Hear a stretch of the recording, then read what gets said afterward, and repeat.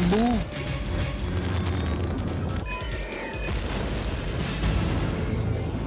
Di abutan dito! Defeat.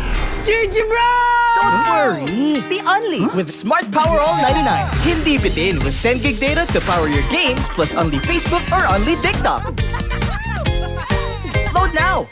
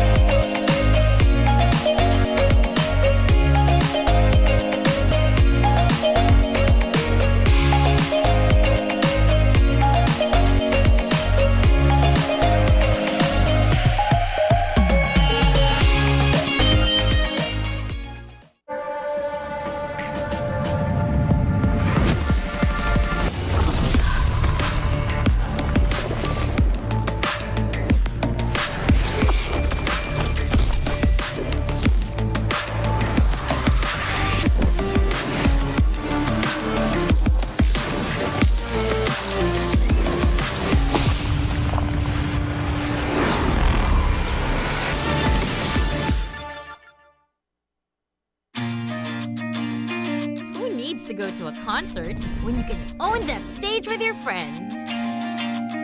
Enjoy a night of impromptu bowling tournament.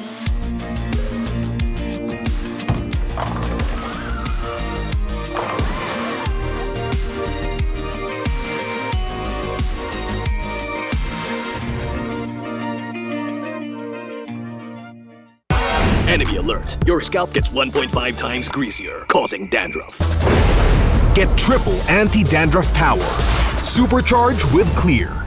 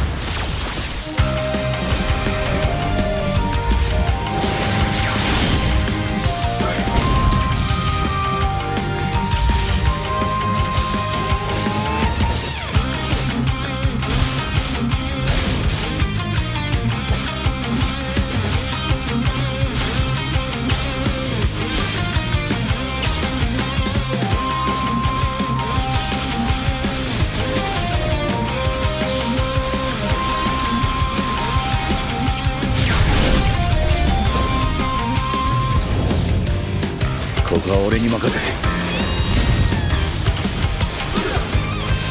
もらった。四代目他目を超える忍びはお前しかいないと俺はそう信じた。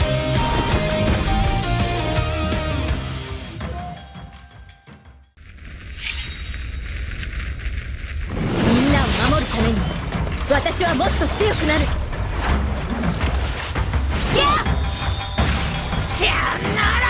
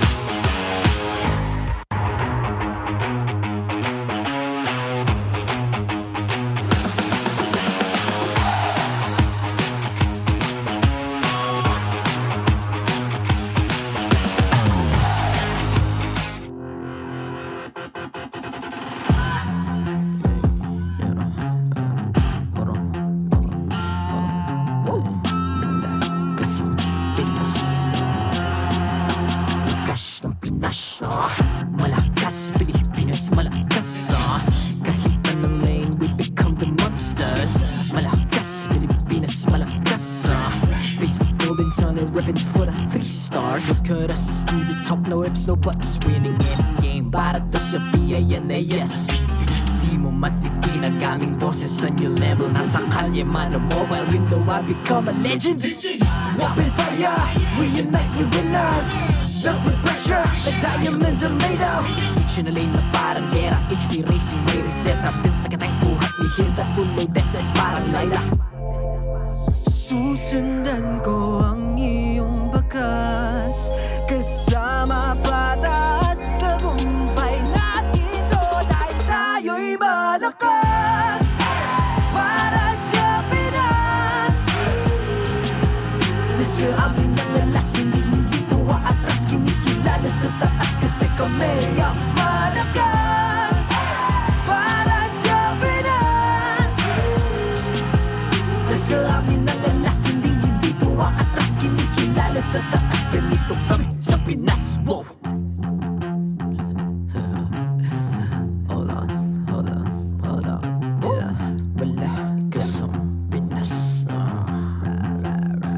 We are laging every beat, no surrender, no retreat. Pag nagsama-sama, just imagine what we can achieve. Lacking every beat, no surrender, no retreat. Giving 100 all my all, cause we just cannot be defeated. We are unstoppable, immune and invulnerable. Ready ang equipment, lahat frozen, malang crowd control. Pakita ko na jab like pow, east to the southeast. Takas sa watawat, proud and loud, cause every enemy we devour. Susundan ko ang iyong bakas, kasama patas, tagumpay natin to. Dahil tayo'y malakas, para sa Pinas. Nasa amin ang lalas, hindi to atras. Kinikilala sa taas kasi kami ang malakas, para sa Pinas. Nasa amin ang lalas, hindi to atras. Kinikilala sa taas, ganito kami sa Pinas. Wow!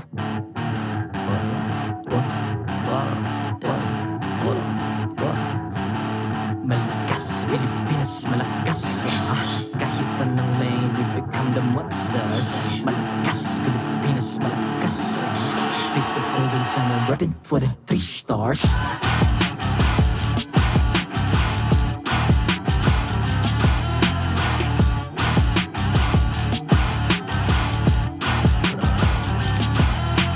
Ang lakas ng Pinas, we unite, be the stars. Ang lakas ng Pinas, we unite, be the stars. Ang lakas ng Pinas, we unite, be the stars. Ang lakas ng Pinas, we the stars. Ang lakas ng Pinas, we unite, we the stars. Ang lakas ng Pinas, we unite, we the stars. Ang lakas ng Pinas, we unite, we the stars. Ang lakas ng Pinas, we the stars. The 15th season of MPL Philippines is brought to you by the following sponsors. Infinix, the MPL official tournament phone. Lakas sa laro with Infinix. Smart, the official telco partner of MPL Philippines. BPI, the official bank partner of MPL Philippines. Mas magandang bukas, buksan sa BPI. Our partner in esports, Time Zone. Join the fun at Time Zone. TT Racing, for those who dream, work, and play. TT Racing has your back. Clear, power up your dandruff-free scalp. Supercharge with Clear. Don't miss any MPL action by following our official Facebook and subscribing to our YouTube channel. Follow MPL Philippines on TikTok for more content. Experience the Lakas ng Pinas of MPL Philippines Season 15 action live at Green Sun Hotel. Grab your playoffs tickets now via the official MPL Philippines website. Host unforgettable events at Green Sun. Enjoy the Arcade Haven promo, available from Fridays to Sundays. Book now via reservations at greensun.com.ph. MPL Philippines is monitored and supervised by the Games and Amusement Board.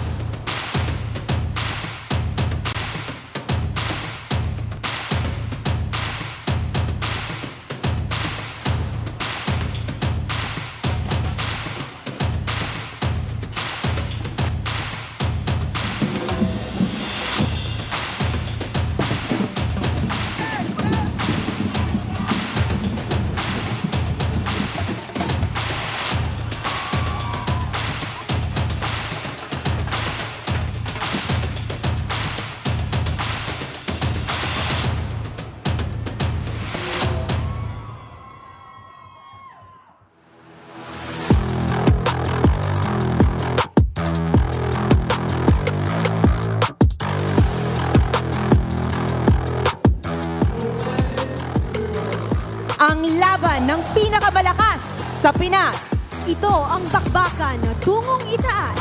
May bagong kampiyon na ba natatayo? Twisted Minds! Arang-alan na, ito na ang Twisted Minds. Unli baon, unli plano, unli pa ang surprise. Kakayanin for the minds, kahit pa na ilang tries, ay nalinan dito na. Twist the game, Twisted Minds! Twisted Minds ang sobrang bisa, hindi mapigilan. Talaga namang hindi na natin alam kung anong gagawin nila today.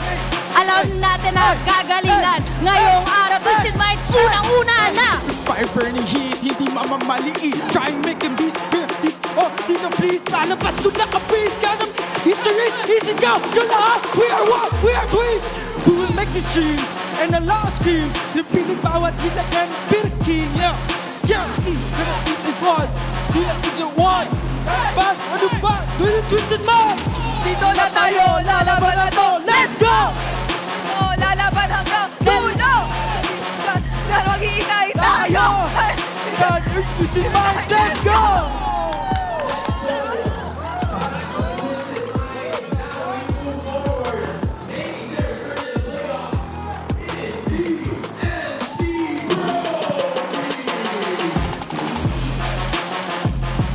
Kami ang TNC bro team. Kami ang Phoenix Army na mag-aasik ng lagim. Nakamitan namin ang aming playoff stream. Manahimik ka na lang pag hindi mo maating. Oh, yawi penny lang si Lord at Saida. Concentrate Marquez, Coilo, isama mo pa. Lahat sila display of ay handang-handa na. Subukan mo pigilan, baka tumagos ka. Ilang season din namin tong hinintay. Daming beses na kami ay namatay. Pilit pa mo bang, unti mo bang sumabay. Ingat ka baka sa playoffs, ikay mapapay. May kagalingan, baka mapuntahan ni Yawi parang gilingan. Marami pa surpresang dapat niyong abangan. Kung di ka patitigil, lagot ka! Di magpapagape, di magpapaape. Sa dami ng pinagdaanan, hindi na makate. Ngayong playoffs ay handa nang gumante. Kami ang TLC with the next champs!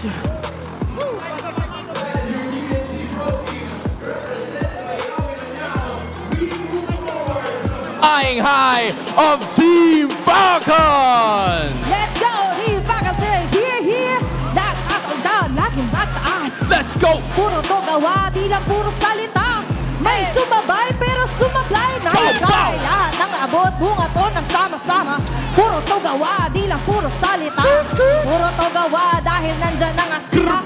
Puro flex kasi sumasukses. Sa hirap at ginhawa, kasama ang pamilya. Sa bawat tagumpay, kasama sa pagod na lang. Go! Pagod na Go! lang. Yeah! You're chasing immortality, you're following a legacy. I'm meant to be a seminary, manifest destiny. M2 to the 5, from the hive to the nest. We gon' flexible, rep the golden medal, 2%.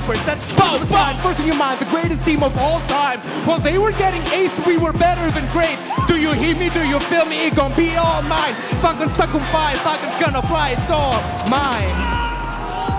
There are your Team Falcons, but now we move on to Onic Philippines.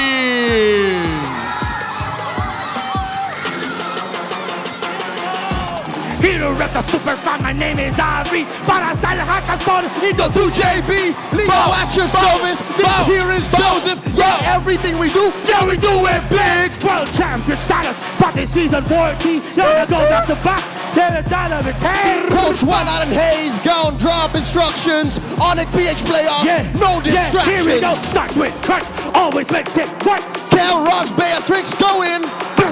Super friends like a monster. King Kong is a sigma. Time to call the bruiser. Please don't hate the player. Hate the game. God of the new era. Panalo sa Pilipinas, China, Indonesia, Malaysia, twice. Tapos Saudi Arabia. Anong kulay ng champions? Black and yellow.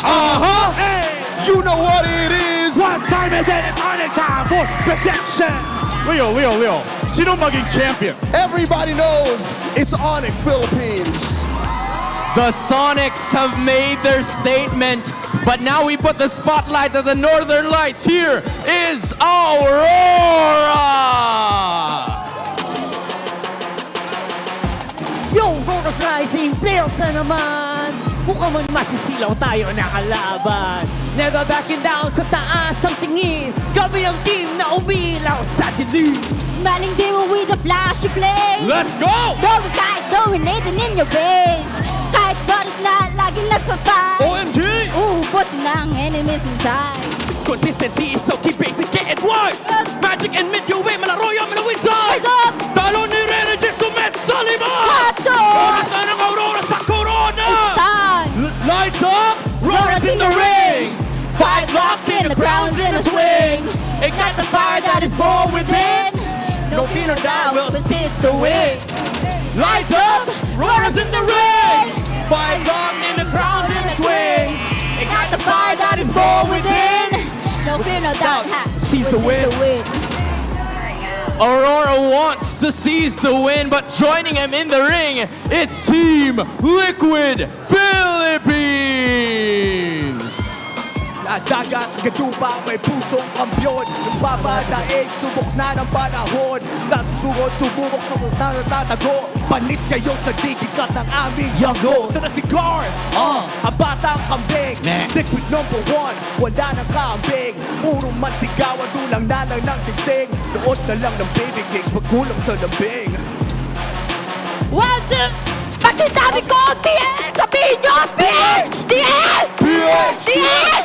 Pag sinabi ko, TL, sabihin nyo, PH! TL! PH! TL! PH! Kumanay na sa huli, hindi magpapagapi. Pagkat ang puwersa ng cavalry di magpapadaig. Sa bawat hamon ng laban, walang mag-aalinlangan. Ibibigay ang lahat kung ito'y kinakailangan. Ito na ang TLPH, di kayang i-replicate. Lahat ay dinedicate kapag ng 15 mark the day. Chemistry and synergy ay sobrang solid. Kaya mag-ready ang lahat sa Olympic Stampede. The playoff teams are now here. MPL Arena, make some noise! Nagsalita na ang ating community, but now we leave it to the players. MP the King, hindi lang para kay Kelra. Ano ang palag mo sa kanilang lahat? Marami kaming binaon na lason para sa kanilang lahat. We're gonna be expecting the lason. Kelra, ano ang palag mo dito sa playoffs? Lason daw pala kayo. Paalala ko lang, membro ako ng original na lason sa MPL PH. The OG lason is back. Yawi, ano naman ang palag mo sa lahat ng nandito ngayon? Siguro ang palag ko, pag-uwi ko ng Pinas, nag-playoffs na yung TNC. Pag-uwi nyo ng playoffs, pag-uwi nyo ng Pinas, nag-playoffs na daw yung TNC. Ikaw naman, Flop TZ, ano ang palag mo sa kanilang lahat? Masaya ako para sa kanila. Masaya din kami para sa iyo, Flop TZ! Rene J, ano ang palag mo sa lahat na nandito ngayon?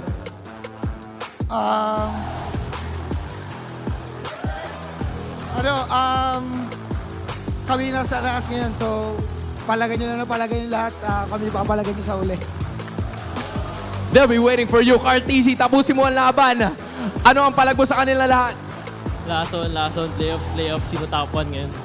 Lason, playoffs. Sino nga ba ang top 1 ngayon? Yan ang bigay ni Carl TZ. Nagsalita na ang ating mga manlalaro. 6 teams, and in 5 days, we will be crowning the champion. Ladies and gentlemen, this is MPL Philippines Season 15, The Playoffs!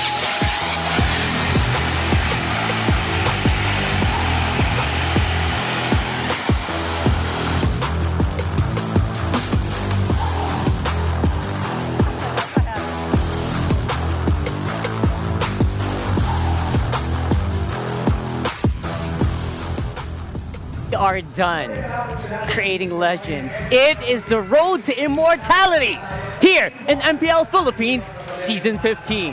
I'm Rockhard, and with me is the lovely Brigida, and I hope that you guys enjoyed that lovely pre-show we had for you guys. Definitely, I hope they did, since I feel like a lot of us actually strained their voices trying to memorize and deliver all our lovely lines dedicated to our teams, but that's just how heated our expected matches are supposed to be heading into the playoffs. And I liked how we wrapped it up with all those lines from our specific players earlier. Right. There were some really heated exchanges, I mean, look at Yawi. The moment he came back, he said they immediately went into playoffs, and that's just one of the many things they said earlier. I mean, we can dissect that all we want right now, but I really like what Carl T said. You know what?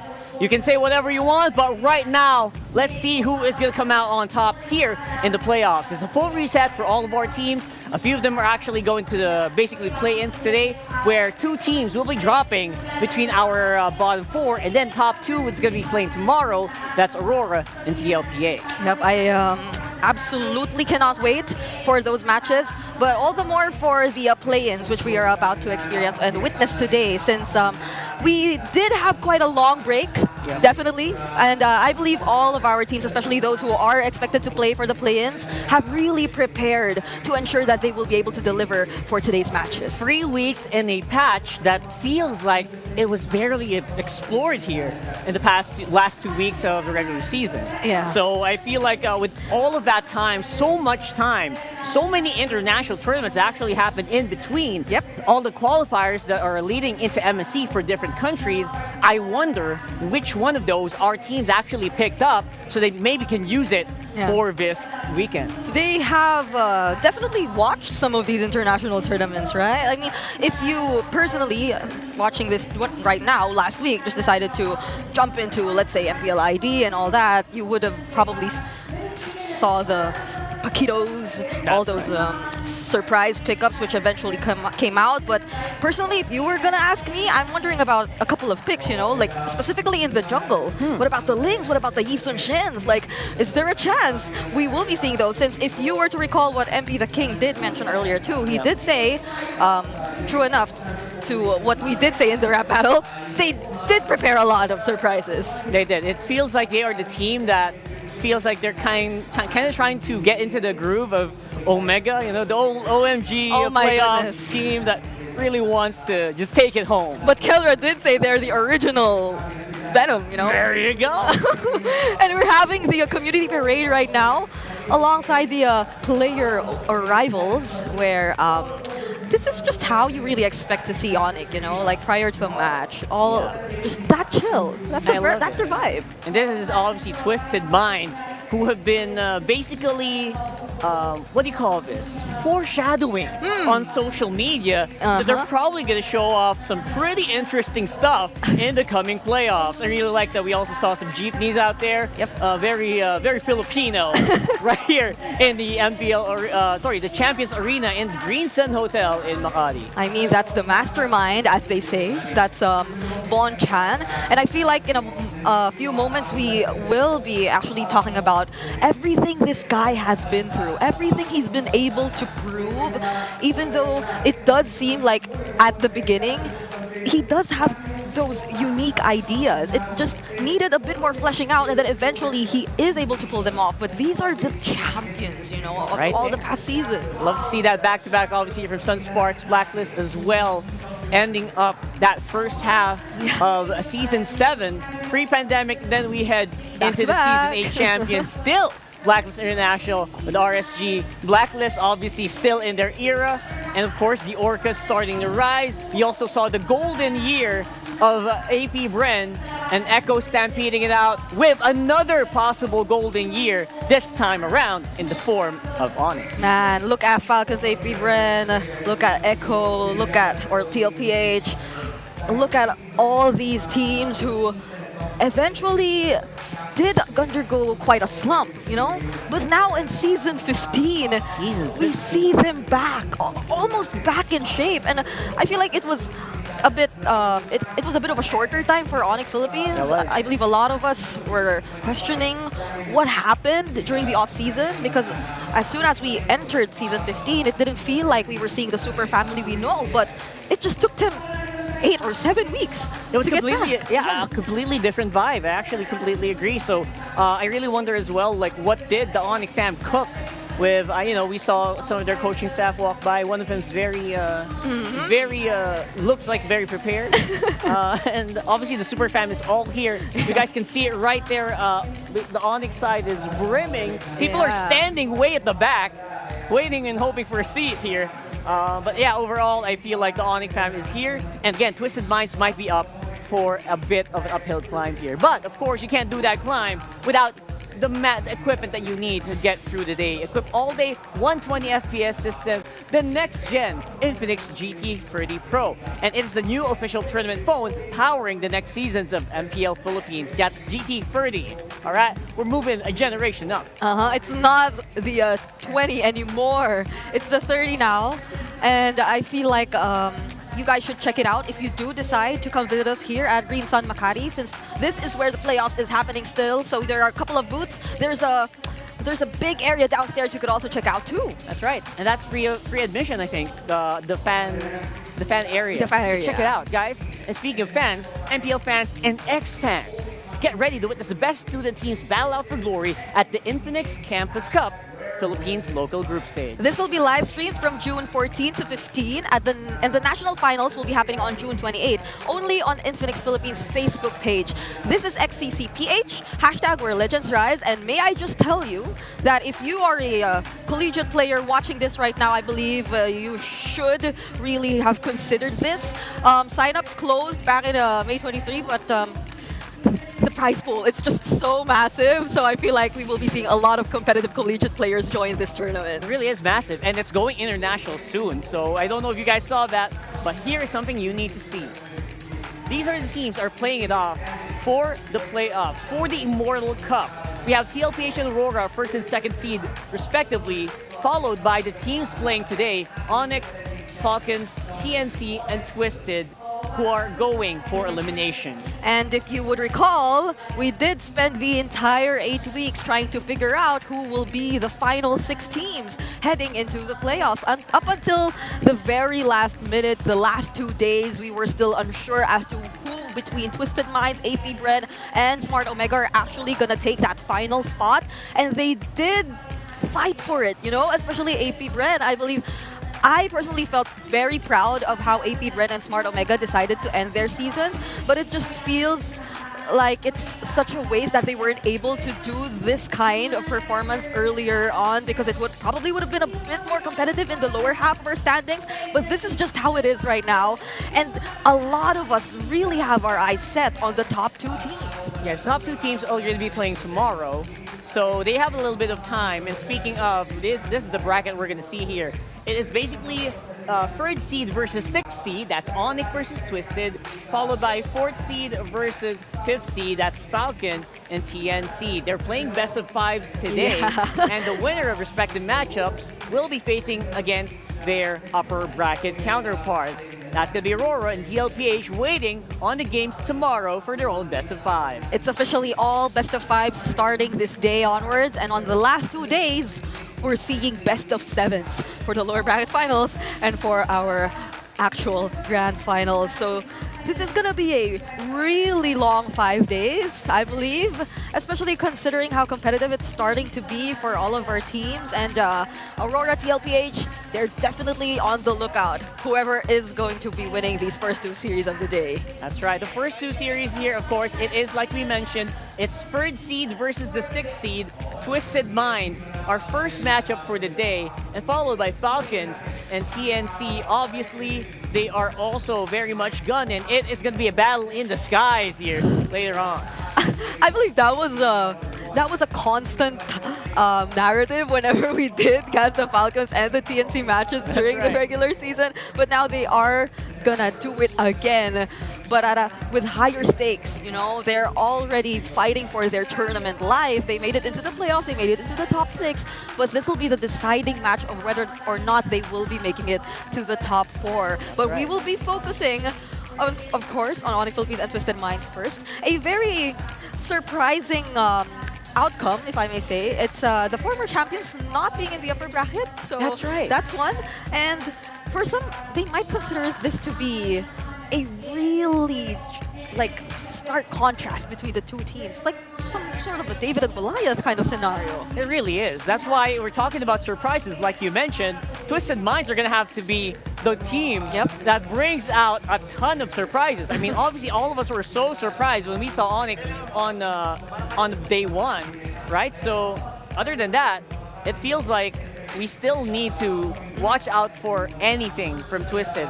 And I can see why the whole squad, the whole analyst team of Onic is here right now. They have to be ready with whatever crazy stuff that Twisted Minds are gonna show us today. Okay. If you remember in the regular season, it was a lot of really crazy picks. And again, doing all these crazy picks, Brigida, they're still in the playoffs. Yep. So are we doing some shout-outs to their analysts and their... let's just say Wolf, you know? I probably should. Everyone knows it anyway. But yeah, we see all of them in complete attendance right now. So many of them. At the Champions Arena. And it's a lot. I feel like if we try to go in their holding area, we won't fit anymore. Like, that's just how many they are. They're just really being prepared for this upcoming match. And we did mention surprises, you know? Yeah, we have a lot of surprises, right? But you know what? If you guys are waiting for a good one, what about this guy? What about the biggest surprise of the day? We got a guest here today, Dilar from Onic. How are you, Dilar? It's been a while. No, you can! Come on! Is your mic turned on? Is your mic turned on? we'll have to double check if Yeah, his we'll mic have is to turned double check on. if our mic Okay, is turned I think Yeah. we call back our surprise in again. Okay, but for now, you guys saw it was Dilar. Personally, I was surprised to see him here. You know, I didn't know he was back in the Philippines. He is. He's like Mr. International right now. So he has so many appearances online. He's had so many advertisements. And so many ads, exactly, right? So he's obviously we're gonna try to talk to Dilar later on about like how his experience is with Onic. Yep. And since he mentioned he's not super good in English, maybe he can talk in Bahasa later. Oh. Maybe we can flex the Bahasa things. But here is where Kings fall. Obviously, we're talking about Omega, the comeback Kings. They fell, and TLPH, they're the defending champions. They also fell during the play-ins last season. Yep. Interestingly enough, we also talk about third seed versus sixth seed, which is that was Blacklist last season. Yes. They were sixth seed, remember? Yep. But they surprisingly pulled off a sweep against Smart Omega, who were literally embodying the definition of comeback kings. They were performing really well, and they were really challenging expectations in every single matchup that they go up against. But if we were to look at history, every time there's a third and sixth seed matchup, it's been only twice that the sixth seed has actually won. That's right. And those are very low numbers. And if we were actually to look at the bigger picture, it's so hard to say that there's a high chance for this to happen too, you know, because like overall it's only been what, 6 out of 22 matches where 6 seeds won against higher seed. Every time a 6 seed team fought against a higher seed team, it's like less than a fourth, like 25% of the time approximately. So 1 out of 4 times they would only win. So that's what we're talking about when we're talking about Twisted Minds having such a low chance to win this if you're just talking about history. Numbers, right? Numbers. Especially, I think one of the most specific instances which we could probably apply to this scenario was that if you're really after the top 2 spot, because that's where you get to secure your MC spot, right? It's only been Omega in Season 9, which was the 6-seeded team who advanced to the grand final. So it's only been once in the entirety of MPL history where a 6th seed made it all the way to the top 2. So that was like Season 9, basically 3 years ago. 3 years ago was the last time it happened. Right. Which is obviously it's one of the goals here for this Season 14, right? Where I can also hear really different things. We have to really talk about what we're gonna expect here for MSC. Yeah, and I feel like we are supposed to look at how Twisted Minds is supposed to do all this, because these are the specific outcomes which we did mention and tackle earlier. So you see how difficult it is for them to actually pull off this upset. I think we can officially call it an upset if ever it does happen, because that's just how difficult it is for Twisted Minds right now. Yeah. And by the way, Dilar is back. Can you hear us? Yes. There you go. Can you hear me? Can you hear me? Still? Can you hear us? Test. All right, we're having some we're having a bit of a time reaching Dilar. We'll try to talk to Dilar in a bit. Yeah. But yeah, for the meantime, this is what we're talking about. Like that very low chance, that win rate, 27% is not a lot. It's not a lot. But then again, that's the reason why we're here, right? We see teams to try to beat the odds. And that's what Twisted Minds has been for the longest time. Yeah. That's what they've been trying to be for the whole regular season. I mean, looking at the bigger picture, I feel like Coach Bonchan, being the mastermind himself, it's like he's been constantly trying to pull off this against all odds type of mindset, trying to change things up and set the standards for themselves. But, you know, these are just some of the things Twisted Minds has to take into consideration. Like all of the very recent achievements that Onic Philippines has already gotten throughout the years, you know, starting Season 14 all the way to SPS. So this is the thing that this is what they're trying to deal with. Yeah. And this might be a bit of an uphill, but then again, we have to remember, Onic did not like have the cleanest start. Yep, they and did. that's something that they will try to fight here again, try to prove to the whole world that they are still the standard to beat. Right? So that's something that is going to be up for contention. If you guys really remember, they are our defending world champions. They are. They did win the SPS as well in very beautiful fashion. Yes. That happened a few months ago. So all of this just shows you how Onic can have a little bit of a drop. And I think I heard something. Hey, did we hear that? Did we hear our guest? Oh my goodness, finally! Finally here. Okay. There you go. What's up, Dilar? How have you been today? Yeah, I'm good, and yeah, I'm not good in speaking English, but I will try. But you speak Bahasa? Yeah, I can speak Indonesian. Okay, so you're gonna translate for us to our Indonesian fans. Yeah, it's okay, it's okay. Right? What can you Okay. say about Onic in Bahasa? Kayaknya si Onic yang paling kuat sekarang di MPL playoffs. What does that mean? What does that mean? I say that I think Onic will be the strongest team in here, strongest team here in MPL PH. Oh my goodness. Okay. We didn't need to ask him his predictions. He comes in here saying that he predicts Onic Philippines to be on top. Like despite them not necessarily being part of the top 2 seed. Yeah, probably top 2. Oh, okay. So can you just give us a little bit of insight? Why do you think Onic is the more prepared team today? Yep. I think they have a good scrim with other team, like especially Onic Indonesia, and I think they learn a lot from them. I mean, just recently, right? We saw Coach Yeb come back in also. So there have probably been a lot of minds in work, right? Preparing Onic Philippines. And you have for a this. very beautiful analyst. You know, that bearded guy I saw earlier. So I know. So I get it why. But what do you think is the biggest weakness of Twisted? Since we have you here, right? Yep. What do you think is the biggest weakness of Twisted Minds compared to Onic? What can Onic do against Twisted that Twisted might not be prepared? I think their chemistry is not good as Onic Philippines, yeah, something like that. But I think they prepared a lot. Yeah. They do look prepared, but again, we talk about like Onic is like the whole team is here. I saw your whole analyst squad is here. They are. So like it's the super family chemistry, and you believe that no surprise from Twisted Minds can challenge that. You know, like whatever they bring out, you think the super family and their chemistry is gonna come out on top. I think they can, but or at most one game, 2 game. Onic is same lineup, right? Yes. So Yeah, same lineup. It's gonna be an advantage from them. Oh, I mean, if we were to recall what happened in week 8, there was only one game where Twisted Minds played and they decided to field out Sensui, right? Yeah. So they were probably trying things up until the very last moment, and that's what Dilar's trying to say, that if they've been trying to go through some experiments on the Philippines, they've just been refining their own lineup, right? So Playing together as a 5-man over and over again, very comfortable.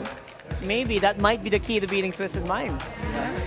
But if we're talking about surprises, I just want to hear this from you. Oh, yeah. Because you play, I know you still play a lot. What do you think is the biggest possible surprise pick? yeah, I want to hear that too. That might appear from Twisted that we haven't seen before. Utility jungler. Oh. Because Sensui, we know that Sensui can really play jungler tank. Right? Hello. Oh, there you go. Speaking of questions, we have our casters here, Naisu, Ingan, and Renmar. Hello. We have Dilar here, guys. Hey, Dilar. Woo! Wow. Hey, Dilar, your English has improved so much. We're so proud. Yeah. See, that's what we were telling you. We don't believe you when you said that you can't speak English, because it's been a very smooth conversation so far. And we did ask Dilar about, or we didn't ask him, but he did say himself what his predictions are going to be. I feel like we're going to talk about ours in a few moments. So That's right. Are you asking us to predict, guys? Yeah, let's go predictions right now. I'm gonna go with Onic.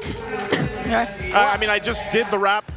I didn't rap. You know? Yeah. I mean, I was there in the jacket. Can you say it again, Naisu? Your Leo, line? sino mugging champion?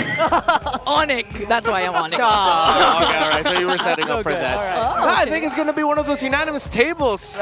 Despite me being very excited and equally terrified of what Coach Bonchan has been talking about on social media, he seems like he's very confident about what his team brings to the table.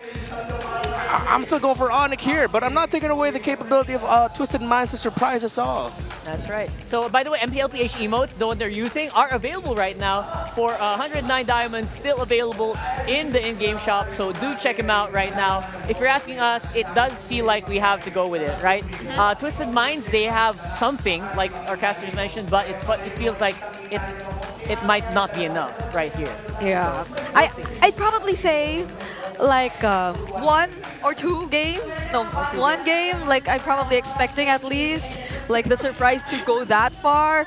But let's see, because like it's unanimous. I feel like even if we look on to the other broadcast, they will be probably feeling the same. But just again to remind everyone, the emotes are out there. You should be checking them out if you don't want to miss out, and you can show your support for your favorite MPL teams by buying them now, because these emotes won't be here forever. And thank you so much to our casters. Hey, we were great. We were great. You were great. We'll see you guys later. So there you go. It's been unanimous, Dilar. It's unanimous. Everyone believes in your prediction as well. So I know you've been doing all this on-ground support, all this on-ground cheering, even way back in M6, where you weren't that necessarily part of the team yet, but you were already there supporting Onic Philippines with all your heart. So but he's the guy in the social media posts all the time. Will we be expecting that same level of support later on when you watch the series? Yeah. Okay. So my prediction? No. Will you support them the same way you did, of course. or more? Of course. Because I'm working in Onic Philippines, right? So I need to support Onic Philippines. But you trust them. You trust them very much with this one. And I'm also a former Onic Philippines player. You're one of the OG Onic Philippines players. What are you talking about? Oh So I know. We know what you mean, because you started in Onic in Season 4, right? And the first time that Onic Philippines entered the country. But my question is, does he look like he aged even just a bit? Yeah, he looks like he's like still our little brother, you know? So guys, if you're out there and if you have your own thoughts about this, because it's been a while since I've last seen Dilar, but he looks exactly the same. Yeah. So I don't know what is with the Indonesian climate or atmosphere that I think almost same, but is it the food? Maybe. This is kind of like a hot seat. So, which food do you prefer more? Is it here or is it Indonesia? Honestly, here. Because I really like the spiciness and the other I like that. Okay. In fairness, he grew up here since he was a kid. So yeah, I don't blame you. But yeah, I feel like at this point, I just want to ask, like, how has your experience been in Onyx so far? Because we know you haven't. You're still ready to play, right? I feel like you're still ready to play. Will we see you anytime soon? What roles have you been practicing lately? Maybe soon I will play again because I really like to play, but right now I just want to rest and focus on my career, on my new work and experience. There you go. All right, we'll talk about that a little bit later now. But for the meantime, it's going to be our teams walking into the Champions Arena for the game. To oversee and uphold the tournament's integrity, guiding us through this match, Chua, Chico, JJ, and Davin.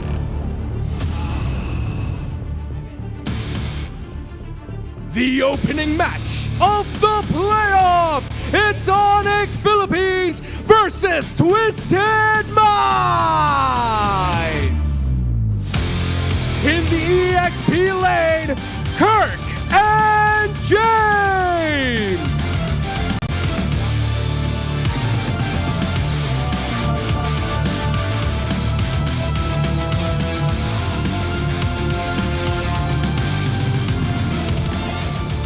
In the jungle, King Kong and MP the King.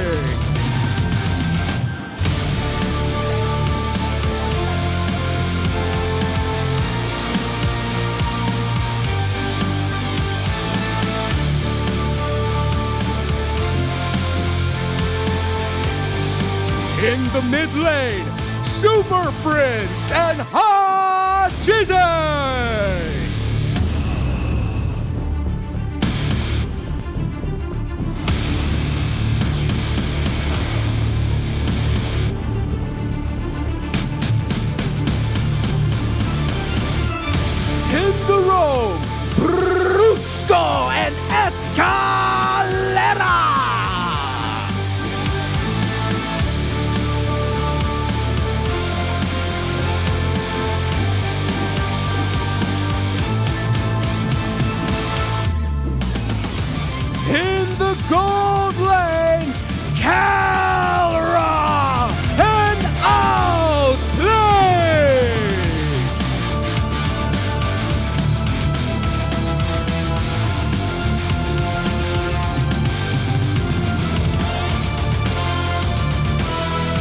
and their coaches, Coach Why Not and Coach Bonchan.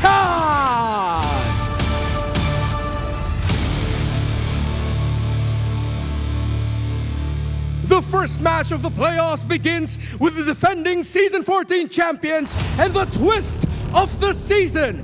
Get ready for an epic series, superfans! It's game time!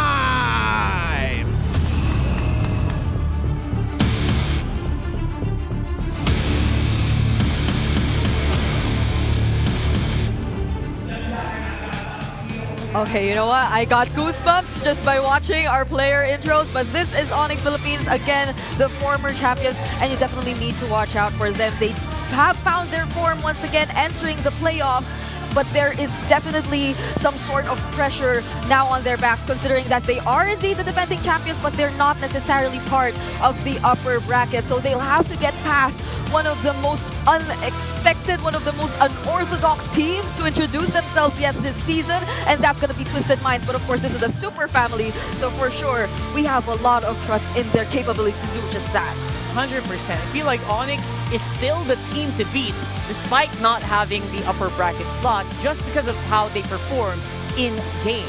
I think this third seed that we saw basically was from like a really rocky start. Yep. That they had a rough time then, and everyone else, including Twisted Minds, really elevated in the season, which resulted to becoming one of the most unexpected seasons so far in so many years of MPL Philippines.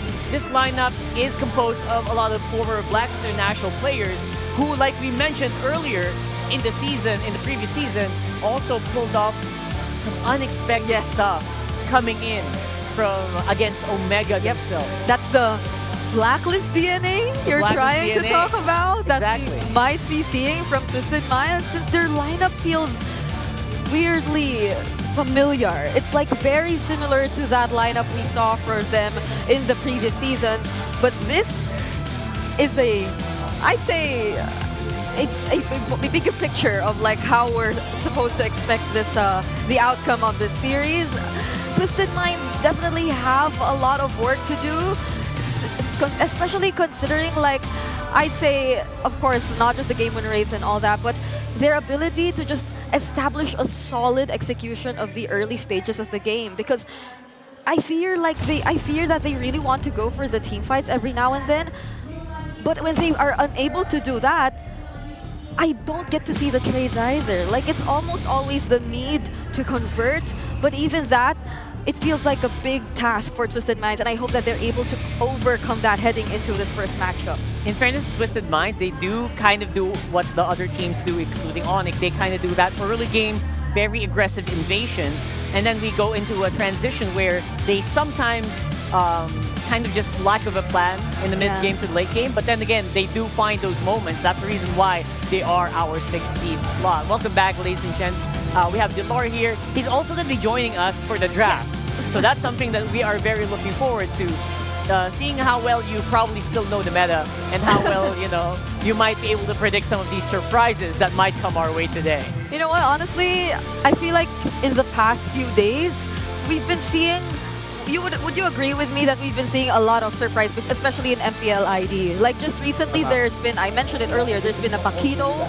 I can't recall in which exact tournament was it, but I could also recall a Uranus maybe, and that immediately reminded me of this guy. Yeah, your OG hero. So they need extra damage, so they pick damage explain, like Paquito, Benedetta, and maybe we can see Badang damage. Badang damage. But like, what are your thoughts about the other XP laners nowadays? Like, would you think there would still be the Lucas in the EXP? Because I feel like we don't get to see that much anymore, right? I think XP laner meta right now is so interesting because you can pick a lot of XP laner hero right now than Marry, before. kiss or kill me. Okay, let's just a game, but really, I'm betting on all three.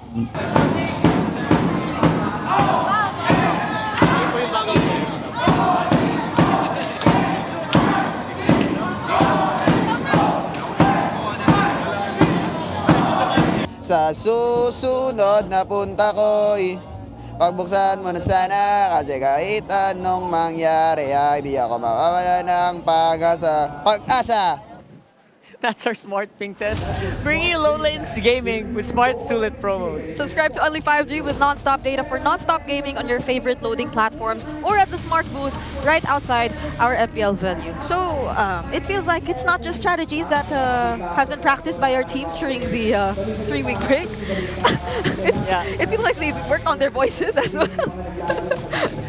Do they sing a lot in the boot camp? Yeah, do they sing a lot? Even in M6. Okay. Here are the Infinix keys to victory, though. Yeah. We're gonna take this away. I do hope those songs make sense, but for now, Infinix keys to victory for Onic Philippines, they definitely have to prepare for MP the King's unorthodox hero pool. I will no longer go through listing down every single unorthodox pick that he has shown us, but let's just say some Alice, some Leomords, they have been shown to us by MP the King during the regular season, and now that they had the 3-week break and they actually figured out that this might be actually their strength, unpredictability is indeed their strength, they might have been able to prepare for a lot more. But for Twisted Minds, they have to solve King Kong's turbo jungling pattern, because I feel like the game itself is trying to adjust to what King Kong has been constantly doing in terms of his jungling pattern, and so it will be step number 1 for Twisted Minds to be able to accomplish that as well. And for both, pace yourselves for a longer series, because we have to remind everyone that this is gonna be a best of 5, and whoever will be unsuccessful in winning will have to say goodbye to their tournament life. That's right. We always have to remember that. We always also have to remember that aside from Brigida, Chantel is in the Filipino broadcast. So you can expect a very long series because of that. Oh my goodness. I'm also agree on solve King Kong jungler pattern. Yeah. Because even Kyrie, King Kong always outplay Kyrie in terms of jungler pattern. Hey, is Kyrie okay with you saying that here? I'm always like this. You're always like this. Oh, Kyrie, your good friend here just told us one of your struggles, you know? Yeah, you're revealing Kyrie here, brother. Come on. No, seriously, that's what they do. I see this. I watch this. Dilar is just so very happy to just in your face.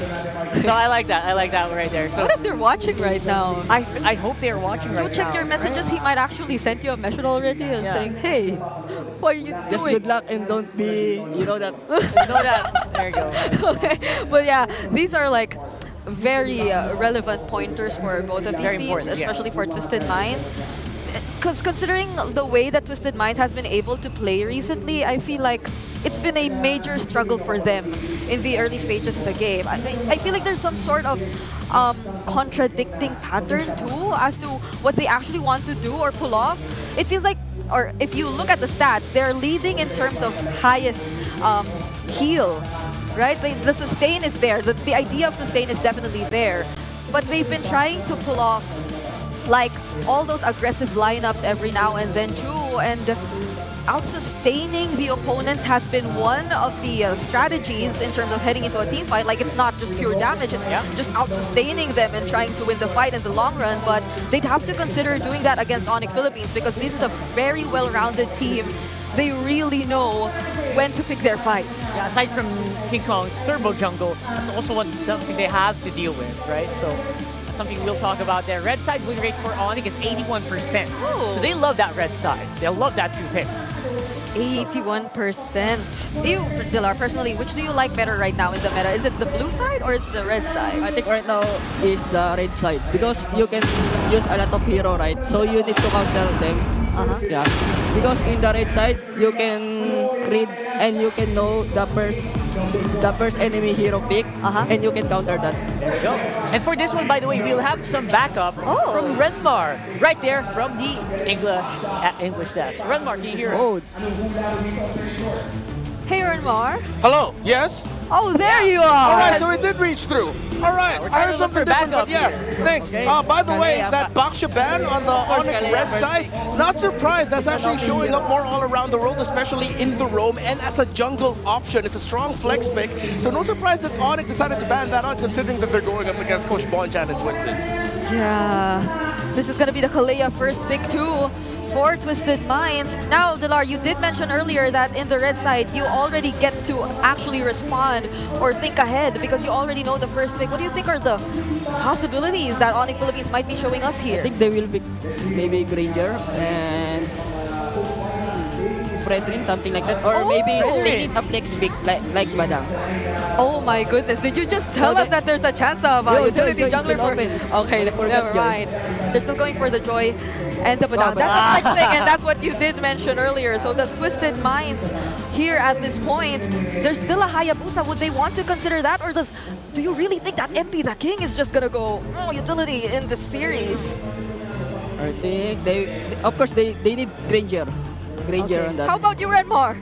Oh, I like what the Delar went on. I believe he mentioned Granger. Some range would be really good for their lineup, unless they're going to go for a very all-in kind of style. If they want a mid laner that isn't so susceptible to being left alone. You mentioned the Hayabusa. It would be great if they could pick their jungler now, specifically an assassin, so that Hajizi is safer in the center. Yeah. Oh, but they pick up the Kimmy instead.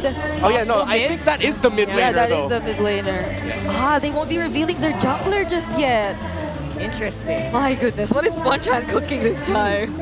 I think Kimmy is also a good pick because you can flex Kimmy, right? You can play in the mid lane and the gold lane. So Onic, they didn't know what's their gold lane or mid lane. Have you seen the Kimmy in the jungle? But right now, there's a lot of squishy hero and there's a lot of crowd control in this meta, right? So you still want to put the Kimmy on long range? Yeah. In mid or? So he can use Purify. He can use Purify or something like Flicker. There you go. Oh, but this is a very aggressive mid laner pickup by Super Friends, and now they get to take away the Hayabusa that we did mention earlier alongside Redmar. Yeah. That would be a good first 3 picks from Onic Philippines, so they can counter engage on Kalia's engage. Yeah. Are you so confident that this might be a Granger pick for your team, for Onic? Or do you think there's something like a Bruno that could make an appearance Honestly, here? what do you think of there's still a chance of the usual Granger Sicilian 2, right? Yeah. But that's only if they're really putting the Kimmy in the mid lane. Yeah, I think they can also do that, but I think Twisted Mind will ban Granger in this scenario. What about you, Redmar? Any interesting gold lane picks that might appear here for Onic? For the gold lane, I wouldn't be surprised if they just default and play it safe. They could either go Moskov, considering that the Granger's gone now. They need that split presence, something that... Because if you look at the first 3 picks of Onic, that team fights strong with any other jungler that you decide, or excuse me, roamer, EXP that you decide to pair with it, that you can have a gold laner that just plays off lane, split push, things like that. So they don't go Moskov, they might go something like Claude, but I'm leaning towards the spear-wielding Hadi. Yes, I think I'm the first guy to call Moskov a Hadi. I can no longer take that back, I'm sorry. Wait, but I am actually liking the idea of a Claude too, since you would really need reach. You would really need a way to penetrate and get to that Kimmy, but at least the Moskov kind of serves the same purpose, right? Like the passive is there, so long as you just try to get the right angles, in some ways you could deal damage towards the backliners of Twisted Minds, and they're yet to reveal who their other potential damage dealer or backliner is gonna be. Anything for you, Delar, for Twisted? In this from Twisted Mind, I think it's gonna be an aggressive lineup from Twisted Mind, and they will need to push Onic Philippines in the early game. Because the Onic lineup is very scaling. Yeah, they need to wait for Joy item and Moskov, right? The Swift Trinity, something like that. Yeah. So you're thinking they want to go very early, very aggressive. Oh my goodness! And there's the Ling though. Do you still think this is all about being early? Because I feel like the Ling needs a couple items before he's actually able to go in. Still can play in early game because they have a Parsa, something like that, and also Phobius. We know that Phobius is really strong in third fight, so right? cool. Yeah. Flag. That's something. That's really something. Redmar, anything to wrap this up with? I'm hoping just, okay, The Panda Lover in me is hoping for Nakai, but I think we might just end up with something like a Cho. You need some pick off on the side of Onic. They do have a lot of control. They might go tanky and maybe hold off with something like a Tigreal for Brusco, considering that I feel like this Badang is going into the EXP lane. But yeah, they're playing with this flex right now. They can put that in the roam or EXP, pick off crowd control. It's neither of that. They just go for the Hilda instead. So they go for the jungle pressure with the Hilda, giving Kirk that hero. I see. And also they need a frontliner. So they need to pick like Hilda or maybe Hilo, something like that. So, but they pick Hilda. Yeah, there's someone to at least stop and catch the Ling right now if ever he does decide to play it all aggressive. And the mobility is there too, so they definitely have rounded out this draft pretty well. All right, that's great. Thank you so much, Renmar. We'll see you in a bit. And now, Dilar, what do you think about lineup? Good chance to win? Honestly, I like the Twisted Mind lineup. Oh, it's kind of balanced, and you can move in the map faster, something like that. Fast movement on the map. Get that early game. Yeah. All right. So we'll talk about that in a bit. Thank you so much, Dilar, for helping us out today. Thank you so much. It's a pleasure, man. And we are going to throw it over to our casters in a few moments. Bringing this looks really good. Let's throw it over to our casters for the game number 1. Thank you so much, Brigida, Dilar, and Rockhart. Now welcome to the casting desk. It's me, Naisu, with Ingon and Renmar, here to bring you the first game, our first match of the MPL Philippines Season 15 playoffs, and we're kicking it off again with Onic PH versus Twisted Minds. Gentlemen, how do we feel about the draft? I know Renmar broke it down through it. So Ingon, what do you think here? For me, I know that MP the King, whenever his back is against the wall and he comes up with the Ling, some good things can happen for Twisted Mind. And not to mention, one of the most memorable Ling games of MP the King was actually back in MSC 2024 up against Onic Esports, where he won despite SYS not having a coach. Yeah, it was MP the Ling that we got to see, and we might see a version of that. So I like the two lineups are actually playing to each team's strengths and comforts, especially on James with a Phoveus. That seems to be one of the most important conditions for Twisted Minds in Season 15. Give him a Phoveus where he can bully, hold the front line, make plays on his own, while Onic Philippines and Twisted Minds are going to see each other for the Little Wanderer, but no one's going to heavily commit just yet. But Onic Philippines wants to disrupt MP the King's pattern. Yeah, they want to put pressure here already. Good combo already forced out the Tempest of Blaze, but MP the King was able to walk away as King Kong already cast the electrifying beats. All right, good response. Interesting too, because I would say when we were talking about James on the Phoveus, he's got to be one of the best players of the season so far in this hero. Yeah. Doesn't have a lot of wins, but most of the wins on the side of Twisted Minds are actually with that hero, but Kirk is going to get spotted out. He'll be able to run away, though. He should be fine. See, we actually just saw the graphic there from Onic Philippines. A lot of wins there for key heroes, such as the Jushin, the Joy, and the Hilda for those three, while the Moskov and the Badang doesn't show up too often for Onic Philippines. Still positive records, though. Okay, Turtle for the taking here. They're going to break it down. It's already under half health. Half health. There's a combo. And now they're trying to go for Escalera, though, but still, King Kong will get the turtle. But Super Prince doesn't want to end it just yet. He sees Escalera right there. He's going after him. Can he actually take Escalera down? He gets away. And now James up against 4. There's an Infernal Pursuit, though, but they're trying to go for him as King Kong walks in again. Infernal Pursuit. He might be able to escape, though, but up against 4. He's going to fall down in the hands of Kirk. He's going to buy some time, but not enough. And now MP does secure his orange buff, so he's able to get out of there, but he's got to work on this. What? Brusco was ready. I thought it was just for information, but scrap that. He wanted to go for the kill already. Yeah, no, that's info. He said, guys, he's dead. I got him.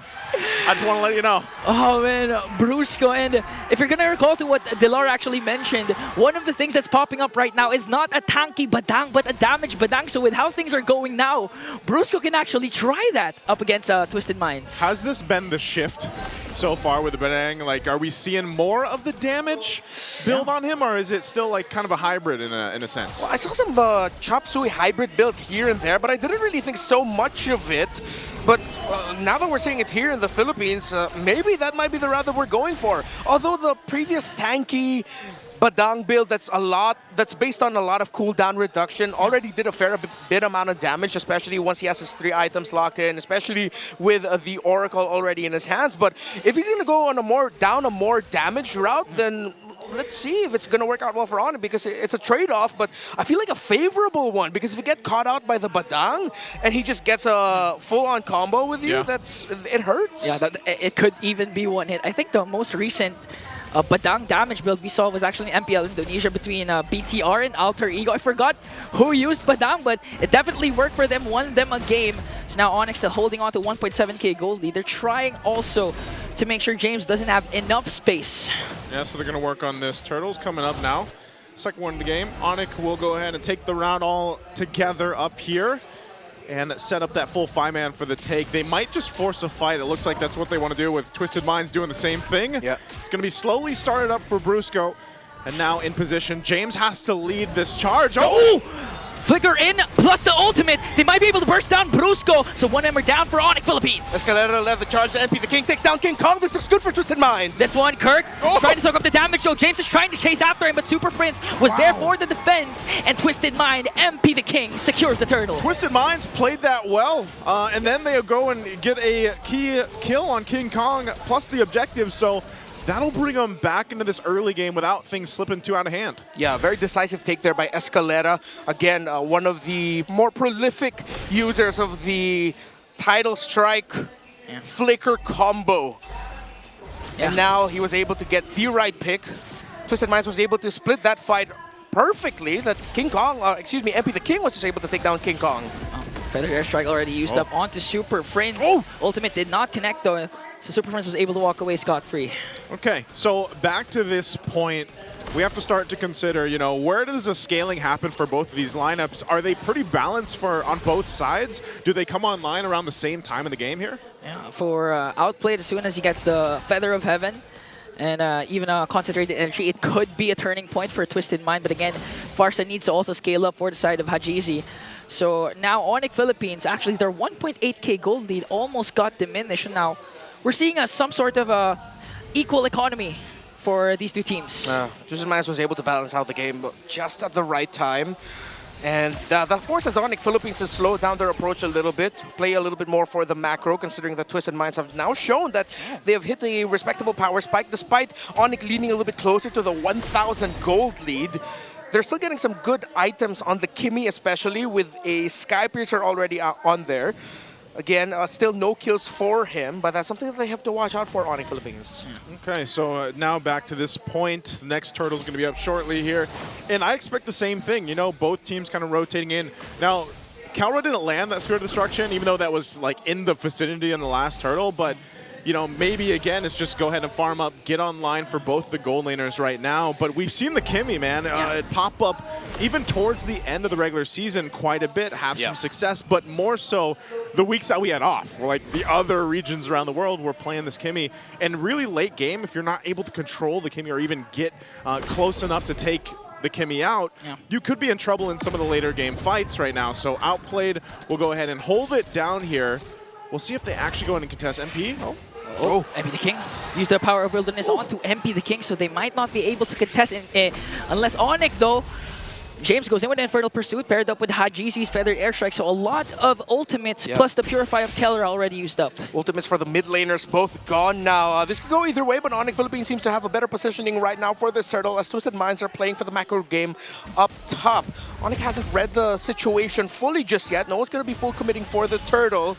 Well, Twisted Minds might actually walk away with a tower or a turtle with this one. Okay, so they're just going to go ahead and focus on that. Little macro pressure. The top turret is going to go down. Outplayed will secure that one. And so now the decision to be made. James will hold up the turtle here. We'll see if they rotate in or just MP starts it up. So Onic Philippines might go ahead and look to go ahead and punish this. They take control around the turtle pit. For now, the rest of the team from Twisted Minds will now rotate. Oh, hold on. Hajizi's going to wings by wings out, but Escalera does have the flicker available. They're going to try to cut them off here. Kirk also has to run out there, but Escalera will be spotted out as they face off against this turtle. Calra could also join this fight if he throws in. Once that spear is available, he doesn't have it just yet. So if he just makes his way for the turtle. Again, a lot of ultimate connecting, but Brusco! What a beautiful setup for King Kong to get that turtle. Kirk running low. MP the King has his eyes on him, but Brusco is the first man down in a double kill for Outplay. This guy has a Sky Piercer. Yeah, the punish that we were talking about, if you're not careful with this very dive-centric lineup by Onic Philippines, then the Kimmy's actually going to have a grand old time. And you mentioned it now, 2 stacks onto the Sky Piercer of Outplayed means Onic Philippines really need to time their entries a little bit better. But at the same time, you have to look at what Twisted Minds did there. Yeah. James got to enter at the right time to give space for Twisted Minds so that the backline of Onic Philippines won't be able to respond as well as they could have. Now we're seeing the beauty of pairing up the Kimmy and the Farsa together. Wait! Ooh!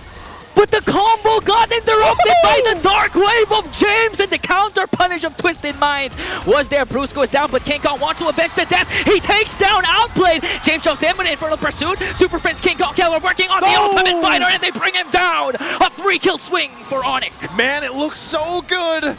You know, you stop that combo coming out from Brusco, but then you still get punished for Twisted Minds. And Onic Philippines gets a lot of value out of that fight. So they're also going to get some turrets now and get in position for the next objective. Great response by Onic Philippines. What we thought was a flub eventually turned out better for them. I mean, considering the Keller did get to hit the Spear of Destruction, and the slight moment of hesitation, though it looked bad for Brusco, just gave enough decision-making time for Super Friends King Kong and Keldra to make the most out of it and walk away with 2 kills. Yeah, and this is one of the reasons why we see a Kimmy having a hard time against assassin junglers like the Hayabusa, especially the Joy. Yeah. Because as soon as King Kong is uninterrupted with the electrifying beats, there's no escape, especially if there's no flicker from that Kimmy. Yeah, it's really difficult to get away from that. And again, for Onic Philippines, they put themselves a little bit further ahead.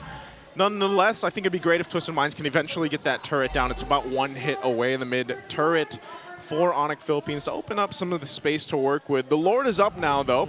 And Onyx already getting position again. They can just park Kelra on the opposite side of the map. Hope that he's able to join with that spear once it's up. But this is the problem too. You're working against a lot of heroes if you're Twisted Minds that just zone out so well. The Jushin here, of course, you got to watch out for Brusco. His flicker's available. Kirk can just take this damage and they can hold the Lord here. Kelra's still going to push, but here's the fight. Going in for James. James has to flicker out, and Brusco again! With a fist break, fist crack, going to bring down Hajizi. The next target is James. Brusco is going to fall down, but a clapback from Onic is here. MP the King goes in with the Templates of Blades, but cannot find a kill there. 4 members from Onic are still here. Well, meanwhile, Kelra on the bottom lane. Okay, Kelra spitting down bottom while Onic Philippines have their eyes set on the Lord. Oh, no. They have to stop Kelra. Twisted Minds are going after him with the Moskov is doing his best. He takes down MP! No! Well, yeah. Hey, he did better than I thought. At least he got 1, but that was all part of the plan as Onic Philippines gets the Lord. Kelra! First day of the playoffs already has an amazing play up against 3. Clutch Wind of Nature was able to pin down MP the King, and fortunately for him, MP the King didn't have his Tempest of Blades. Yeah, you can see Twisted Minds saw that clip of Eman with what he did as a Moskov 1v3. They were watching their space. That's why Keller had to decide, I can only get 1 here, and he got the best target he could. Now Kirk trying to soak up the damage. King Kong on the other hand goes in. No way. For the flank once again, electrifying beats. Not going to connect. SOD connects though. As Kelmer jumps in, they were able to take down Escalera. 1 member down for Twisted Minds. That could have been way worse for Twisted Minds. But they still have to deal with this Lord pushing in. They're down Escalera. The turrets are going to get crashed into. Bottom 1 of the base is already gone. I'm not sure if Onic Philippines wants to get in a position to end the game here. They might get another turret. Mid's going to be worked on. We'll see what Twisted Minds can do. They try to hold on, try to clear these lanes out. But another turret will fall now in the mid lane. Yeah. They're utilizing the time that Escalera is still not in the picture, and at the same time, James doesn't have his flicker. Yep. So there's no setup here for Twisted Mind, and Keller just cleaning up the map. 3 inhibitor turrets taken down. That's just the first Lord. Yeah, I have a bit of an unsung hero here for the game so far. It's Brusco. He's 2-4-3. We did get to see that 1 big combo that was clearly the turnaround moment, favoring for Onic Philippines. That led to them getting the Lord and getting all the towers. But it's how he's just showing up himself in the front line in the siege moments. When they were taking down the towers, he was like, all right, go ahead. Throw everything you got on me. Bring me down low. I don't care, because I'm just trying to see if I can force a reaction out of you. Because with Twisted Minds wanting to damage Brusco, that's an equal threat. Brusco can at any time go in with a fist break, flicker into the fist crack that Twisted Minds has to watch out for. So he's just doing roam things, but very bravely so. Yeah, and apart from that, the secondary roamer Kirk also, he literally learned from what Escalera did during the second turtle, the flicker in ultimate that caught Onic off guard. That's why this time, every brush that he sees, he's going to step on it, make sure that there's no initiation angle there for Twisted Minds. Yeah, the hard part about it is even when you're looking at these items for both the teams here, like you guys mentioned, Brusco, he's kind of just a distraction, does just pick up a Radiant Armor, so he's able to deal with some of that magic damage a little bit more, because his job is that, like, let me surprise them with my flicker, combinations that are going to come through with that Bedeng, and then also, like, Kirk, he's a menace too. Like if Brusco already did the main job, Kirk can also go in to clean up alongside King Kong, and Kelra is free to do what he wants and even play around Super Prince. And that's why this composition seems to be working out so well. Both sides, though, you could say, you could really look at it and be like, all right, both sides, both compositions have a great coverage from all the way from the early game until now even. And even in the damage profile, Outplayed is still having a good game. But he's just got to be able to go ahead and utilize this Kimmy in some of these fights. Now they give up the objective, so we have to look at, all right, how are they on the base defense with this lineup? Are they where they need to be, even though they're, what, 6,000 gold behind? One of my favorite ways to play MLBB, throw bodies. Onic Philippines can do that. Once they get to the base with the Lord, as long as their minion waves are good, as they just need one minion wave already threatening into the range of the base, then they can just throw bodies, hero lock, while having one or two heroes trying to just focus down the base. It could be a simple end here for Onic Philippines. Yes, they'll have to watch out the positioning of the Farsa and the Kimmy, because if they leave those unchecked, yes, it could be incredibly punishing.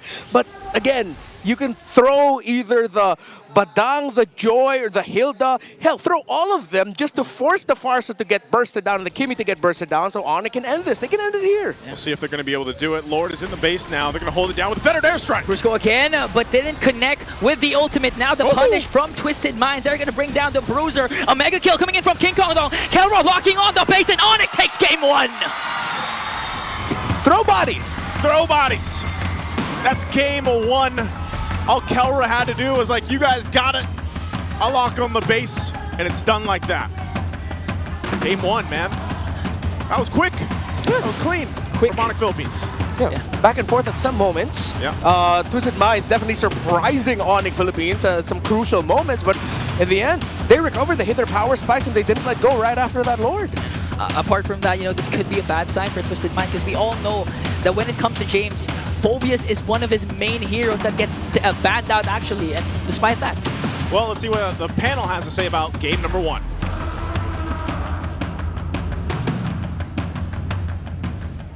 Well, one thing's for sure, we did see a very good back and forth in the early, the mid game there. Definitely something, it looked like Twisted Minds had something going, but then again, we saw that Onic, that conviction in the late game. It was almost the perfect kind, or the sudden boost in the early game, which we were really looking for in terms of Twisted Minds and their overall execution. It was so close. But Onic Philippines, what showed in this game was what we always know of them. It's that kind of individualistic start to things wherein they just try to accomplish what's needed of them, even when they know that the situation's not entirely favorable, and just acting on whatever is in front of them when they know that they already have the right tools to deal with it. And that is exactly what we saw from them. Just the right amount of patience and being consistent. And even when we thought Twisted Minds nearly could have pulled off something even without an unorthodox pick in the bag, it's still Onic Philippines. It's still the Super Family winning this team fight overall. That's right. Speaking of tools that you can really use, there's King Kong. He's going to be your MVP for this game. I actually really agree with Renmar. There are a lot of unsung heroes here. Brusco was a huge one. Yep. Kelra as well, like as usual, right? As usual. It's becoming a very staple for Kelra to just do superhero 1v3 things. Yep. But this guy, mind you, felt like he was one of the most quiet guys in the team during those moments wherein I feel like he was confident enough that the rest of his teammates could have already applied the necessary pressure towards especially the Ling jungle that was in the hands of Twisted Minds. But until that very moment wherein he was able to find that only kill for the majority of the game towards Outplayed, that's where he literally went online, and that's where he was able to open up so many possibilities for his team. And looking at the MVP highlights or the overall highlights of that game, there was tremendous pressure for the first 2 minutes of the game towards Twisted Minds, and that definitely was something you would not want to happen considering that you have a late jungle. But there were moments where in Twisted Minds, they actually had those calls, those right calls, those confident calls, which rewarded them greatly, especially in terms of them somewhat finding a solution to how they were supposed to deal with Onic Philippines. Those moments wherein they tried to go for Brusco on the early stages of the game actually worked really well for them because they need not worry too much about Kirk when he didn't have enough items just yet, and Keller wasn't entirely part of the picture, and especially those first few team fights which happened. But there was just too much pressure going on all over the map. Once Kirk was able to secure the necessary items, even when Outplayed had such a great time picking up the early 5 kills on this Kimmy, it became so difficult for them to prolong and sustain everything, all the while Onic Philippines was just constantly working on the macro. And you would think that Twisted Minds could actually do the same, right? They had the Ling, but for some reason Onic Philippines and the way they're able to manage everything across the map just denies MP the king of all these possibilities. I guess that denial was huge in making sure that this Ling could not run away with the game. Yeah. Because if you're talking about, jungle picks, this Ling was one of those picks that can kind of do exactly what a Joy does. Go for that super split push on the other side of the map, and then that will distract the enemy, and that will split up your team fight. We did not see that as much in this game. Yeah. That's the biggest surprise here for me. It always feels like Brusco, whenever he tries to go in for the big fist cracks, it's always landed towards MP the King too. Like, for some reason, MP the King gets forced to use the Tempest of Blades, and that's probably one of the biggest problems that they had to undergo as well. You need to have your Tempest of Blades so you could play just as aggressively, so you could just fight back against Onic Philippines whenever they try to go for something. But the moment that MP the King knows that it's no longer available for him, he could only do so much. He'd have to divert his attention towards other things they could potentially go for. The trades, which we also talked about during the pre-show, but in this scenario, in this game, I mean, look at the number of turrets that were taken down by Twisted Minds. It's only 2. Look at the number of buffs that they were able to secure compared to Onic Philippines. And objective takes are indeed a huge problem considering that King Kong was just able to perform so well once again in this game. Mind you, we don't even see Kelra here, but Kelra on the Moskov, by the 11-minute mark, he only needed 1 more item to complete his build. And that just goes to show how ahead Onic Philippines was in terms of playing out this first game of the series. When you find a game where Kelra doesn't feel like he needs to do as much, he doesn't need to do the heavy lifting, he doesn't need to control the map on his own, that's already a good sign, right? For Onic Philippines specifically. And that's what I'm talking about. When you talk about tools that the team has at their disposal, King Kong is just a small part of it. If you think about the bigger scale of it, Super Friends has so much mid lane control. Brusco just takes everyone by surprise. Or BPI Rich Guy is King Kong. He controls the rest of the map, make sure the enemy can't invade, and then the rest is history. Obviously, Kirk is there to just equalize. And Kelra, he has that. His contribution to the game is, you don't see the stats, right? It's more of like a sixth sense. It feels like they had very specific assignments and they were individually able to pull off every single one that was required of them. And now, we will be taking a look, I feel, at other statistics, specifically the item progression, which I feel like is one of the major highlights that we should be looking at in terms of the game. Because if you were to look at how the items were actually progressing for majority of these teams, yes, there was a 6-minute Sky Piercer for Outplayed, and that was highlighted earlier by our casters as well, because it just did so much impact in terms of that one team fight where Twisted Minds was able to gain the advantage. But the moment that Kirk was able to pick up the blade armor himself, and that was around 7 minutes, as you could see here in the item progression graph, it felt like Onic Philippines just had a go signal. It felt like they just decided all together to just go for the fights. They already have, or they were already able to equip one of their frontliners, their main frontliner even, their main player who was supposed and expected to be just as aggressive all throughout the game, and they were able to find a way to deal with one of their biggest problems, which again was outplayed. And outplayed here, we're not going to take away the fact that he did perform really well throughout this game on that Kimmy. There was just this one moment where King Kong was already able to gain access to him, but again, that was a collective call, I feel, for Onic Philippines, because they were just waiting for that moment where they felt that they already had the necessary tools to deal with what was, or to deal with the problems that were at hand. And for the meta check, let's take a quick look at what we actually have observed from Onic Philippines throughout the regular season as well. So it feels like in this particular game, give or take, they did secure one of their best performing heroes. They did get to take their hands, or they did get to take the joy, and that was definitely one of the, I'd say, unsung heroes too in this match, which just gave equally massive impact in terms of how they were able to win out the game. And this is just one of the many scenarios that you have to watch out for in terms of Onic Philippines. I feel like Twisted Minds really drafted so well, and there was so much promise in terms of how they could have pulled off that entire draft. But this is the super family that's literally activated and back in shape. Yeah, it's a super fam that's trying to cement their legacy with the Joy pick here. Yeah. With, of course, the upcoming skin. We all know it's gonna happen. Yeah. And I guess they're trying to show that, you know what, this hero is still one of the best heroes to pick up. It was picked up on the first rotation for the draft, and they were very happy to just insta-lock it almost. And it came to a point where, yeah, that pick really was so crucial, making sure this Kimmy cannot wreak havoc like it destroys my ranked games. That's already a 7-3 record for King Kong on the Joy. So you should really have to take note, because I feel like that's going to be a problem for Twisted Minds too. Big problem, yeah. You don't necessarily take out the Joy in the banning phase anymore, unlike before. Like, there are many other picks you have to consider once you head into the drafting phase, whether it be you on the red side or on the blue side, that you really have to take out. Like, this is Onic Philippines. Look, I mean, consider the Fanny. Consider the other mages you don't want Super Prince to get his hands on. The Selena even is there. It's just floating around the room. And Twisted Minds, they just really have to think twice about all their plans moving forward, because it was a good start. It just needs a little bit more push. Yeah, that's Selena, maybe later.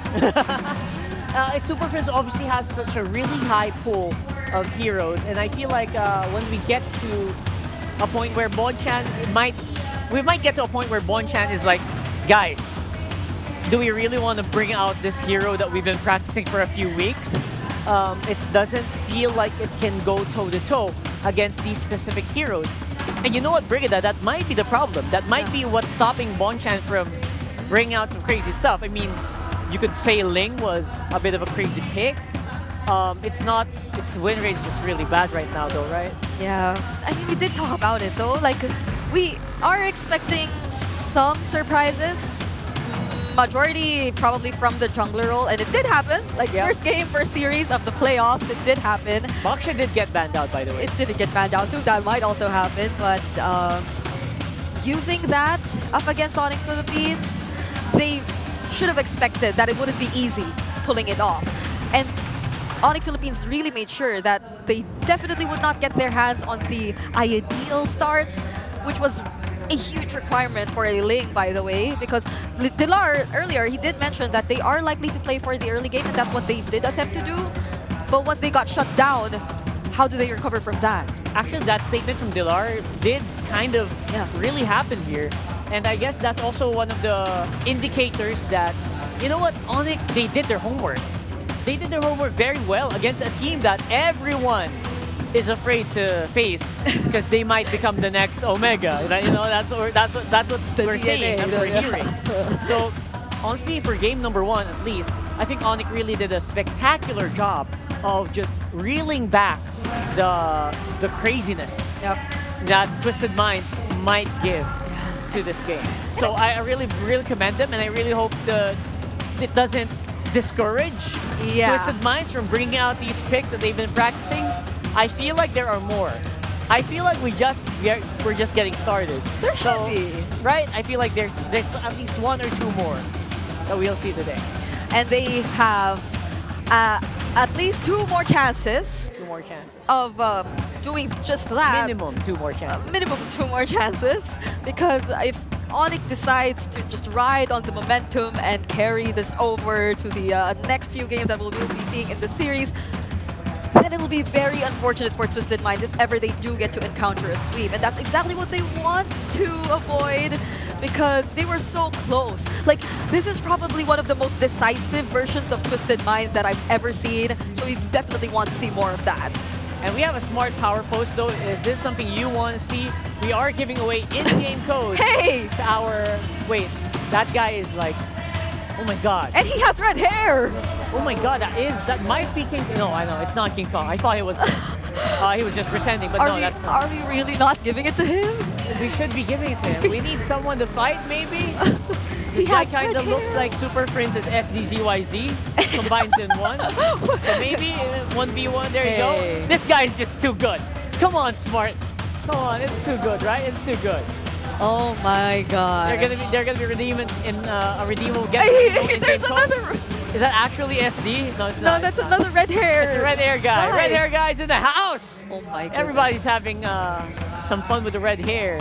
So is this the King Kong effect? That might be the King Kong effect. Is this just how Sigma he is, and is this just how influential he is? The only thing is that he reverted back to black. So, oh yeah. You know, that was earlier in the season. So either way, congratulations. He also has the Riz. He also has the Riz, so you gotta look at that as well. By the way, if you do decide to bleach your hair though, and if you go red, and you decide to color it black again, there's no going back. So you need to be very sure. I think this guy can attest to that. Yes. You cannot dye your hair black again and then just, you know. It's going to be a journey. It's going to take you long. So, yeah, hopefully you guys are having fun with that first game. And obviously our audience they are having fun. We have a jam-packed day number 1 here, which very rarely happens. And it's a weekday. It's literally Wednesday. So it's a work day. Everyone took their leaves. Everyone's just so excited to see who is dropping today and who will proceed to our day number 2. But for you guys, of course, you can also just watch at home, play anytime and anywhere with Smart's Powerall 99. Now with 10 gigabytes for all apps, plus your choice of only Facebook, Messenger, and Instagram, or only TikTok, plus only calls and texts to all networks. So if you decide to come visit us here, there's also a Smart booth right outside, you know, so you can check it there. Of course, and from esports content while you're already online to your favorite Filipino movies, Watch app is here. Go to watchup.ph and load Video 10 to stream your favorite movies and shows. No apps needed, smart data only. There you go. And after one game, you gotta watch one stream. Load Video 10 now and hop on to watchup.ph on your phone. There's so many things you can do once you decide to load that promo. Load 10. Load 10. And just... I want to clarify, is that 10 pesos? Hopefully. Maybe 10 days? I think it is. Let's see. Let's see. You can check it out. Like, come visit us here. I hope video streaming. Yeah, I hope you do. And I hope you got to secure your tickets because, you know, like, I feel like it's been in demand. It's so in demand. I swear it's so in demand. I think we sold out like a few hours after. It feels like a concert ticket like selling. Concert ticket, right? Yeah. So, yeah, and again, we hope you use those tickets. Go here. And if you don't, there's also an MPL playground at the ground floor of Green Sun Hotel where they're also holding watch parties. Yeah. And you can also buy team merch. And there are so many events. There's also performers happening. I believe there's going to be a performance from MNL 48 later. Oh, yeah. I think I saw that. That's amazing. But you know what else is amazing? MP the King. Yep. Despite, losing out game number 1, he has been on a journey, a very storied journey throughout the past few years. Yep. And I mean, Coach Bonchan, he really made a decision to scout this guy, right? Like, after everything that he's been through and he's been able to prove, even at one point, serving as a playing coach, right? If I'm not mistaken. And that was Oh my goodness, that was long against time Onic Indonesia. Like at the time, they were playing up against that team, and he was in that kind of role. So he's been through a lot. Their MP the King, he was able to experience doing so much. There's been so much responsibility on his shoulders, and it's been an up and down trend for this guy in terms of what he's been able to achieve, be it internationally or locally. But now this is potentially a statement, you know, like he could really solidify like his impact to a team once they get past the play-ins once again. But basing it off game number 1, it's going to be a challenge for Twisted Minds. And for MP the King specifically, this is as close as he can get to that coveted MPL PH title. It's definitely one of the most difficult titles to achieve in the MLBB scene. I know he has achieved it in other regions already, but if you can ask anyone, like MPL Philippines is, even their high star rank games are like disgustingly difficult. I mean, just look at Onic Philippines, right? How many interviews have they been through where they mention that they have a harder time playing in the Philippines rather than they do when they play internationally? So that's a statement from the world champions themselves. So that just goes to show how competitive it is once they're back in the Philippines. And I feel like the Minds have so much hopes for Twisted Minds, honestly. You know, For like sure. they're at this point, and now what other plans could they potentially bring to the table? That's what we're gonna have to find out as we load up into the draft for game number 2 of Twisted Minds versus Onic Philippines. We'll also have Renmar here from the desk to help us out with the draft, specifically with that first one. What did you guys think about that? Well, I mean, the first draft, I kind of leaned with what Delar mentioned, that he was going into that liking the Twisted Minds drafts a little bit more. But then again, at the end of the day, execution, Onic was just better all throughout. So, looking back now, it seems like it's the exact same fan approach. Matilda, Angela, Baksha, yeah. So, let's see if we're just going to get like a version 2. However, Twisted Minds has opened up the Harith this time around by taking away the Juicin from Onic Philippines. Yep. And although there is still the Phobius though, which earlier Twisted Minds did decide to pick up once they were in the red side. But I can't entirely say the same for Onic Philippines. You know, I feel like Kirk wants to go with something similar to the Hilda, really. Like that very aggressive individual playstyle kind of EXP lane. It kind of serves him very well. It serves the rest of the team very well. 2, they will have a possibility of picking up that Phobius though, which does... I mean, it kind of fell off in the last game, but this one, it could be really strong. Paired with the Joy as well. Yeah, I agree with what Rockhart mentioned. The Phobius rush doesn't look too crazy for Onic Philippines. They don't go for it. They are willing to give the Phobius, despite them picking up the Harith. They are dead set on getting the Badang, playing around the flexibility of that hero. So yeah, Twisted Minds can definitely still go for the Phobius here. Yeah, and my question right now is, Twisted Minds, do they want to go for that exact same route of saving their jungler for later? Because we did suggest the numerous possibilities that were still out there in the first draft. Right now, even, they can choose between the Joy or the Hayabusa if they wanted to. That's a big open pool. There. And they go for the Hayabusa instead. That takes away the static mid laners. Well, Onic Philippines will be forced on the more static mid laners. And then you add range poke into that. I'm liking the draft philosophy here of Twisted Minds because now they're telling Onic Philippines our pressure point is Super Fritz. Whatever he picks up, we want to give him a hard time. I mean, just look at the amount of range and the amount of die that could come in even just by seeing the Kalea and the Hayabusa right now. So you'll have to be extra mindful of whatever hero you are going to pick if you were Super Prince in this scenario. It's one of those rare times that we don't see. What? Ooh. Wow, okay. We saw MP the Ling in game 1, now we get Ling Kong. Ling Kong. Hey, imagine Ling just coming back to the meta after that. Everyone having fun with it. Yeah, everyone seems to be having so much fun with the Ling so far. So this is an assassin matchup that we're seeing from Twisted Minds. Nothing too crazy so far. Yeah, I honestly thought the Ling was more of just like, oh yeah, if I'm Fabian and I'm playing it in MPL ID, I'm definitely gonna play the Ling. But maybe it's because did King Kong go to Fabian and go, hey bro, how's Ling in the meta? It's good bang, go play la. And then maybe that's what happened, but it's not just in Indonesia. You're seeing other regions pick up the Ling more, and there's a reason for it. Yeah, big reasons as well. We can also see that, you know, if you're watching MPL Philippines for a long time, you might think, you know what, MP the King might have been forced into the Ling earlier. It doesn't feel that way though, right? Yeah. And this is just solidifying the importance of the Ling in the draft. First off, first free picks, it gets shown up for Onic. Yep. Right now they're looking at some of the potential pickups that could be taken by Kirk later on. They battled the Phobias.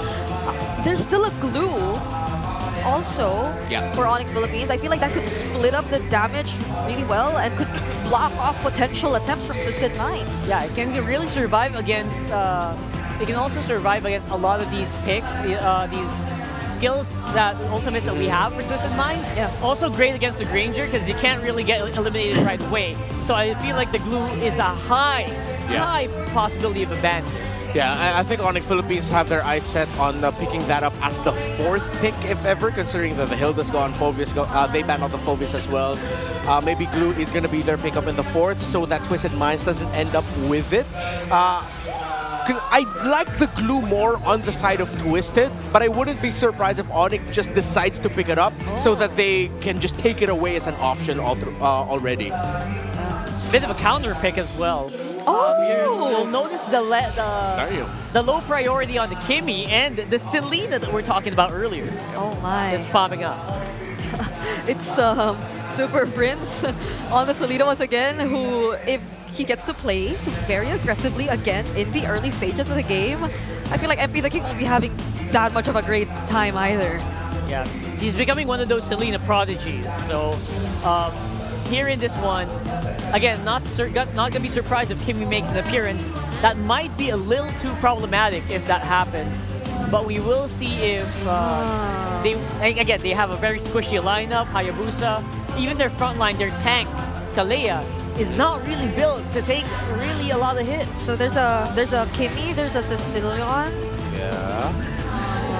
You can't pick up like anything like the Eve anymore if there's a Selena. I mean, you can, but oh, there goes the Glue and Twisted Minds. Yeah, that is what we mentioned earlier, that the Glue pick looks better for their lineup.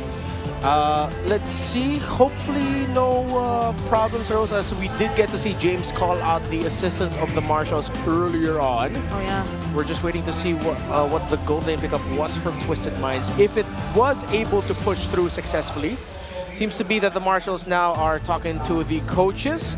So yeah, I'm just acknowledging what we're seeing here. Let's see if this is going to be the final lineups. We're gonna have to wait and see though. Yeah. Yeah, so we'll find out how well this is gonna work. If this is the actual last pick, they might be talking and they might have done like a possible we might do a possible redraft here on that last one if they called it before the pick happened. Yeah. So we'll see. And for this one, if Onic locks in something, we will see Edith. Yeah. A very classic for Kurt. So I think they are going for it. They might just go for it here. Yeah, I think these are the lineups we are definitely pushing through. Yeah, so here we go. It looks like we are pushing through and the players are getting ready into their form, the raised feet form, where that's just a pro player move. And then we'll also see that everyone seems to be settled as well on the side of Twisted. Feels like we are going into the game here, ladies and gents. And we are gonna see a very interesting lineup here for Twisted. They still have that Faramis combined with the Glue this time around. Feels like it is a very sturdy lineup this time. Yeah. Imagine seeing so many pickups. Like the hero pools we've seen in day number 1, they just, even the Edith appearing this early on. I can't wait to see what happens in this game. Let's load it in the game. Casters, take it away. Take it away, we shall. Thank you again to the panelists for breaking it down. And now we're jumping into the Land of Dawn. It's game number 2 in this best of 5 with Twisted Minds looking to even out the series against Onic Philippines after they took game 1 in a rather clean fashion. Now, we had some questions in the draft. I feel like, you know, you were there too, Redmar. And what was the biggest thing that just kind of maybe brought the question to this composition here? Well, for the side of Twisted Minds, they decided to go with a lineup that's very all-in. Dive, fight as a team, even though you do have an option to go for a 4-1 split with a Hayabusa, doing essentially what a Ling does for the lineup of Onic Philippines, which is to open up the map and split push. But Onic Philippines responded to the Faramis very well by picking up the Edith. What we've always talked about was if you're going up against a lineup that has a Faramis and likes those longer extended team fights, an Edith is a perfect answer for that. Because if you time your Primal Wrath really well, either you take out Faramis's ultimate right away, or just when Twisted Minds thinks, okay, it's cool, we forced out a lot after we use the Netherrealm of the Faramis, suddenly a Primal Wrath from the Edith comes in and it just shakes up Twisted Minds so much. Yeah, as we can see, like Renmar mentioned, the Edith good when it comes to extended team fights, but apart from that, Super Prince this time rocking the Selena, and we all know whenever Super Prince has the Selena, but wait a minute though, first blood drawn. Fourth squad of Twisted Minds, they're gonna bring down Kirk, but I think they're still going on. They want to go for Brusco. There comes the Ghost Bursters. Flickers are forced out here, coming in from Brusco, and a kill for Twisted Minds. Yeah, so surprised that they made a quick play down there, as you're already mentioning, this Edith coming into play for Onic Philippines. So they handled Kirk, they even got the Flicker out. Super Prince is gonna be fine here. Turtle's up though, so that's going to be the focus. And one of the things you were mentioning on before that all is, Super Prince on the Selena has been really good throughout the season. We'll see if he's able to lock in those arrows in this game. But so far with Twisted Minds, the way that they're moving, they have to be, focus-centric on playing together. I mean, think about how much utility this lineup gives Twisted Minds throughout the entirety of this game. Yeah, lots of utility there. Twisted also made the perfect rotation. They wanted to take the Edith out of the picture, especially for that first turtle. That was more an investment into this first turtle, because now Onic Philippines, is tough for them to contest this without the Primal Wrath, although Kirk was able to hit level 4. Okay, Escalera goes in. He's already level 4. Haven't committed the ult yet, but now they're trying to go for more, and they're going to bring down Brusco once again. King Kong tries to answer back and gets the turtle, and is going to escape. Just waited for the moment. Oh, he's going to be able to escape, but they're going to put pressure here. They have to on this purple buff. King Kong's going to rely on the team. It's a 4-man rotation. Here comes the rest of Twisted Minds, though. Kelra from the back with the Salmon Force. MPL King was able to shadow out. Will he go back in time, though? Hajizi already forced out the Netherrealm as Kelra trying to work on James. He's going to bring down the Ultimate Fighter once again. Perfect rotation. I don't think Twisted Minds expected Kelra to be already there in that purple buff, and that became 5 versus 4 as Twisted Minds might lose more. Fortunately for King Kong, the Templars of Blades was there despite the Tsunami Slam. He was prepared to clap back and evens out the kill scoreboard 2-2. And that's why they're known as the Super Fam. Early decisions like that, think about it. Kelra came all the way for that to help, because they knew, okay, we lose this. Brusco wasn't at level 4. They're going to put pressure on the purple buff. We know how important it is when the Ling comes into play, that he needs to have that purple buff. And so they have to rely on each other to make that happen, because that's the same thing that Twisted Minds wants to do with this lineup. They're playing around each other down the mid lane. There's the combo from Escalera connecting on to Kirk. Kirk was able to flicker out, but Brusco manages to turn things around and sacrifice for the bruiser of Onic Philippines. Shadow Stampede, perfect by Hajizi, able to get the pullback so that they could at least secure the kill onto Brusco. It forced flickers out of the 2 frontliners, and with Brusco burning his flicker but not escaping, that was a good trade for Twisted Minds. So they were able to make up for their missed call into invading, as MPL King now getting pressured by King Kong. We're getting an anime battle, but it's a stalemate. James is here, 2v1. 2v1 situation here. King Kong, I think he's going to be able to escape, though. Already forced out the Templars of Blade, but Hajizi is in the picture this time, and he's going to be able to escape. Yeah, and that's the thing. I think, at least for Game 2, Twisted Minds doing a great job in this early portion of the game. Just going back and forth. They're trading blows with Onic Philippines, and that's kind of what they have to do. The lineup lets them do that. And so when you look at Onic Philippines, how they approach these fights, it's so pick-off-centric at this portion of the game. And it will kind of be that, because, again, King Kong can't just jump into the fight. That Tempest of Blades ultimate is so important for him. And now the turtle's up. He's going to stay bottom side. Arrow's going to land here. They might just try to force something, but it looks like not. Twisted Minds will get the second turtle. Or third. Wait, second. Second. Yeah. Second. as expected, Onic Philippines are now opening up the map as Twisted Minds have gone into their Ube formation. Now just going to be clumping up. This is the strength of their lineup at around the 5-minute mark, around the second turtle. They're going to balance out the push that King Kong did down bottom with the minion waves finishing it up. And now Onic Philippines might actually be able to fight this in the river if they want to. But Twisted Minds now reading the situation very well. They're like, wait a minute. This doesn't look good for us. All right, let's just back on out. It's a good choice. Again, it's really just trading blows. They're finding what they can across the map. They know that, I mean, part of this too, think about the previous game where there was pressure across the map with Kalra on the Mozcop, but this time around it's King Kong with this Ling, and we know that that's always something you gotta watch out for. Yeah. So Twisted Minds wants to get that scaling going. And MP the King's had a rather really good, comfortable start. You know, he hasn't had to do too much. He's building up quite a bit of damage already this point on. Yep. So even as the Hayabusa, knowing that you have a Faramis with you lets you be a little more aggressive, I would say, in comparison to, for example, King Kong, where he's really got to choose those fights properly. Yeah, King Kong's still very fast with the leveling, though. Seems like for the past 2 to 3 minutes, always a level or half a level ahead of MP the King. He's level 11 now. MP the King level 10. Looking at the gold leaders, of course, King Kong and Kelra doing good for Onic Philippines. The main damage dealers of this composition, while Outplayed has had a very comfortable time farming. Yeah, we almost saw an anime battle down bottom. I believe the two junglers already used up their ultimates. And this time, MP the King making sure that King Kong won't be able to just split push for the side of Onic. Man, I feel like there'd be a true anime battle if they just, like Ling needs an anime skin eventually. Yeah. I don't know which one that's going to be. What other collabs are going to come, but hold on. They're going to commit the Tsunami slam onto Kurt, but Brusco with a beautiful fist break, fist crack once again. Hajizi goes in with the Nether Realm. Keller just dancing in the middle of everything as everything picks up a kill onto Brusco and to Kurt. King Kong enters the picture now. Outplayed though, Tempest of Blade already casted. King Kong able to get away from this. Twisted Minds going to be continuing the turtle, and Onic Philippines will have to drop it. The ultimate of the Faramis, the utility of the Netherrealm. Perfect King Kong! MP the King delivers the final blow! And Twisted Minds, that was a 4-kill swing for them. They got a whole lot, and they're going to get more off of it. They take the orange buff as well. It doesn't matter if King Kong's building up the levels, man. If they lose team fights like that, if they can't go and just pick off the right members. I mean, think how much was thrown to even get outplayed, and they just didn't have it.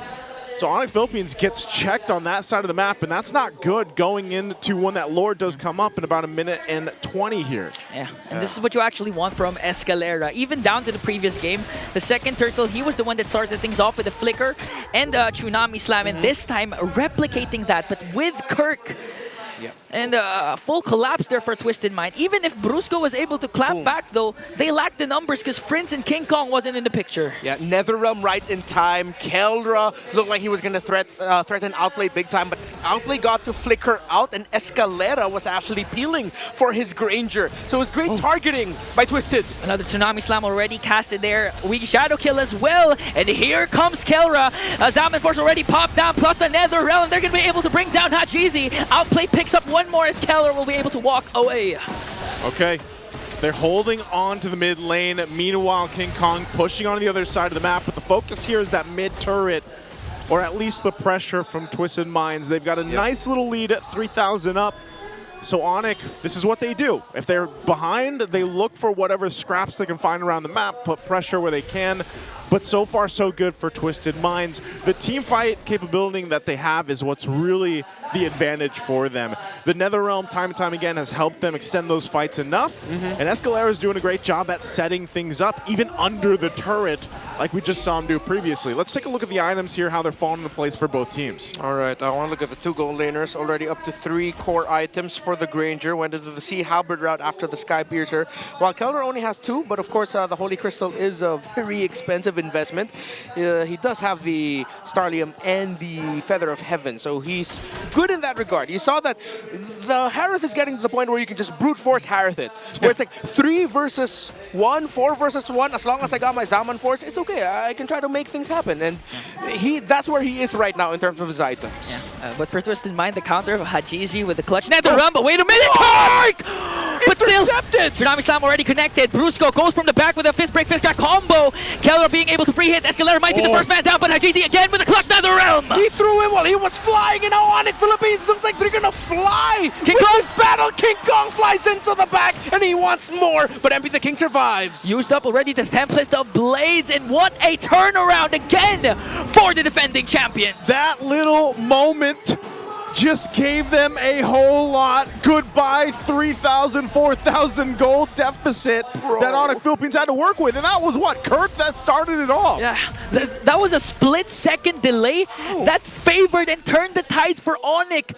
I mean, Flicker casted Tsunami Slam already used up, but Kirk was able to use the onward to delay the attack of Twisted Minds. Yeah, I thought it would be a moment where Escalera, the animation of the title strike is still going to lock in, but no, it seems like he just jumped into the arms of the mech of Edith, got thrown on his head, and then suddenly Twisted Minds was like, wait a minute, how did that happen? And Onic Philippines just took over. That was crazy. I haven't seen that interaction. Hey man, they don't call him the Kirk Attack for nothing. Yeah. That was something that an architect would basically do. They put together perfectly. But now from this point, Lord's going to be worked on. The shield will pop. Tier 2 turret in the mid lane is going to go down, and King Kong will continue to put pressure where he can. So they hold on to base turrets. Twisted Minds is not out of this yet. They do find themselves facing now the deficit 2,000 gold against themselves. Their fighting capability is still good, but you can start to see the pendulum swing in the damage that Onic Philippines is able to put through, especially how they have to kind of burst through that Nether Realm. They have to deal with Escalera forcing the setups that they've responded really well to in the last couple minutes, especially. Yeah, I like the discipline that Twisted Minds showed, especially in that last sequence. Of course, I want to assume that they were somewhat rattled a bit by Escalera not being able to complete his initiation with what Kirk did. But at the same time, Twisted Minds backed off at the right time. It could have been much worse for them. They waited for the entry of King Kong. King Kong was even put a bit in the red. That King Kong had to go, all right, I'm going to use my Tempest of Blades, but it's more of like to just deal a bit of poke damage, get out of here, I'm zoning out. Because if he decided to full commit that, he would have been punished instead, and you wouldn't want to lose the Ling in that situation. So Twisted Minds know when to back off. Seems like they've learned from that mistake that they did at the beginning of the game, wherein they invaded the purple buff, not expecting or respecting Kellra being able to rotate down there. Arrows again. This is where the thing, too, comes in the clutch for Super Prince. The scouting capabilities with the arrows, the traps, too. Brusco also playing front side, and their turn to go ahead and put pressure on the purple buff here. They still got 20 seconds for the Lord to come up, and they'll go ahead and take that. Now, MP the King, you know, at this point, he hasn't died. He's been able to relatively do well. Yeah. But when we think about this next objective coming up in 10 seconds, what does Twisted Minds need to do to win that fight, to secure themselves an objective and possibly be able to push towards the base of Onic Philippines here? Yeah, it kind of has to start with Escalera again, connecting his Tsunami Slam, catching Onic off guard. So just not let Kirk do that again. Yeah. If he'd be able to catch up onto Kirk, and he won't be able to utilize the Primal Wrath, that would be a good sign, because that means that Hajizi will be able to use the Nether Realm for the Zaman Force of Kellra. Yeah, I also like the more counter-punch approach that Twisted Minds is going for here, playing around the Nether Realm. Just continue that. They're not completely in the red. It's only 2,000 of a gold lead for Onic Philippines at this point. They can definitely turn something around, but what hurts is they're losing that push up top. They need to send the Hayabusa to push there. So the 4 that's going to be left around the Lord bit have to do what they can to make sure that Onic Philippines can't rush, which they're rushing. Okay, they're trying to rush the Lord. Brusco goes in for the delay. Kellra as well. There's the early engage for Onic, but Brusco is going to fall down. James leading the charge for Twisted Minds. Very early for Brusco. Yeah, that was not what they wanted to do. He also had to burn the flicker in that. So Onic Philippines might adjust it. Even down Brusco, it looks like they'll just go ahead and keep putting pressure. They know the purple buff's going to be up shortly too. King Kong will focus on that. So this is actually a window of opportunity that Twisted Minds could take advantage of. Oh, narrow. Oh, they have to play this right though.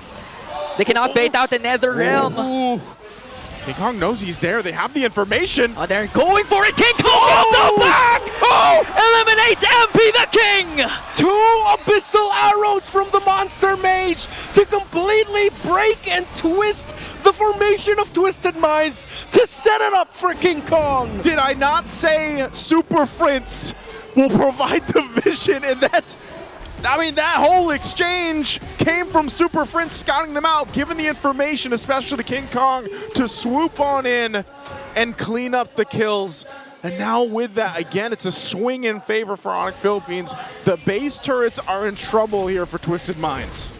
I mean, if you can recall how Super Prince picked the Selena early in the season, it was actually his decision.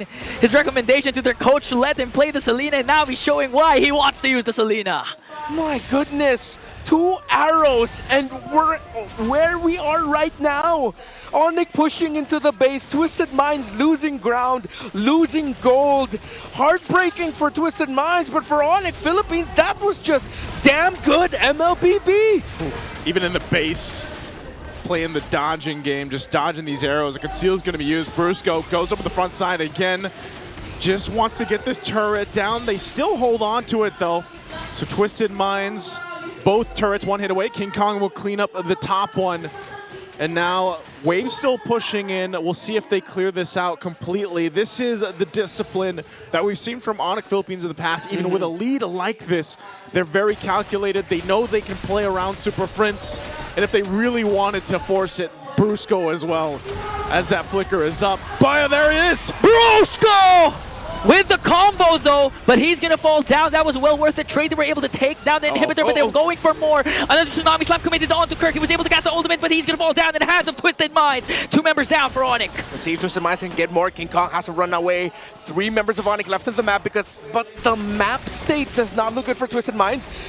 Yeah, they can't even get a clean push down the middle of the map. The side lanes are not going to be good, despite Onic Philippines losing 2. They took down all the towers. Let's see if Twisted can convert. It's going to be a difficult conversion, though. Yeah. It's like when you saw that and we mentioned, well, Brusco can start it too, and he gets taken out. It's, in a way, you're wondering, is it worth it? Was that worth the fact that Brusco and then eventually Kirk went down? It will be if Twisted Minds can get some of these turrets down, so they will get mid tier 1. They're managing the pushing happening on the other side of the map. This might be a little window for them, a little win, if you will, for Twisted Minds, but they have so much ground to cover. And it still doesn't solve the issue of once this Lord is up, are they actually, is it questionable to say, can they actually go in a team fight against Onic Philippines? Yeah, considering the fact that there's constant pressure also from Onic to try and divide Twisted Minds. And they, of course, for Twisted Minds, they want to group up and make use of that Nether Realm.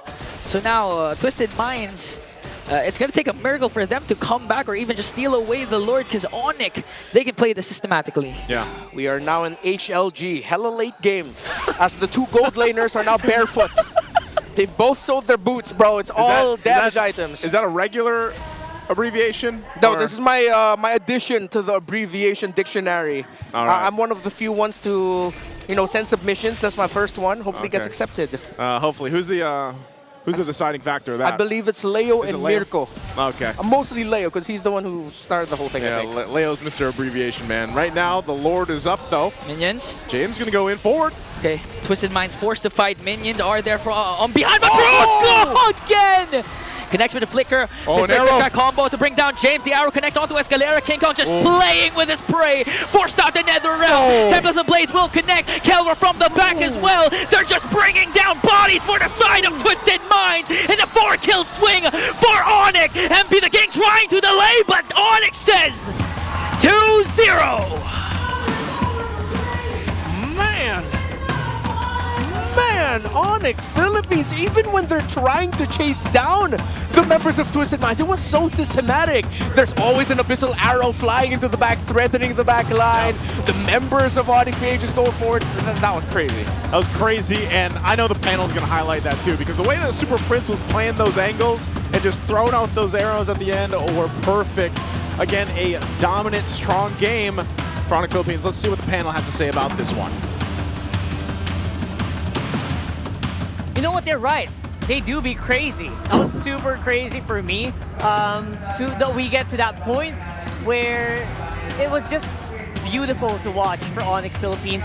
It felt like they were like pincering their opponent in that last one. Oh my Super goodness. Prince could do no wrong in this game. And to think that we didn't see much from him during the first few minutes of the game. But towards the latter portions of the game, it felt like he has been the highlight of majority of the plays which took place, especially towards the HLG as mentioned. HLG! I personally am approving the HLG, although I am not part of the approving committee. Yes. It sounds great! And that was a surprise for us because, again, Twisted Minds had such great hold of the first few minutes of the game. It was actually really fun to watch for me, personally, seeing the back and forth at least for, you know, it was a Faramis lineup trying very hard to ube it up as much as they could, try to withstand that onslaught. But in the end, Kelra really came out on top with that MVP. His Harif really shone and really gave the damage that Onic needed to close out that game. Yeah, honestly, Kelra felt like he went unnoticed for majority of the game, and until that one moment wherein they had a team fight where he was just too free to deal the damage, it felt like Kelra served as a great way for Onic to save a lot of the unsuccessful attempts that were done by, let's say, Brusco. Because we can't count out the fact that there were some fist break, fist crack combos which were either too early or which put them in a slightly dangerous position. But to consider that there is still Kelra with the Zaman Force that's readily available to at least provide the damage during those scenarios, you still can't fully commit even as Twisted Minds. You were saying, word for word, Brigada said earlier there was so much gigil from Brusco. And I think that is correct. We did see a lot of that. And then again, that might be the reason why they pick up this Badam. They want to give them that scenario. Maybe the call from them was like, okay, Brusco, just keep throwing out those fist break, fist crack combos.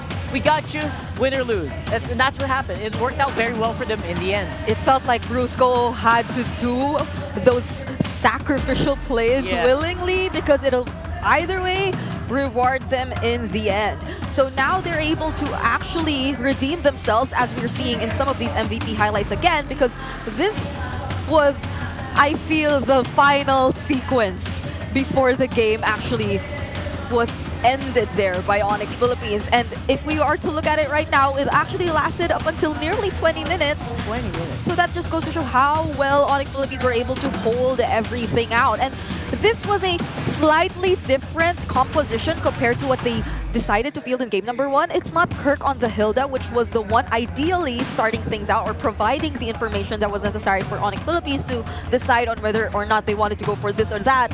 It was Kirk on an Edith, who was more of an additional layer of damage, some sort of deny towards Twisted Minds whenever they wanted to go for the aggressive plays, but it was what Super Prince was doing all along. Like in the early stages of the game, we don't get to see all those flashy abyssal arrows connecting towards the members of Twisted Minds. It's because he had to do much more than that.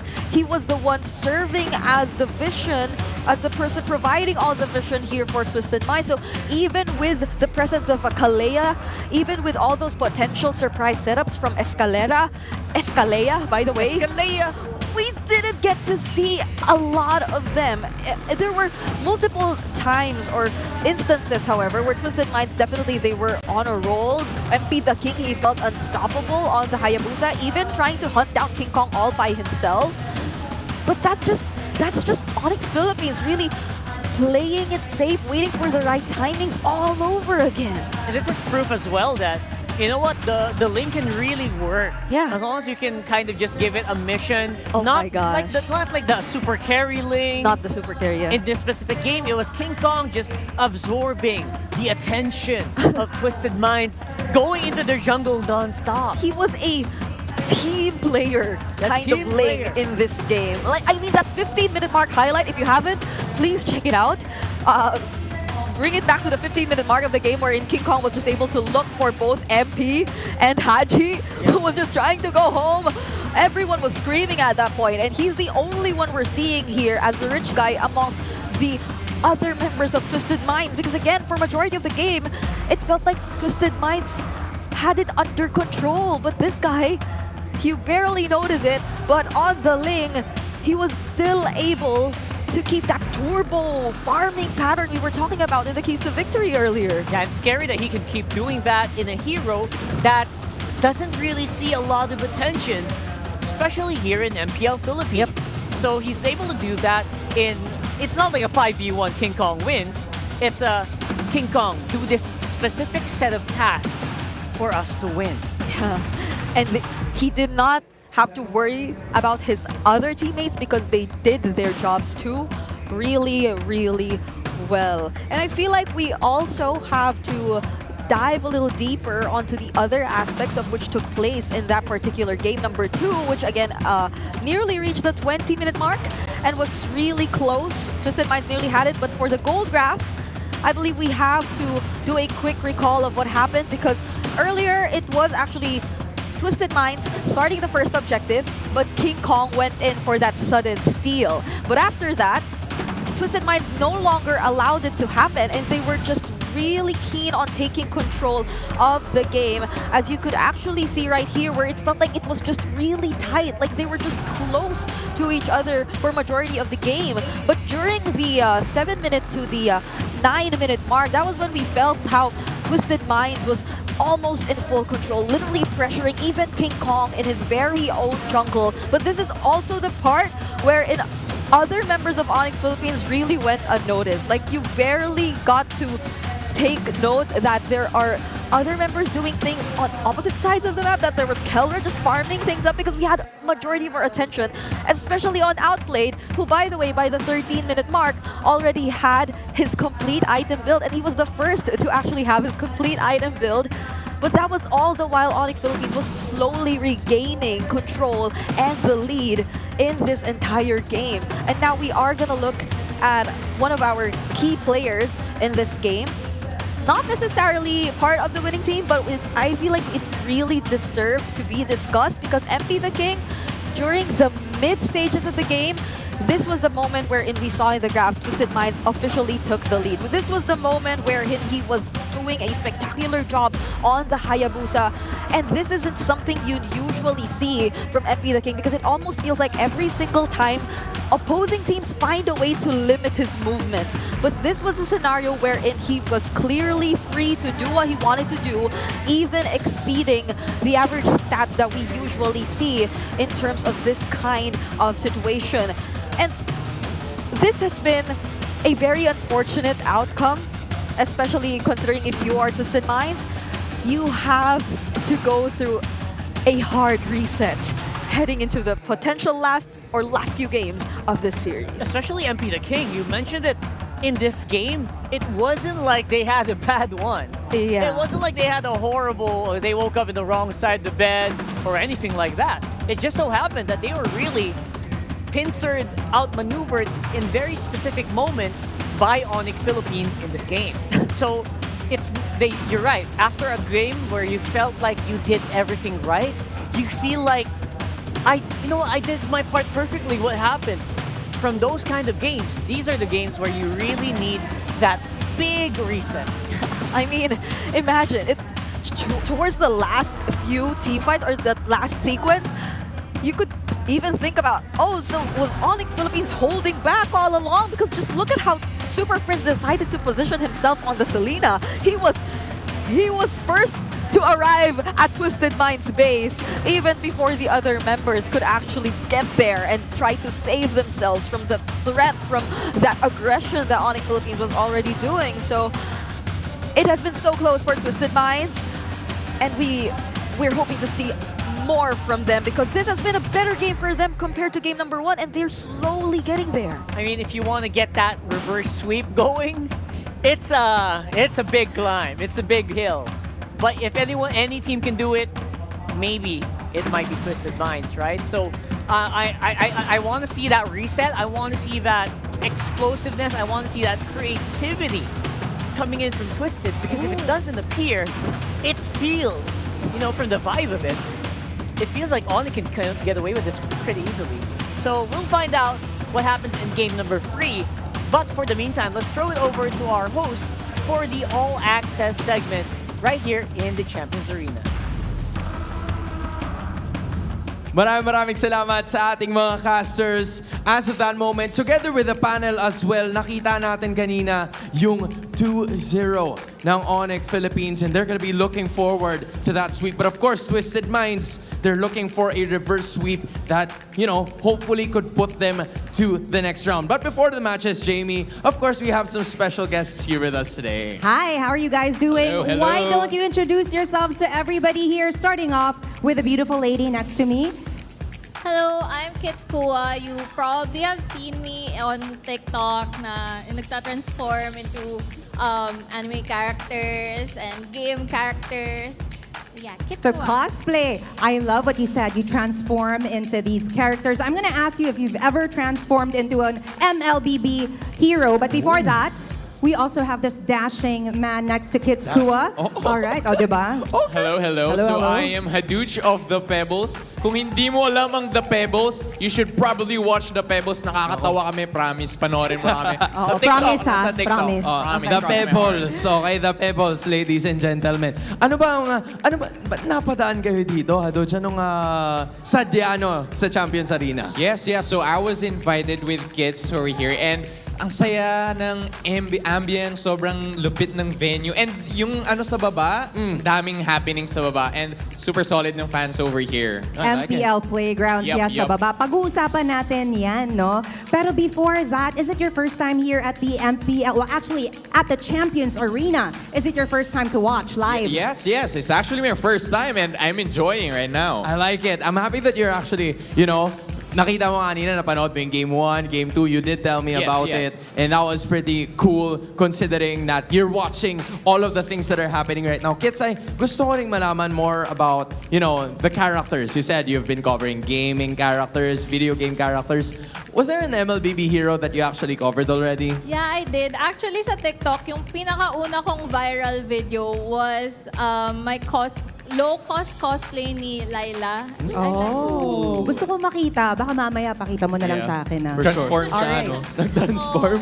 I like it. Are there other mo? Actually, lately, meron kasi kami nung Naruto collaboration. Right? And I know for a fact that you are a Naruto fan. So, are there some other, characters and anime characters from Naruto that we can look forward to in the future that you'll cosplay? In the future? Yeah. Yes, what do you want to do next? So, since nakita ko yung collab ng Naruto at ML, kinosplay ko na si Naruto, yung guy version, tsaka yung girl version niya, pati si Sakura. So, tapos na yun? Tapos Okay. na yun. So, gusto ko naman itry si Sasuke. Tsaka si Kakashi. Bubuoy niya yung Team 7. Bagay kasi bilog na bilog yung face ko eh. So, Di naman. Grabe ka naman. Bubuoy namin yung Team 7. I like it. Aabangan namin yan. Oo. So where can they catch that, by the way, kids? Where can they follow you and see how you transform? you can follow me at Kitskua on Facebook, TikTok, on Instagram, YouTube, saan pa ba? Twitter, On lahat Sockmed. Oo, lahat na. Kitskua is the name to remember. What about you? Do you cosplay as well? I don't plan, but I don't mind cosplaying. Yeah, why don't you guys do a collab as Yeah, you well? should do that. Oo nga, Team diba? 7, no? Team 7. Gusto na lahat, the Pebbles. We want to see Yes. that. That would be nice. In the future, abangan you guys. You know what? With that being said, where can we follow you, Haduch? You can follow us on Twitter, sa lahat ng social media. You name it, nandun kami. Even illegal. Wag na. Basta yun na yun. Yun na yun. We good, okay? Alright, Ano bang mga dapat abangan ng mga MPL fans whenever they visit your page? Funny skits, yun na lang. If you're stressed out with your life, check nyo lang The Pebbles, papasahin namin kayo. Nako, maraming stressed sa buhay nila. Lalo na ngayon, kasi intense yung games. Oh, yeah. If you want to break and you want to have fun, Saktong-sakto. watch the Pebbles. Habang break, they can go ahead and visit the pages of kids. Yep. And of course, Haduch and the Pebbles, maraming salamat. It's so nice to have you guys here today. But now, we toss it back to our panel. Kamusta kayo dyan?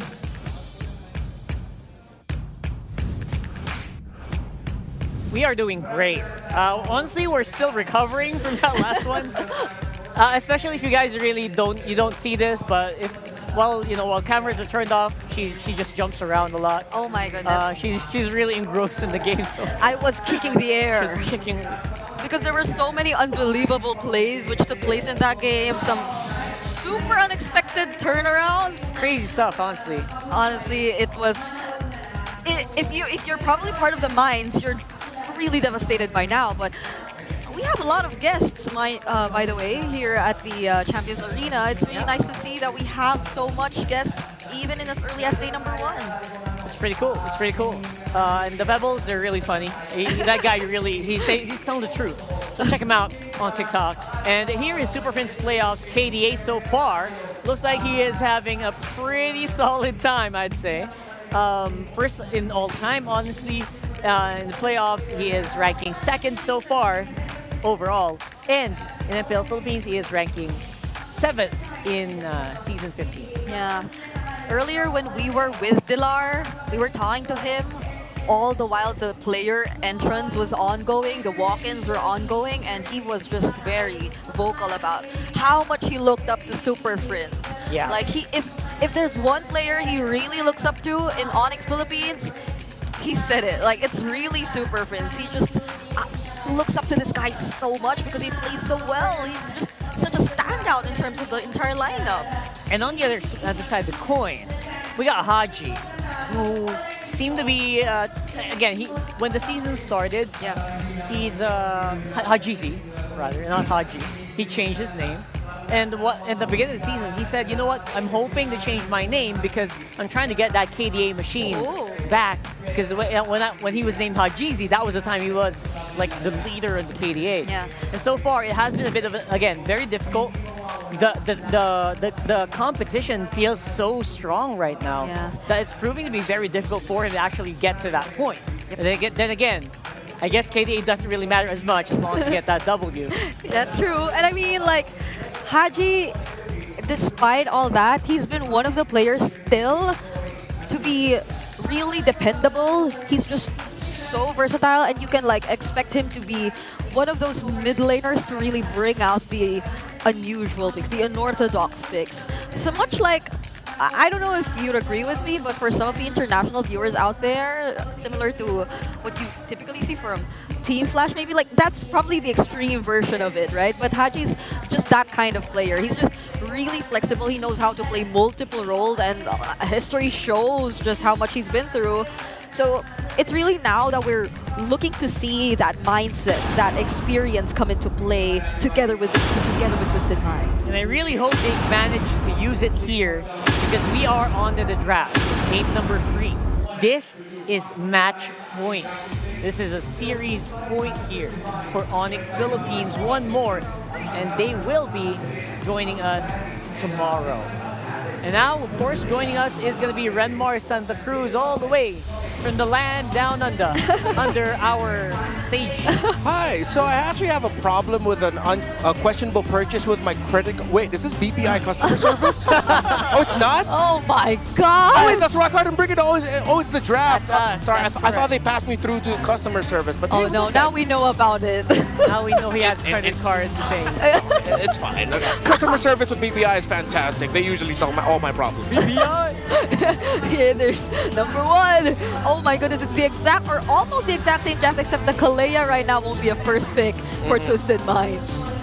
Wow, that's them going, we're not going to play the Kalea. We won't let you have it. We'll pick up the signature pick of King Kong instead. I mean, he's another Joy Suyo trade active. Hayabusa still available for him. He already showed that he can still play the Ling really well. Yeah. There's so many options still available for King Kong. Is it still gonna be the Badang though? Like, they've been very consistent in terms of picking it up. I mean, it's really a flex pick. So. Yep. Oh wait. Wait a second. Wait a second. There it is. Why did this show up just now? Loyi, right? I'm trying to rack my brain. This was banned out maybe once earlier, but otherwise I feel like it was open. I believe it was I'm gonna have to double check. I think it was actually banned both games. Oh, was it banned both games? There you go. Maybe it's the one in Kalea slot. Yeah, Right, it was banned both games, and now with the Kalea ban, it opened up the Loyi for Super Friends. So Twisted Minds decided to do this. Right, this is very specific, and I actually feel like they are gonna keep picking the Badang all playoffs long. Yeah.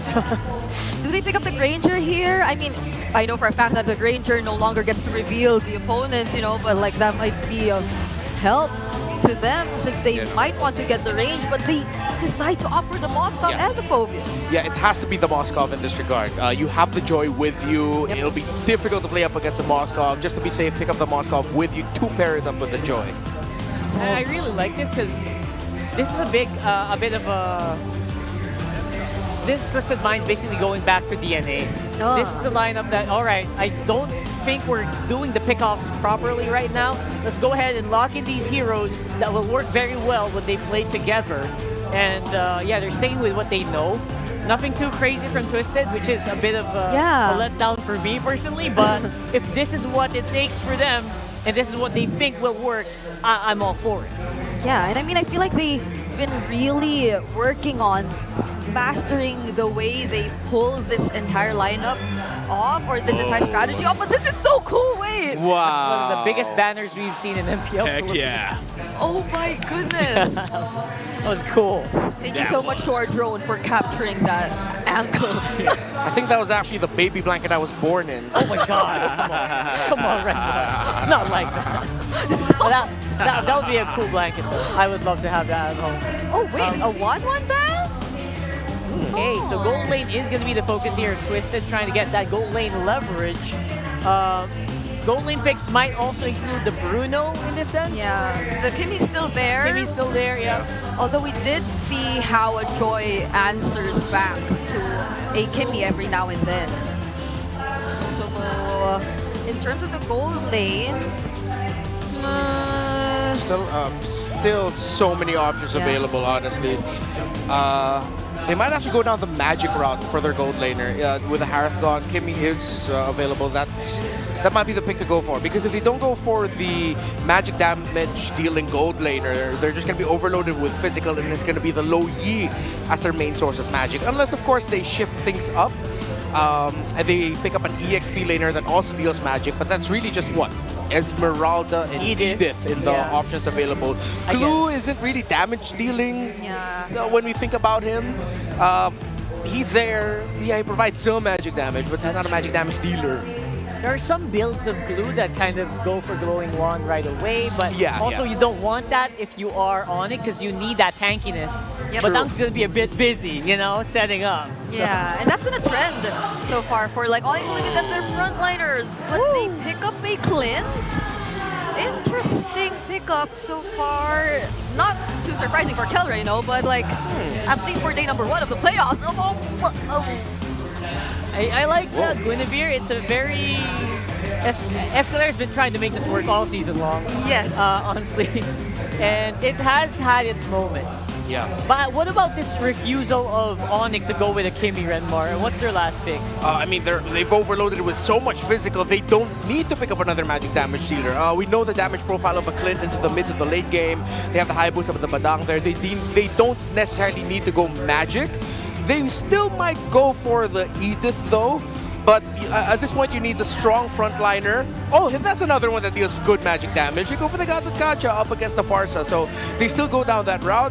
Good balance. I like the Clint pick. However, Twisted Minds has a great answer with the Farsa.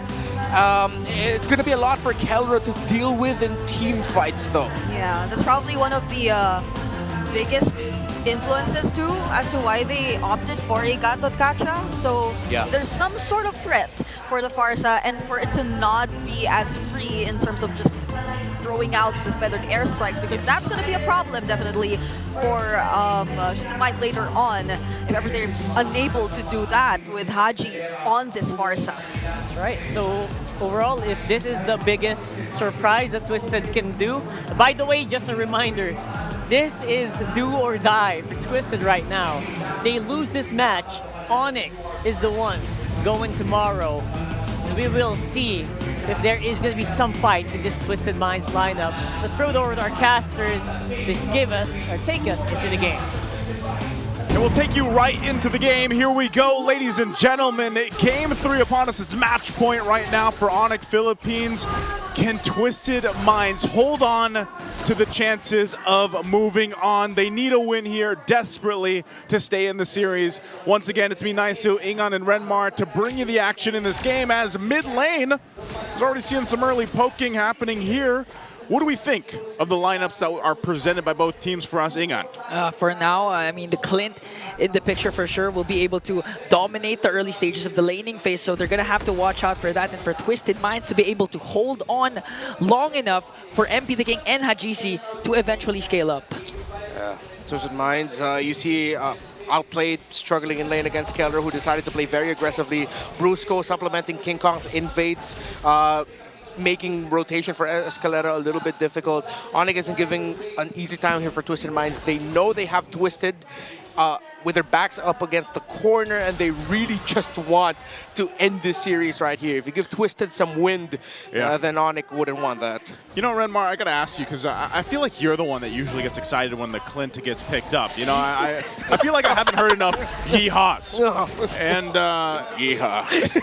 Thank you. That's what I was waiting for earlier. But, you know, why the Clint? Why does Kalra go ahead and lock this in? How is this going to give him an advantage? Is it in the lane, or is it just kind of as the game progresses here in the way that they've been playing throughout the series? I think this is something that we see from teams in MPL Philippines for the first in the play-in round of the playoffs. You want to see them try stretch the capabilities of the meta. So Onic Philippines, I feel like this is one of those picks where let's see how the Clint will work. This is Keller going in here thinking, okay, I can use him to dominate up against the Moskov in lane. When it comes a little bit later in the fights, yeah, he'll have a lot to deal with. They pick this Clint knowing that the Farsa is still open, but they have full faith that the presence of the Gata Kacha will be enough to take the Farsa out right away, so that Keller will just be left untouched. Because Onic Philippines have a very strong dive forward lineup, which means that the Clint could be untouchable. Early pokes on Escalera, forced out the flicker already, plus spatial migration. Meanwhile, James on the chase onto King Kong, but King Kong still secures the turtle, plus a combo onto Brusco. Kirk trying to catch MP the King, diversion play. They're gonna go to the purple buff of Twisted Minds. Oh, James! Whoa! Okay, up against 3, was able to take down 1. Paired up with Revitalize, he's able to go for more against Kirk and Brusco out of nowhere. What happened to... What did James just do? Well, he took, like, I assume what is a 380-pound muscled man and just jumped on that ninja. It's that simple. Yeah, ladies and gentlemen. I mean, this is what Phobius is built for, even early on in the game, especially when the other team doesn't have a lot of items. You can bully 2v1, 3v1 as the Phobius. There's almost always going to be a trade if you're not careful. Yeah, I'd be pretty scared of a guy that's... What is he? He's got what? I don't even know what the weapon is. It's like a. It's literally, I think, a piece is it of a tower, like an obelisk or something. Yeah, an obelisk. Is that how you say it? Obelisk? Yes. Obelisk. I'm playing the wrong game here. Monolith. It's a big. Is it rock. not obliques? It's not that. That's a muscle group. That's a muscle group. I'm sorry. He's pretty muscly, though. Yeah, he does have hella obliques though. Yeah, he does. I'm pretty sure Ingan is already imagining a cosplay of Naisu as Phobius. In all of his shirtless glory. Let's not expose Ingan here. You know? At least keep it together on day one. So they find themselves at pretty much a standstill for now. They're going to go ahead and take their time. Again, we're still 30 seconds away from the next turtle coming up, and it was Onic Philippines that got the last one. So now we'll see how they rotate based off this early game. Again, outplayed, has to just farm up. He's going to be able to go ahead and put pressure on later on. So really it's just up to how they rotate against each other here. Turtles coming up. James is exactly where he needs to be. And so we'll see. Again, how often have we seen teams before ban out the Luoyi against Super Friends? Yeah, it's really cool because now you're seeing Twisted Minds, they want to spend a lot of time together and they're checking shrubs while doing it. While Onic Philippines went from a 2-3 split into a 4-1, into a 1-3-1, all in one go, just to find an opening across the map in different parts of the map as well. So Onic Philippines, again, this is just them showing off their flexible rotation style very well, checking things, which leads them to this. Now they have info where the turtle is. Twisted Minds, yes, they've gotten here first, but Onic Philippines know that, okay, we need to allow Twisted Minds to go first because they need King Kong to get in his buff. Now that he'll be in a better set, this still could go good for Twisted Minds if, and only if, Outplayed hits that Spear of Destruction. Yeah, and not to mention Escalera also with his combo.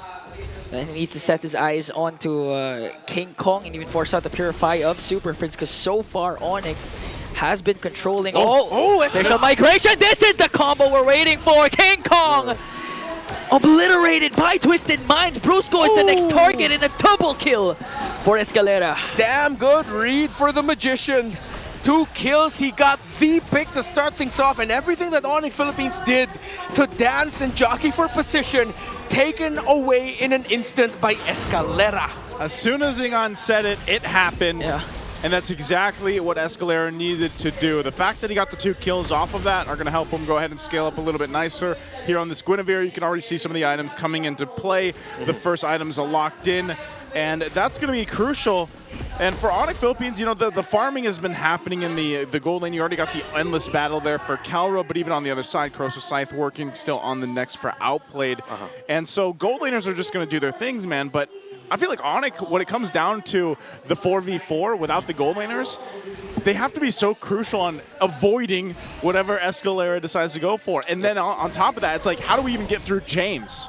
The front line for them, because there's just so much burst potential magic-wise between MP and Hajizi. Yeah, and not to mention if Brusco misses with his combo, or even Kirk with the AOG, it's going to be hard for Onic to continue out the battle, especially if it's a long draw fight. But even if, for some reason, even if it reaches the late game, despite the Twisted Minds having Outplayed, again, they can utilize, Onic can utilize the fact that they have a Luyi and Hayabusa and just play around the macro once again. Look at the reach on that cowboy. He's got the gun now. He's got a beloved gun too, so... He got my gun. It's gonna be even harder. It's gonna be even harder. I got the range now. Yeah. Sorry. So at some point, Twisted Minds really needs to start helping Outplayed, man. Okay. All right, we'll see if they're able to do that. They're getting in position, though, for this next objective to come up. 20 seconds away from it. They're going to do a little swap-a-rooney down, too. Kelra goes down to push down the bottom lane to set things up. So this is it. This is, you get the objective here. We'll see if they can take the turtle from Twisted Minds, but so far I will say Twisted Minds has been playing around their composition really well, and leaves Onic Philippines kind of guessing here. James has been the guy to give them that vision as well, so turtle's up, but I don't know, they're just going to blitz this, man. They have all the damage they need. They know Outplayed's up top. We'll see if they fight for it. They might go for it. Okay, Escalera trying to work on Kirk. Gonna be a Retribution battle. MP the King secures it. AOG is gonna connect with Bruce with the first man down. And a counterplay though, James got caught there as Onic forcing Twisted Minds to retreat, but MP the King gets the turtle. Yeah, if the timing of the Unbreakable by the Gata Kacha was just a second later, then he would have caught MP the King also, but no, he couldn't. Let's go! Good combo there. SOD is also going to connect. Meanwhile, MP the King with an electrifying bait immediately obliterated 3. Twisted Minds turning things to their favor.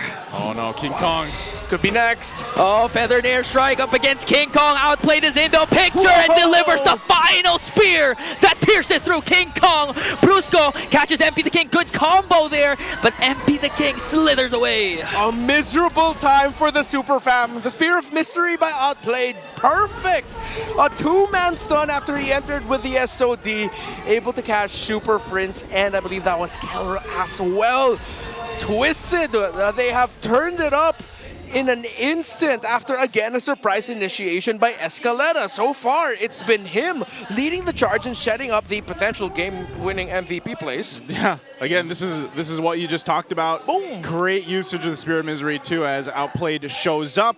And then they're just gone in an instant. I'm actually so surprised how that played a part, too. And then King Kong, of course, has to deal with it as well. So that's a massive swing now for Outplayed in general. But, you know, like you mentioned, Escalera doing so great. And it's not often that you see the Guinevere, you know, come up to play. And this has been the story of Twisted Minds all throughout the regular season. The draft is what people wanted to see. And yeah, maybe they didn't have all the points that they wanted to. Sometimes they fell short. But they were the team that was always trying to really twist the draft, trying to go ahead and push the limits of whatever meta we were currently in, because we've had quite a bit of changes throughout this season just alone. And you throw in a Guinevere there, who we've seen pop up before. Oh, Brusco. Brusco catches one. Immediately bursts down. Outplayed. Escalera caught in the crossfire. There has to flicker out as James with a Dark Wave to delay the attack of Onic. But Brusco again with a fist break. Trying to work on Escalera, but a major kill for Onic Philippines. What a read by Brusco and Onic to find another diversion. just to get here to the Lord in a better position, stopping Twisted Minds and their chances of potentially contesting this healthily. Okay, a 5v2. Escalera still not in the picture. Hajizi already used up the feathered airstrike. King Kong quite low. Good, the dark wave there from James goes in with the Inferno Pursuit, dealing a lot of damage, but he's gonna fall down. MP the King manages to get one, but the trade after trade for both of these teams. 2 will fall. Brusco only for Onic Philippines. Hey, they stopped the Lord though. Onic Philippines not able to just secure it just yet. They might start it back up. They have to go kind of reset. Yeah. Get Kirk back into the fight. He had to use a Revitalize earlier on. So Escalera and Hajizi, they're keeping tabs here. Divo. Super Friend's going to go ahead and join alongside Kirk, so they might push it here. Feathered airstrike. Escalera jumps in, but gets potted out by Onic and bursted down by Kelra as King Kong picks up the Lord. Twisted Minds, they did their absolute best, but Brusco, 2 big plays in that long sequence. Number 1, of course, the initial catch onto outplayed as they were going to the Lord. Now, once you're in the Lord and Onic Philippines started it up, it looked like Twisted Minds and MP the King could take it away. But the moment MP the King saw blood, he saw so many members slow, Brusco got his fist break just in time. Fist wind as well, although it should be called fist bump. Come on, it's a big fist bump. So he was able to dish out the combo just in time to make sure MP the King gets interrupted. Okay. Oh, timing again. Conceal's going to be used. Brusco leading the charge alongside Kirk. They want these shields down. Tier 2 is still up in the mid, and the top finally goes down here too. That might be all they get with this Lord, is that Holy Shield. The Holy Defense is going to be popped now on the bottom lane. So Onic Philippines, being down a few thousand gold, earlier on, have now just turned the tides with the recent interaction. And Brusco, man, he's been doing this all series. You know, he's been the Badang. 3 Badang games. It's just like, I don't want to say it's an easy job for him, because sometimes we've seen him get caught out. Yeah. But it's literally what Renmar said earlier. Just throw bodies. Like, that's what Badang does, and maybe that's why he's so buff. But like, you just throw the bodies at them, and you're probably going to force a reaction or something else from Twisted Minds. Yeah, that's why he's been so good. Every time that the wall comes up, even if you take out one, you only catch 1% out of the wall. That's either already a -1 or one dude that you're forcing to flicker, to use a dash. All very important resources in the pro scene. And Brusco's been fantastic so far in the recent sequences. Diversion. Okay, it's not going to lead into anything too crazy. And equally, on the other side, of course, Twisted Minds, it got to this position because Escalera's been great on this Guinevere. So it's like a roamer battle to see who could have the better set. Okay, gonna fight for the purple buff, but MP the King goes in, forced to use the Retribution, but now Escalera trying to work on Kirk. A good dark wave there from James, forced out the flicker. AOG! And Brusco connects as well. The ultimate fighter for the side of Twisted Minds will fall down. What a jump. Man, Gatot and Badang together. What a read by Kirk, the patience. It was like, wait, have they used everything? Yeah, Kirk, go ahead, just jump in, man. And then Brusco was like, let me add him in a little bit more. I also have something with me back available right away. MP, no way, no way, no way, no way! So they also connect, outplayed versus Kelra! Pops his Wind of Matrix working on Brusco against 3. King Kong is in the picture this time. Hajizi, he doesn't know where King Kong is, but they do have minions and the numbers. And now Twisted Minds twist it to their favor. MP? MP outplayed. My God! Earlier was the whole Gatot, Badang, all right, let's bruise him up. And then the Joy and the Moskov suddenly makes magic together as well. Fantastic back and forth by these two. Oh, goodness, and that's going to get them the objective, too. What did you call the Moskov earlier on? What was he? A spear-wielding hottie. That was spear-wielding hottie. I was hoping you'd forget that. Well, we didn't. And now they remember if they missed it earlier. Oh, man. Wielding hot. Again, we're about to approach the 15-minute mark. What do we call that again, Renmar, after the 15-minute mark? Gotta go to the bathroom. Hey, at this point, he's got his Malefic gun now, too. So Outplayed is locked in. He's got some extra range to work with. He's ready for the contest against Kelra here, because Kelra had that earlier on. He's still working. What is he going to go? BOD? Yeah, it's all about who has a longer reach. Longer reach and more damage. That's what it's all about. It's about the long-range pokes. I want to hurt you, but from afar. From afar. From afar. It's like sending your most hated establishment a very strongly worded letter. Yeah. Or a bad review. I was going to say reviews. Like now, I mean, we are in 2025. Yeah. You want to send a letter, go ahead. But I don't know if they're going to get that. Now, the base siege Twisted Minds, we'll see if they don't press it in. Kirk's in Finds trouble. Kirk, but he decides to walk away as Onic Philippines will take care of this Lord. All right. Twisted Minds doing what they can to force reactions out of Onic Philippines, especially with a feathered airstrike and of course Escalade going. Ingan, chill, man. Chill, Ingan. I mean, you can take a drink of water. How can I chill if King Kong does something like that? Almost though. You're mid-drink and like... Didn't cast a Wiki Shadow Kill because he saw that there are a lot of members for side of Twisted. Yeah. All right. That would have been cool. Let's see if we can get another chance at that. Maybe they were just like they were stretching out the muscles to see if they were going to pull off that play, try to get the shadow and whatnot. Let's see. All right. Well, back to it. Twisted Minds has gotten themselves the lead that they need. They should be able to go just in this next lower that comes up in about a minute or so. Kind of take control of the area. You saw the Divine Glaive picked up by Hajizi now. He's been really good with the feathered airstrikes and just surviving too. And that's always one of the advantages of having that Farsa there. You can see as this game continues on though, the kind of swing back and forth, it relies so much for Onic Philippines to just choose their fights correctly. Yeah. We saw how much they had to go ahead and throw at Twisted Minds. And then eventually it's like, okay, we could possibly surprise them with a diversion. Yeah. We could go ahead and utilize the Gatakacha's jump with the Avatar of the Guardian, but even Brusco. So if they run down that checklist and they run out of options there, I think that's where Twisted Minds really kind of shines. And they are able to go ahead and be quite bursty in the magic department.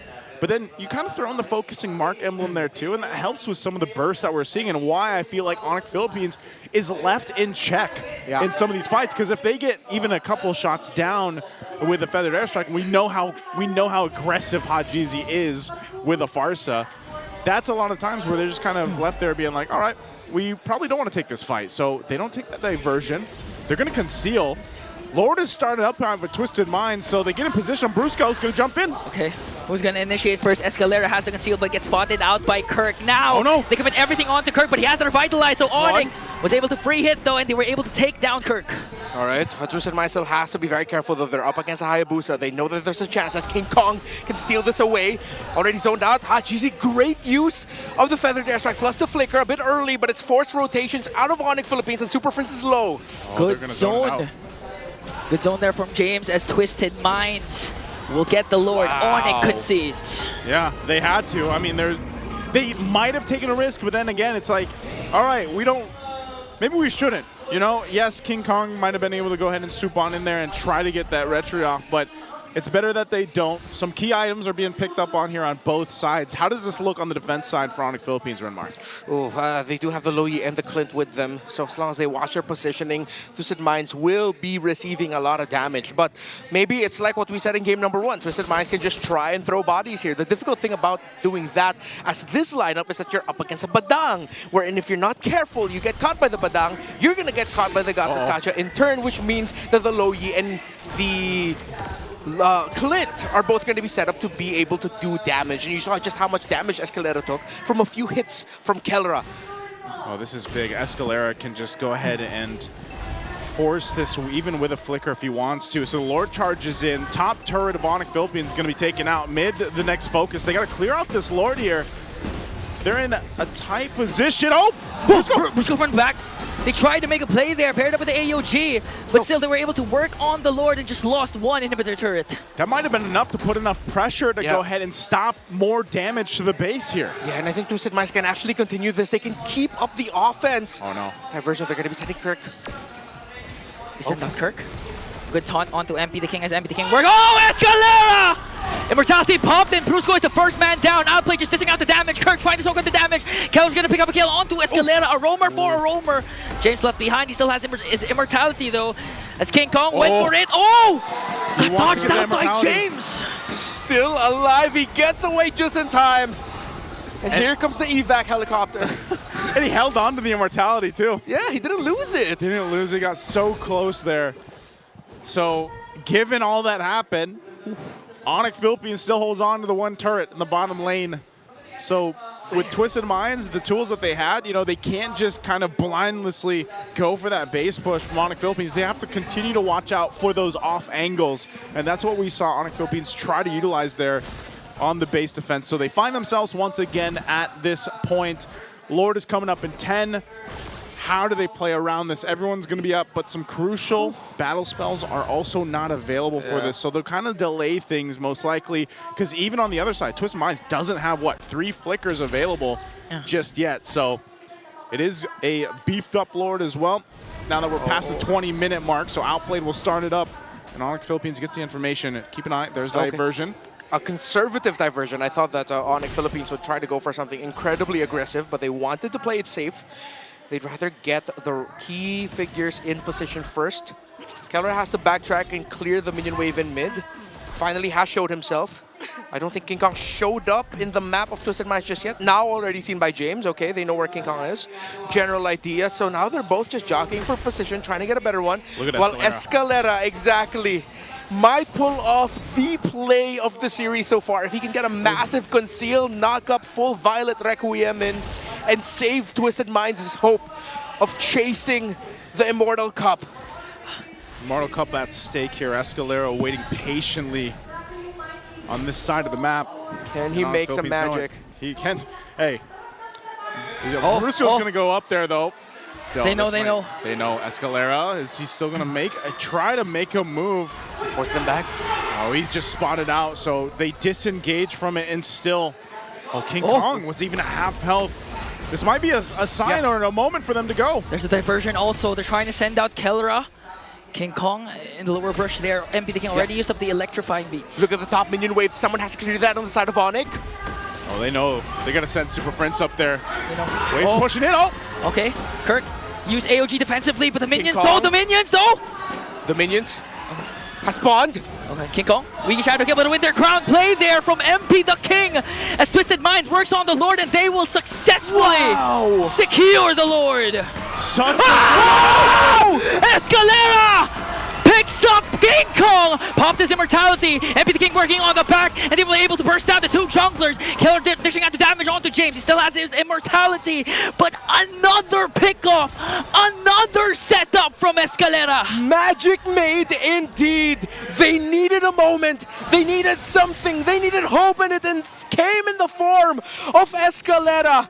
Both junglers down, though. Twisted Minds, can they end it here to force this series to go on? Can their chase for the Immortal Cup in the Champions Arena live on? Gonna have to do it. GZ going up on the top side. Brusco, and now the force to fight. Okay, good. Cancel. But the Feather Airstrike, Brusco already used up his ultimate though. Keller being able to do it, damage Escalera here. Brusco again trying to soak up the damage as James goes in. Kirk being able to dish out damage onto the Lord. Inhibitor turret down bottom has now been exposed, and Onic will be able to clear out the Lord. That was a great defense. They had to juggle that around properly. And yes, both junglers being gone. Onic Philippines holds on. All base turrets down though. A little bit of damage to the base, but ultimately still in this game, almost at the 24-minute mark. A question that might haunt Twisted Minds though. Did they play that too safe? I understand why they were playing it safely. Them getting wiped out at that moment meant that Onic can just rush it straight into the base, and it's going to be what? MP the King, most likely the only one left to try and defend it. But could they maybe have just stayed a little bit longer to try? It seems like they were trying to count King Kong's respawn there, who was very close because they knew him coming in with a shadow kill. But my mind cannot stop lingering on the thought of what if, right? Yeah. What if? Yeah. And that might be the question. Yeah, they need to start throwing bodies like what Onic has been doing. And now, 24-minute mark, Renmar, this is your HLG. Yeah, another hella long game. Yeah. Hella long game. This is a hella long series. It was like almost 16 minutes in game 1, 19 minutes in game 2, and we're getting close to 25 minutes in game number 3. And it's a best-of-5 series. That's great. I hope we get to witness another game here too with Twisted Minds. The way that they've been playing this, they should have total control of this next Lord even. You can already see the positioning happening here. Yeah. King Kong will go ahead and scout some about. I think we have to see Onic Philippines pull some of their own magic, you know, utilizing Super Friends especially for this. But it just seems so difficult to get an advantage in terms of positioning around these objectives for them. Yeah, I mean, we're seeing MP the King pull off some magic as well. It was him who was able to stop King Kong twice in that long Lord dance, the last one that we saw, and him able to use the Winter Crown at the right moment so that King Kong's shadow kills effectively minimized, forcing King Kong to shadow out. So MP the King is showing up some magic here, outplayed the rest of Twisted Minds. So it's just like, who can be more magical at the right moment, the right time, the right trade? It's so crucial now. 25 minutes in, getting closer to 26. And Onic are trying to open up the map. They're trying to apply pressure. They're sending a 3-man hit squad of the Lo Yi, the Clint, and the Badang. The two fastest damage-dealing heroes you have, but it was spotted out by Twisted Minds with the Sentry. Yep, so they're just going to go ahead and pop the diversion. They already know, the plan was foiled. We got to go back from this.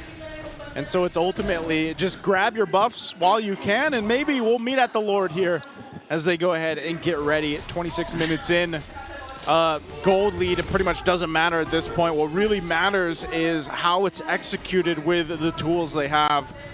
And realistically, it just seems like Onic Philippines has had some trouble getting to these targets. The Immortalities, they really haven't been able to even pop some of them in some of the exchanges that they had because there's just so much mobility you could see from Twisted Minds too. So once again, kind of just staring off here for this Lord. It's going to be quite a bit of work to actually take this one down already. And the waves, you see the mid lane, it's going to be met with that wave, that fresh wave pushing in. They still have to clear it though, and they can always rely on Super Prince, and that's why you have them staying so close to Super Prince so that he can just kind of send in who he needs with that diversion. Oh, Twisted Minds. Diversion, where's it going? Okay, they're gonna wait for the diversion though. Onic was able to clear out the minions down bottom, so they have enough time to actually make a play here. Still, they don't know where they are. Diversion is there. They're gonna send him back. Unchecked. Oh, MP's there though. He sees them. Okay, Brusco already committed. Oh my goodness! And Keller got eliminated immediately. Twisted Minds was ready for the attack of Onic. Blasted Onic Philippines. The gambit. It didn't work with King Kong. King Kong found MP the King. Okay, but in exchange, Super Prince also got taken down.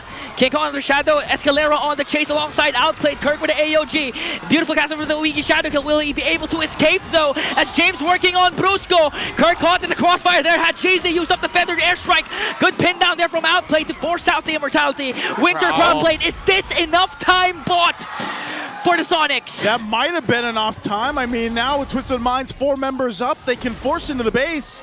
They know, what do we got? 30 seconds away for Kelra and Super Prince. It's Brusco and King Kong only. Okay.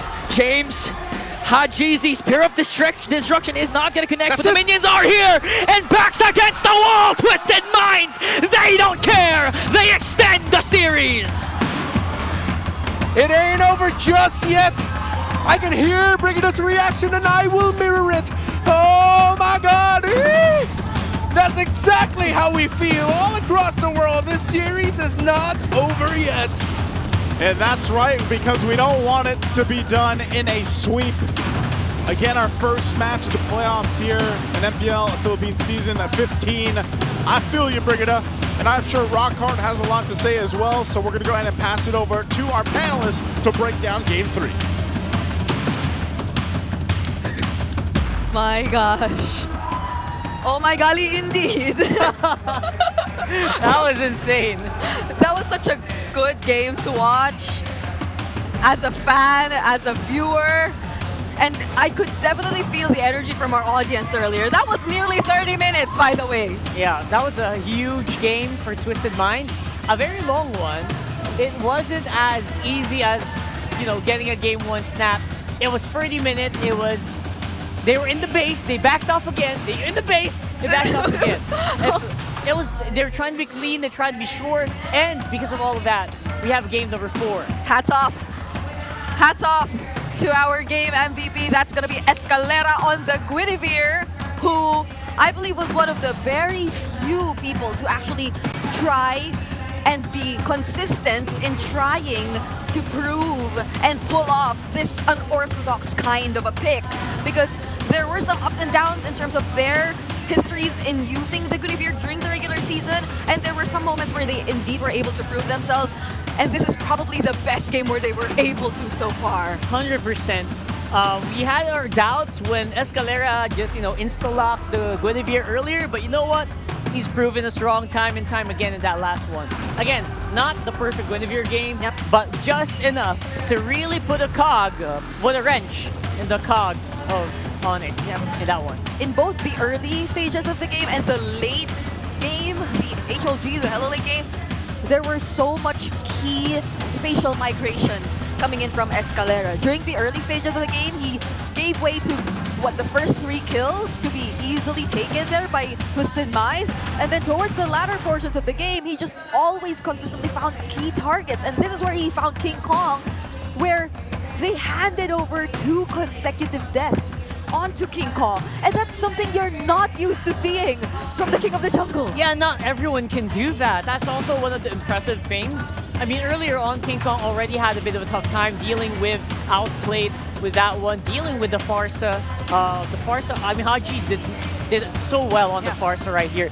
You expect the Farsa to die so much, but it didn't. He barely did. He barely did. We are going to double check in our post-game stats the number of times, if any, that Hajizi actually went down. Because as far as we could remember, we were already past 20 minutes into the game, but he has not died once. Not once on this Farsa, even despite the presence of a Gadon, even despite the presence of a Badang, who could have potentially always looked for the Farsa. He was so on point in terms of positioning himself every single time. And mind you, even towards this moment, the way Haji was able to position himself here and land those feathered airstrikes onto Kelra, it spelled out the end for Onic Philippines. So impressive. Again, it's difficult enough to do it with the heroes that they have, but to also survive that against the world champions, against the Season 14 champions, is already a feat in and of itself. So big props to Twisted Minds here.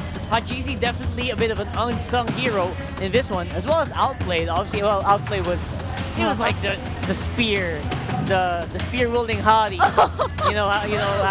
As they say in ancient times. I don't want to say it. Thou art a spear-wielding hottie. But it's a cool way to call Moscow. I mean, just look at how impactful this guy is.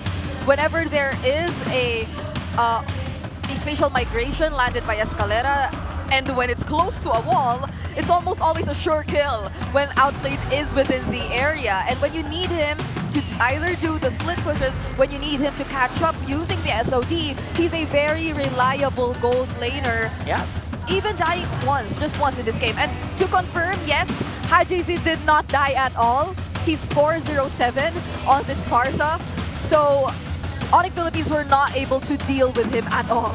Yeah, again, it was so difficult to deal with just because I think at most parts of the game, the Clint from Kelra didn't do as much burst as we thought it would. So this is the biggest surprise for me from Onic's lineup. Super Friends even doing more damage than the Clint did in that game. Yeah, if I'm not mistaken, and we will be confirming this later on, Kelra immediately picked up the Endless Battle into the Sea Halberd and the Malefic Gun.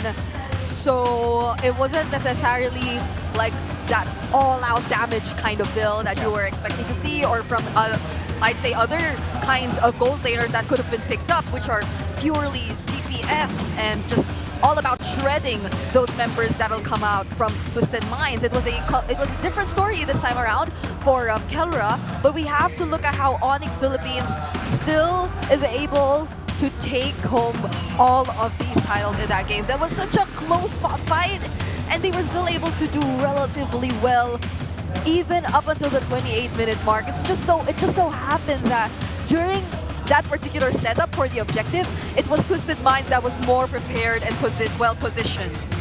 Yeah, the damage profile obviously also was problematic.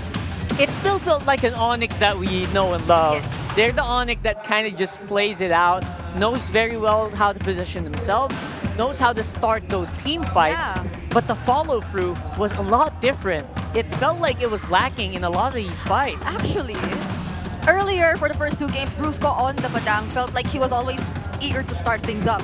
But now, up against Joy, up against MP the King, it's almost like Brusco had to do something to stop him. He had to respond and deny MP the King of whatever he wanted to do. And now we will be looking into, I believe, the item progressions as well, which took place in this game, because it has been very interesting. We put a lot of highlight on our game MVP, that is none other than Escalera. And if you would look closely at the item progressions here, actually, he never went for a full item, not until the 14-minute mark. He decided to go, as we call it, the chop suey build, only picking up either the Dreadnought armor, either the magic robe, up until that moment where he decided to pick up the immortality as his first item. So you know that he just really wanted to go in for that well-rounded defense, be able to sustain things a little longer, because he was there to set things up. That was his main role on the Guinevere, and it is very commendable how he was able to carry out majority of it, especially in key moments of the game. That is both, again, in the early and the late stages of the game, and especially when it came to the late stages where he was much more equipped. He had a lot more of the items that were necessary to deal with the damage. That was where he probably felt that, yeah, the damage profile really feels lacking for Onic Philippines, because especially on the targets which were most accessible to them, they could barely deal the necessary damage, and that's on Escalera. It's one of those games where King Kong was actually struggling to make pickoffs happen, despite having a bit of a good early game anyway. I mean, they were trying to steal his purple buffs a lot, but he was actually coming out on top with those. So I was really like looking for that big boom, that big moment where the spike would happen from Onic, and it felt like it didn't happen at all in game number 3. Yep. Here though, definitely. That mastery on the Guinevere provided to us by Escalera, no one should be questioning it anymore. That's right. After this game. And let's head into a quick meta check this time around for Twisted Minds. And as we've seen in that previous game, of course, what we're seeing from here are statistics coming in from their regular season performance, and we're not seeing those high numbers similar to what we saw from Onic Philippines' side. But at least you see here how the joy seemingly makes a really huge difference. There was a Badang, there was Brusco on the other side, there was that on Onic Philippines, who every now and then did a great job in stopping MP the King, but this felt like literally MP the King unleashed, you know? He was just able to do everything he wanted, and there was seemingly no threats from the damage dealers of Onic Philippines. That's true. That's what we're looking for here. A big question for that Clint pick was also, would it be a possible, could it have been a good Kimmy lineup? Could it have been a good Bruno lineup? So those are things that might be answered by us later for Onic. But for Twisted, they do have a lot of picks that they have tried out right there on the lower left that didn't really get any wins. Yep. It's a big list, guys. It's a big list. It's a long list, and there are some unique heroes too that you could probably see on the lower right portions, but we're yet to see something similar to this again. And that's probably one of the most interesting things so far about this series, because it does feel like Twisted Minds, although they keep on teasing us about all these surprise picks and plans they have, it doesn't feel like they're actually showing us any of that. It's just more of like a much refined version of what Twisted Minds was trying to accomplish in the first few weeks of the regular season. So it's like, it's just like a continuation of their mission to become the meta shapers, I think, which, in fairness, they were able to really prove that that you need to ban certain heroes against them, at least, right? It doesn't really translate a really high placement, but you know what? They're here. They were able to pull out a bit of an interesting lineup and still win with it. We are 2-1 so far. So they actually might be able to do this, Brigida. I don't know. Are you telling me there's a chance that it might happen in the actual do or die? I mean, every game's a do or die for them now. Right but now, yeah. It feels like there's just fight. It's good to see that at least for Twisted Minds, there's still that fight within them that can really go toe-to-toe against the current world champions. Again, they're probably the team that has the hardest matchup so far in this whole playoffs. Yep, and awaiting whoever wins from this series, if I'm not mistaken, it's Aurora. So that's another thing you have to think about. Big hurdle. There's some sort of similarities between these two, if any, and for the longest time, it's been Aurora and Onic Yeah, but toe-to-toe. based on how this is looking, Twisted Minds, they're starting to get that groove. Yeah, getting in that groove might just be the difference maker here in the playoffs. The playoffs is a big difference from regular season. It's a big swap out, so stuff can change. That's why you have to keep watching. Let's throw it over to our host, though. I think we're doing something on the stage while we're waiting for Game 4 to get started.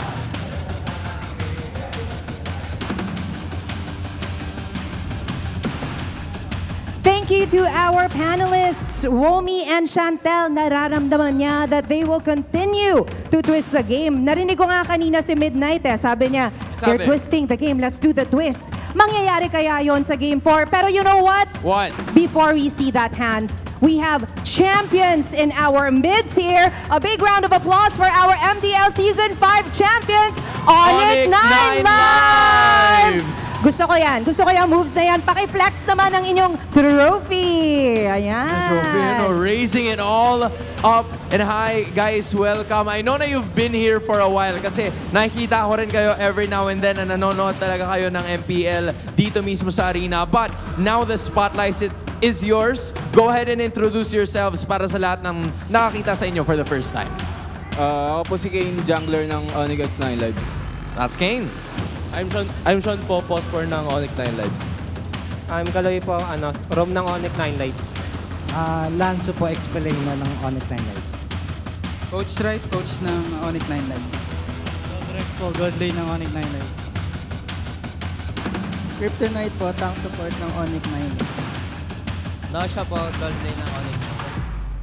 Wow, thank you so much for joining us here. Unang-una, no, before we talk about your kuyas right in front of us right now, ano yung feeling na hawak-hawak nyo na ang MDL trophy nyo? Yeah, Kaloy, kamusta? you wanna take this question?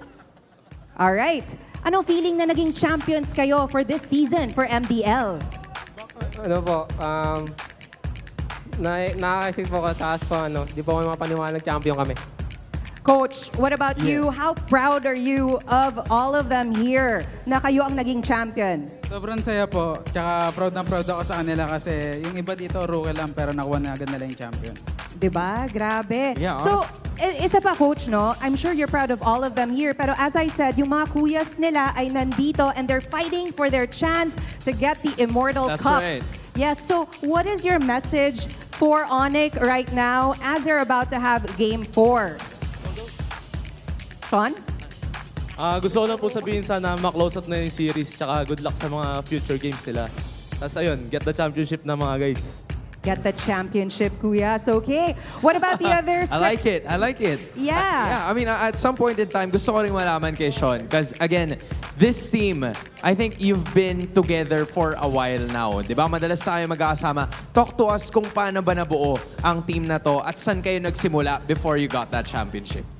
Ano po talaga, nagpa-tryout po si Coach Wright. Then, ayun, napili po kami ni Coach Wright. Tapos, yun na. You were Si the right Coach, choice ikaw yung of start. Coach Wright. Coach Wright, ano Ikaw bang yung meron sa mga beginning. batang tot nakitaan mo ng potential? Bali, last season, nandun na si Kane tsaka si Sean, tapos si Kryptonite tsaka si Codrex. Then, nung nagpa-tryout ako, nakuha ko bali si Lansu, tsaka si Nosha. All right. Hindi, excited lang si Coach to be here in front of us right now. So how long have you been playing as a team? Yung core team nyo, Coach, before you had, how long na kayong naglalaro together as a team sa MDL? 6 months po, kasi maaga rin yung preparation namin para MDL nung last.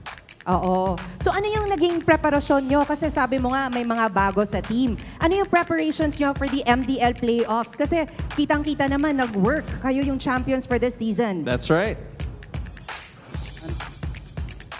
Preparations nyo. Bali, yung sinasamahan namin ng team bonding yung practice namin para mas mabilis kami mag-sync. Kasi yung iba dito, first time na nakapasok So, parang dun, ayun yung way namin para mas mapabilis yung sync nila sa mga all players. Alright, and speaking of team bonding, ano yung ginawa nyo? Last question, last two questions. Ano yung ginawa nyo yung nung nanalo kayo sa playoffs? Ano yung ginawa nyo to celebrate? To celebrate.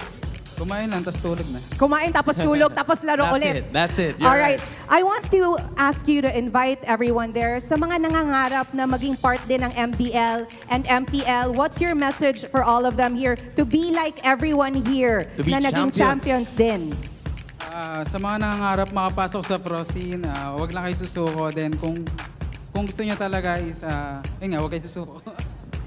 Kung gusto nyo na talaga, kaya nyo yun. Huwag kayong sumuko. With that said, we still have teams here who do not want to give up. They want to continue their stories here at MPL PH Season 15 playoffs. With that said, let's throw it back to our panelists. Womi, Chantel, it's up to you now. Take over. If there's anything we learned from that interview, Brigida. Don't give up.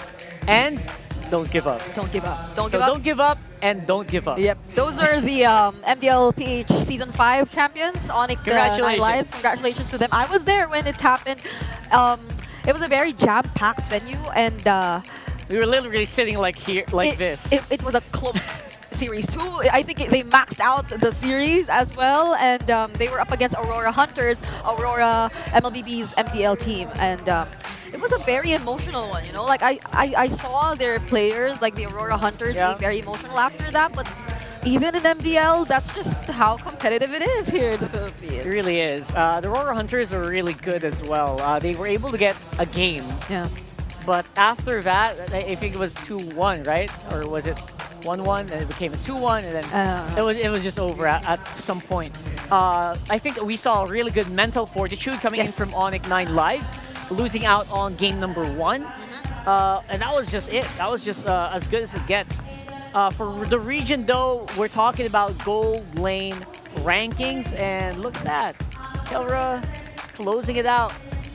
Very basically in the echelon, the upper echelon of the gold lanes. Higher than average. If you were probably gonna take the average of of all the players here, Savero's also a bit on the other end of like the range we're seeing among the players, among the gold laners here. But yeah, these are like the third seeds of the world. Right? I know it's surprising to see the former champions here, but it is what it is. It is, and again, very notably, 2 Onic players currently on third seeds. So that's something. That's something. Right now we have a blue side selection here for Twisted Minds, not going for the red like Onic usually does. It feels like they're very comfortable where they are, right there on the blue, making that first pick happen, maybe surprising us with something else. Again, I'm keeping my fingers crossed for something really crazy. Yep. We're going to the draft here for game number 4, though. And we saw it earlier, right? You saw when we were peering down the players. Twisted Minds was very, very common. Yeah, Coach Bonchan was all smiles while they were preparing themselves for the draft. And I believe we'll be alongside Redmar again. I hope he didn't take the wrong call. I hope he's already done with the customer service. Yeah, no, it's all good. It's all good. Okay, joining us, Renmar. There you go. I hear him. Okay. There you go. Is the Joy first pick appearing soon again?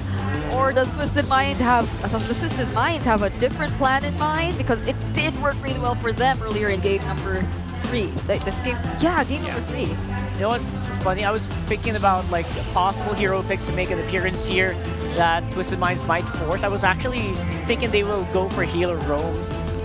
Which is something that happens a lot in high-rank RGs here in the Philippines. Like the Florians like and all Florian, that? yeah. But apparently they're not really going that route quite yet. Very happy to just deny that joy away from Onic. Yeah, I mean they're top 1 in terms of average heal to allies, but a very much more like Onic. First 2 picks are appearing so far. It's still the Padang, but this time it's not the Clint, it's the Moscow for Kelra. Yeah, Renmar, what do you think about this? Twisted Mind just letting the Badang through over and over again. What's happening here? Yeah, I mean, it's not like you're gonna stop the Badang or you have to stop the Badang, but I think it's the adjustment of Onic Philippines in this draft that's so much better. In game number 3, they picked up the Badang and Lo Yi. I really thought that they'd rush the Moscow pickup then because that's your main answer against the Joy, but now that they pick it up, they don't have to worry about the Joy so much. Now, they have to worry about the Baksha, which I think might actually be going into the roam here. Because you already see the Focus EXP, the Joy in the jungle. It's 100% a roam Baksha, something that we've been seeing pop off more in global MLBB. Yeah, because I mean, these 3 roles revealed so far by Twisted Minds are the roles where a Baksha can go into. But you've already revealed that it is potentially going to go into the role, which I feel really suits Escalera and the playstyle he's been showing us so far. It really does. He just keeps going in and looking for the targets. It looks so good, not to mention it also has that added benefit of basically disabling any hero roams. Like, I know it's not going to happen, but that's a side benefit. Yeah. Also works very well against Kimmy in this current meta. Well, they did ban it out though. Yeah, I mean, they didn't need to ban it out, but you know, if in case, you know, Onic thought about picking up the Kimmy, it was a very good pick against it. So now we're trying to see if we can get back to that mid focus. How has Super Friends been doing on the mid, Renmar, and what other heroes might you want to see from him? Ooh, considering that there's a Baksha on the other side, I would not be mad if he went up and picked up a Valir here. Considering that he was one of the players that... Actually, no, he was the player from the regular season that made the Valir really pop off. And I think that's an option that they're going to be considering. Usually you want to pick it up against slower lineups in the jungle, but even though it is still a Baksha and Phoveus, I'd still consider that as a pick. However, they're going to be locking into the sheer burst damage, so they might still go down the burst damage route, but I wouldn't mind the Valir. Like, something about it just seems like it'll be a really good pick. Although it doesn't necessarily match, like, or it doesn't directly answer like the speed and the aggression that can potentially come in from Twisted Minds, it can serve as a great way to punish. Like, whenever there is going to be a failed attempt from Escalera, there's almost no way out once you already decide to commit your Baksha Shield Unity, and you get to put yourself in a position right in front of the members of Onic Philippines. So that can be a potential route, because if it's just about punish, the Valir and the Padang together might be lethal for Twisted Minds, and there you go! Oh man! Called I actually got it? Cool! You did. Looks great, doesn't it? I mean, that does work very well against the first 3 picks of Twisted. Yeah. It also kind of leaves a little bit of a wiggle room. Kind of just can do whatever you want for that last pick here. Oh, dang. But there's the Eve, kind of just has pretty good range, decent range against the Valir. Also doesn't immediately die against the Valir as well. Granger, and the Granger, there you go. More mobility, kind of needs to, enables them to dance around the Valir as well. Yeah. So at least they get to control the box to some extent, and they just allow for more room, again, for MP the King to really find his targets. But they complete their lineup with a Cho, so these are multiple setup heroes that Onic Philippines are deciding to show us. Yeah, thoughts about this, Renmar? That was a really good shift that Onic did there at the end of their draft. They are now a much more mobile lineup with a Cho in the roam, and then they sent the Padang into the EXP lane instead. That means that what I thought was a very, very good Eve pick for the side of Twisted Minds and Hajizi might mean that this is going to be too mobile, too crafty a lineup that they have to face against. Yeah. It does feel like it. The Cho oftentimes might just be the one to force you to use the real world manipulation, even during timings wherein you do not want to use it just yet. And for Onic Philippines, probably they're sensing that they really need to find an answer to Haji, because Haji has done a spectacular job in game number 3. Let's see if he can repeat that here in game number 4. Throw it over to that casters. Thank you so much, panel, for breaking it down again. It's game number 4 upon us. They extended the series off of an amazing long game for Twisted Minds. Can they do it again to take us all the way to 5 games? We'll see if it happens. Brusco early on. Whoa. Oh, MP the King, first blood drawn. Man. To the Bruiser. Oh, that's not good. That is not the start that Onic Philippines wanted. They want them dictating the tempo, but I think up against this Baksha, I just realized Baksha can roam around the map really well too, very quickly. Oh, even Hajizi actually stopped the recall of Super Friends there, so enough time bought again for Twisted Minds. Yeah, I don't know, man. Maybe Brusco was just like, man, I'm tired of playing Badang. Like, Kirk, you play him. And your turn. Your turn. So, like, I don't know. Maybe because he's played them the past couple games, he's like, oh, yeah, oops, I forgot I'm playing the Joe. Like, you know, and ends up dying early on. So, Twisted Minds with that little bit of an advantage. And mind you, that little bit of advantage going to MP the King on the Joy is going to pay dividends, I feel like, especially into the first objective. You can see how aggressive he's being, right? He's on that side of the jungle, and Kirk is there, gives them the information, so they might try to make a play before even that first Lord comes up, especially if Brusco does happen to have that Way of the Dragon by the time the turtle comes up. Then maybe they can make something happen. But this debut pick for Escalera, whoa, Hajizi, Forced out the flicker. How's this Baksha roam work, man? Like, statistically, I know we've seen it around the other regions, but how good is it? It's the speed, bro, and how tanky you are. The fact that you're also providing healing reduction. It's just a solid pickup. I'm not sure of the total win rate globally, but it does pop up often that I ended up having to make a post about him. You made a post about it. Well, right now, that'll help him go ahead and secure the first objective. Turtle secured. And outplayed, too. It looks like he's going ahead and winning his lane against Kawa right now. So a lot of good things happening for Twisted Minds in this game 4. And, yeah, MP, like I said, the fact that he's got this early start's great for him. I'm wondering how King Kong's going to go ahead and play catch-up here a little bit. Or if he's able to just kind of farm up, you know, do his thing. Yeah, he might even pull off his very own turbo... Is that turbo jungling pattern? Is that what it was? Yeah, I think it was. Back in the Keys of Victory? Yeah, King Kong turbo jungling pattern again with a momentum-based hero like Joy, so that's a good sign for Twisted Minds. And not to mention, as you mentioned rather, Escalera from setting up to being literally the main information guy now for Twisted Minds. They always know where King Kong is rotating and where Brusco is hiding. Brusco's level 4. I don't think you kick Escalera, obviously. Escalera, by the way, previous game, just had a hell of a game. I like to see that we are in this portion of, well, I guess Twisted Minds has always been like this. Escalera playing the more unorthodox picks, you know, the Guinevere, and now you have the Baksha here. Really takes a certain type of player, but also team to go ahead and let that happen and play around it. And again, I think as we get through this game and get through some of these objectives, it's like Brusco, he's got to be the guy to start these fights up. There isn't really going to be much anyone else to do it unless Kirk is around the area. But he's kind of just forced to be in his own, you know, lane and follow around James. And we know that James has been the player, or like the guy to play the Phoveus to a pretty good game. They might not have win all the time, but it's usually James that is just kind of wrecking the opposing teams when he does get his hands on the Phoveus. Yeah, this might be one of those games where it's just going to be determined a lot by the major objective team fights.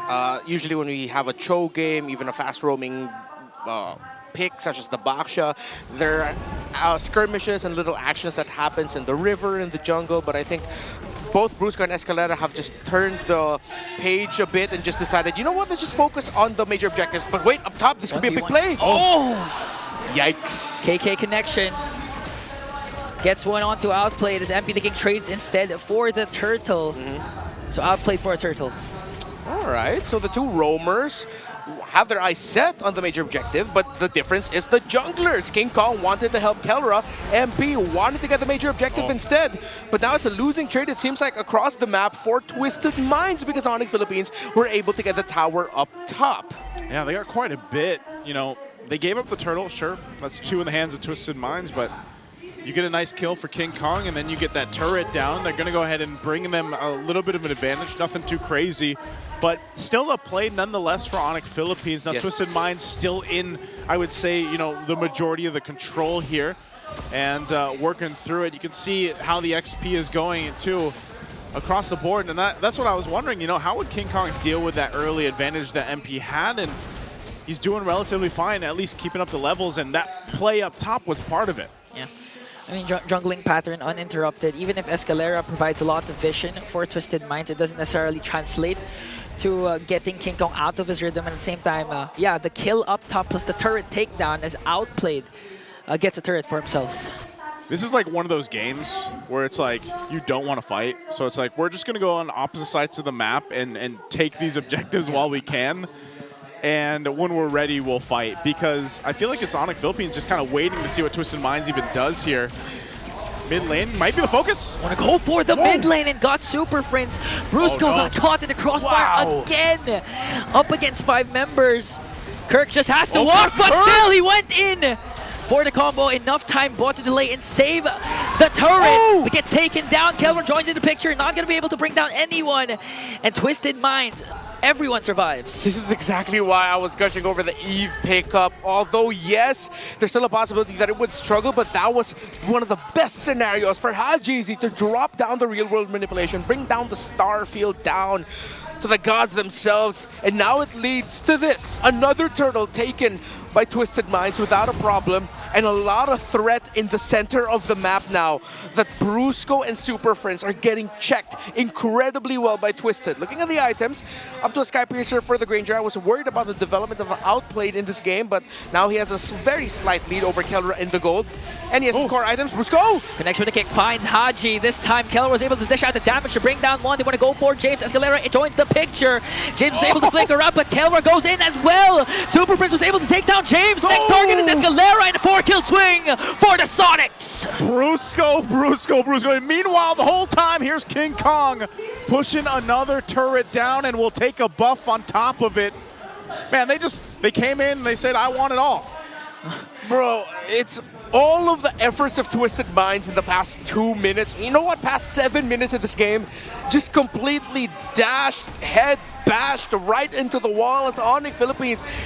I thought that they'd only walk away with 1 or 2, but Twisted Minds decided to fight into it. The fact that Kirk timed his fist break and fist crack. Oh! King Kong's on Hajizi, what? A solo kill in the middle lane, and now they catch James also. There's no flicker, so he might fall down. Super Friends connects. Kelra with the SOD. He's not going to overcommit though, but 4 members of the Sonics are still here. They want to push the mid lane. Oh, they're just going to push that mid lane. Yeah, it's all falling apart for Twisted Minds. Onic Philippines have found more than just second win. They found hope yet again. As it looked like Twisted Minds after that big sequence in the mid with Hajizi's real-world manipulation leading into the 3rd turtle. In a snap, in a flash, Onic Philippines have taken total control of this game. Yeah, you know, Brusco took that first blood kill of MP the King personally. Yeah.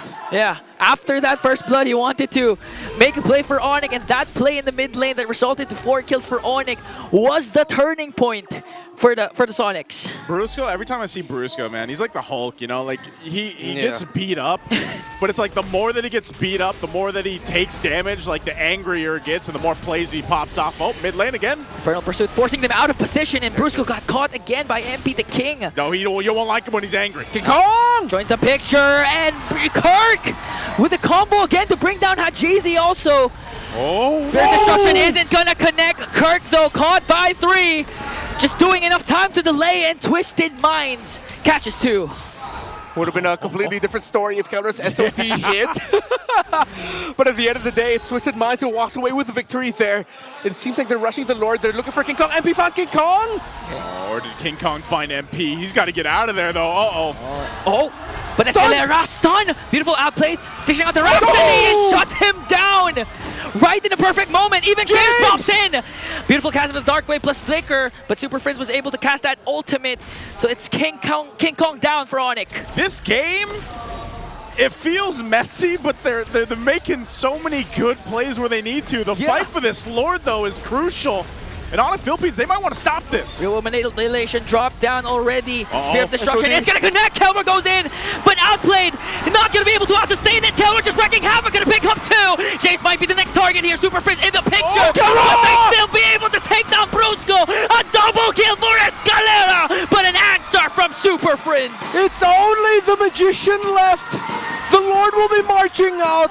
Onic did enough to minimize what could have been an absolute destructive Lord take for Twisted. They'll be able to stop the Lord. Now Twisted has to recover from this because it looked good for them. While Onic Philippines, both of them recovering, tripping, falling down, getting back up again. It's a back and forth in the most epic proportions. Oh, man, I love it. I love what we're seeing right now for Game 4. The biggest thing that sticks out for me too for Onic Philippines really is Super Frints again on this Valier. The draft, our panelists were even surprised with it, and Super Frints has been playing really well. As the scales up with the items, though, that's where the Valier really turns into a menace for the opposing team. Yeah. And we're already starting to see that build up. And they fight for this space around the jungle. King Kong looking for an angle here, or maybe just to take the buff. They might try to go ahead and bait Twisted Minds into a fight. But they might want to not take this as they secure the buff for MP. So crucial things on both sides. Let's take a quick look at the items here for both teams. All right. It's written in the star field right now for Twisted Minds. For the ultimate of Hajizi, only up to 2 items, but similar to Super Friends as well. Still neck and neck in terms of the gold. No one with a clear advantage. Wind of Nature already for the Granger. No Wind of Nature defensive item style yet for Kelra. Pure damage for the Moskov. Only up to Holy Crystal is MP the King. Actually decided to rush it as the second item. So that's just a slight adjustment for that. Malefic Gun just built up there for the Moskov. Oh man, this is could be very interesting. If you notice, no Dominance Ice built just yet. Still on the way for the third item is for Escalera. But Twisted Minds has been really relying on the passive of the Baksha to be able to reduce the healing coming in on the side of Onic Philippines. Now that Kelra's built up, Twisted Minds are going to be building that Dominance Ice on that Baksha at the right time. Question is, will they need another? I feel like they'll need another one, and that has to fall onto James's hands. James, yeah. And with that, Onic Philippines, the biggest advantage they had is the amount of space they can maneuver. You know, they've got, what, 5 turrets down to 1 for Twisted Minds. And that's where the advantage on the macro level comes in, especially when we start having to consider the Lord takes here.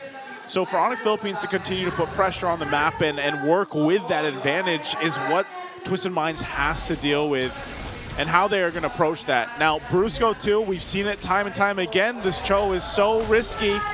If he decides to kick the wrong target to go in, James? Tried to go in there with Infernal Pursuit, MP the King as well.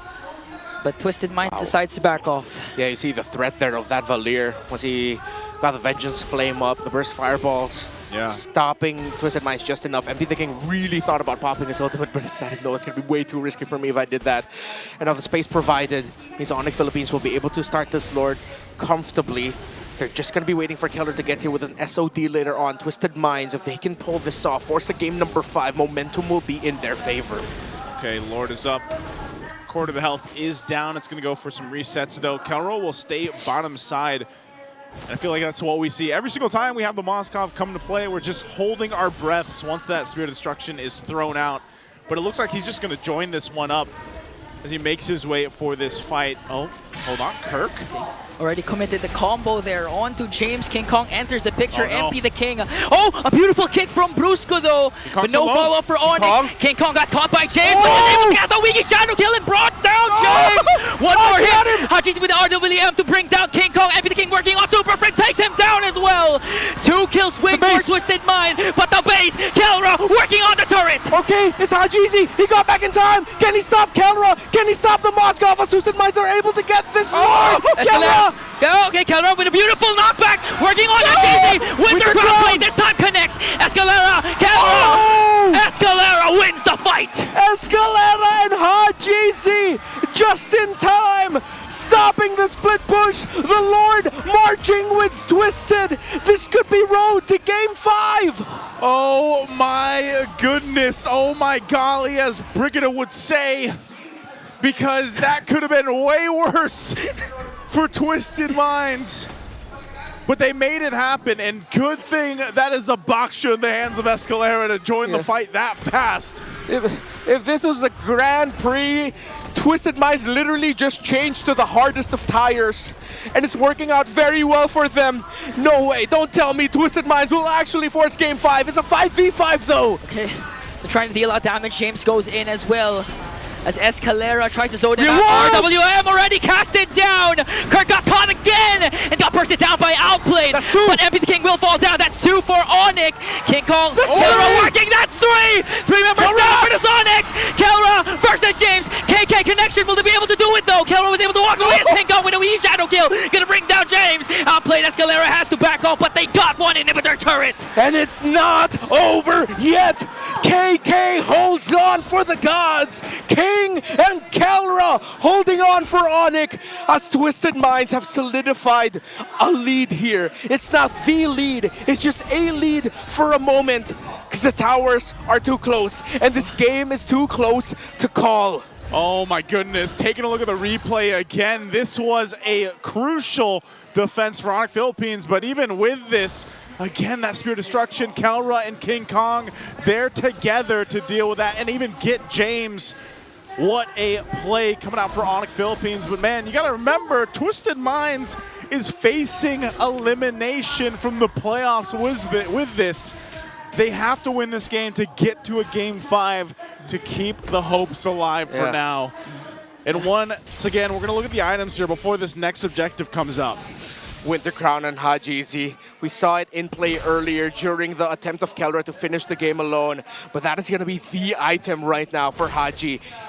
I said it earlier, it's written in the star field of the Eve. It's written in Haji's hands. The pen is in his hands. A great real-world manipulation will reward them. We saw it earlier, but Onic just got to miraculously defend. Twisted has to do everything they can moving forward to make sure Hajizi does not die. Crucial, man. That real-world manipulation has been so valuable to just everything that Twisted Minds has been doing, especially when we consider these Lords. It's up now. Both teams will go ahead and figure out how they want to approach this. Earlier on, I said, you know, the advantage for Onic Philippines was the fact that they had all that space to work with. They had the 5 turrets down. They might have gotten a couple more, but Twisted Minds has gotten that as well. Both base turrets to stand for both teams. It'll be Onic Philippines that starts up the Lord here. They've got positioning. Brusco's got an immortality, and James is going to be the one to scout things out. Lord sitting at half health. It's going to go for a soft reset while it does evolve. But now this is the question. Where does Escalera go? What angle do they take? And how does Twisted Minds deal with this? Onic Philippines will take their time here while James gives them all the information they need. We're going to see another Lord dance once again. Previously in the last game, Twisted Minds executed Lord dances to perfection. They can replicate it now.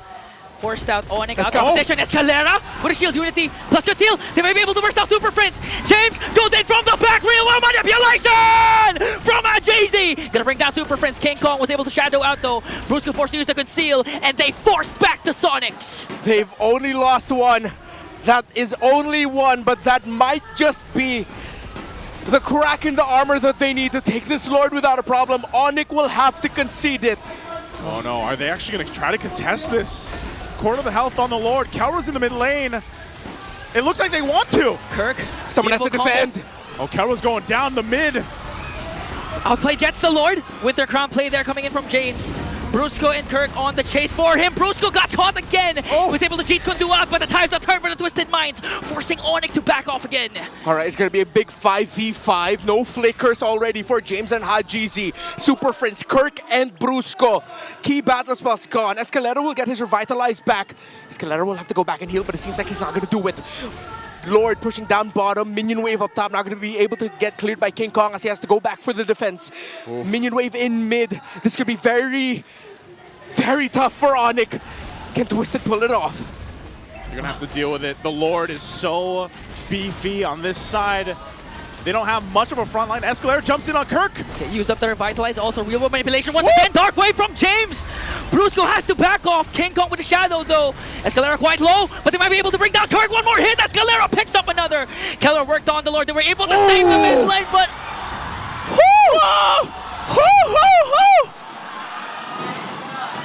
All right. Which side was this on?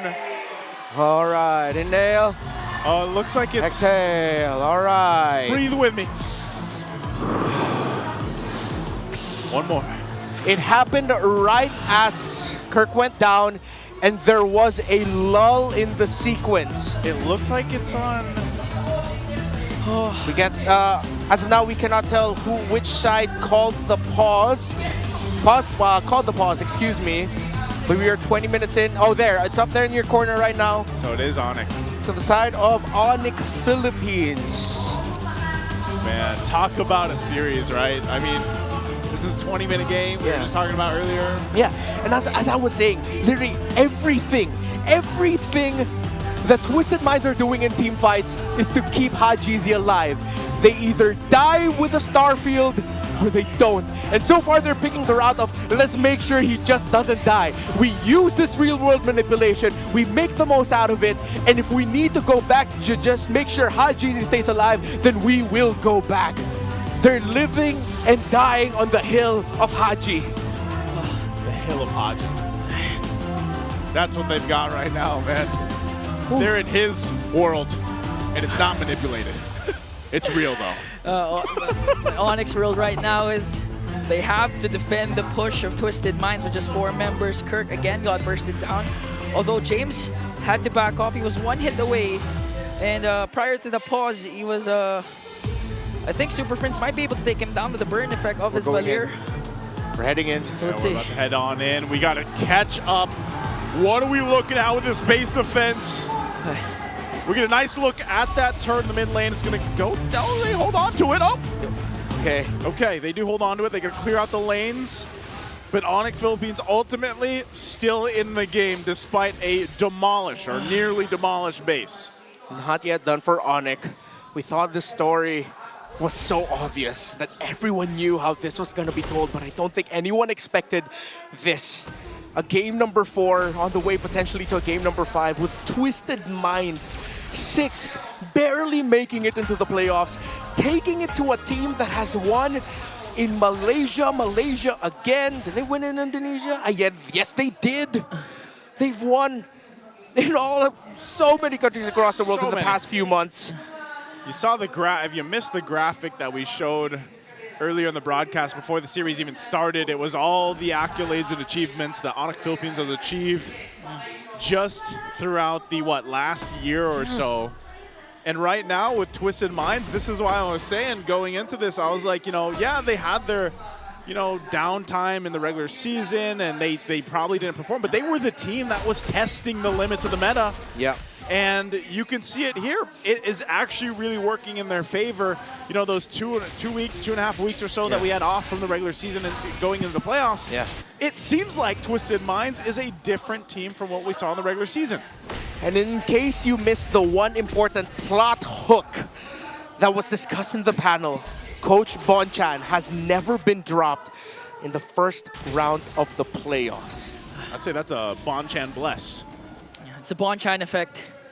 Now for Twisted Minds, 1.1k gold lead. Lord has spawned, but Onic Philippines putting a lot of pressure, trying to push in the lanes up top and down bottom. They actually created a slow push down there. Wow. Calroy even getting a little more defensive. Picks up the potion here again, quite locked in. What is that one called again? Is it a rock potion? What's the defensive potion called? I actually forgot. It's the defensive one. But it's the yellow-orange one. The yellow-orange one. For some reason, I feel it's a rock potion. Wasn't it rock potion? I remember it. I think it's rock potion. So don't doubt yourself. Picks that up. A little more. Okay. Prior to the pause, again, Kirk already committed the fist crack. So no ultimate for the Badang. Yeah. Okay, I have to correct one thing, though. Rock potion. No. Not the rock potion.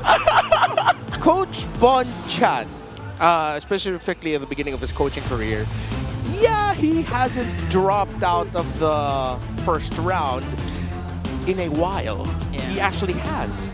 Only once, though. When was it? It was in Season 6 against Omega Esports. The score then was 3-2. Man, that sounds like a long time ago. It was a very long time ago. Season 6 would have been what? 3 years? 3 years. No, excuse me. Four. Yeah, it was 2021. So it's been a very long. No, excuse me, 2020. Wow. It was like, yeah, we were like in lockdown. I remember what happened in 2020. 5 years. Yeah. I was locked in my room in 2020. That's what. We definitely weren't looking at each other. Yeah, we weren't. I didn't know you yet, sadly. So, yeah, it's been 5 years since Coach Bonchan has been dropped out of the first round of the playoffs. But ever since he started racking up championships in Season 7, yes, he hasn't been dropped from the first round since then specifically. Yeah, but at least one thing for sure is he never got swept in the first round at least. Yep, that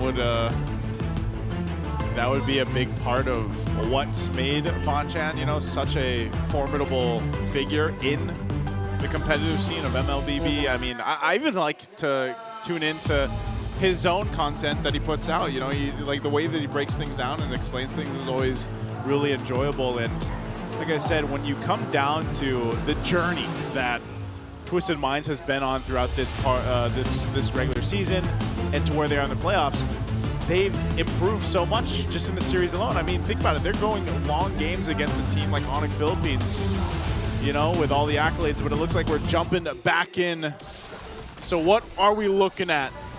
Another little breather. That's what we're looking at while we get things situated here and figured out. So, you know, man, I don't know. That Lord is up. Yeah. That Lord is up, and this is high stakes for both teams because honestly, I feel like for some, like I'm a little like I've been, you know, like yeah, super fan. But I feel like when they're under those pressurous moments in some of the series, like let's say we get to a game 5, with this kind of drafting from Twisted Minds, it might be enough to kind of like maybe mess the super fam up. I don't know. Yeah. The last time we saw Onic in a situation similar to this was last season's grand finals up against Aurora in that game 7. And that game 7 could have gone either way. It looked like Aurora was on their way to winning a championship. But one final play. What are we looking at here? That he was able to complete the Naruto skin collection, it looks like. I only got 3. But again, imagine if Onic loses, not just this game but the series, it's the second consecutive time that a defending champion got dropped in the first round. Bro, yeah. Bro, I wouldn't be surprised if at that point, if we actually get to like game 5, Coach Bonchan's gonna go, Escalera, it's time. Play the Estes. Let's run it way back. MP, you know how to play Jungle Aldous? All right. Nah, I mean, I don't think that's gonna happen, but it'll be funny. They're like, come on, it's...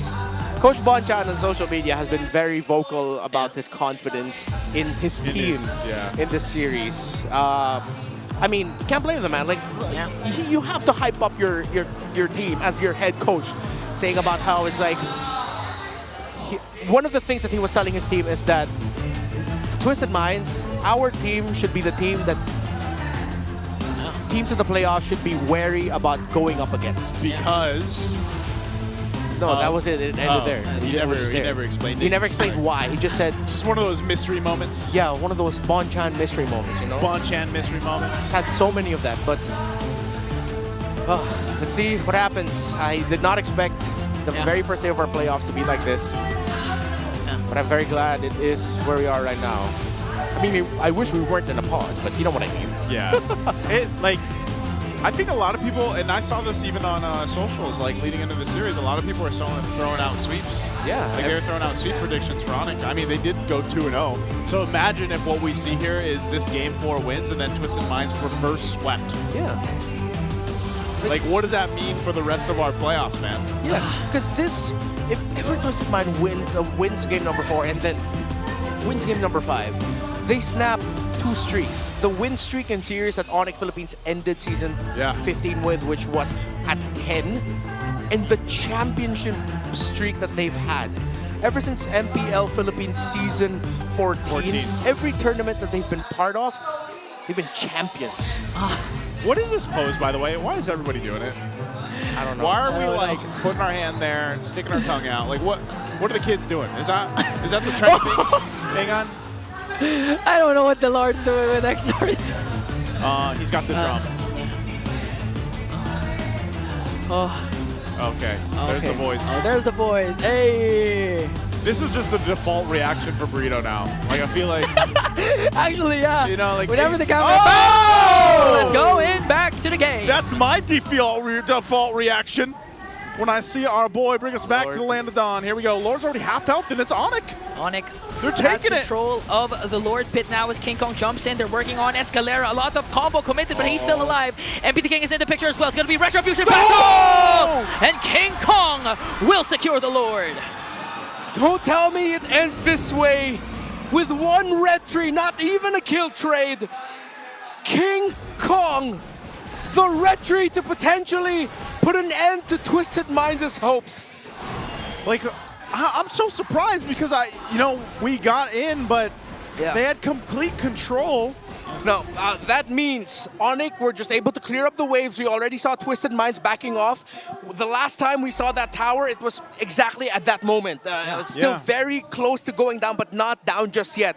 So logically, that means Twisted Minds backed off, played for Lord positioning, and it just turned into a dance, leading to Onic Philippines getting better positioning. How, unfortunately, we can only assume how they got into better position. Yeah. But it led to this. Twisted Minds had a very good shot at that, but MP the King just straight up lost the red tree battle against King Kong. Oh, this is going to be a tough one now. They're on the defense.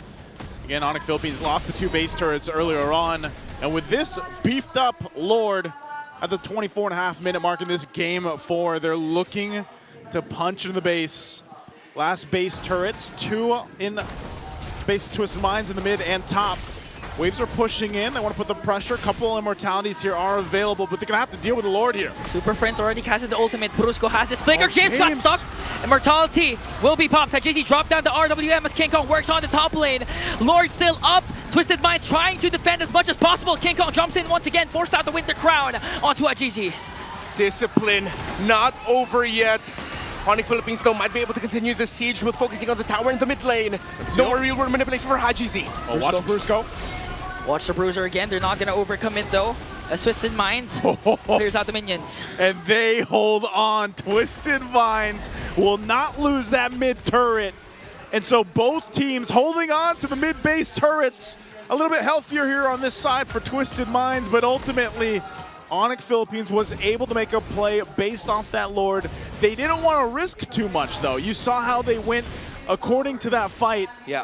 Because they have to respect the damage that Twisted Minds has. Not only that, but even just how tanky they seem to be in dealing with that front-loaded damage that Onic Philippines is throwing at them. Yeah, it seems outplayed should be at around, I'm guessing maybe 40 stacks on the Sky Piercer already, which means maybe that's why Onic Philippines is also being very careful.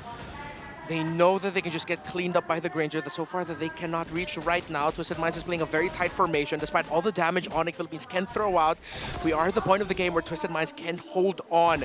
But it doesn't look good for Twisted, as the pressure up top from the minion waves means that they're sacrificing a lot just to make sure that they can get this Lord. MP the King will be the one to clear it up, and Onic seems like they'll get another one without a problem. Concealed from Escalera.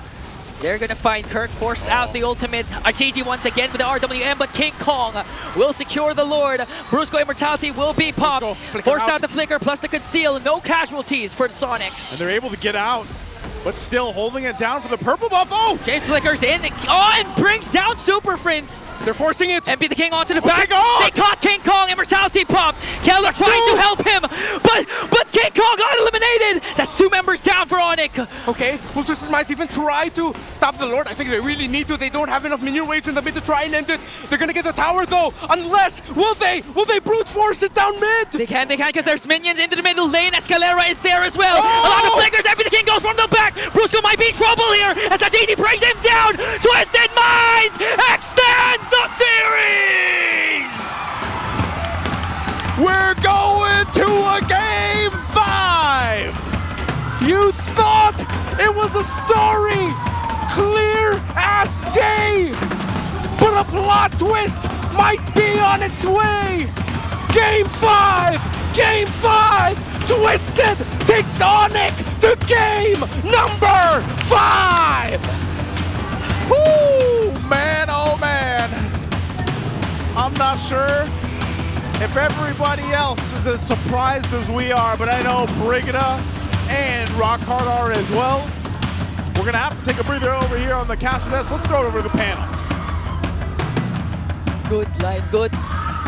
Bit of a shake here in our hands. Is this face enough to show how surprised we are? That was a little too much. Okay. That was not in my bingo cards today. That's for sure. I wasn't necessarily expecting a sweep, but I wasn't necessarily expecting a game number 5 either, because this is one of those series, at least in the play-ins, where I feel like a lot of people, even us in the English broadcast, unanimously have predicted for Onic Philippines, the defending champions. But look at Twisted Minds just making things happen. They're throwing all of our expectations out the window. Oh. My goodness, even with multiple attempts from Onic Philippines to just get control back, multiple lords taken at the very end of that fight. It was still Twisted Minds coming out on top, outplayed with MVP on that Granger. Man, and we were so close to breaking records yet again. You know, I felt like for every single game that goes by in the series, we just keep getting longer and longer game times.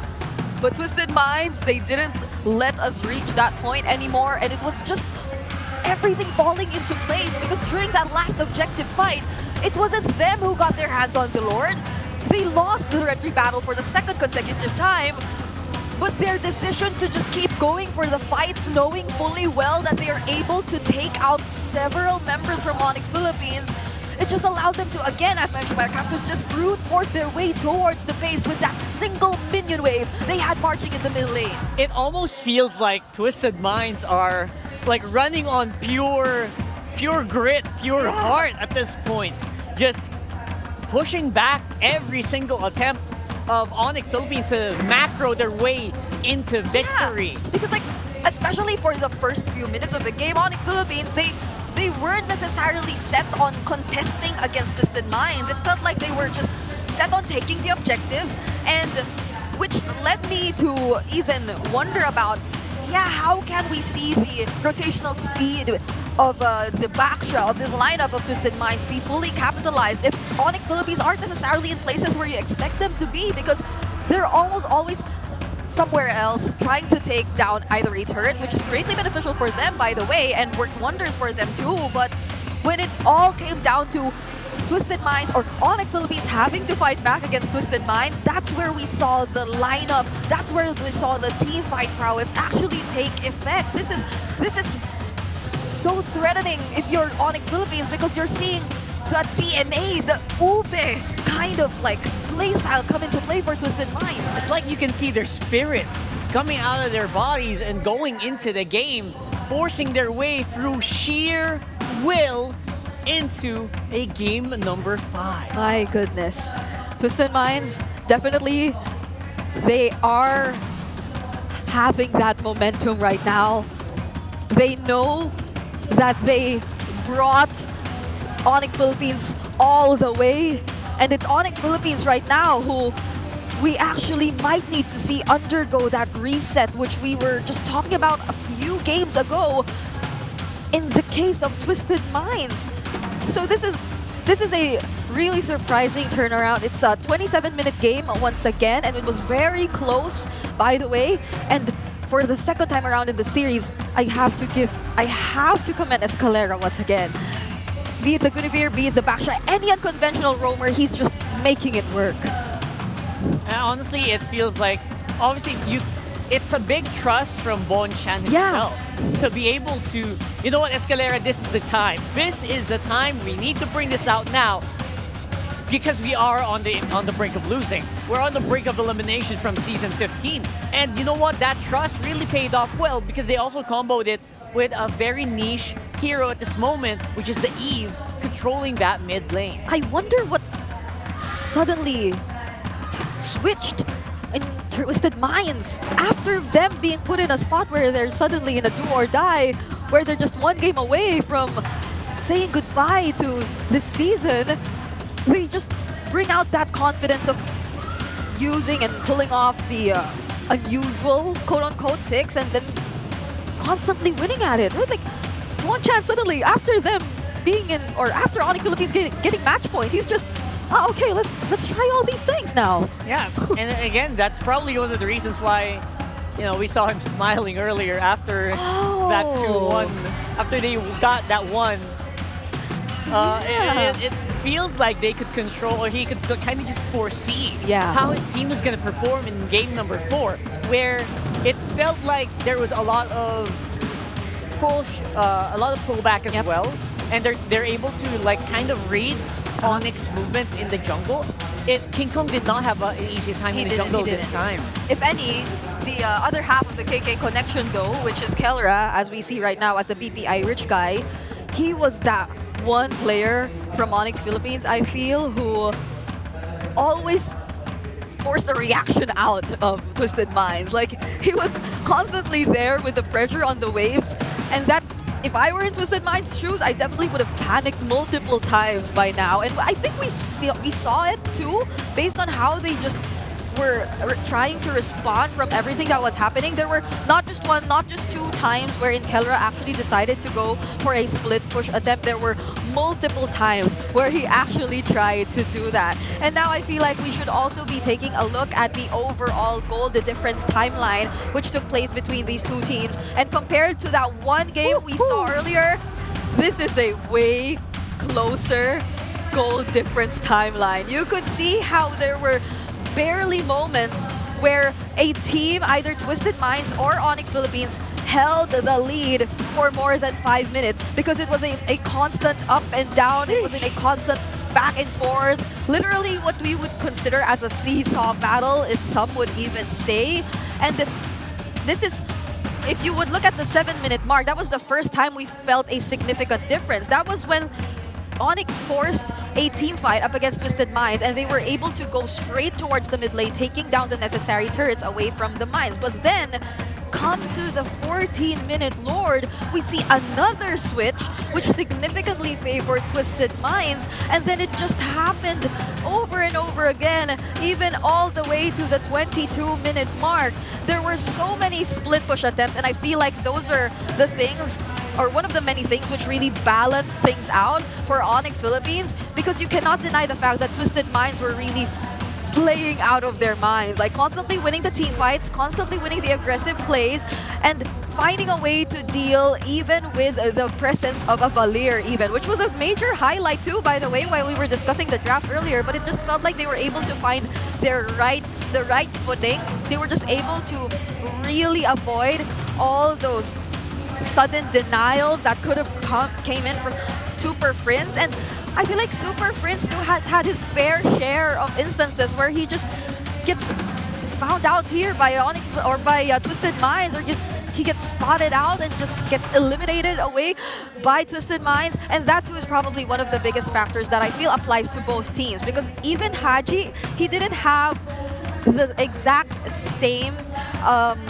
I'd say experience as when he was playing the Farsa in the previous game. He had a much harder time trying to pull off the Eve in this particular game because there were so many members of Onic Philippines constantly trying to hunt him down. And that was another crucial thing which really allowed for Onic Philippines to take advantage of the situation whenever they were able to ensure that Haji wasn't able to land his real-world manipulation perfectly, or whenever they were able to ensure that he will not be in the perfect position to engage in whatever team fight may happen. And now let's take a look at a quick meta check or some sort of recap of what happened earlier in our game number 4, because we are indeed going into game number 5. I still probably cannot fully believe it to this point, but these are some of the highlight picks we would consider from that particular game. That sudden appearance of the backshot, which is the first time we're seeing it used this season, and that's of course gonna be Twisted Minds introducing it to us, being the one team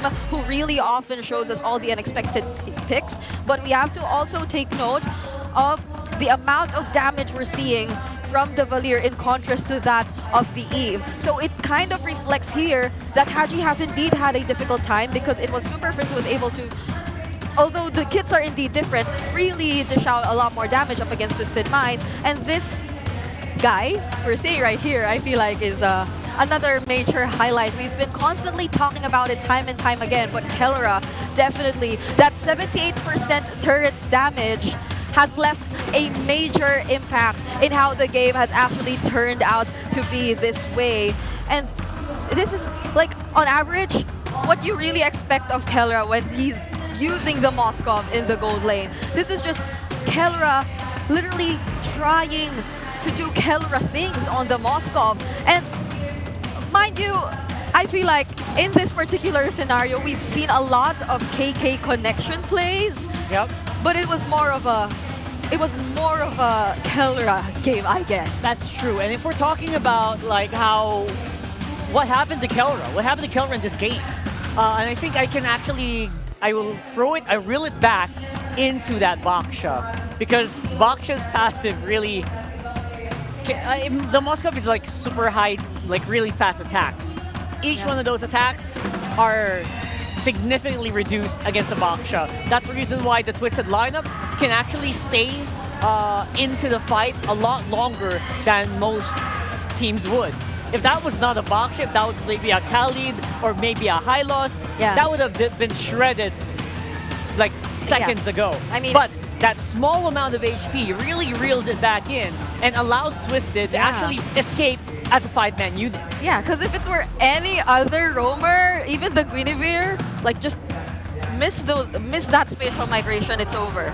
Like Kelra would just immediately reposition himself and throw out those spears again and again, and you will not be able to fully engage or commit in a fight, not until you have that spatial migration ready or up again. And that is that timing that Onic Philippines will likely take advantage of. And that didn't happen at all in this scenario because, again, it was a Baksha, so it could just constantly stand there and tank all the damage and roll around and throw out those mini plates. but either way, this was a really commendable performance from Twisted Minds. Absolutely. Game 1, Game 2, Game 3, Game 4, they just keep improving and adjusting on the fly. Yeah, these adjustments are really good. The Baksha itself wasn't like a super big surprise, because if we go back to the draft for game number 1 and game number 2, it was actually banned out. Yeah. So it's not like something that's impossible to handle, but you know what? They were able to deal with it. They were able to use it. We might see it later on again. But fun fact, MPL PH playoffs history, only 10 out of 128 matches won our reverse sweep. So less than 1 in 10 games. That's only 8%. Yes. And Twisted Minds, they're so close to being the 11th match. Possibly number 11. Oh my, and I think that's another thing we need to like lay down for everyone right now. It's the reality that there is a chance that a few moments from now, we aren't seeing the former champions as part of the top 4 of the season anymore. That's right. And we're talking about top 6. That is Twisted Minds for us. These are the standard average kills of all the top 6 seeds on the region. Fabian, very close by as well. CK and Cayman and Aizen. Yep. This is another, I'd say, example of there's so much that can happen in a short amount of time. Because even just recently, like December last year, everyone was looking up to TLID, like that sudden boost or growth that they've experienced, that timeline, which is very unusual to see from a team who just gets introduced to the professional scene, who just gets to be given a chance to play in the professional league. That's something Team Liquid Indonesia was able to show us all. Yeah. But now we're seeing them in 6th seed, barely making it into their own playoffs. So literally anything can happen in a short amount of time, and there are just so many teams already stepping up. That was a big skyrocket, obviously, from Team Liquid Indonesia. But like we had Dilar here earlier, and he was. I think when you ask like who's a really good guy that you learned from, Dilar kind of still mentioned Fabian. So I think he's still doing something very, very good there, despite their placement right now. Yeah, and I mean, Fabian, he's gained a lot of like Filipino fans. I thought, yeah. Oh, absolutely, yeah. Just by his personality, just by how Sigma he is, similar to the Sigma we have. The actual Sigma of the Philippines. The actual Sigma. Yeah, King Kong right there. And by the way, speaking of Onic, look at that. They took a really big hit on their red side win rate because of that. My. From 82 something to 77.78%. Unbelievable. And they are going to be going red side this time still for 5 games in a row, I think. Yeah.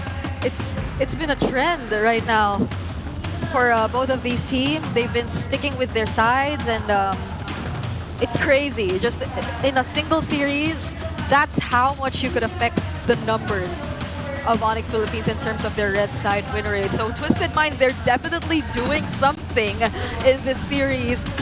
And they are literally one win away from making a huge statement in the history of MPL Philippines Season 15. This might be the scariest comeback we'll ever see. We are going into game number 5, joined by Renmar from the caster's desk. Oh, wow. Wow. Really Same reaction. setting the bar with a Baksha rush pick. I mean, again, Onic was the team who picked red side here. And I think the difference now is that we can't say for sure like where the Baksha is going at this point. Because earlier it was revealed alongside the jungler and the EXP lane already, but now it's different. Like, it can't go anywhere for now. But given Escalera's performance earlier, there might just be a high chance that this might be another Baksha roll. Let's see. Okay, they go for the Juice and Granger. They get Poke, they control. What if they put the Baksha elsewhere? There was a joke that I posted earlier. What is that? To the gentleman here at the casting table. Like, what if this goes to game number 5 and Coach Bonchan says, let's just run it back. Let's just go back to Estes, you know? Wait, now that you mention it, what if, right? Jungle Baksha with a Roam Estes? I mean, I would love to see that. And at most, like, the burst damage we're seeing from Onic Philippines, at most right now, it's just like the Granger every now and then, but okay, they are probably not. Yeah, no, it's not gonna be. It's a jungle Ling. Hey, if it's gonna make an appearance, maybe it's on number 5. I don't know. We're not done yet. Let's see. All right. So they needed to put this Baksha in the roam because if they are gonna go Ling, you're gonna need that solid front, that solid hold. Because with every lineup that has a Ling, specifically Ling, there's always that risk of you're either gonna lose one of your buffs in the first rotation, or you're gonna die at your second rotation. Yeah. So as long as Twisted Minds can avoid that, they should be on the roll. That's the main condition here for, let's look at Onic Philippines. If they can disrupt the Ling enough that they steal a buff for the first rotation or deliver death onto Ling by the second buff rotation, and that's why they picked up the Hilda. Yeah, and what better way to actually disrupt that pattern from the Ling if not picking up the Hilda, which again was one of the more effective picks for Onic Philippines too, especially when we talk about Kirk, who right now is in front of us and looking very, very serious alongside the team as they draft. But then, yeah, now it's Onic Philippines who might be the one to run out of options if ever they do want to consider which jungler they are going to pick up later on, because right now the Joy isn't available anymore. There's still the Hayabusa, but other options might just be banned here by Twisted Minds. Actually, I really love that you also brought up that there is a really big possibility that this lane will lose out on the purple, especially against a team that really loves to invade in the first place. So yeah, that's definitely going to happen very early on. And they do have the tools to do it. Yeah. I think Twisted Minds really need to commit a Hayabusa ban though. Yeah. That's why I like that Onic, the Twisted Minds also took out the Cho, so you're taking away the best invading roamers. You can still put up a high loss on the side of Onic. It's going to be slower in the rotate, but your threat of being able to invade will still be there, especially if it's going to be paired up with something like a Suyo. Now the Eve pick turns off a tanky jungler option for Onic Philippines. They will be forced to pick up an assassin. If Twisted Minds bans the Hayabusa, most likely it's just going to be a Suyo for King Kong. Okay. And the Suyo right now hasn't been much of a go-to option. I'm sorry, there's still one more option that Onic can go for, and that's something that's been overlooked so far this series, I believe. It hasn't even been banned. It's the Lucas. Oh yeah. Now that you mention it, the We haven't actually seen the Lucas a lot today. And we did talk about it with Dilar earlier too, right? Like the Lucas just appears more often in the jungle, barely in the EXP anymore. Wow. But could they be really considering that? I recall a moment, a week in the regular season where Why Not was joking about how they weren't confident with King Kong on the Lucas just yet. Yeah. That's true. Twisted Minds decided to play very defensively. They took out 2 roamers that can apply so much pressure to the lane. So what we were saying earlier, Twisted Minds is also thinking about that. So now the board is open here for a Hayabusa pickup later on. Hayabusa's still there, so they can not overthink it and save whoever they want to put in the role for Brusco later on, since this is likely going to be an EXP Hilda anyway. There are a lot of options too if it's just that. But that's going to be... Whoa. Oh, Wow! Is this for real? Is this actually happening? Oh my god! And I think I heard Naisu. I did. Did I? I think you did. This is a Lancelot. How long has it been since we last saw a Lancelot? We definitely will be pulling up the stats later on, but... It's the debut pick this season. Will the Thorn Rose be enough to save Onic Philippines this season? I think the last time I saw King Kong play a Lancelot, which might have been in TNC days. I'll double check that later.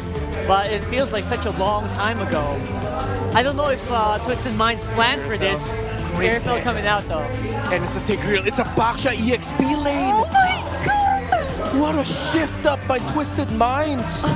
This is crazy. Okay, that means they also still have an option from the EXP lane that can disrupt the Lancelot's rotation. What a switch up, and that Tigreal pick could be massive. Yeah, I feel like crowd control should be an option for Onic Philippines at this point. Might they want to have some sort of catch? I mean, the Hilda is there, but like, there's just, compared to Twisted Minds, they have multiple ways to set things up. There's a Khalid. It's a Khalid, okay, they want to play it fast. Fast rotation, a lot of activity outside of the EXP lane for Kirk. It's up to Khalid and Hilda, to Brusco and Kirk to set the tempo here. Of all the lineups that Onic will use to hold on to the season, this is not what I was expecting. And I was expecting the surprises from Twisted Minds. But Onic Philippines came into play in day number 1 saying that we too have a bunch of surprises to show you guys. That's right. And here in the Champions Arena, we are back into a game number 5 situation. And MP the King on Ling. We're gonna see some sword fights in the jungle for sure. That's loaded up into this game. Game number 5, Twisted Minds versus Onic Philippines. It all comes down to one. Our defending champions from season 14, our defending world champions, their lives are at stake here. Has their minds been twisted too much? We're gonna find out which team succeeds and goes on in the playoffs. It's all happening now as we jump into the land of dawn. Twisted Minds versus Onic Philippines. Once again, it's me, Naisu, Ingan, and Renmar. And boys, I don't know what to think about this. Is this Lancelot in the hands of King Kong gonna be enough to change some things here? I mean, debut game. Backs against the wall, pressure game for the defending champions. They put off a Lancelot. If ever they manage to, you know, force a snowball from King Kong, it could be enough to beat Twisted Minds. I'm looking more right now at Brusco. I mentioned Brusco and Kirk.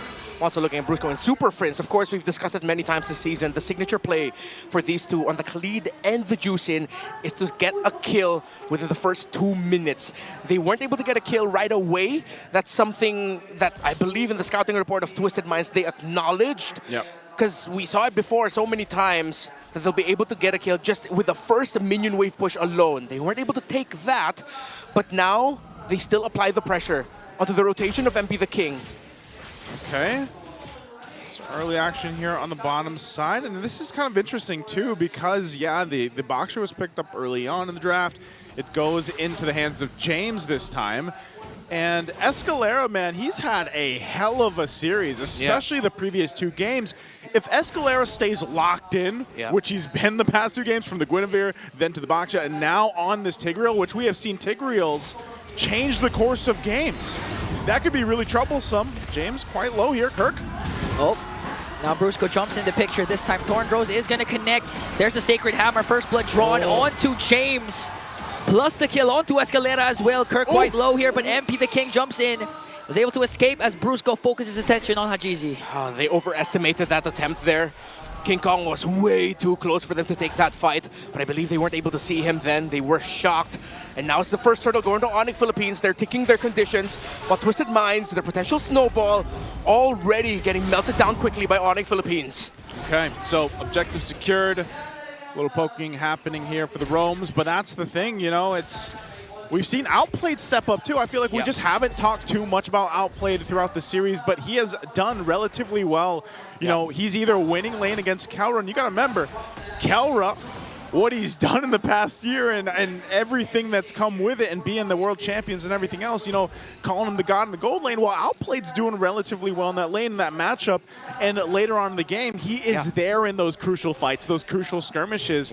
So that's a big thing. We don't see Irithil often, but with this kind of composition, it could actually be really good. I mean, think about the, hold on. Whoa. One more Rhapsody though. Brusco here, he has a flicker, plus Raging Sandstorm. He's not gonna commit though. Oh, Super Prince. And they still push this. Wow, they get a flicker out. Okay, so they use the Raging Sandstorm, but yeah, again, oh no. Kickoff down. Oh, and now next target might be Kirk here. Getting ganked up by 3. Brusco doesn't have resources. Kirk might fall down as James picks up one more. Brusco might be the next target. Forced out the flicker and escapes. Live and die on the hill of Hajizi. The Eve yet again. Great real-world manipulation there at the tip of it, able to catch King Kong to secure the kill onto there. So that balances out the difficulty that Onic Philippines was providing for the early game rotation of MP the King. Now, let's look at the all-time hero stats. King Kong made a name for himself back in MPL Philippines Season 11 with this hero. It was his heroics as a Lancelot, Season 12, that made then Onic Philippines go, you know what? We want to get him in for Season 13. Yeah, and I don't know. I was thinking with Onic Philippines, the way that they were playing earlier on, up top in that top lane, and then it would have that advantage. But I still got to say, Twisted Minds really answering a lot of the pressure that Onic has done throughout the series, and are able to find something out of it. Now that this turtle's up, not sure if they're going to get in position because MP's got to grab his buff, so they just take quick work of it. King Kong will secure that second turtle, but will they force a fight? Oh, MP the King tried, but now forced out the Templates of Blades here. Whoa. Onic Philippines trying to work on him, and Super Friends will pick up the kill, so they get a turtle plus a kill onto MP. That had to be a misstep. Yeah. It looked like a massive misstep there. MP the King fell off the wall, tried to get that turtle, steal it away. Way too greedy, way too risky. And now Onic Philippines have ballooned to a 2.2 gold lead. 5 minutes in, it's starting to look very bad for Twisted Minds, and Onic Philippines might just run away with this. The Khalid pickup might have been the perfect one because, yes, as we mentioned earlier, Brusco and Kirk have to set the tempo, and they have been doing just that. James going to the back. James from the back. Sets his eyes on Kelra. Kirk with a beautiful zone onto Outplayed. Brusco jumps in as well. Super Prince comes in with the Crimson Beacon Lantern Flare. There's the Revitalize from James. But getting chased down by 4. Onic Philippines working on bringing down James. A couple more hits and he's going to fall down in hands of Prince. Twisted Minds are losing their discipline. Too desperate was their attempt to try and take Keller down, to try and get something there. 4.3k gold lead. The gold lead has doubled since the last time we checked it. And as we look at the items, Irithel not suffering as much. Mid lane not that much as well, but it's in the EXP lane. It's in the Baksha versus Hilda. It's crazy that in the past couple minutes you ballooned to a 5,000 gold lead? I mean, they're getting everything now, and they're not letting up. Yeah, now the invades are starting as Calera forced to use the ultimate, but a response from Onic, though. Hajizi again picks up another kill onto Kirk. King Kong caught in the middle. James trying to soak up the damage as MP the King walks away. Conceal use to be able to retreat. All right, so they burn a couple flickers and battle spells, too. They're going to pop a conceal. They're going to go for the buff here, so MP's going to lose that one. This is not looking good here for Twisted Minds. Yeah, Twisted Minds have made some incredibly desperate decisions. Again, going back to turtle number 2, MP the King trying to steal it away, and then the gank of James and the answer of Twisted Minds to try and get Kelra down, only to force a Purify out, and he got away without a problem. They have to slow things down, Twisted Minds, if they want even a chance to keep this close. But this point on, this big a lead, this is signature Onic Philippines. Punish mistakes, punish greed, and make sure that you walk away with a victory early on. Oh, it's good. Escalera with a Sacred Hammer forced out Brusco's Raging Sandstorm. Right on time with the neutral objective up grab, so Twisted Minds, they can contest and play around the real-world manipulation. That's the thing, though, too, man. King Kong, 3 levels ahead of MP. There's no way that MP can really even contest the objectives for now. He's got to play catch-up until the Lord comes into play, and I'm even worried for him for the first Lord. Now that's 3 for 3 for Turtles. So far, so good for King Kong in the jungle. And they're in a great position for that Lord take. Look at all the gold in the hands of Onic Philippines. And that's why you see them fighting on this side of the jungle. They're not afraid to go ahead and take whatever they want right now. So it's Twisted Minds thinking, how do we catch back up into this game? How do we allow ourselves to get in a position to not get totally slammed in this game 5? Because you're looking at a 6K deficit this early on. You know, 8 minutes in the game, that's really tough to be in. Yeah. It has to start again with Escalera, just like Game 3, the Guinevere setups. If he replicates it with the Stigreal, a couple more sets can equalize again, the game and eventually come back from this huge deficit established by Onic. 6,600 and climbing. MP the King can only split push to try and break turrets. Twisted Minds have completely lost their chance in the early game to dominate and take hold.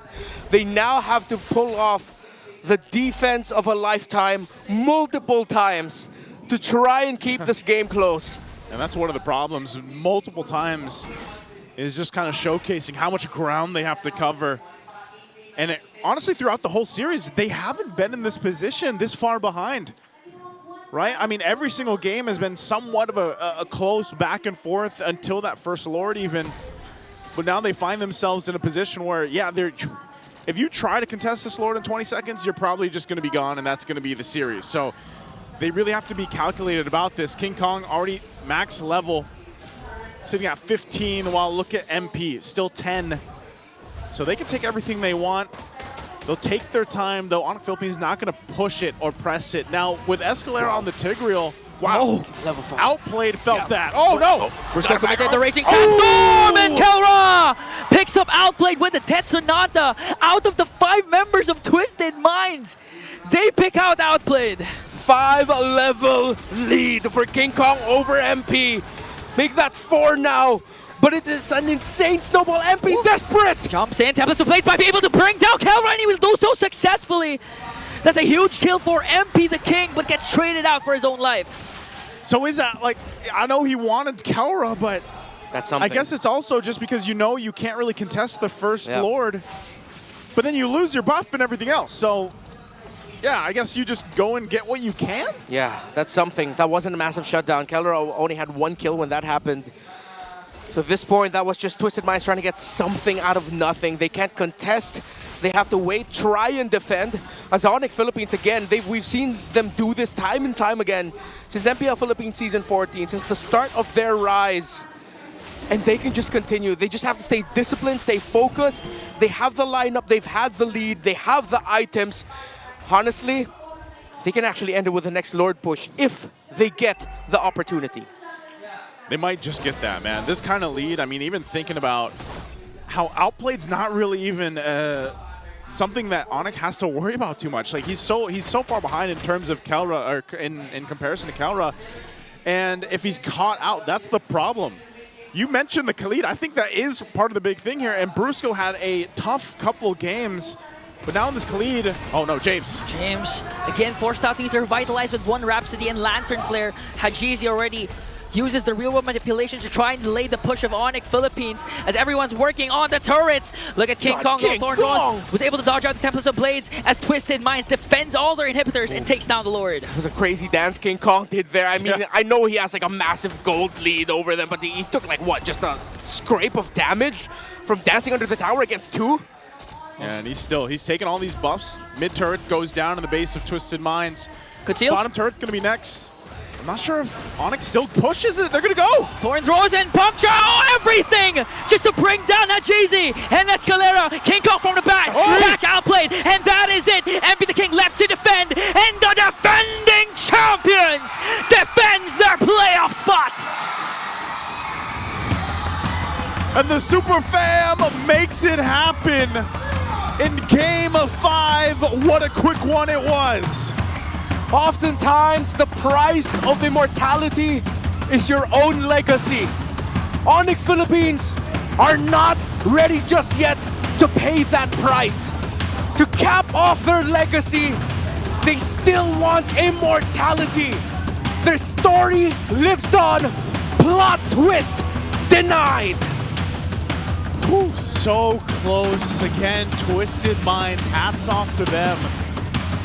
They went the distance with our defending champions, our defending world champions. It almost sent them home in that first match of our playoffs, man. What a series here. And it's a little bittersweet for me, guys, because I was like, we had such good games, 4 games, long games. Not that this one wasn't good, it was just played so perfectly for Onic Philippines. It was what? The first Lord push? Yeah. That, hey, if they want to do it like that, they're going to do it like that. And Onic Philippines accomplishes that, and you can see the super fam out there feeling good because I know they were on the edge of their seats for that one throughout this series here. Again, we got to take a breather. We still have another match, by the way, today. Oh, yeah. So another 5-game series. We got another 5-game, hopefully. But let's go ahead. It's me, Naisu, Ingon, and Renmar. Let's throw it over to the host to hear from our fans. What an amazing series that we have witnessed para umpisahan ang MPL Philippines Season 15 playoffs. Here with me now are Twisted Minds, a valiant effort mula sa inyong lahat. You were able to do so much and give the defending champions such a hard time to finish it off. Coach Bonchan, you talked to us about possibly twisting the game way before, and you were able to do that, giving them a hard fight, but your journey ends here. A lot of people acknowledged your abilities at para sa lahat ng mga sumusuporta sa Twisted Minds, anong mensahe nyo sa kanila? Unang-una, hindi man namin nakuha yung result na gusto namin. Sobrang proud pa din ako sa inyo dahil pinakita nyo na despite na maraming nang mamagay at kaya nyo pa din makasabay sa ating defending champion. Once again, for the final time this season, give it up for Twisted Minds! Gentlemen, you may now make your exit. We appreciate you for being here, and we do hope that they can come back stronger. But the one that they're going up against and the victors of the first match, it's Onic Philippines!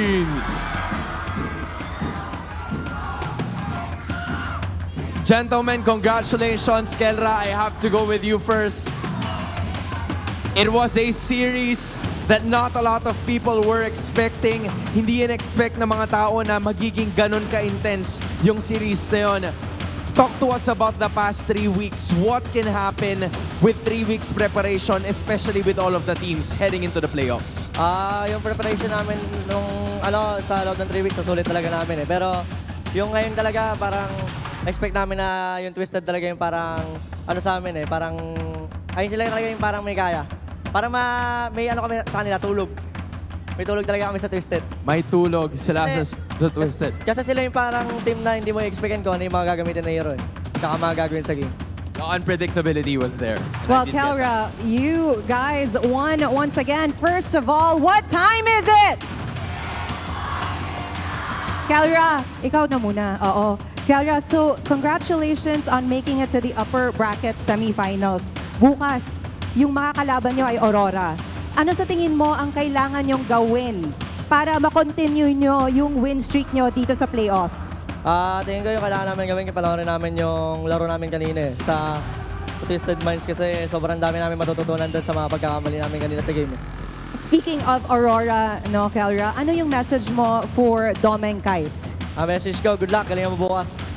Domeng Kite, if you're listening right now, good luck daw. Let's zoom in on King Kong naman, King Kong, for sure. As of this moment, a lot of people were really looking forward to see you win over that side, over on this side. King Kong, meron bang dagdag pressure para sa'yo at para sa team, knowing that you're the defending champions, for the plan to go back-to-back? Actually, para sa akin, wala naman kami nararamdamang pressure. Mas nakakatuwa lang kasi mas dumami yung mga tao na sumusuporta sa amin. Yan. Tapos nakaka-proud sila, ang dami nila.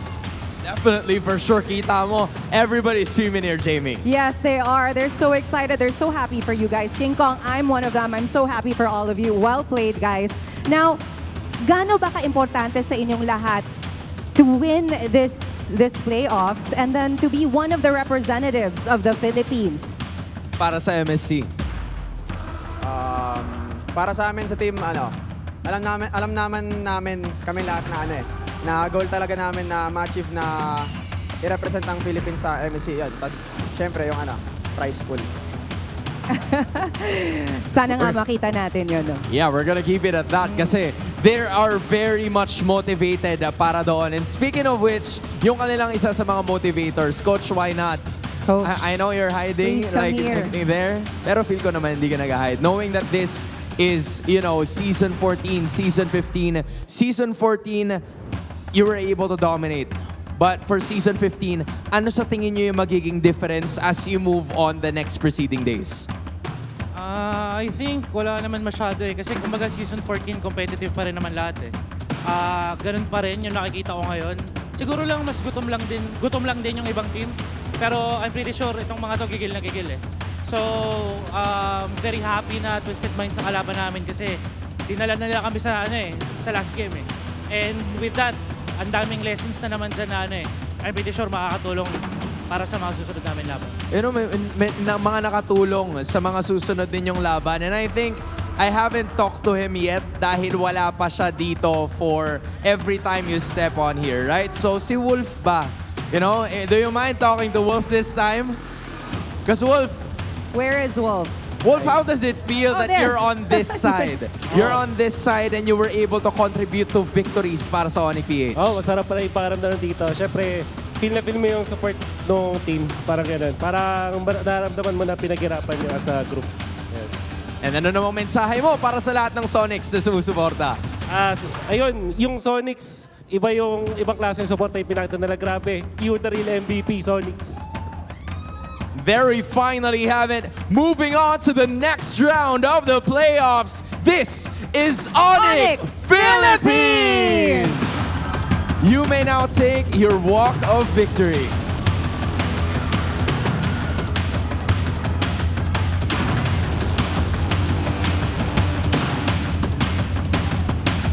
And with that massive win, you may now take your bow.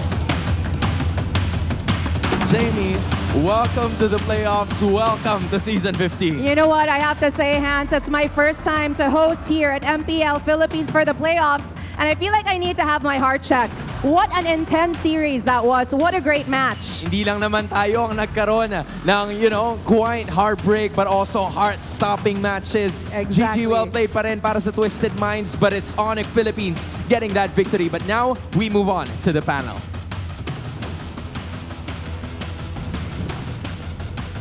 I, for one, also need to get my heart checked for sure after that match.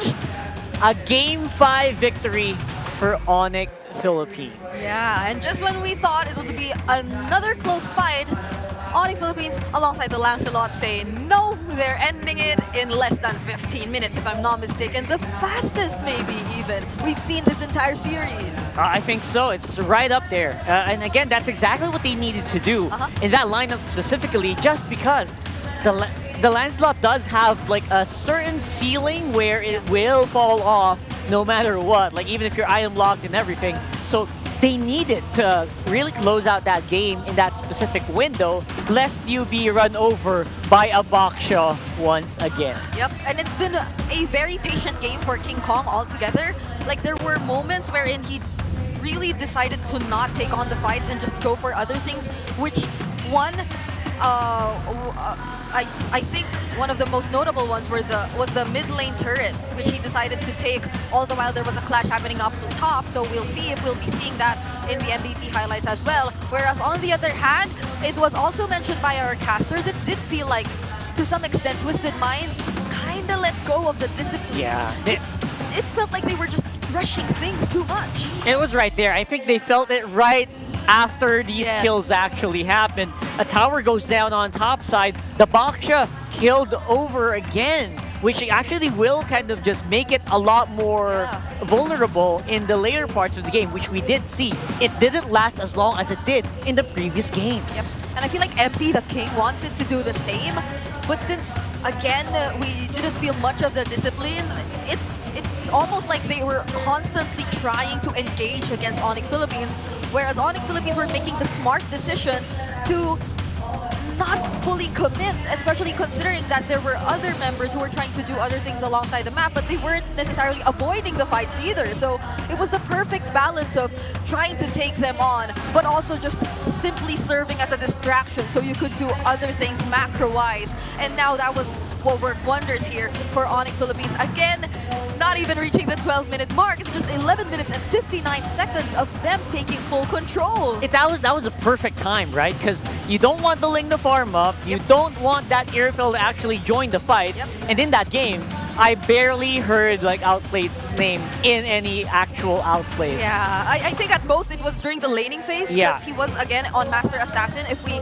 would recall in the emblem combinations. Hits hard, yeah. There were moments where he was actually able to fight back against Kelra, even forcing him down or to hug his turret at times, but that wasn't enough in the long run because in as much as he was able to do well in the laning phase, there was so much more required of him on the Irithel, which again, as you mentioned, they weren't able to reach that point where they could actually expect that damage from him anymore. Yes, the reliability of the Irithel falls off so hard, especially when your enemy jungler is like a Lancelot, right?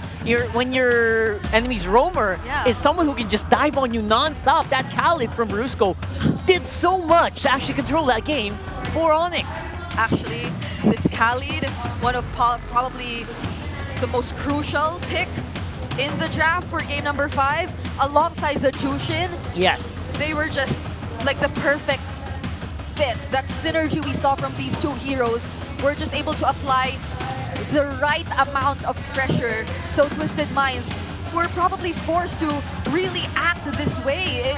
They forced them to lose all that discipline because you were thinking of what to do in response to all of the things that this Khalid, this Jushin, and not even to mention the Hilda were trying to do across the map, just trying to deny MP the King over and over again. So I feel like James did receive majority of the pressure and the damage. It felt like a struggle for James, honestly, compared to the previous game. He was really a squishier Baksha compared to the previous games, which is one of the reasons why when it got flexed into, the Baksha got flexed into the XP lane, if you'll notice, like a lot of us weren't like super wow. It was a surprising swerve. It's surprising, but at the same, it doesn't just have that same impact, right? Because as an XP laner, your Baksha is usually left to just stay on that lane, not make any impact in the jungle, not make as much impact, especially on the gold lane. It's on the other side of the map. So that's why MVP here is going to be King Kong, mostly left unchecked on that Lancelot. My goodness. And look at this, the highest gold per minute we've seen yet in this entire series. And possibly this number might be the only one we'll be seeing that's this much high, 978 GPM, because our average is ranging between 800 to 900, and that's already considering a good game or a fast game. But now I think we should also be diving into the item progressions, and one thing I mainly want to highlight, which just solidifies the entire idea of how fast-paced this game actually was for Onic Philippines, would be that 5-minute Sky Piercer, or nearly 5-minute Sky Piercer pickup, which we saw earlier. No, it was around the 5 to 10 minute mark that Kelra was actually able to secure this item, and you would already start questioning the number of stacks he possibly already accumulated by that point, because no one in Twisted Minds lineup could actually go for Kelra at that point. It was just so hard. It really was. How can you reach that guy when he has a Hunter Strike already and Sky Piercer stacking up, going into a Malefic Roar? Yeah. It felt like it was so scary, man. It's like, how do you actually do that? And there were multiple bodyguards, honestly, just trying to guard him from all the threat that Twisted Minds were trying to do. And Escalera, towards the 14, I feel like this is earlier, since again, we did close out the game in less than 12 minutes, desperately picked up the fleeting time, even.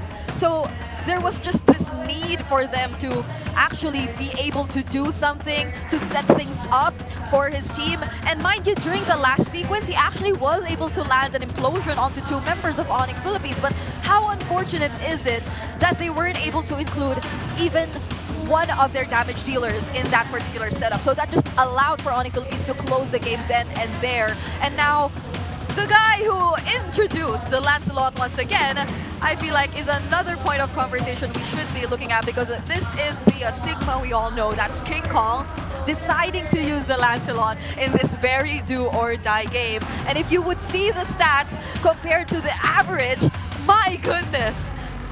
From 386 gold difference on average to having 2,000 plus. Just imagine how ahead and how consistent King Kong was in terms of farming. So this is the ultimate definition of the entire turbo farming pattern we were talking about in the keys to victory. Yeah, King Kong embodies turbo farming. Lancelot just wants to go fast in the first place. So who else is better to debut a Lancelot for Season 15 than the Sigma himself? And I have to admit, the Lancelot was not the hero I was expecting for the Game 5. Yeah. It really blew my mind, and maybe it did blow some Twisted Minds out of the water as well. Oh my goodness. And even looking at the levels, usually on average you see a 12.15 on at that mid game at that point in time, but he was already level 13. And King Kong has been the guy who introduced to us this entire 9 minutes level 15 kind of trend in the jungle. So it's been something I feel like Moonton has also been trying to address, because what does this guy do in the jungle that allows him to level up so fast? Multiple patches have been tried to be implemented in the game just to try to slow that down. Other heroes getting buffed as well. But then again, this thing that Onic does, specifically King Kong, alongside his teammates, they've already told that story before. Yeah. Like, whenever King Kong goes to a minion, that's my wave. That's my creep. No, everyone else just back off. Yeah. He rushes to level 15 that way. I don't know if that's true, but it does feel like it. And he always has to mention and name drop his mid duo. He will always attribute whatever he's able to accomplish to his mid duo. And the Khalid Jushin were able to do so much, create so much space. So there's no doubt as to why King Kong was able to do this. Yeah, it felt so easy to do with very high-level talents on your roster. And speaking of high-level talents, let's see how they talk in the mic check.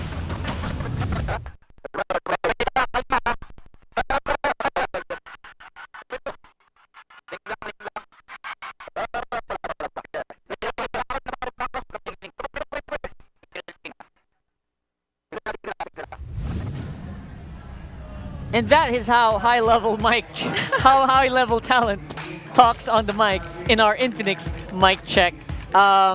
Very clean, very objective-oriented. Very Onic. Single target. Let's talk about that, right? So that's very Onic.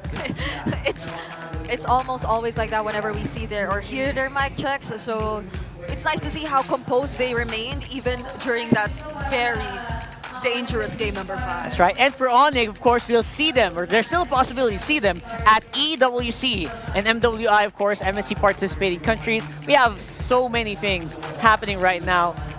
We have the allocations for MSC 2025. This is going to be happening in July. So 2 slots for Indonesia, Philippines, Malaysia, and the rest will get 1. We also have a wild card, which will be competed with by 8 other countries. We are going to see the reintroduction of Japan, by the way, who has a wild card called Zeta Division. Coming in the MLBB. I know that's a very familiar name for sure for you guys. China also will get 1 main stage allocation and 1 wildcard allocation. That's very, very interesting. Malaysia also is obviously on the dominating. They are the current defending champions for MSC. Selangor Red Giants, also known as OG Selangor Red Giants as well. And of course, MWI is bigger than ever with Myanmar, Africa, and Turkey joining us for the first time. Imagine that. The number of teams we'll be seeing this year compared to last year, they increased so much. And even in MWI, the Philippines will actually be getting 2 slots. And if you were able to watch the Athena League, you know that it's Navi PH and Team Liquid PH who will be representing the Philippines. So they definitely by now are practicing really hard for this upcoming MWI. That's right. The EWC is happening in July in Riyadh with a free $1 million prize pool. I'll double check that. I think that's still it, right? So obviously MSC is still a very elusive title for the whole Philippines in general. Just a recap of the MSC winners by nationality.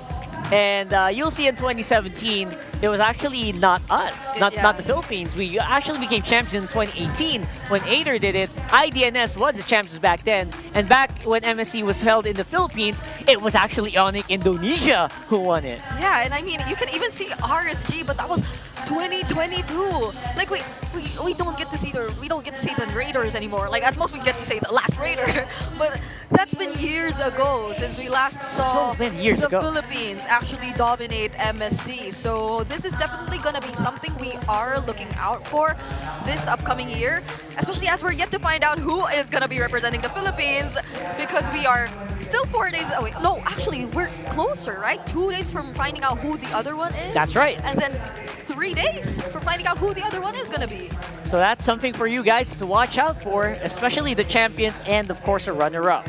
So in MWI, however, it's the Philippines who is Smart Omega Empress, also now known obviously as Navi PH, there you go, who are our defending champions. So these are something that you are all gonna have to wait for. Very exciting next 2 months. That's happening between July and August. So again, watch out for social media for all the information regarding these tournaments. And just a reminder, our teams are also right here are also fighting for that slot. Imagine the prize pool that King Kong was hinting at earlier. You probably have an idea it's why a big he's one. doing that expression, right? They definitely want to go for that, but here's the thing.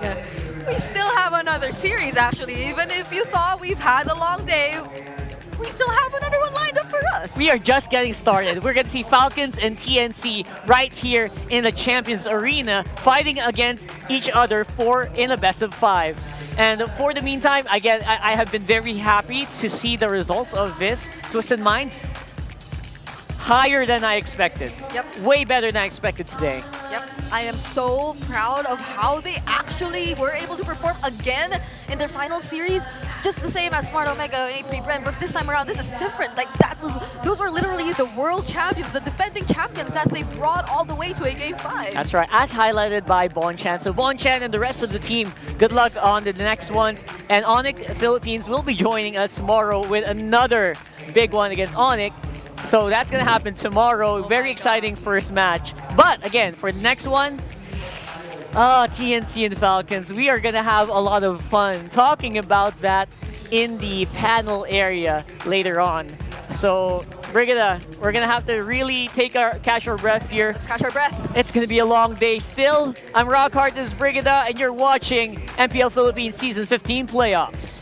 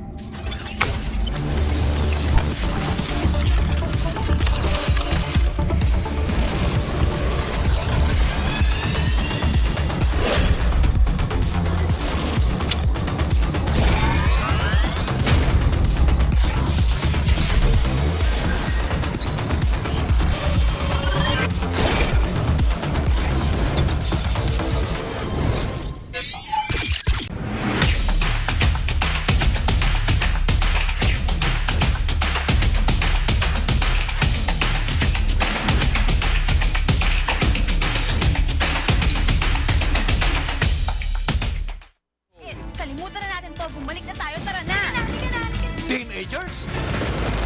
Ako! Nagpasugulo yung mga batang yan. You make a move.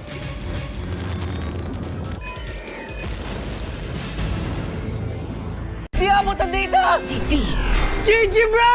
Don't worry! Be only with Smart Power All 99. Hindi bitin with 10 gig data to power your games plus only Facebook or only TikTok. Load now!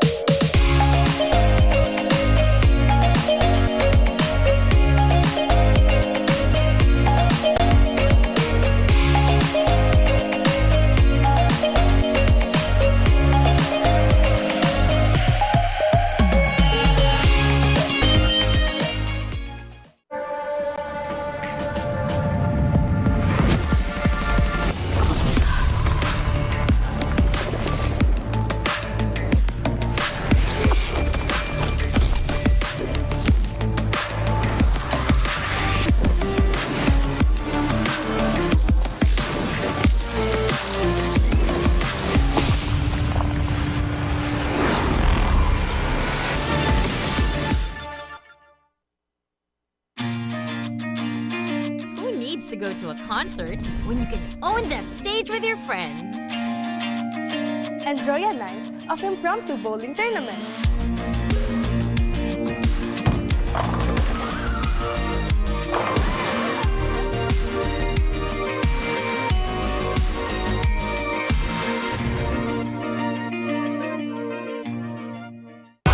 Enemy alert. Your scalp gets 1.5 times greasier, causing dandruff.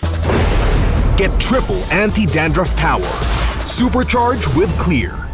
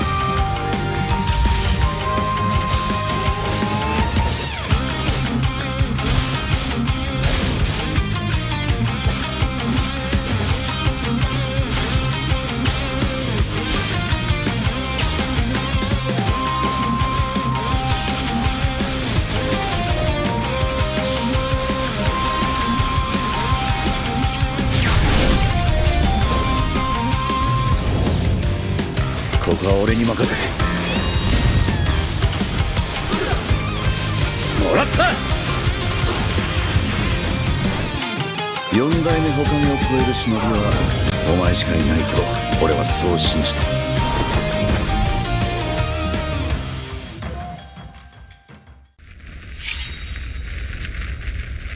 みんなを守るために私はもっと強くなる。やっシャンナラ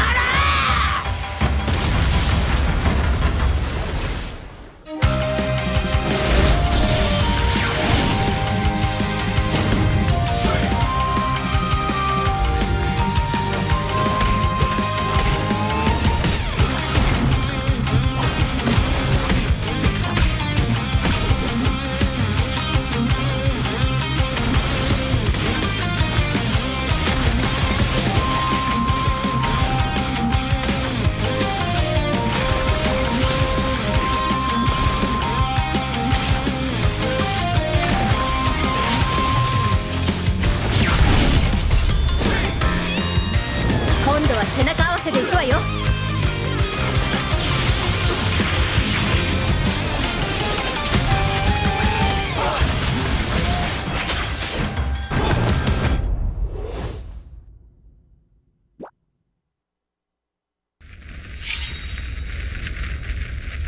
見せてやるよ、シャリンガンの本当の力をな。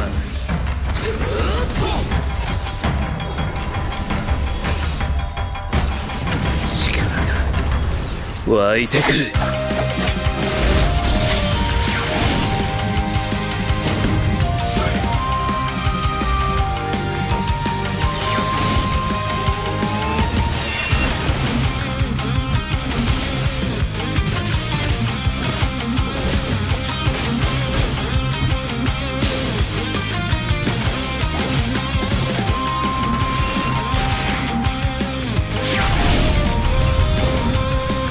相変わらずやかましい奴らだ。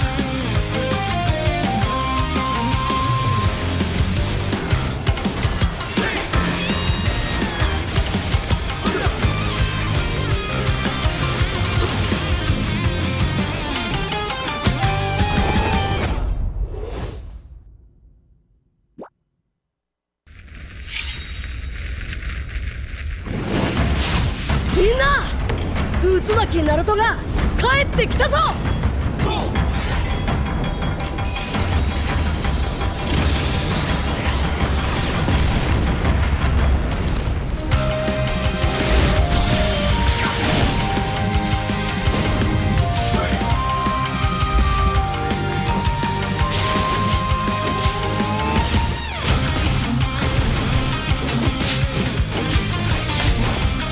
クラマ、力を貸してくれ。よ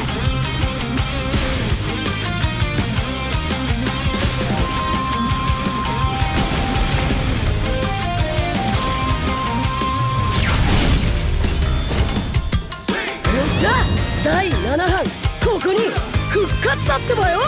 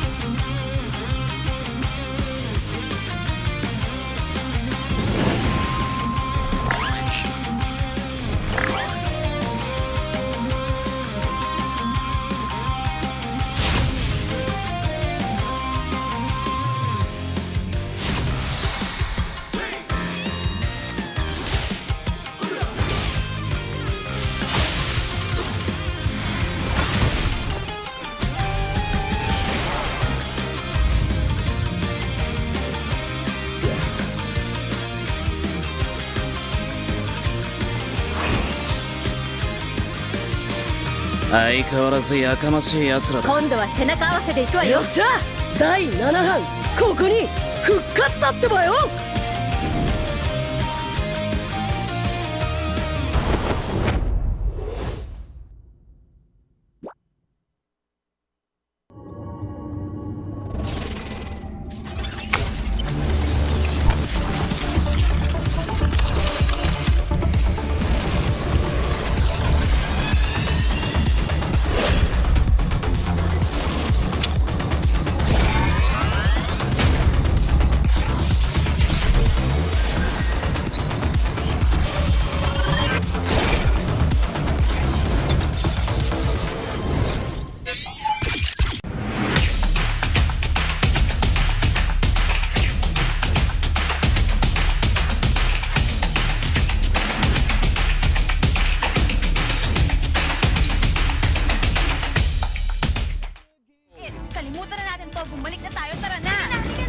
Teenagers?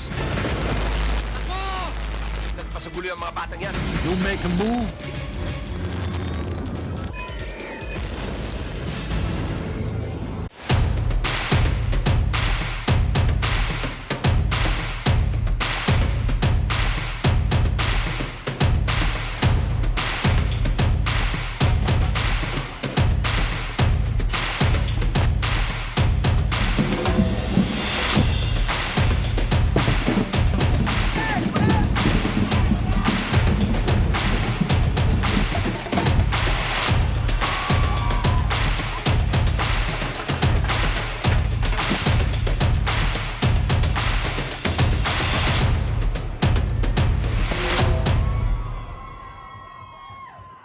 Marry, kiss, or kill me. Just a game, but really, I'm betting on all three.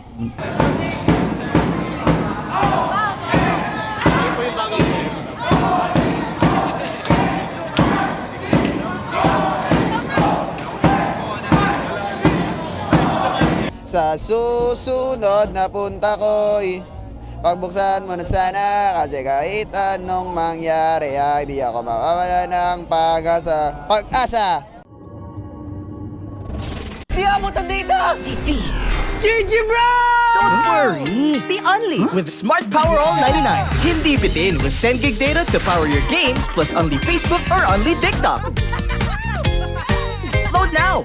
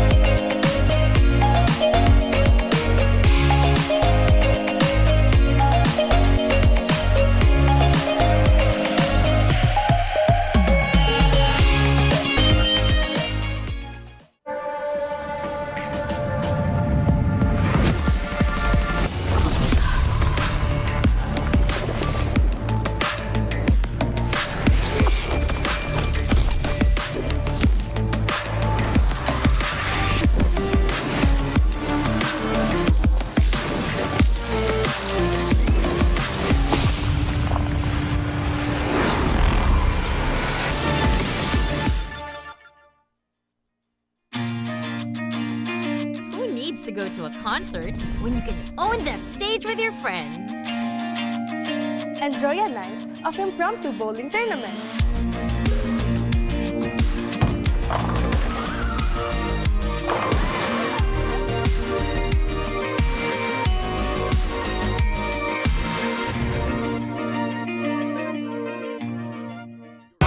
Enemy alert. Your scalp gets 1.5 times greasier, causing dandruff. Get triple anti-dandruff power. Supercharge with Clear.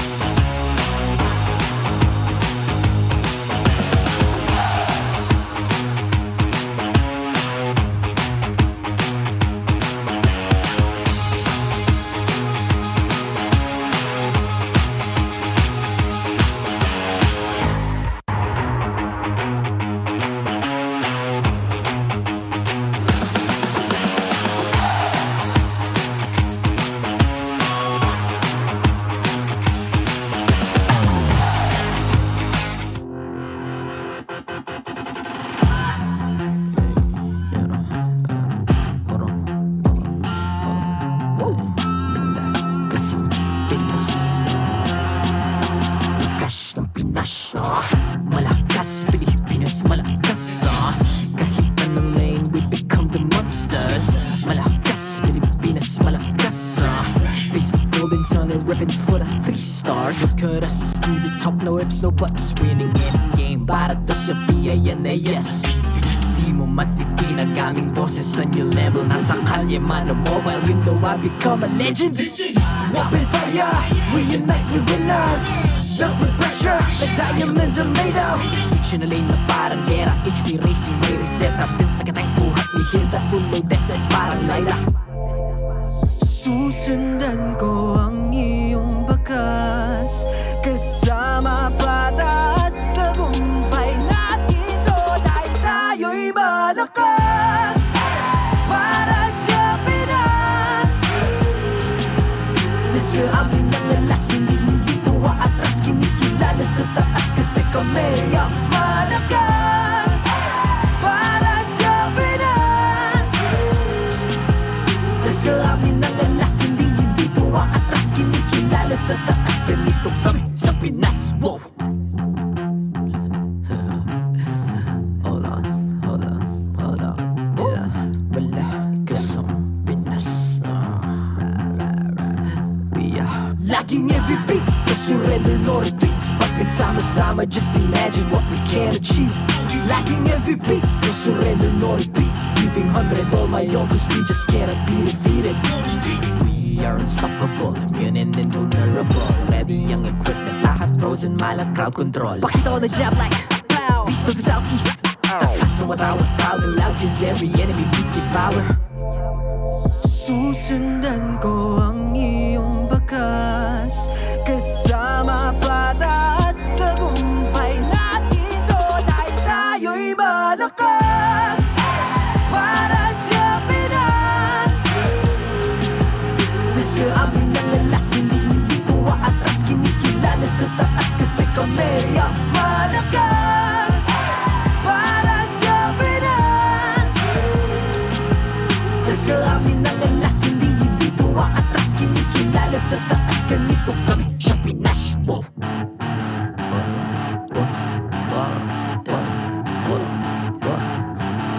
Malakas, Pilipinas, malakas kahit anong lane, we become the monsters. Malakas, Pilipinas, malakas face the golden sun and weapon for the 3 stars.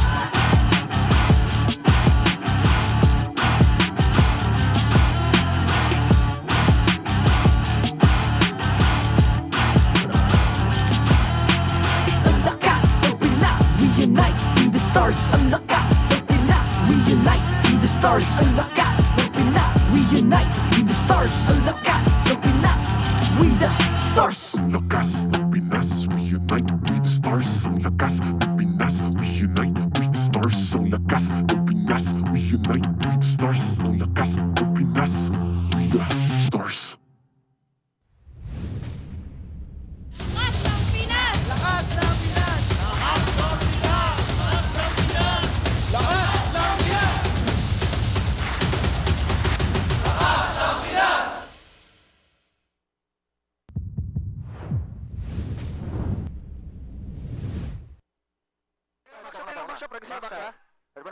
Ito, kalma ha.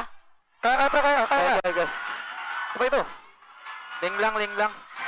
Wala pa. Napababa ako. Ito, pre. Tigreal King ah. Tigreal. Patay.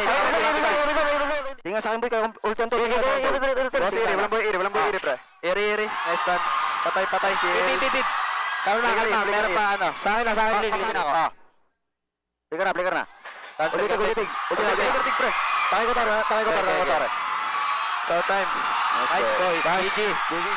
Oy, nice! And welcome back. That was our mic check there from the winning game for Onic Philippines to go ahead and move on to the playoffs as they sent Twisted Minds home.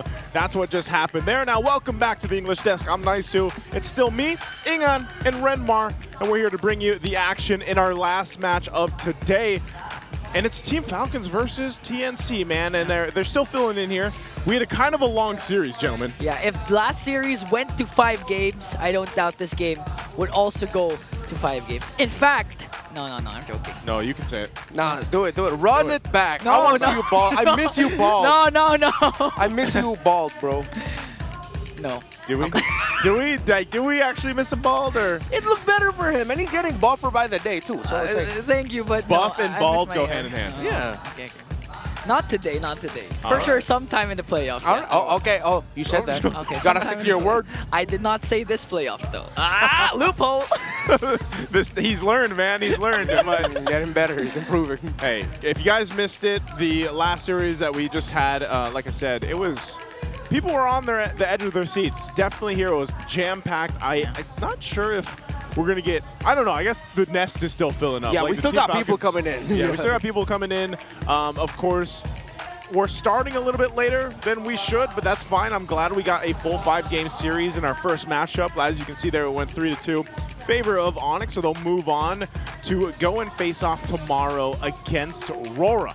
And that's already going to be such an exciting match. I mean, every match that we have in the playoffs here at this point is just going to be so good. And like we mentioned, today's best of 5, the last one for today, is Team Falcons versus TNC. And the winner of this will go on over to face off against TLPH. Oh. Yeah. I mean, there's a lot of storylines there that our lovely duo panel will discuss. But of course, if Falcons advances, that means we're going to be getting a rematch of the Season 14 Grand Finals and the Season 13 Grand Finals as the second round of the playoffs in MPL Philippines Season 15. You don't call it Champions Arena for nothing. We have 4 champions here. But now match number 2 is going to be interesting. It's Falcon versus TNC. I mean, it's going to go down the line. We don't even know yet who's going to be fielded in for TNC or even Falcon. We never know because even Pando might get slotted in. Oh, man. You know, when I look at... I would say that if we had a little bit of a different result from our last match, I wonder how many predictions, mine included, would have been demolished. Because... I don't know. Like I said, before that match even started, people were saying, I saw all online that they were saying it was going to be a sweep. And I think what we can dissect from our last match was just how good the teams have gotten over the break.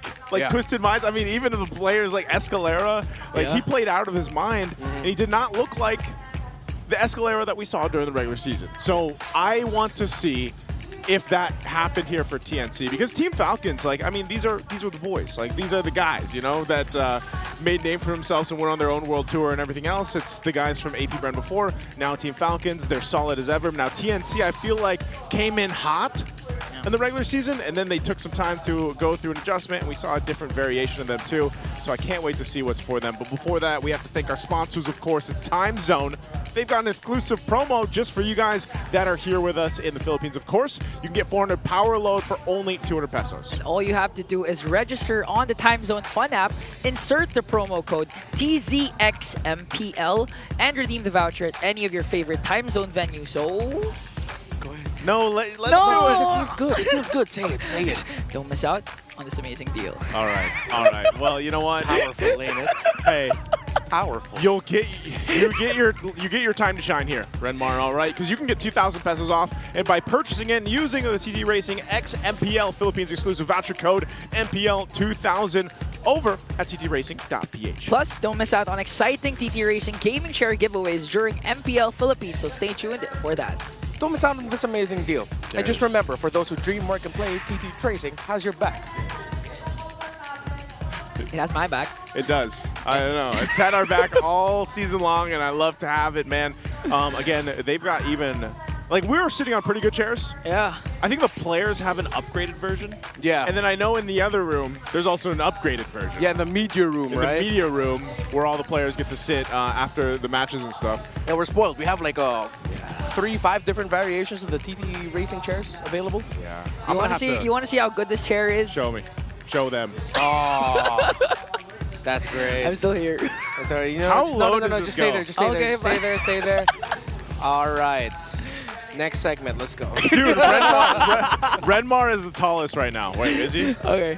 Now, if we do this, this is all camera angling. Yeah. By the Actually, way, yeah, can you leave your chair the lowest so I look taller? I definitely should not stand right now because then I'll like really show. But I'll put mine at max here. That's why, guys. Again, you know, we're in the playoffs here. You're not going to see us too much unless now you're getting a lot of FaceTime right now. But it's our panel that is going to be breaking things down for you guys to prepare for this matchup, to break down the story for these two teams. So let's go ahead and throw it over to Brigida and Rockhart. Take it away. Thank you so much to our esteemed panel of casters right there. And welcome back, ladies and gents. This is going to be the pre-show here for match number 2 for today. I'm Rockhart alongside the Brigida. Once more, we don't have a guest today. Apparently, I think they have one. One of our newest MDL talents. He's Tupet. We are going to be doing this on our own, and we're going to try to guide you through the match that we're having here. It's TNC Pro Team versus Falcon Philippines. And now, here's the thing. Something that if you haven't watched the regular season, by the way, or you haven't been living under a rock, don't forget. We also have TNC joining us for the first time in a long time here in the playoffs. I mean, Redmar, if you were watching or if you were with us during the regular season, he somehow did predict that TNC in 5. TNC in 5 all season long. Yeah. Now, I don't know what that means. It did happen though. Like they literally they are ranked 5. I forgot how early were they able to seal in that top 5 spot in our rankings or in the the seedings of our regular season. But they were the ones who had a solid spot, unlike the rest of the teams who were just like trying to climb up and going down and everything. They were like very chill for like a whole week or so. So yeah, that's basically TNC in 5. The big premonition or foreshadowing from Renmar Santa Cruz actually happening today. But then again, we don't know if that means it's them winning in Game 5.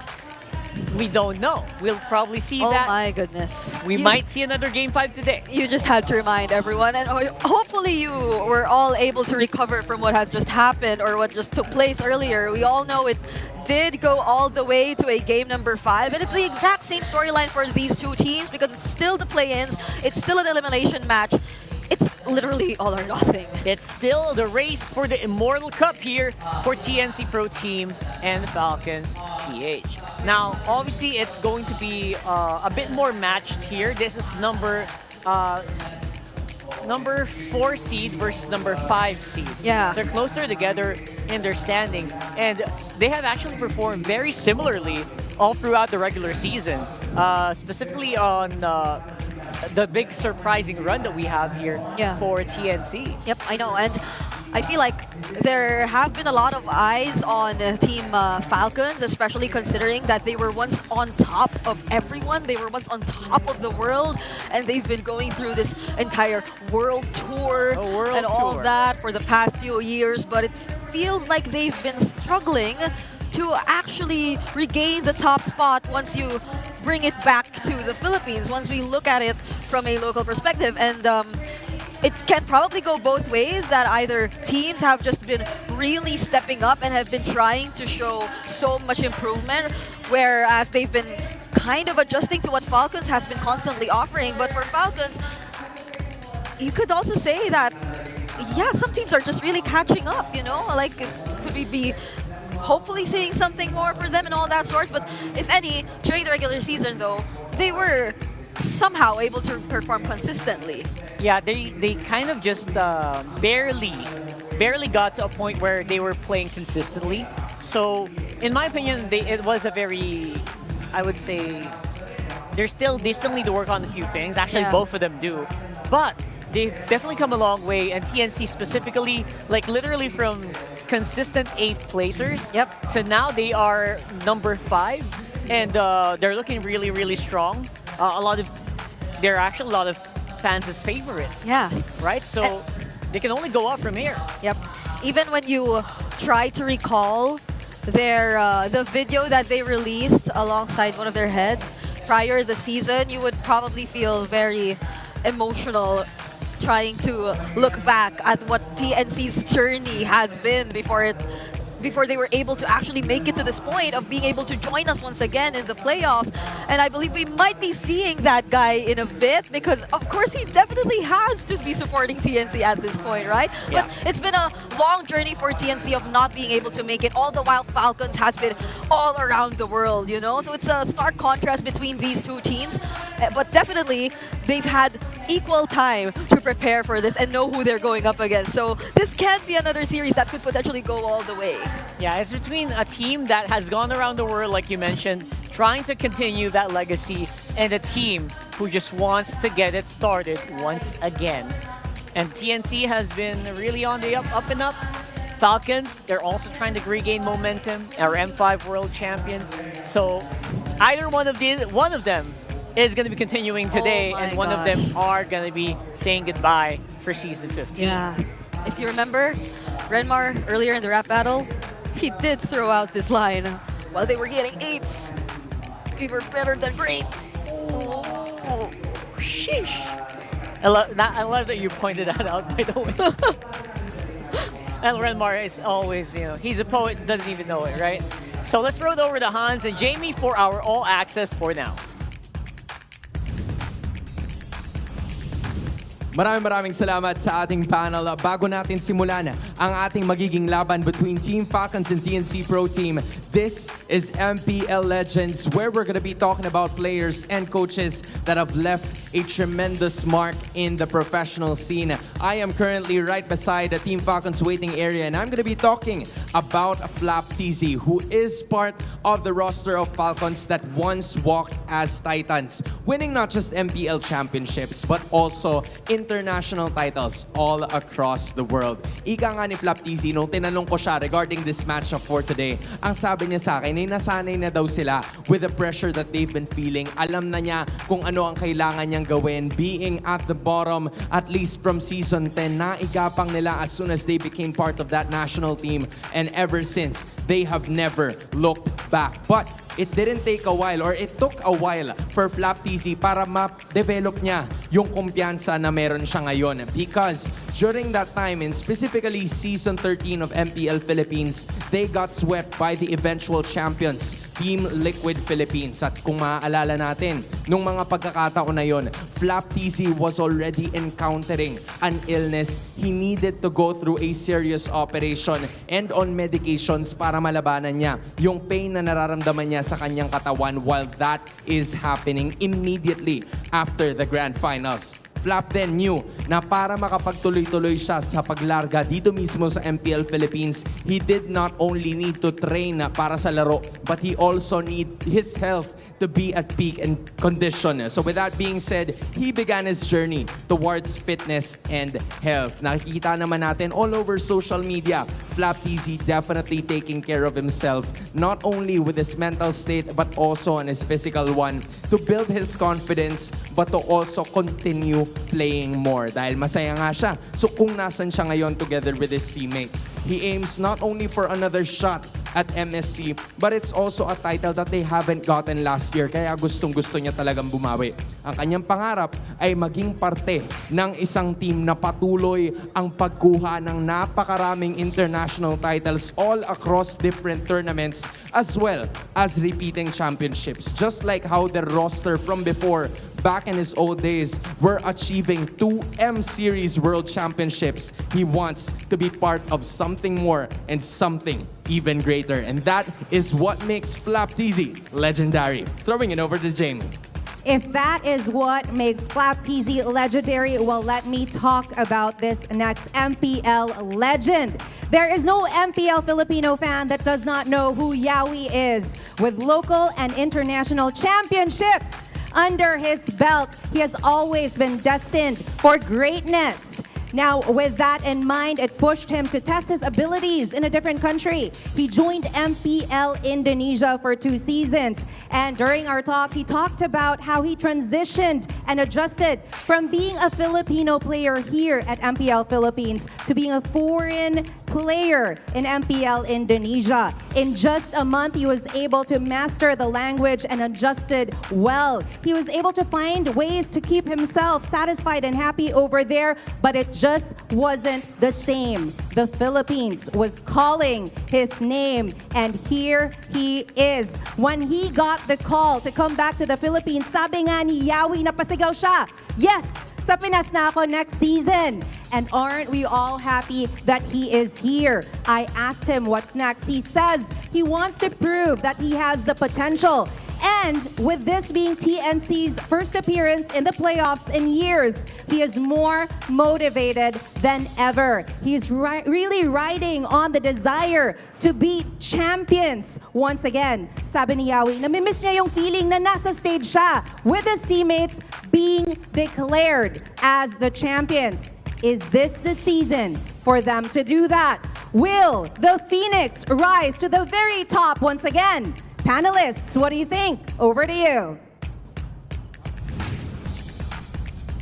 The inspiring stories of our players, everyone just starts from something. Oh, I remember very, very clearly in my mind, M2, Flap TZ, literally kids alongside Carl TZ himself. Yeah. That was way back pre-pandemic. That was very interesting times. And Yawi as well, all the way from NXP days when they started off. And I really badmouthed them that time. But, you know, I kind of recovered from that very well. And it was really, really fun times. I love how we're doing all the throwbacks here. Yeah, big throwback. If you've been part of it ever since then, you've been here for a long time. Yeah, the Bardagulan days and social media. I love that time. I feel like the community has been through a lot, but just the same, these two players that we recently talked about too, they've definitely been through their respective ups and downs. Yep. But that just all contributed to how inspiring of an overall story they've been able to establish for themselves. Almost, you could say, that they already have that legacy in them and that impact that they've left on the community as a whole, on the esports scene as a whole. And now it feels just like the perfect opportunity for them to cement that once more, for them to get back in that spotlight, because for Falcons, they've been wanting to do that. They've been having that spotlight internationally, but not just so locally. And Yawi, he's been through international championships too, you know? Like, definitely he would want to experience it coming back to the Philippines. Yeah, M4 was a very fun time. Everyone remembers that fondly way back in Echo. And then they're definitely going to be on the road to do that again. Although he did win the championships in Indonesia, like he mentioned, it's just not the same.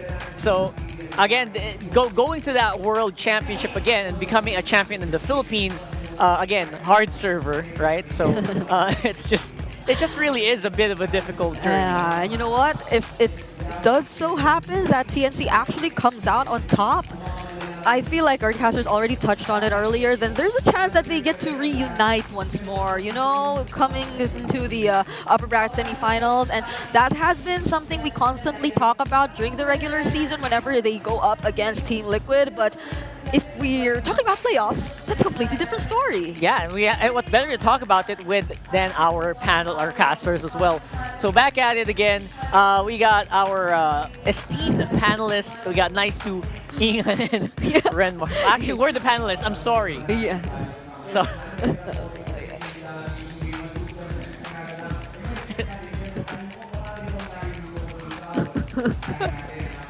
Can you hear us? Can you hear us now? I think you can hear us. Yeah. I can hear Britta. Britta? I can hear Britta. Hey! Turned into a guy, man. Nice. What happened? I don't know, Brigitte. You tell me. Yeah, It's better than the other one we've the been other through day. 5 games. I think that's enough explanation. We went through 5 games. We refueled, we hydrated, and we're ready for this one. Because I wish I don't want to spoil it, man, but I'll tell you what. Whoa, that's a big bird. Don't spoil it. Don't spoil it. Wait, what? That's a big bird. They saw a big burb. Is that what they're trying to not spoil? Massive. Ah, no, now I know what Ian they're already trying said not it, to so- spoil. How long is that? We'll probably see it 7, 8, 9. Hey, let me get. Yes, that's a very tall bird. Let me tell you guys what. Since you can't see Brigitte or Rockhard anymore, boom, the emotes. Boom. Wait, Boom. should we say our predictions? Because you can't see them. Maybe I'll start first. I'm going with the Phoenix Army. Oh, really? Go with the Phoenix Army. There it is. Okay. So we got 2 members of the casting desk voting for the Phoenix Army. Wait, what? You're Phoenix man? Wait, what? Yeah, You're wait, Phoenix no. man? Prediction. Brigid, you didn't ask me. Oh, I thought you. Nice. I haven't predicted yet. I haven't, yeah. What? Okay. It was just me. Normal counting, Brigid. Like, it's only one guy that wins. Okay. So what is your prediction then? You're next. All right. Clearly, I mean... Clearly. I mean...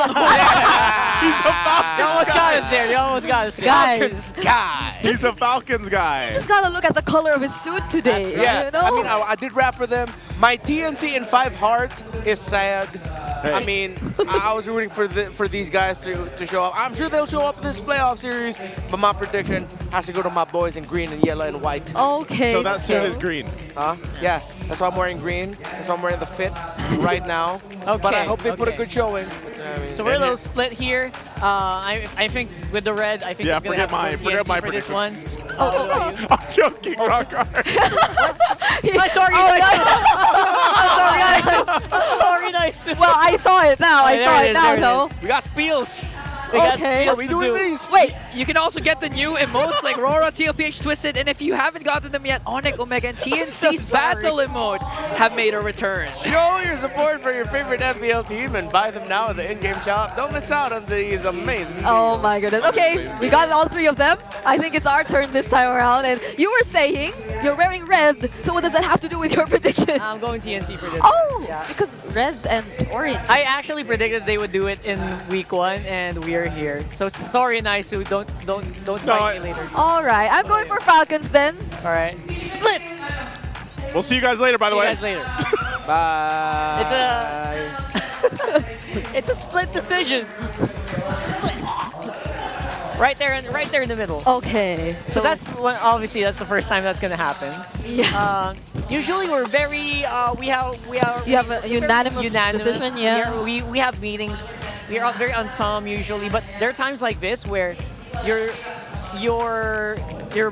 brain goes to different things. Yeah. Different memories about these teams, different moments in the game, in the season. Yeah. So yeah. I like it when it gets split, so that you know. Yeah, honestly, I personally had quite a difficult time trying to decide whether or not I wanted to go for this team or that team and all that. You know, like you could feel the fire within these teams. Like every single one of them. Every single one of them making it this far.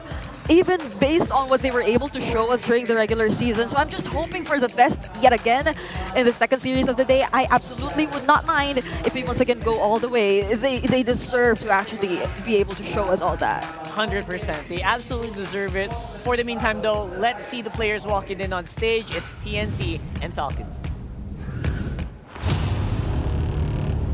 Champions Arena, please welcome our marshals for this match.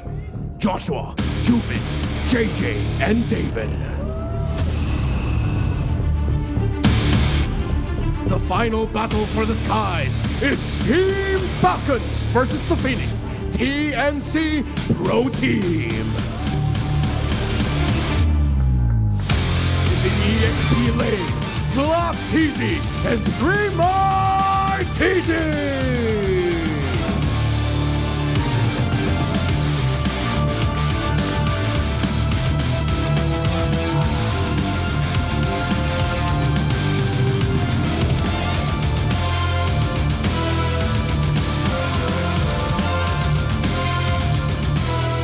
In the jungle, Kyle TZ and Zaida.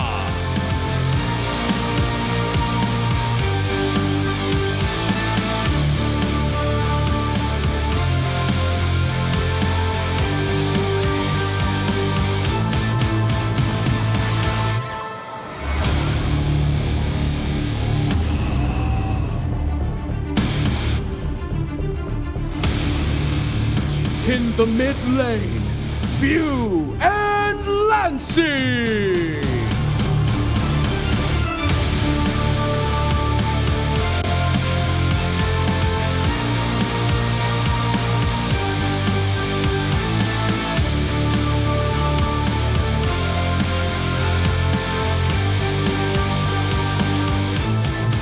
Our roamers, Oakland and Yowie.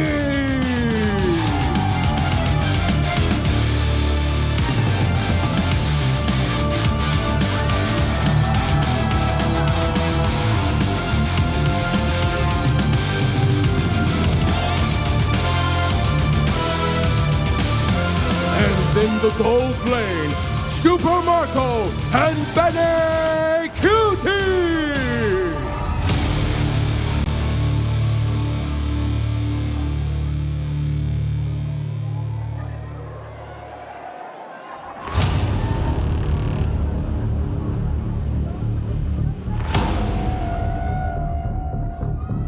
And welcome their coaches, Coach Trevor for Team Falcons Philippines and Coach Imba DJ for TNC Pro Team.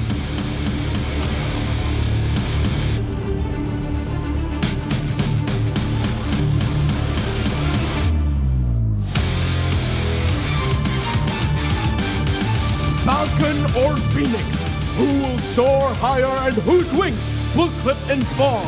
This is the epic conclusion for the beasts in the clouds of the land of dawn, Champions Arena. It's game time!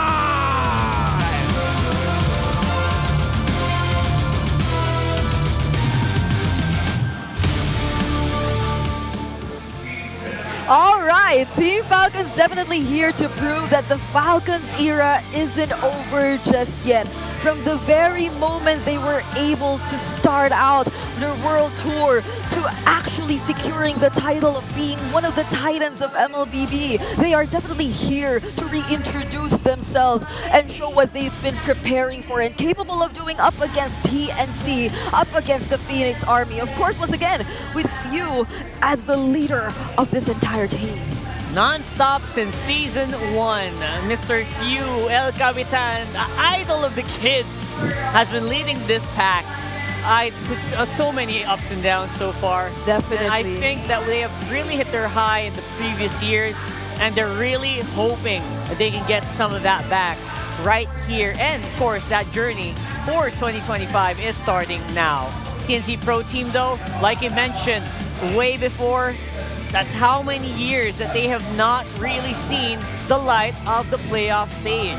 It's been such a journey for them with a revamped roster, with getting Benny Cutie in, getting Yawi, flying him all the way from Indonesia, Lancy, Zaida, Free Martizi, all from different teams, getting into a lineup that can be comfortable to make it here in the playoffs as the 5th seed. And I feel like they're very comfortable if it's just looking at the lineup and the potential chemistry you could assume just by looking at these players, because for those of you out there, probably you could see some remnants of Echo just by looking at their lineup, right? It's very similar to what we saw of them in the previous years, but this is the overall team head-to-head that we will be looking at. Very or relatively close statistics for both sides.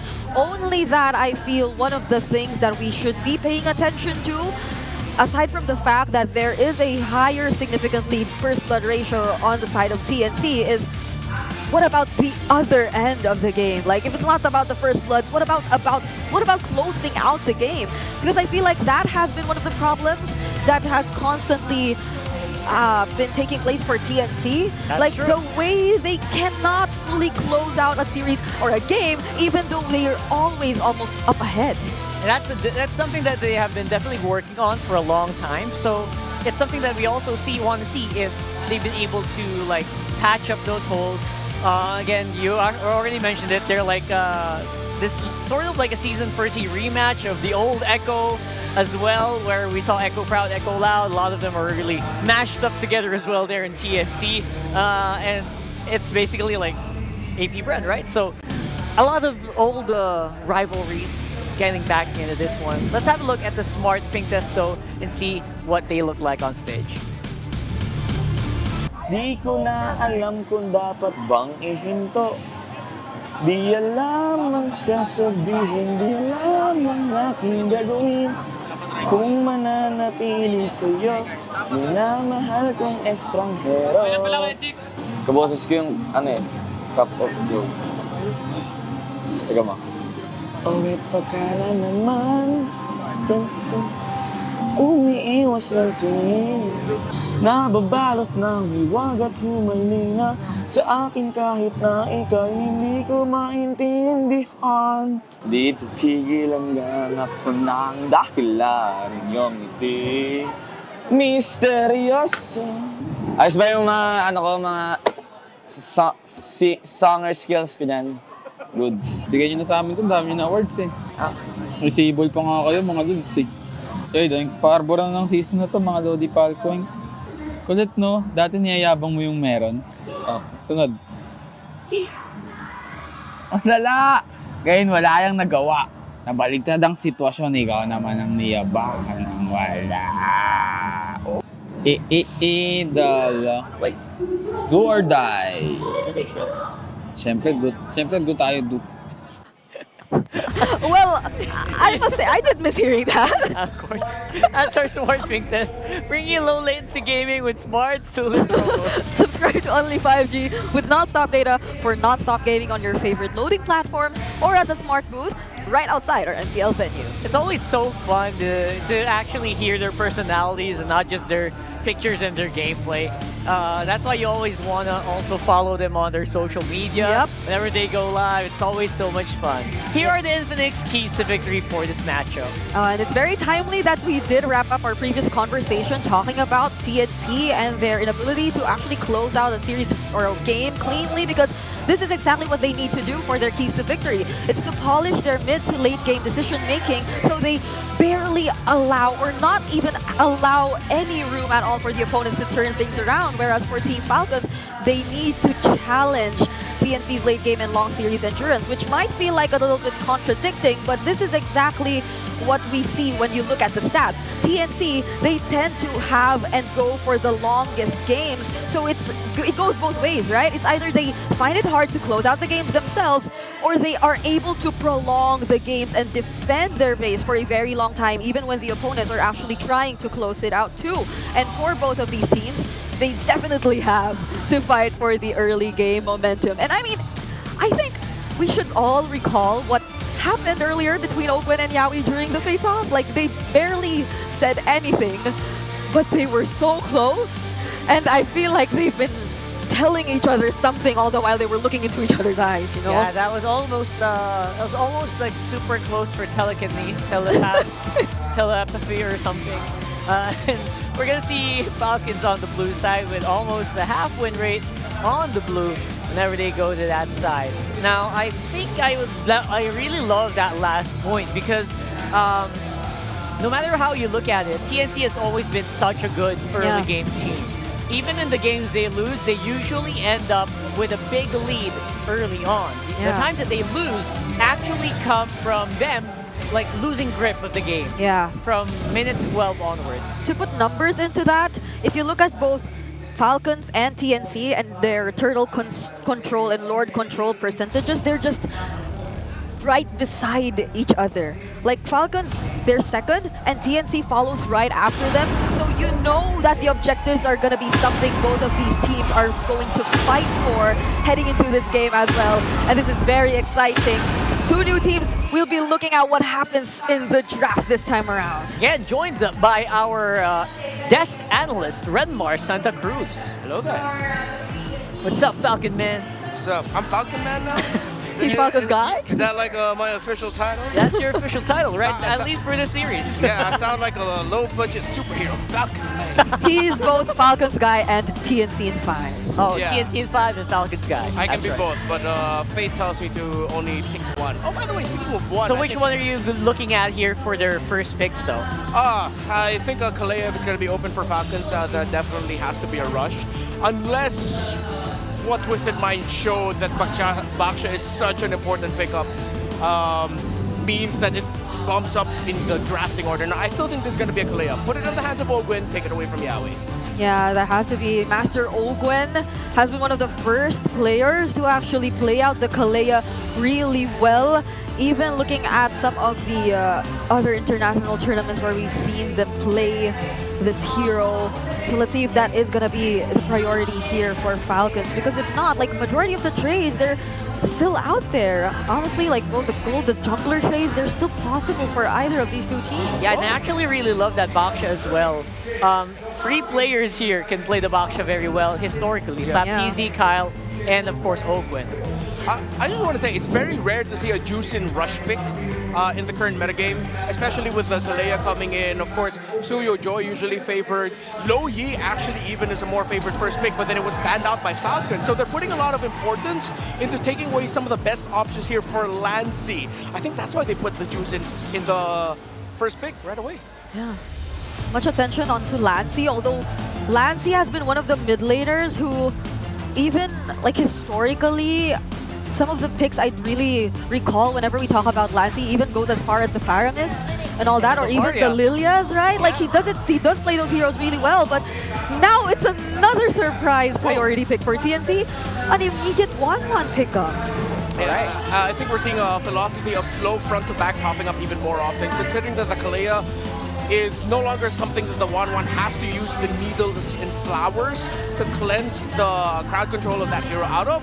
They just go ahead and pick up the Kalea and 1-1 early on. And of course, this is Benny Cutie's favorite hero, named his daughter after 1-1. Yeah. So, come on. Yeah, and I mean, like, the mere fact that they have the Kalea too, regardless if Falcons wants to consider either the Hayabusa or any of that sort, they have some sort of direct answer and chain crowd control to use up against that Hayabusa, but instead they go for the back show, which you were talking about earlier. Yeah, I really love this. Not to mention they also have just a really good follow-up with the Granger. So overall, the first 3 picks of Falcons feel like it's a really solid core lineup that can really roam around the map efficiently.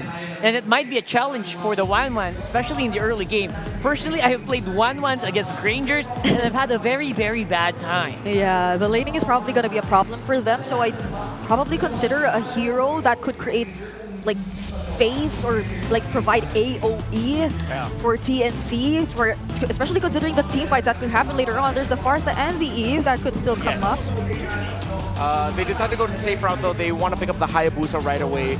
They can get their jungle option. If you're Falcons, you're not gonna commit a Farsa Eve ban, right? Right? Right? Question mark? You're not gonna think on that too hard, right? So that's gonna be up in the air. So TNC Pro Team playing it safe. They pick up the jungle that they need, and at the same time, a jungle that, well, if they didn't give it, would have given the Farsa and the Eve problems anyway. Yeah. Only, I guess, if they're just really playing it extra safe. Because, like, Eve directly responds to the Zushin, and if you're going for a backshot jungle, then that is some sort of utility too. So you might want to not go up against the real world manipulation. And okay, they banned out the Farsa first instead though, so... Falcons? Okay. That's pretty good, that's pretty good. You're not gonna ban Farsa and Eve, right? Well, not Eve, yeah, right? Eve feels like it's next on the chopping board, honestly. I was more leaning towards, okay, maybe just the Eve, but they banned out the Farsa instead. Yeah, I mean, there's like another... I think they can give the Eve. If ever, because Falcon still has a lot of room in their lineup to pick up something like a Gatot Kacha, maybe even a Cho Flex for the EX, the roamer, and then you, excuse me, for the EXP lane, then you put the Baksha in the roam in the hands of Ogo, and you give Flap TZ the Cho instead. TNC smartly take out the Gatot Kacha. So I'm looking at a potential Flex Cho here in the hands of Flap TZ for Falcons. Oh, the Cho, rather, like they're really going for setups rather than an additional layer of sustain. Yeah, excuse me. Oh, they do actually ban the Farsa and Eve. Oh, hey, they did. Oh my goodness. All right. So they're playing it extra safe. Yeah, sorry. Just one more I want to add. Hilda still on the board and actually very good for both lineups. The Hilda, since you don't see the jungle side of Falcons yet, if it is going to be an assassin, can be the pressure you can apply there. While at the same time, Hilda would be great for Falcons if it's available for them. Yeah, they actually, TNC, you're actually right. TNC does need that front line. And FreeMRTZ very happy to pick that up any time of the day. Loving that Hilda pick. And again, heroes like that really compliment him. If you guys remember his Uranus days, he loves to throw it out there. Oh! It's a Josk. Wait, I mean, they banned out the Even a Farsa. They ran out the mid laners? No, I'm kidding. Josk definitely a strong pick still. Oh, well, this too creates space, you know? Like, it creates a lot of space, and it kind of goes unnoticed most of the time whenever there's a really messy team fight that's happening. So Team Falcons has to be extra careful of that. At least they have mobility though, and a lot of blink skills to reposition themselves every now and then, but that might be constantly forced out by TNC. So They go for the Badang. Highly sought after so far in the day. And the Suyo appearing for the first time in the series. Sorry, the whole the whole day. Yeah, the whole day. Gonna be the first Suyo game. Let's see how it's gonna fare. It's paired up very well with the Baksha and Badang. Plus the center of the map, it's looking like it's gonna be a Baksha Juice in Suyo, high invading capability here. I think maybe that's why TNC Pro Team decided to pick up the Zask for Lancy. They need a little bit more bodies to help protect the jungle of Zaida on the Hayabusa. For 3 Martizi, I'm still leaning towards, Glue still actually available on the board. That's a fantastic pickup. It's a slow front to back style for Falcons, and they needed something like the Glue to help them out. It's a very powerful XP lane pick here that actually goes under the radar a lot so far today. Yeah, at least the Glue can, the escape mechanism definitely is still there. The spread, that's gonna help them a lot too, in terms of just blocking off Team Falcons and whatever they want to do entirely. And you definitely need this guy to sustain things, because the Kalea, as much as there is the sustain, the passive works as a form of sustain, but it's more on looking for the setup. It's more of catching members from Team Falcons. So now at least they've balanced out their lineup heading into this match. Yeah, and the Champions Arena is ecstatic for the matchup that we have here for the day. Again, only one solid front line here for TNC and a very well-rounded lineup. That Badang really making a lot of waves so far today. See if that's going to happen for Falcons as well. Let's go over to our team of casters here, Naisu, Ingan, and Renmar. Thank you so much to our team of panelists, Brigida and Rockhart, for breaking it down alongside Renmar of the draft. Welcome back to the English desk here. It's me, Naisu, Ingan, and Renmar, and this is our second match. It's the battle of the skies, if you will. It's Team Falcons versus TNC Pro Team. Who is going to move on forward to face off TLPH tomorrow? We'll find out. Jumping in, there's a whole lot of early poking. Early poking forced out Yaoi's flicker. Now a resource down for TNC. Yeah, the absolute threat of going up against Abash and the Suyo together. I was mentioning this in the draft, where these are two presences that are so good at applying pressure into the key contestable areas of the jungle if you really want to invade, and even a Kalea is going to struggle against that, especially up against a Baksha, who also has heal on his own. I thought Zaida would get caught out there. We're seeing a lot of this, man. You know, like now, I know even coming into our playoffs, like we saw a lot of the Baksha go into the roam. Seems to work really well, of course, alongside the passive that he brings to a game. He's just great mobility, great tankiness. And then you pair it up with someone like this Badang, and you're able to go ahead and set a lot of things up. Lancy. And not to mention Few. Beautiful execution there, but Zaida answers back and picks up Ogwin. Yeah, traded out, but that's rumor for mid. More favorable trade here for Falcons Philippines. KyleTzy. KyleTzy got caught there almost, but FlapTzy with a save. Trying to chase after KyleTzy, and FlapTzy forced them to back off. All right. Kyle's going to be fine. It's kind of interesting. We haven't seen the Suyo, in the last series at all. Yeah. Still some poking happening here. Flap will get back, but the Turtle's up now, so they got to go ahead and recalibrate how they're going to do this. Ogwin is back in that, and they're going to go grab the purple buff for now. For now, Zaida can just start this up. They're probably just going to get this unless somehow Kyle gets to this quickly. Yeah, KyleTzy just going to trade for the purple buff instead, as Ogwin, FlapTzy, and Few he's going doing orange their too. best to delay, and now he's going to might go for the orange buff trade. Easy take there for TNC Pro Team. The fact that they continued to fight for a longer time forced a reaction out of KyleTzy, which meant he would be out of timing to contest that turtle, so he decided to go for the orange buff steal instead. Or was he actually able to secure the orange? Just one green cap. Oh, just one green cap. Okay, yeah. He wasn't able to get the orange buff. Yeah. So KyleTzy will be able to get his own. And yeah, we're just back to normal here. I think Falcons need to watch out and not get baited into these long engagements. I think that's something that has to be assessed and addressed. Yeah, also with this, all-time stats for Benacuti on the 1-1. Quite a few games, 21 played, 52% win rate, and a little fun fact too. Doesn't he call his daughter? Wan. Yeah, the nickname. The nickname of it, yeah. Nickname of his daughter. Yeah, Wan. Is Wan. One of his heroes that really, I think, probably has some of the most highlights that he's had through for his career so far. So we'll see if he's able to pull that off here. There's not too many players that do bring out the Wan. And you could also say the same thing about a Zask. I know you guys talked about this a little bit in the draft, but Is it Lancey? This is the only. Was there one more? I think maybe one more player in the league probably played the Zask off the top of my head, but there's probably only 2 or 3 that have and found success with it. I'm not sure if one of them is Super Prince, but for sure Lancey is one of them. And going back to the draft, what Renmar mentioned, they were forced to use this Zask because... Oh, wait a minute! Zaida, we shadow kill. Few was able to Crimson Beacon out. Now the counter Lantern player, Super Marco! Wow.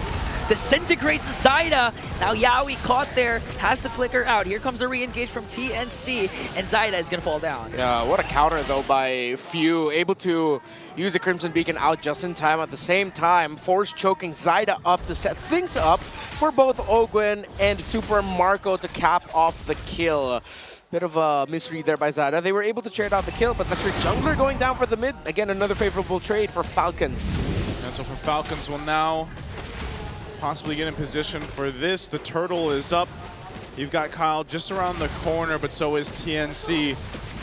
Zaida's buffed up as he needs to be, and they might force a fight here. Ogwen might even look his own angle. Even go for 3 Martizi. Flaptizi already commits the fist crack. Good zone. Zaida still working on the turtle. Good zone from TNC. Yeah. Zaida picks up the turtle, but Flaptizi with a counter fist break. No ultimate though, but it was more than enough to bring down Yawi. Okay. Yeah. Yawi goes down, but it's a trade again. Yeah, they were able to punish out. Good trade, but Falcons, if they break this mid tower, they win the trade, and they do. TNC pro team. They zoned out, they're doing everything again, but it seems like Falcons always has an answer to something that TNC does right. That's how you do it, man. Yeah, they open up the map. You gotta have what is it called? You gotta have the reaction to every, there's a reaction for every, there's something like that. Yeah. You know what I'm saying? Yeah, every action has a reaction. Has an equal and opposite reaction. All right, it's way longer than I thought, but it's one of the laws of physics. One of the laws of physics. I haven't seen a whole lot of different physics reels on my algorithm, but yeah, that's... Really? I learned that in school, sir. Hey, we didn't have cell phones then, so... What? Turret goes down top side. It's Team Falcons that, you know, the way that Falcons is playing this is just so objectively, and honestly, if you've been watching them for a while, you know they play this game. Yeah. Like, they are the macro team that likes to play through that, and then eventually they'll pop off right around maybe before the first Lord comes up or even in that fight. And you start to see them put pressure now. Now that they've got a couple turrets down, they can play around the advantage they have. Yeah, and now it's kind of balanced. They're just not banking on the fact that they have to wait for Super Marco to scale up. Even Kyle TZ and Few has been a great damage source for Team Falcons. So now they're standing on a 2.5k gold lead, and at this point, it seems like Yawi is having a hard time trying to engage because 2 of his targets have Purifies, not to mention Ogwen has been zoning out TNC.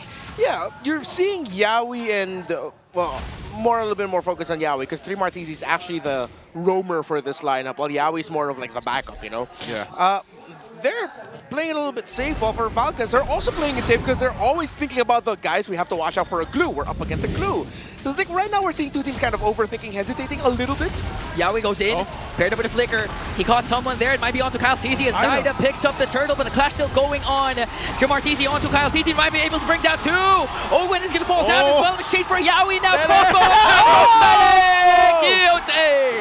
Oh, maniac! The Storm is online. The namesake of his daughter in his hands, and he gets a Maniac to open up the series. That's another reason why Falcons had to be careful. They're up against a 1-1, a very iconic one at that. Oh man, we talked about it early on. I said, Benny, he loves this hero. And you remember why every single time he does something like that. Again, a great initiation coming through from Yawi with the Tsunami Slam. Zaida cleans up the objective. That 3 for 3 for the Turtles. He does enough damage, too, to allow Benny Cutie to pop off with the crossbow of Tang. It was because of that shadow kill that was also used from Zaida to allow the health bars to be low enough for Benny Cutie to get that Maniac. So just really good timing and initiation. Yeah. I mean, remember, before all that happened, Falcons was holding on to about a 3k lead. It's gone now, and TNC has flipped the table. Yeah, I'll also have to acknowledge, just as I said it, Yawi decided to make a play, a very sure one at that. He went ahead, jumped up in the air, flickered forward, landed the tidal strike, knocked up 2, grabbed 1, and that just set things up incredibly well for TNC Pro Team to follow up. So Falcons have to go back to watching their positioning and acknowledging the fact they're up against a 1-1. Yes, they have the range damage, theoretically, to deal with it, but there's so many bodies in front of the 1-1 that the damage of the Granger is going to have a very hard time seeping through. So it puts so much pressure into the rest of Falcons to just throw their bodies to try and take Benny Cutie down before he could jump up in the air, which up against a very tanky front line of a Kalea and especially a Glue, that's tough, man. But up against a systematic team like Falcon, one mistake, they'll surely capitalize on that, especially if Super Marco starts to be online once again. First Lord up for grabs. It seems like all neutral objectives actually were secured by Zyda. Yeah, they're going to keep Kyle TZ down on that bottom side for now. Going to grab his buff. Lord is up, and TNC will have the advantage. Yowie jumps in. Yowie again with the flicker plus combo. He's going to catch Blapteezy. Falcons, 1 member down. There was a knockoff on the Lord. Owen trying to soak up the damage, though.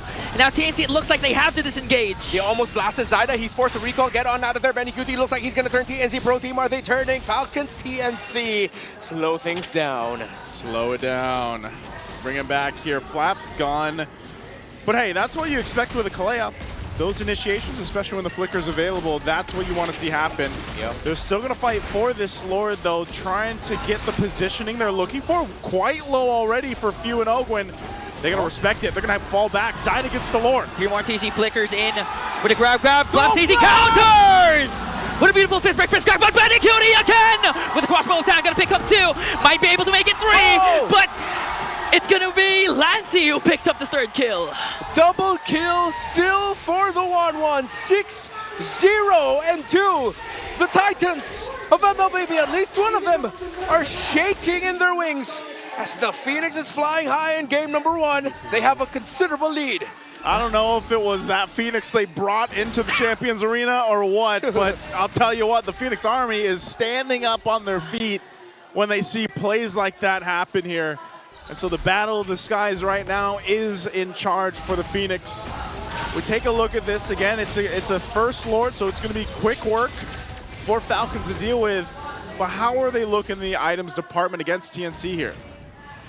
Oh, Benny Cutie already has a Wind of Nature also. So now they can be as aggressive as possible Yowie. like this. Again, Yowie, but Few was able to purify out. Yowie got caught, was able to flicker. And now Ogwin trying to go for the charge. Yowie pops his conceals to back off. Zyda goes in with a shadow. Now here comes Team Arteezy. Very bad here for Falcons. TNC Pro Team. This looks like this fight. Good look for them. Godlike for Benny. And now Kyle Teezy also picks up a kill on Yowie. So that's going to be a 1-for-1 trade. So it's a 1-for-1. Oh, good stun. Good stun from Ogwin. Almost got caught there by Zyda. Good stun. Yeah, Kyle Teezy's still going to get his buff, though, so he's fine.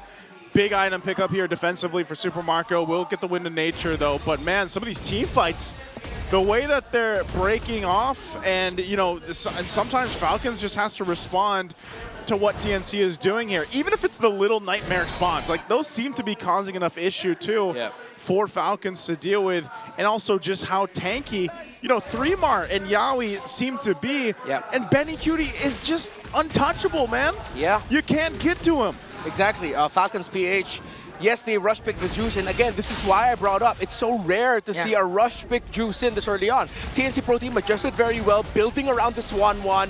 Zask, so many frontliners for it. Yowie decides to go in, uses the ultimate, he catches one. He got TZ, almost brought down low, and TNC Pro Team, this could be another fight. 1! Another kill coming in from Benny Cutie as Zyda works on Few. Benny Cutie leading the charge. Lancey picks up 1 more. 2 will fall down for the side of the Falcons. Woo, TNC.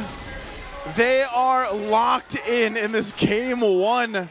25 seconds to the Lord here. They have so much control, so much confidence in the way they're approaching these fights. It's probably going to be another turret that goes down here unless Falcons really wants to stop things, man. 8-0-3 on Benny Cutie just gets the Malefic Gun, increasing that range even more, which just means it's even going to be harder now to get to him. That's already been the problem the past, 13 minutes of this game.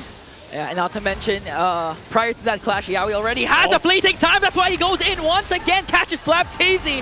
Flapteezy was able to flicker out, plus a Winter Crown play. Now they're working on Ogwin. Benny Cutie's going to pick up a kill. Another crossbow attack. There's going to be a Winter Crown play onto Ogwin, but they catch him still. Zyda from the back, working working on them, but a Wiki Shadow Kill as 5 members of TNC. Now they focus on the Lord. Okay, 5v3 does not look good for Falcons. They will not be able to contest this even with Kyle alive. TNC. All the flowers to Coach Semi and Coach Imba DJ of TNC Pro Team. They assessed the Juicin first pick of Falcons PH so well that they've built a lineup that faces off against that core pick in the Juicin to the point where Benny Cutie is untouchable. 3 Martizi, no deaths, 10 assists on that glue. I don't know, man. At this point, this is the storm. Like, how do you stop this, man? What do you do to stop the storm? He's 9-0-4, and like you mentioned, you can't. He's untouchable. Oh, Yawi again? With a conceal amidst the title strike. Okay, but Super Marco was able to purify out Zyda again. Oh, man. With a Wiki Shadow Kill, they're going to share the damage, but Purify was expended by Super Marco. Yeah, that's a Purify down. It's crazy too. 3 Mars, 0, 0, and 10 on the glue.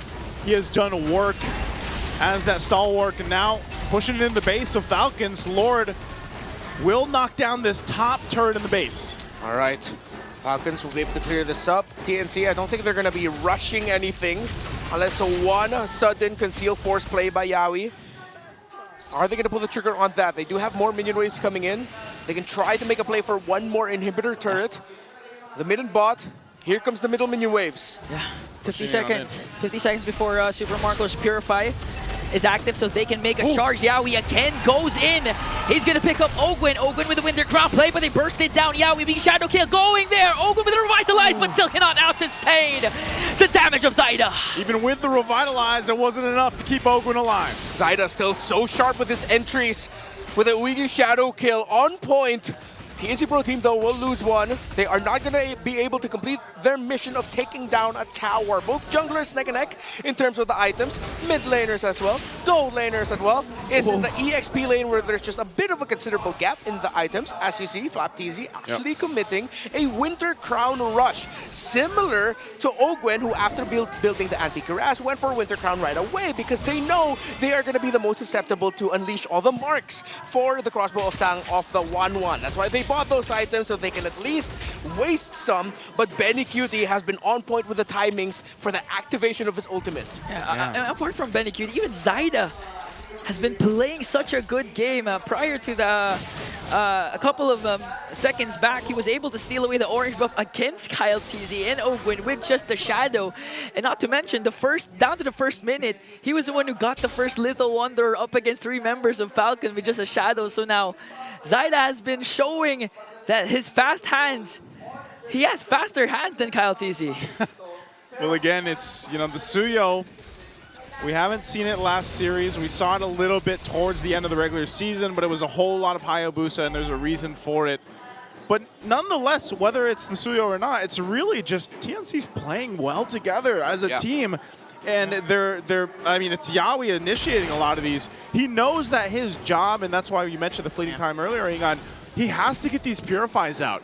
If he at least gets some of that down, then that's value for them, and then most likely he's going to have an opportunity to jump on in again. And then even if not him, then 3-Mark can do it. So there's a whole lot of options that TNC has, but look at the placement right now, what's going on here for this next Lord. We've seen Falcons do this before. We'll see if they're able to go ahead and execute things off of this. And Renmar mentioned too, all the lanes, despite it seem like TNC heavily favored, it's relatively even in terms of itemization. It's not too different, but this Lord is being blitzed now at half health. We'll see this. Look at the off angle. Look at Kyle TZ's placement. Will they go ahead and press this in? Are they just going to go for a sandwich play on TNC? But they got a big wave down bot, and they're going to know that Super Marco's there. Pressure is on for Falcons. TNC going to try and burst. FlapTZ goes in with a combo. Zyda answers back, and Benny Cutie plus Lancy picks up the kill onto Kyle TZ. They will be able to secure the Lord, but Yavi wants to go for more. Tsunami Slap committed already. They're going to bring down FlapTZ with Zyda with a kill. He's just too damn good on that 1-1. The Storm is 9-0-7. We thought the Falcons had the sandwich play to take Benny Cutie out, but it was Kyle TZ who fell down first in that engagement. Lord goes to TNC 18 minutes in. And you saw the idea there. It was, okay, Flap, go get Lancey or someone, and Kyle TZ was supposed to sweep in and get the kill before he got a chance, but Lancey still was able to pop the Dominator's Ascent and get in that form, and now, you know, they win that fight decisively, and they're looking at possibly ending a game here. Game 1 under the 20-minute mark. We'll see if they can do it. Mid turret goes down, Yawi jumps in. Jumps in, Few pops his Purify, Lord Siegen onto the top lane. Immortality of Yawi will be popped. Few has a Crimson Beacon out, but 3 Martizi catches him. There's the Winter Crown play though. Zyda just seizing the moment, but Yawi was bursted down. Here comes Benny Cutie though with a crossbow of Tang. Kaltizi was able to sustain the damage. They stay alive. Yeah, hell of a defense there by Falcons. They were able to hold the Lord as far as they could away from the base. The focus of 3 Martini there on the Few forced out Purifies and the Crimson Beacon, but Falcons kept their position very well, and even Benny QT, able to use the crossbow of Tang, was not able to make the most out of it. Yawi got punished, and Falcons just held on for dear life. Still, again, very close game. The only gap, significant gap, excuse me, is between the 2 EXP laners. The item difference between the Glue and the Badang is starting to be felt by Falcons. Still felt, but now at this point, I feel like it doesn't actually matter that much. You know, it's getting a little, it's getting in that position where it's like, Falcons, what do they have to do to turn this game around? Because their base is completely gone. All the base turrets are taken out now, and they really, it's funny that the way it is, oh, Yawi's popping the conceal, they're gonna jump it again. Yawi still commits the flicker to catch Flap TZ. There's a Winter Crown play. He might be able to escape though as TNC backs off. Okay, they're gonna back off. I don't think they press that any further. Yeah. They don't want to just overextend here, but yeah, going back to it, it's like, what does Falcons have to do? They haven't seemed to be able to actually go into these full-on team fights exactly, you know, the past few minutes, but maybe are they at a position to do that now? Yeah, they just need to pick Benny Cutie, which is so much easier said than done. Just get Benny. Yeah, get Benny. If you can somehow get Benny, or you take down the front line so fast that Benny Cutie is forced to, like, just, you know, step away, then that's the ideal scenario. But it's, you can't. Again, TNC Pro Team have drafted this lineup so well against a lineup of Falcons PH that despite it all being so close in the gold, you can definitely say Falcons have the damage. They just can't seem to have enough damage to make it to a point where Benny QT is so threatened that he gets taken out. TNC, they might just decide to go and try to burst down the Lord, but still don't respect the fact that Falcon can steal it away. Ogwin trying to soak up the damage. He does have his immortality. Zyda jumps in. One more hit, but Ogwin saves his immortality though. Yeah, he's still alive. But you can see that even where Benny was earlier, they still have to be careful on how they approach the fight though. They know the buffs are going to come up. They throw Zyna over to the purple buff. He'll grab that, and you have Kyle TZ doing the same thing, grabbing his orange. So it's just setting up for this next objective, take this Lord. And there's still the 2 Purifies for Falcons, so they can possibly go ahead and counterplay into the setup that TNC is going to be looking for. It's always been Yawi. It's been Yawi all day long.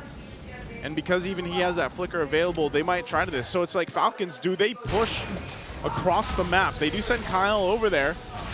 TNC's got that information, but they'll go ahead and start up the Lord. Benny QT sent over to deal with this, and I just think we have a standoff for now. Good macro.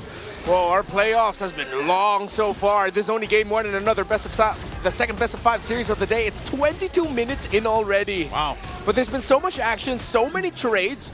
It's a very active game.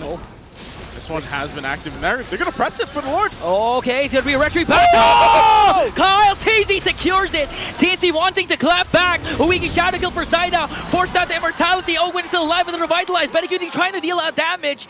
But in exchange of El Capitan and Ogwin, Falcons get the Lord.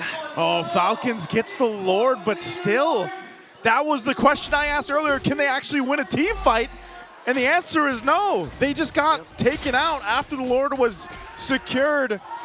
And so this could be an easy just clear out and push into the base unless Falcons can do something to buy some time. Again, they have the damage, but it just seems to be not enough. They can't reach Benny. TNC starting to siege in. Zyda goes for the zone and eliminates Super Marco. Wow. Pops his immortality as TNC takes game 1 away. What a capitalization by TNC Pro Team in the draft. There's a reason Juicin isn't rushed first pick anymore. And TNC Pro Team adjusted to it, responded to it incredibly well. Incredible game from TNC to start off this best of 5. Let's throw it over to the panel. The way this is happening, I'm sorry. My hair is so messy. We were jumping up and down here. That was crazy for TNC. For this one, apparently Lords is only half the picture. Oh my goodness. Look at what we're seeing in as early as day number 1 of our playoffs. Season 15 is proving to be a massive roller coaster ride for a lot of us MLBB fans. Just look at how well these teams have prepared for one another, for each other even, specifically in this particular scenario where TNC, it barely felt like they were up against the Titans of MLBB. Yeah, it feels like a big paradigm shift. Wow, big words. Wow. It's a big shift in the way that the whole ecosystem has been going, with TNC just being so dominant from the very beginning of this match. Yep.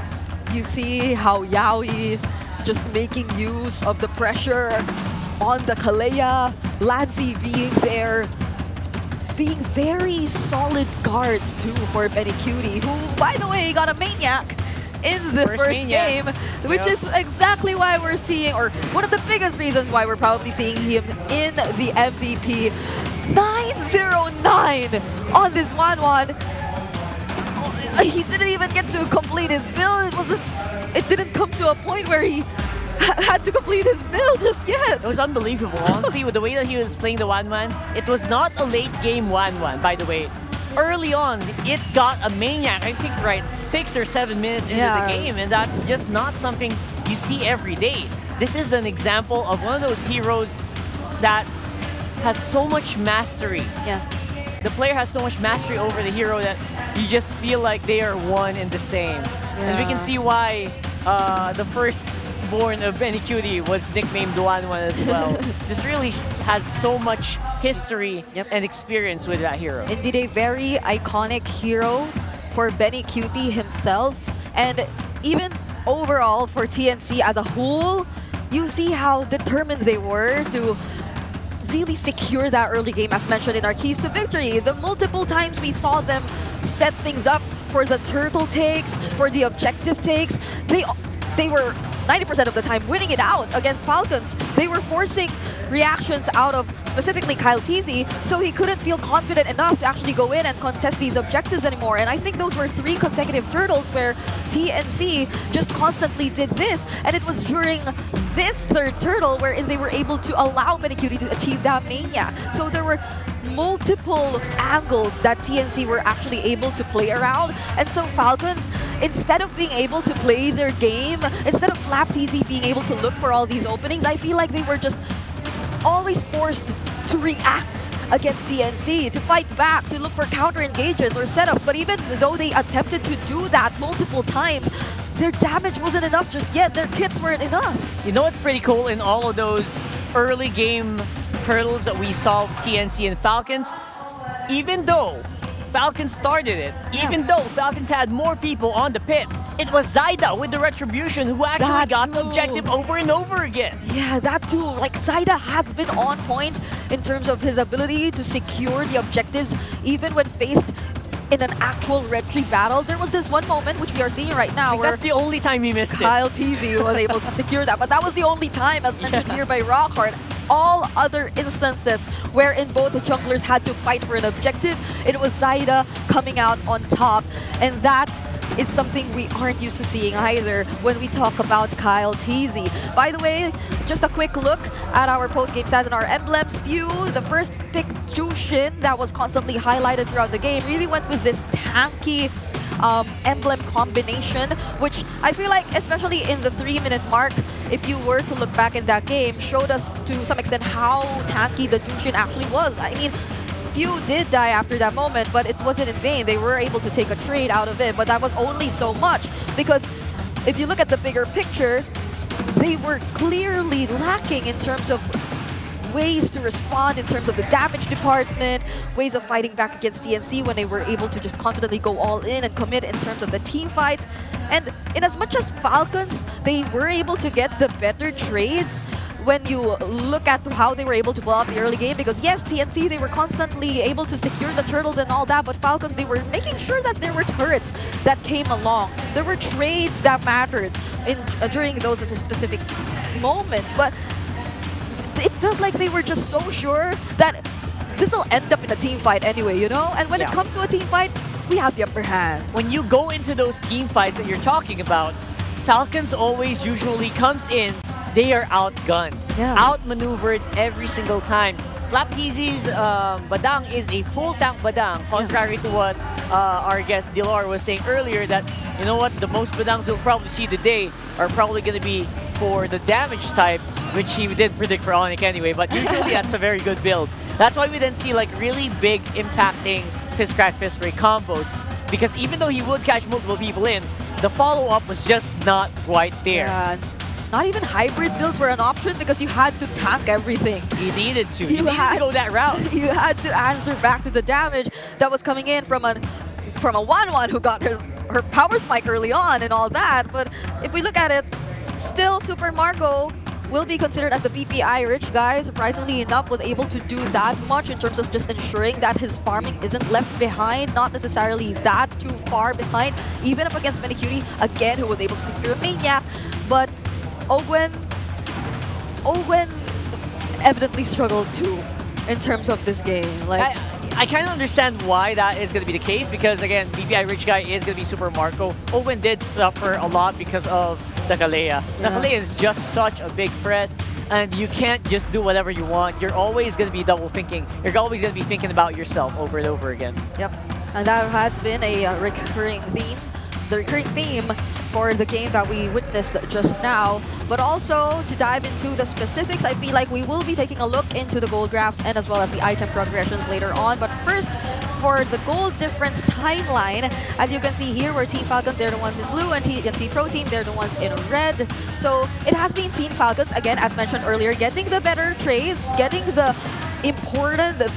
turrets even, despite TNC Pro Team getting the turtles consistently in the first few minutes of the game, but it wasn't for long that they were able to hold on to this lead, because when it mattered the most, this was the moment where Medicutie, during the third turtle, was able to secure the Maniac, and they were just all out aggressive. They were just on that all-out aggression from that point onwards. And this is another thing we really have to look into, because we did mention the fact that they have to respond to the amount of damage that TNC Pro Team already had in their hands, which resulted in their builds to somehow be slightly altered as well. And I'm specifically talking about the frontliners, Flapteezy as well as Ogwen.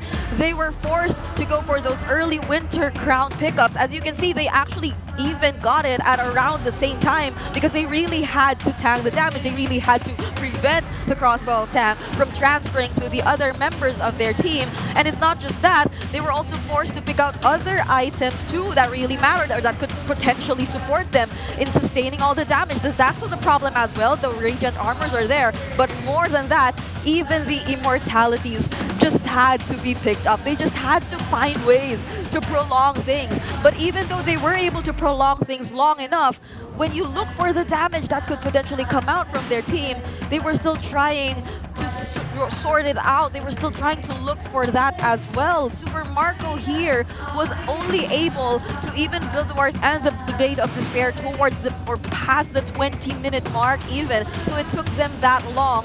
Even though he was indeed considered as the BPI rich guy, TNC, they just went so far ahead to a point that it was very difficult for Falcons to actually respond back. And this is the beauty we're seeing in TNC, with just that very small opening they got in the draft earlier of knowing what they're already potentially going up against, knowing that, oh, this is going to be indeed the Jushin, this is going to be indeed the backshow. We kind of already see ahead of what we could be expecting in terms of the rotation that will come out from Falcons. They were able to fully capitalize on that, and what better way to do it with an iconic pick, which is the 1-1. And now looking at a quick meta check, especially for TNC, by the way, second in terms of most heroes used, up in first is actually Falcons, so they're very close in terms of statistics and ranks for majority of the things that we're seeing, even in objectives, which we also talked about earlier. But if we were to look at this game felt a little different. It was an aggressive type of TNC, but it wasn't with the Cho of Yawi. Yep. It was with the Kalea, which felt like, oh, in the 3 weeks, Yawi was able to master it the same way as the Cho. I know. I mean, I'm almost as good as Yawi, or rather the other way around. But I'm just kidding. Kalea is definitely one of those heroes that when I saw it first, the first guy I thought about was actually Yawi. Yeah. As well as Oakwood. I knew he was going to play it a lot. And he did. He was one of the players who actually first play that hero as well, but we saw how efficient it really is in the hands of a player that has so many years of experience and has that eye. You know, his eye is like super laser focused, and then you have that one skill, bam. That's why he's so good at the Cho as well. Yep.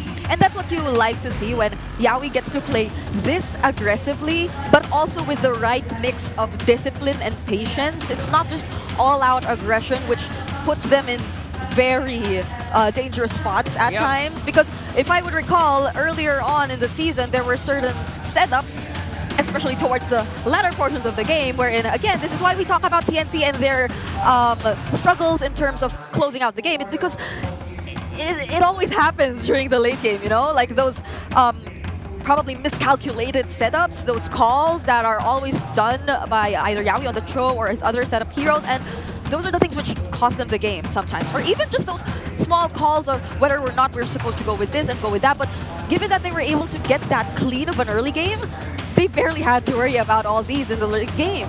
That's right.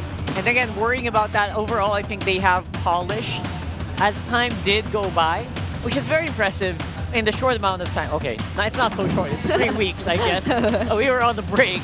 But it's relatively short. Like if you're thinking about mastering a hero relatively quickly and the lineup, you know, polishing so many other different lineups, I'm sure TNC are coming up with, it's still impressive where they are right now.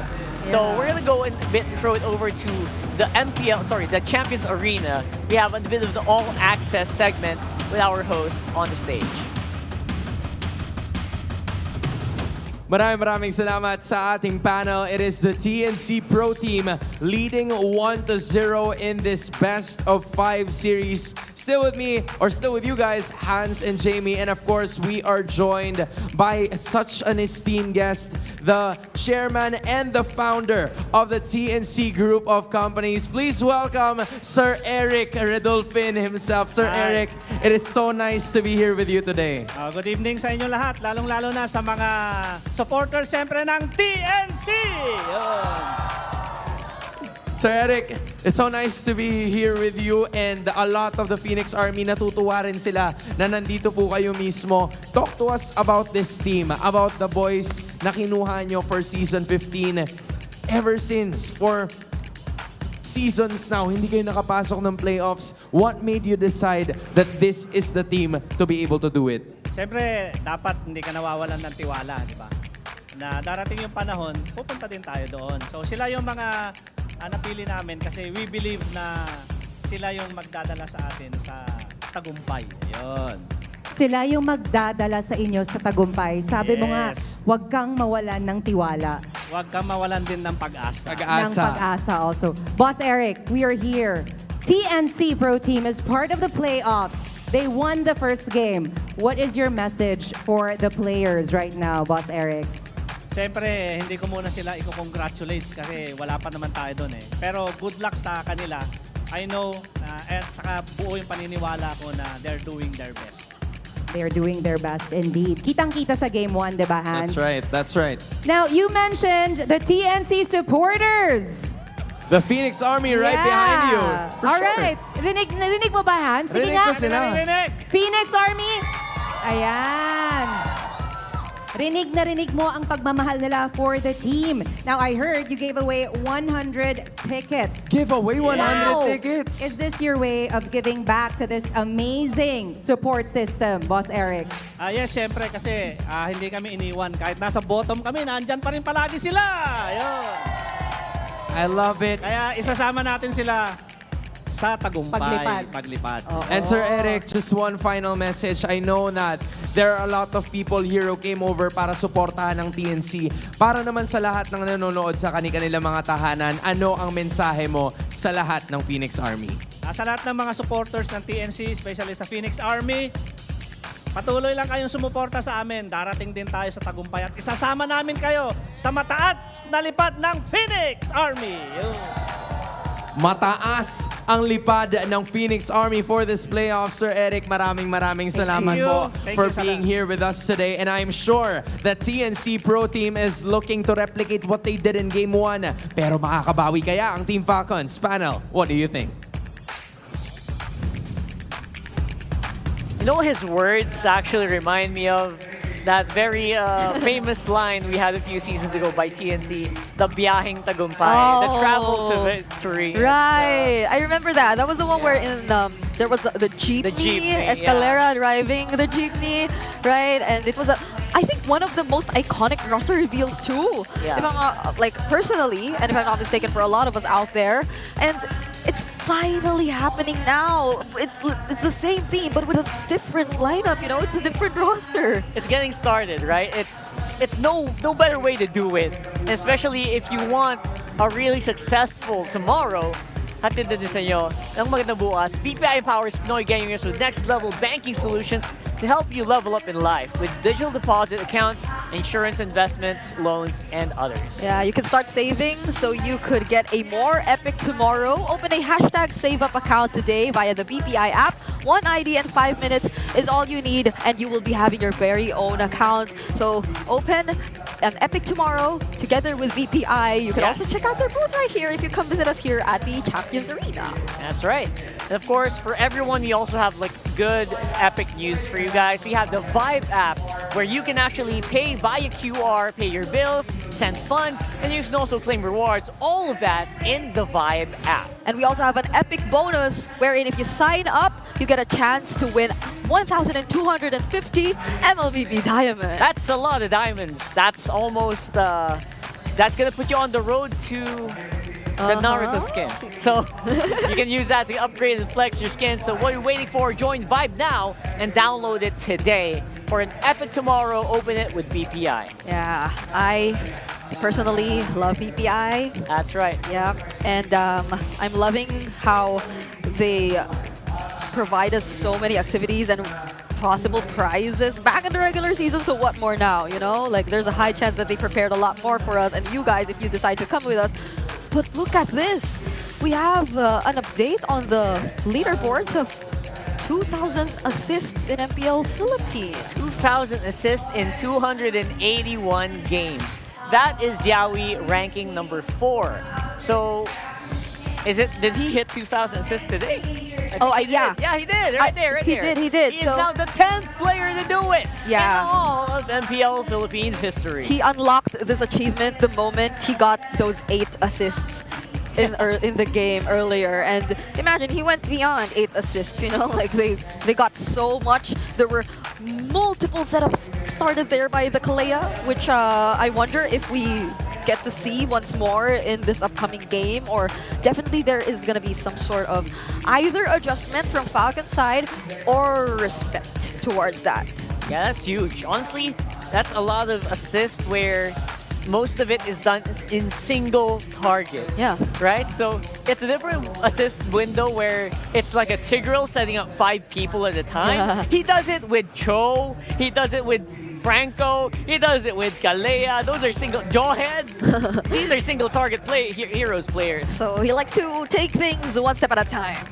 One step at a like time. that. There you go. So that's even harder, right? Because for Oh My Venus, you can heal a lot of people at a time. Yeah. But this guy, he does it in such a straightforward fashion. Choose this guy, remove him from the field. So we have a blue side selection here with TNC, 47% win rate on that side. And I expect that to only go up right now with the way that they are playing here.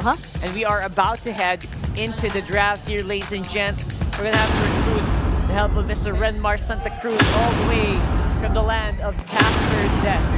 Boy, does it sound so far away. It feels so far away. I cannot wait to hear for the rest of the playoffs how many times you'll be able to introduce me. Land down under, land of the caster's desk. How more you got, brother? That's great. That's great. You know, that's great exposure. You know, your name's always gonna pop up. So here we are. Oh, and there goes the respect back. No Malaya today. I mean, come on.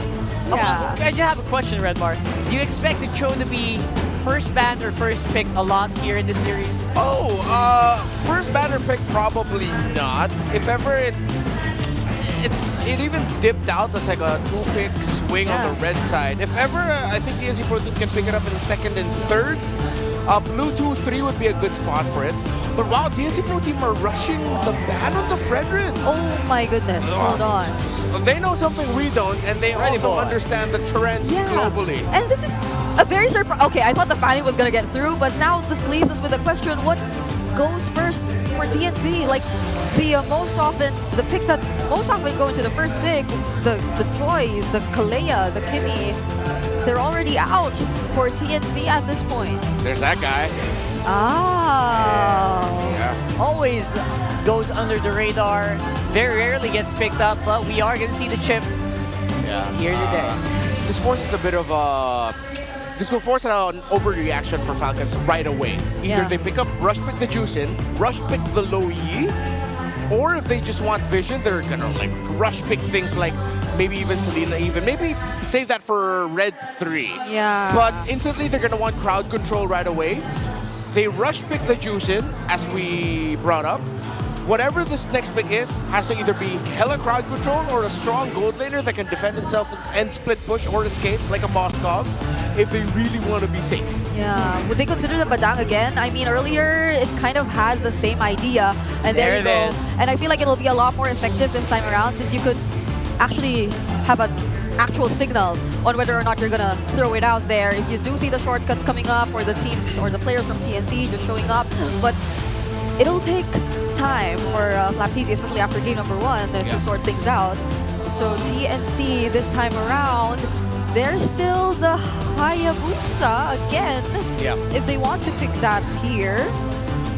I think though, okay, so when you have a chip in your lineup, you're actually encouraged to consider picking up a very tanky style of jungler as well.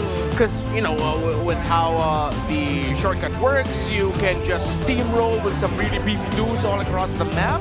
This isn't a really beefy dude.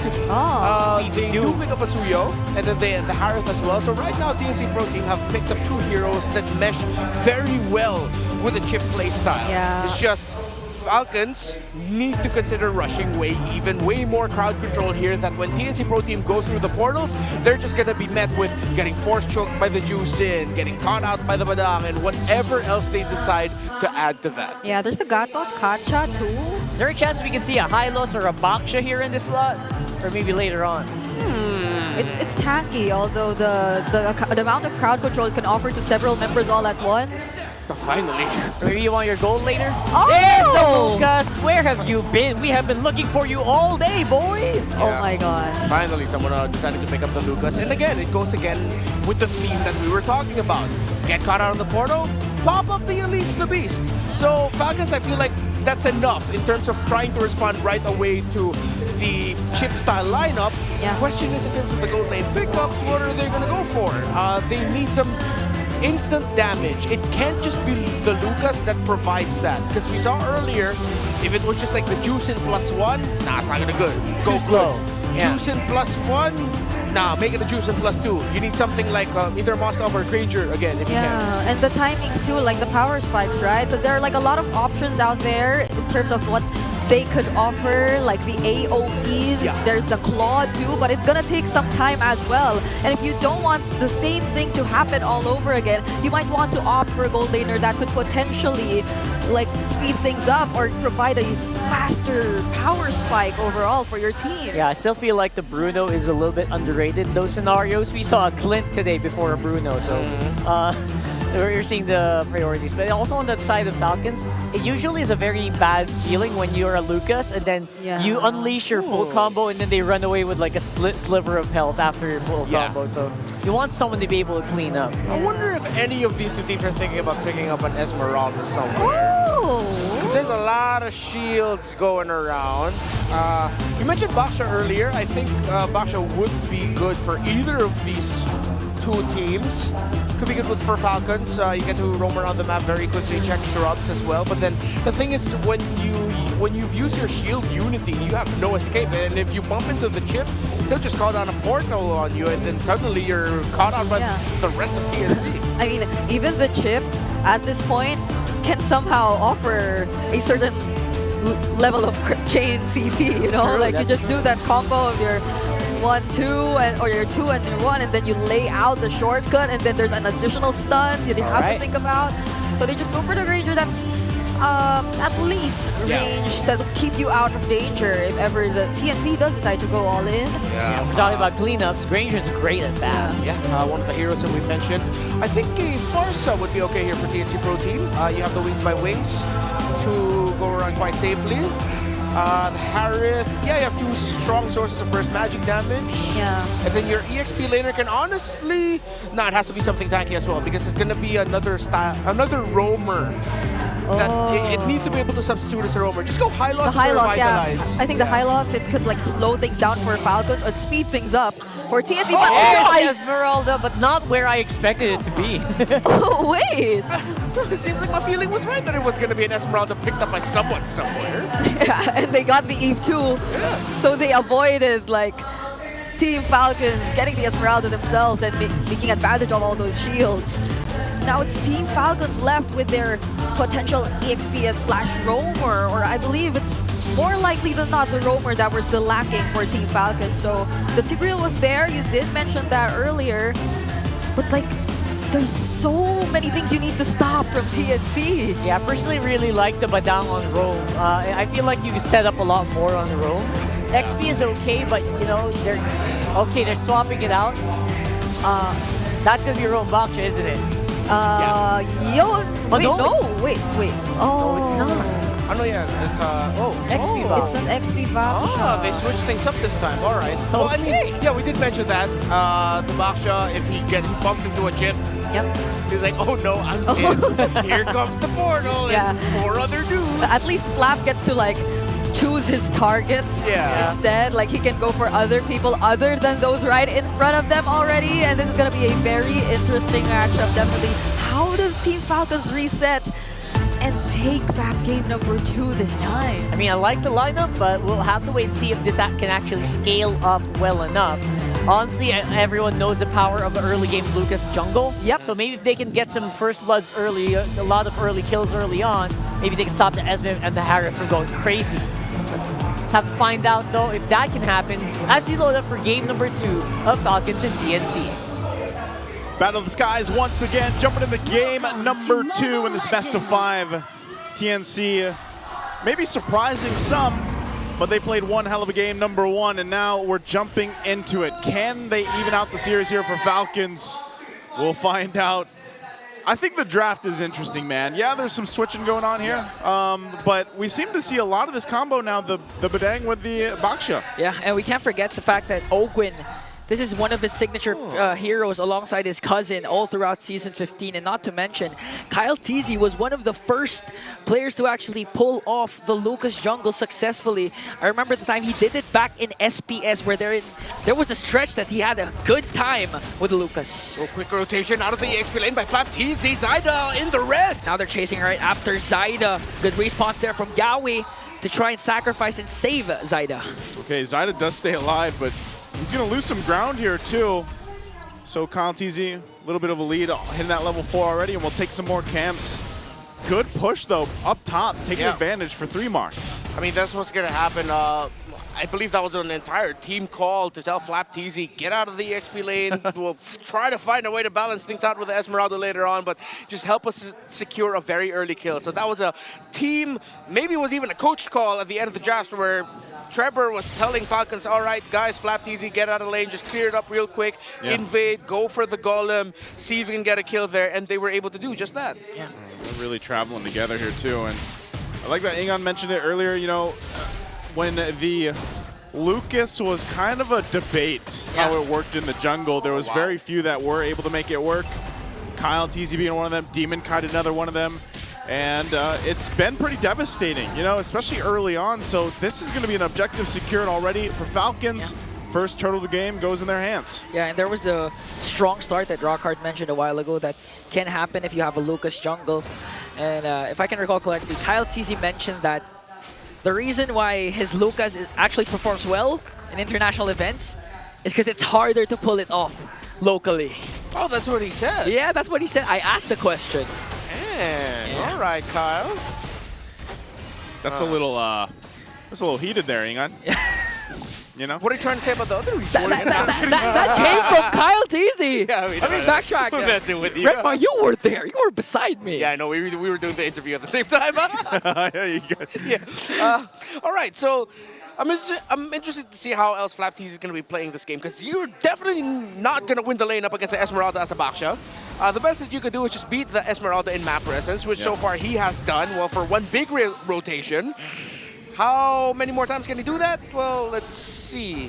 Because again, 3marTZ could just dance on this Baksha all day long. I feel like this is such a great showcase of like Flap's personality. Like Baksha seems to be the hero to do that, you know? Yeah. And all right, old man, back in my day, when he was a rookie in Season 6, it was actually the Baksha and the EXP lane that he made a name for himself with. In the height of Bren Esports, OG Bren Esports with Carl TZ. Yep. So that's the first hero he made a name for himself for? Well, one of them. It was a interesting era for EXP laners, and unique Baksha, and even at that time there was a unique Barrett's EXP lane pickup that was so good. I think it's funny, man. Like XP lane, I feel like has had the interesting eras. Oh yeah. It's got like those really just standard Eternal Battle ones, and then it's got the really exciting ones. Then you have the Bruiser ones, and then you had like where we are now, where it's like there's a lot of good picks that you can bring to a team composition, but usually, like you mentioned, sometimes it's your XP laners being kind of your roamers, in a sense, you know, and the way it's working. So this is just another turtle going in the hands here of Falcons. It is a objective, though, also on the other side for TNC. They do get that turret, first one of the game down. Yeah, so TNC rotating topside of Turtle 2. They fully understood that the weak side is the EXP lane in the lineup here of Falcons. Just broke down that tower. 3marTZ is getting items very well. He is at 3,100 gold, Flap TZ at 2.4. So that's already a significant lead in the EXP lane at this point of the game. 5 minutes in. But yeah, that's because Flap TZ isn't a lane duelist in this scenario. He's, again, a sub-roamer. Yeah, his job is literally just to kind of clear things out and rotate around and go from there. And then drop his Revitalize when he has to. Part of that, too, is obviously the passive that comes with it. So I think this is, you know, if we were looking at anything from Game 1 where Yawi was so aggressive and proactive on the Kalea, he's going to have a little bit of a different time here. Hold on, bottom lane. Shield Unity connects onto Benecute. He has to use the Zaman Force. Falling Star Moon for 3marTZ paired up with the real world manipulation. But still no casualties for both teams. Yeah, got a great formation there by Falcons. And you see Flap TZ full utility right now. It's Ogwin who's going to be... It's in his hands for the setups. Yeah. And holding on to it. A much better game, definitely this time around by Falcons. Even though they lost the tower up top, they're equalizing it. They have a very slight gold lead. And yeah, they can just rotate well at this point compared to game number 1 where they just felt helpless. Yeah, this one is a lot more standard, I would say, and clean, at least for Falcons, with this kind of lineup that they can play with. But as I was saying earlier, I think a big part of this is still how do they go ahead and play against what Yawi can do. Looks like 3mar is going to go ahead and get out of there. Didn't even need to use the flicker, so they're fine. Turtle's going to come up, though, and Falcons is in position. They really want to lock down these objectives as they continue to put pressure now on this topside turret. I'm not sure if TNC is even really in a fighting position, though. You know, like, if you think about it, they got to let Benecute farm up, as he does in the bottom lane. They might try turret for the turtle here, but that's the thing. If you think about the 4 members that they have, they really have to catch Falcons off guard or get the RWM in the right place to have Zyda come in with that damage. Yeah, it's like the Harith has another condition for the fight, and it's the Eve. Yeah. It's like you got to pair those two up together really well, especially with the type of lineup that Falcons has brought to the table. I agree with that. Let's see if TNC Pro Team can eventually find that, or if when Benny Cutie finally fulfills the second item. Wait, in the middle of the map. TNC is going to get caught out, but it looks like they'll be able to escape. Oh! Phew! Catches 3 Martheezy there with the Lantern Flare. Now Kyle Teasy onto Lancey. Might be able to take him down, and he will do so successfully. Yawi again caught in the middle, up against 4. Super Marco picks up the kill. Oh, Benny. I don't think he's not online yet enough. Yeah. And that's exactly what we were kind of segueing in, into. Like, Benny's got his own thing he's got to do, and that's just farm up, because even if they find those moments, and let's say more members of Falcons were down, Benny just doesn't have that damage just yet on the Harith. Takes a little more time to cook there. So that's another turret that will fall. Falcons bringing the lead now just about to 3,000 gold or a little more. Yawi. He's going to pop that conceal. He's like, I got to get out of here. Yeah, he has to. Kyle TC spots out his walk now. Even use the red re up against 5. Yawi, where are you going to go? Where are you going to look? Who's going to get the kill? Of course, they're going to bring it to Super Marco. Ooh, turned him into a Sky Piercer stack. Yeah. Well, what a punish there by Falcons. And yeah, TNC Pro Team have completely left their comfort zone from game number 1. As it seems like what works for Falcons is to just pick up beefy dudes that can just run over you.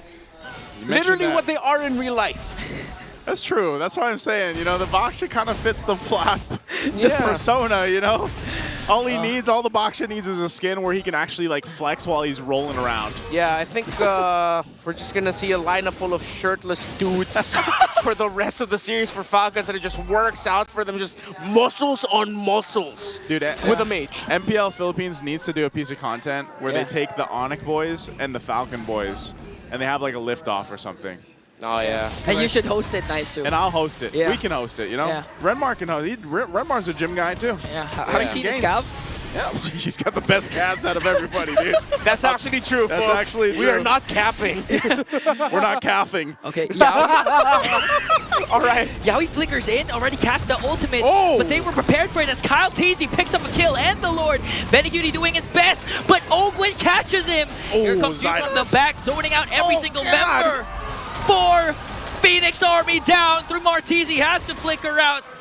Was able to get away, but Falcons, no casualties, plus the Lord. It's so violent. It's a lineup jacked up on like 20 grams of creatine each with a mage. You don't have to loading phase, guys. You can just take the 5 grams a day. TNC has no kills. After what they did to Falcons in game number 1, Falcons are just running over them right now. Pure stampede. This is literally brute force. Yeah, it's brute force. This is what they just called back to. This is what they were doing in Season 6.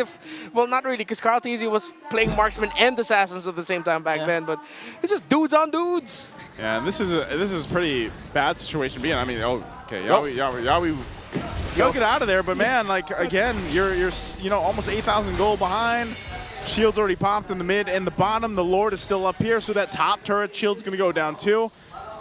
And this is looking a little dire for TNC. It just feels like the fire that they had on the Phoenix from game 1 has been doused out for now. Yeah. Well, to be fair, TNC, even Benny Cutie had more kills than the whole squad of Team Falcons. They took it personally. 0-9 so far, but who knows? Maybe one Hail Mary play from Yawi. One good ultimate can turn the tides for them. Yeah. But with a 7.5k gold lead, even if TNC manages to wipe out Falcons, they're easily going to bounce back. Yeah, I mean, the draft philosophy of Falcons here is similar to what TNC Pro Team showed in game number 1. In game number 1, it was everything for the 1-1. Yeah. This lineup is everything for Super Marco. They did that in game number 1 too. It was also a Granger, but it just didn't fare out well. The TNC lineup was purely better.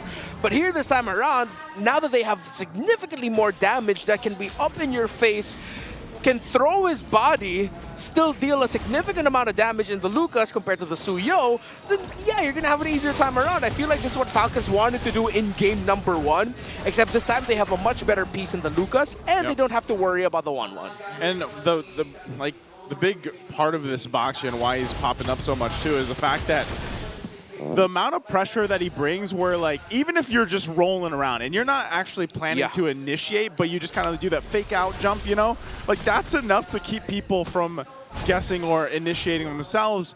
And it's a way that Falcons can play, or any team rather, that takes that Baksha. And mind you, this lets Flap, because he brought it in the XP lane, be a lot more proactive. If you think about the for example, team fight participation in essence. When it's a Baksha, you're going to have a way easier time to do it than really majority of the XP laners that are available right now in the current meta. So Flap's been a big part of why Falcons has just been winning these team fights time and time again, where it also takes some of the pressure from Ogwin away, where he can be a little more kind of choosy on how he wants to initiate with this Badang. So this Lord, it's just going to go in the hands unless Yaoi tries to do something. Oh, he charges on Super Marco, but Kyle TZ secures the Lord. Here comes the whole squad of the Phoenix Army. But the first target there is Benny Cutie as a Falcon clapback is there. They pick up 3 Martizzi, surrounded by 5, and instantly demolished him. He walked into the gym without a membership. Not like that. That's walking to the gym without your headphones. You're like, yeah, I'm going to go home. I'm going to roll that. Oh, no, Zyda. Oh, wait a minute, though. Zyda got caught out again. Super Marco picks up his 6th kill. Now, Team Falcons has a 9K gold lead. It's so violent. TZ has 0 kills. I mean, I gotta commend Yaoi for him trying to drop the portal down onto Super Marco, but he got the flicker out, dash out in time. And when the rest of TSC came in, they're right in the middle of the Juicens Lantern, and then everyone else on the side of Falcons. Oh, that's oh man, this is, I don't know if they end it here. Do they end it here? Yeah, they can. Ogun flickers in. Here comes the real world manipulation though. Benny Cutie trying to work on Ogun, but lacks the damage. As the Lord being worked on here by TNC, Benny Cutie already popped his Zaman Force, and Yaoi just got bursted down by Super Marco with a Piercer of 770 stacks. Minions onto the middle lane. Kyle TZ with unleash the beast, and Team Falcons might be able to win this game without a single death. Kyle TZ though. Winter Crown play, clutch a triple for Super Marco. Benny Cutie left, and Team Falcons with a huge bounce back. Super Marco capped it off with a maniac. Yeah, TSC got kills, but no, that was a violent victory for Team Falcons Philippines. Hey, Super Marco was like, Benny, I saw your maniac. Let me get one. It's now 1-1 in the series, man. What a game. Clean as hell for Falcons. Let's throw it over to the panel. Well, this is definitely shaping up to be very similar to what we were expecting before the series started compared to match number 1 where we thought it was going to be over relatively quickly. So this is exactly things going according to plan. You know, curses and whatnot, but we will talk about that later on, maybe. Yeah, for the meantime, welcome back to the panel. I'm Rockhard, this is Brigida. Let's try to break that game down a little bit more. And we can maybe see why Falcons didn't really die in that game. You know, aside from the very end. There were so many gym references laid out there by our casters who all go to the gym, by the way. But this guy, mind you, I think he does too. He does nonchalant. He's just very low key, but he does. And this guy just got the 2nd maniac of the series. Imagine back-to-back maniacs in the first 2 games of this series.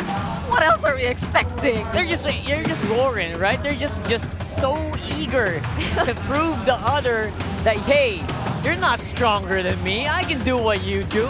That's exactly what Falcons did here in game number 2. Unbelievable. I mean, if you were to look at it, this guy, it was again very similar. He was well guarded, and earlier in game number 1, despite the loss, was already the BPI rich guy of that particular game. So what more now that they have better tools to deal with whatever TNC decided to reveal in this lineup, and it's not just better tools, they're actually the best possible tools to respond back to whatever TNC decided to draft in this lineup. There was that swerve which took place in the draft earlier to avoid the Badang into the Esmeralda matchup. So that worked really well for Team Falcons. And not just that, the chip felt like it was heavily answered, and I feel like we're seeing a couple of times where it was clearly denied of its intentions throughout the MVP highlights. Yaoi, it came to a point where he was 0-5, and that's not good. It's not a good sign if you're a chip, you know? Yeah, that really will eat at your morale. It will eat at your ability to actually make a big play. You know, we all know what they're gonna talk about, Even right? during this time, right? Even during that time where technically they had a really good angle to attack, they still lost out because it was just so far behind. for TNC. Yeah, imagine how many Sky Piercer stacks Super Marco was able to rack up. He probably hit max stacks right before this game actually ended. And again, yes, they were able to get 2 kills, stacked away 2 kills from Team Falcons. But that's pretty much it. Like, that's all they were able to achieve in this game after Team Falcons successfully denies them of so many things right from the draft. So we did mention earlier the swerves and all that. There was adjustments that took place, and the second Ranger game, which worked much better for them. And even what Kyle Teasy mentioned earlier, like our casters, they told us a story about that interview and all that. And this felt like Kyle Teasy's redemption for all those failed retributions in game number 1, because it's the complete opposite this time. They were able to secure all 3 turtles and all 2 lords of this game. That's right. Kyle TC obviously took it personally, and he was back with a mission. But like we were talking about, like all the casters were talking about as well from the previous game, this just feels correct, because that's just what Lucas does. He gets so many advantages in the early game, and you know, when you're in a field where you're so used to your opponent already, and your opponent doesn't really have any like instant burst counters, there's nothing that no one can burst the Lucas here. Yep. If you look at the lineup. Absolutely. They're taking their time, and even Benny Cutie, if you look at the gold in this post-game statistics, he was 8.6k towards the end of the game, where Super Marco was nearing 13k. So he was a couple thousand behind of Super Marco, and even in terms of the damage department, he just hit not even half of what Super Marco was able to deal up against the members of TNC. So yeah, they have the tanky heroes, they have the sustain, they have the real-world manipulations and all that shield eating as well, but that wasn't enough to deal with Team Falcons, especially after they were able to scale up so well. This is, again, for some of you who might have missed it, actually one of FlapTZ's signature heroes back then when they were winning the championship, right? That's right. Way back then when XP laners were so many things, and now XP laners is just secondary roamers, like Naisu mentioned. That's just where we are right now, and honestly, you can still have so much flexibility on the XP, but for the VPI Rich guy, there's no flexibility for that. It's Super Marco. Still Super Marco with a 915 GPM. Again, we did see one of the highest numbers so far in terms of GPM.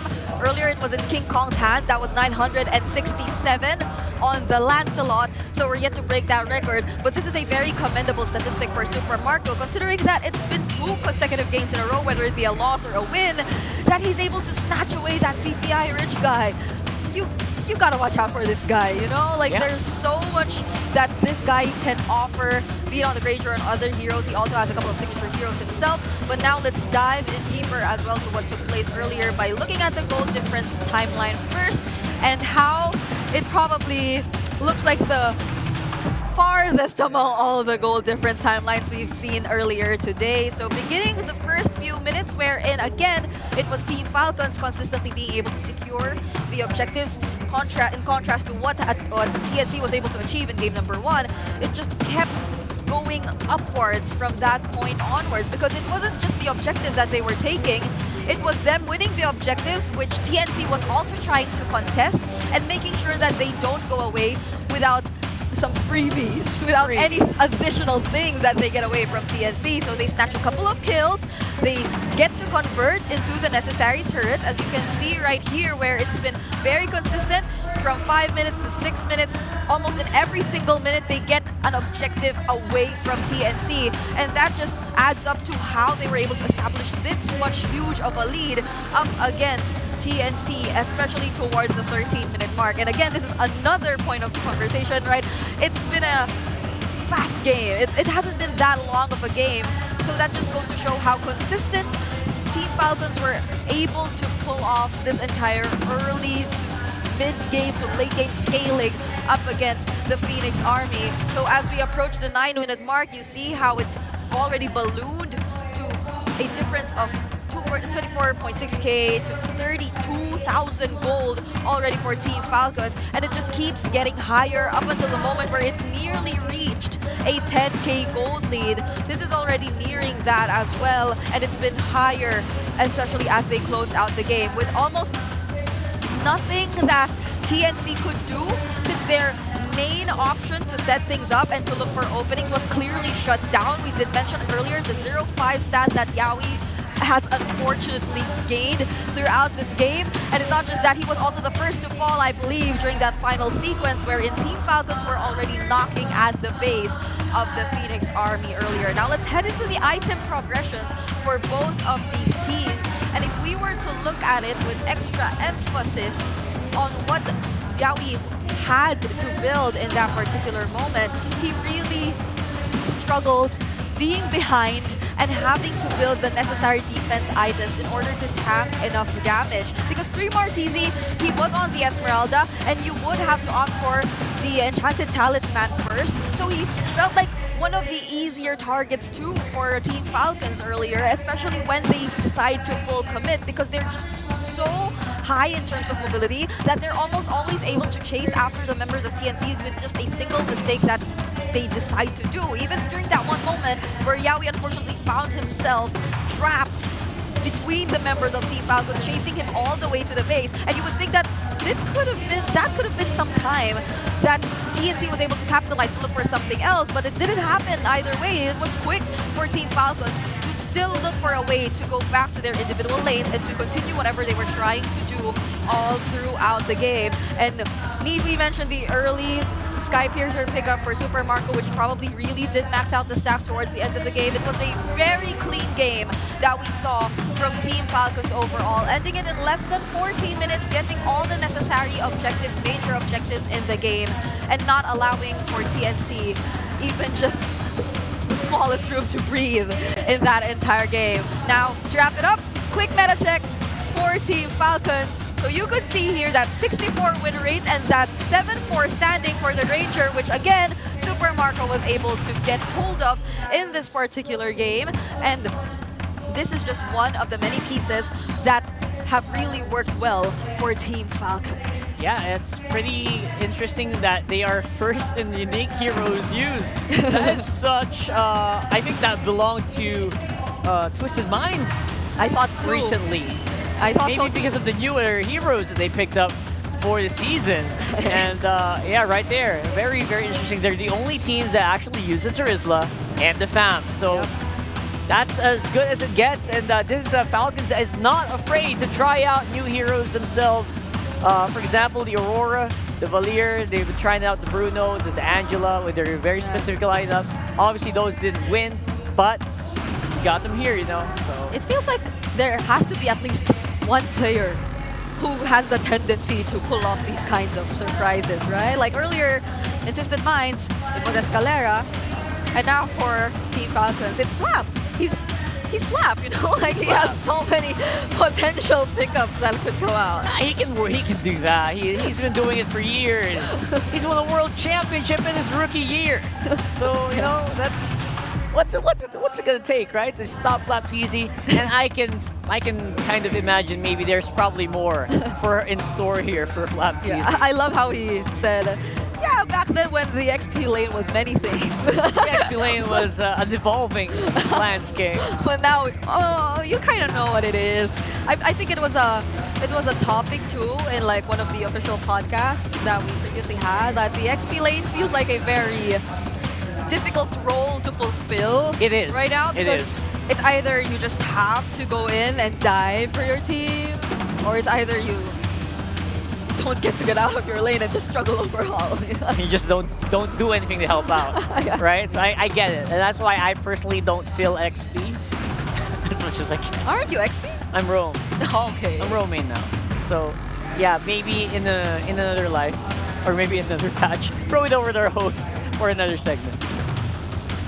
To our panelists, we need a break from the intensity of the games. You know what? TNC took game 1, Falcons took game 2. That's right. We will find out who will win game 3. But for now, we're gonna interview somebody who is with us here, enjoying the exciting things we have to offer to our MPL Philippines fans. That's correct. Benny Things, can Ben you hear Things. us? Ben Things? Ben Things. Andiyan ka ba? Hello? Hello, Ben Things. Naririnig mo ba kami? Ben Things. You know, I know he's been here since the beginning of the playoffs. Ben Things. Hi. Ben Things, naririnig mo ba kami? Hello, Ben Things. Hello.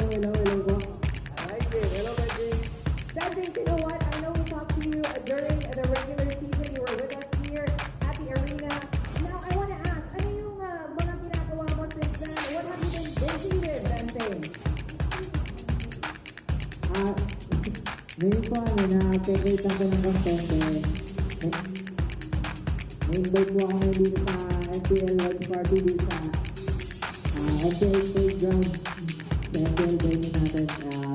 Sobrang saya po kasi iba-iba yung buhay na buhay na ako dito. No? First time ko dito ako dati, yan lagi ako sa venue, pero nung na-try ko dito, parang ang sarap dito. Pwede kang mahiga, ang lambot na mga higaan, tapos pwede ka mag-ingay, may mga makakausap ka na kapwa mo na at sumusuporta. That's so true, Hans. You know what? I visited the MPL playgrounds earlier. I saw Ben Things over there, and he is right. It is so much fun. So let's talk about the MPL playgrounds, Ben Things. Ano yung may enjoy ng mga MPL fans natin dyan? Ano yung mga ganap? Pag nandyan sila, ano ba makikita nila?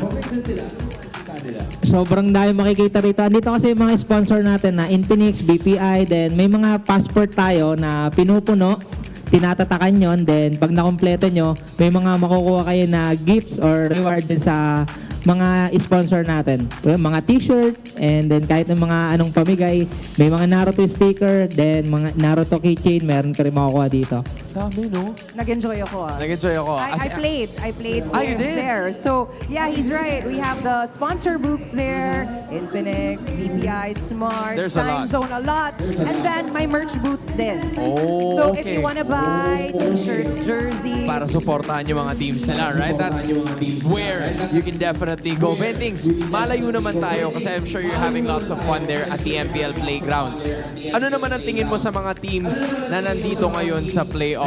Who do you think will come out on top in terms of the final two? Sorry, Ben, kasi wala eh. Yun yung nakalagay, Ben eh.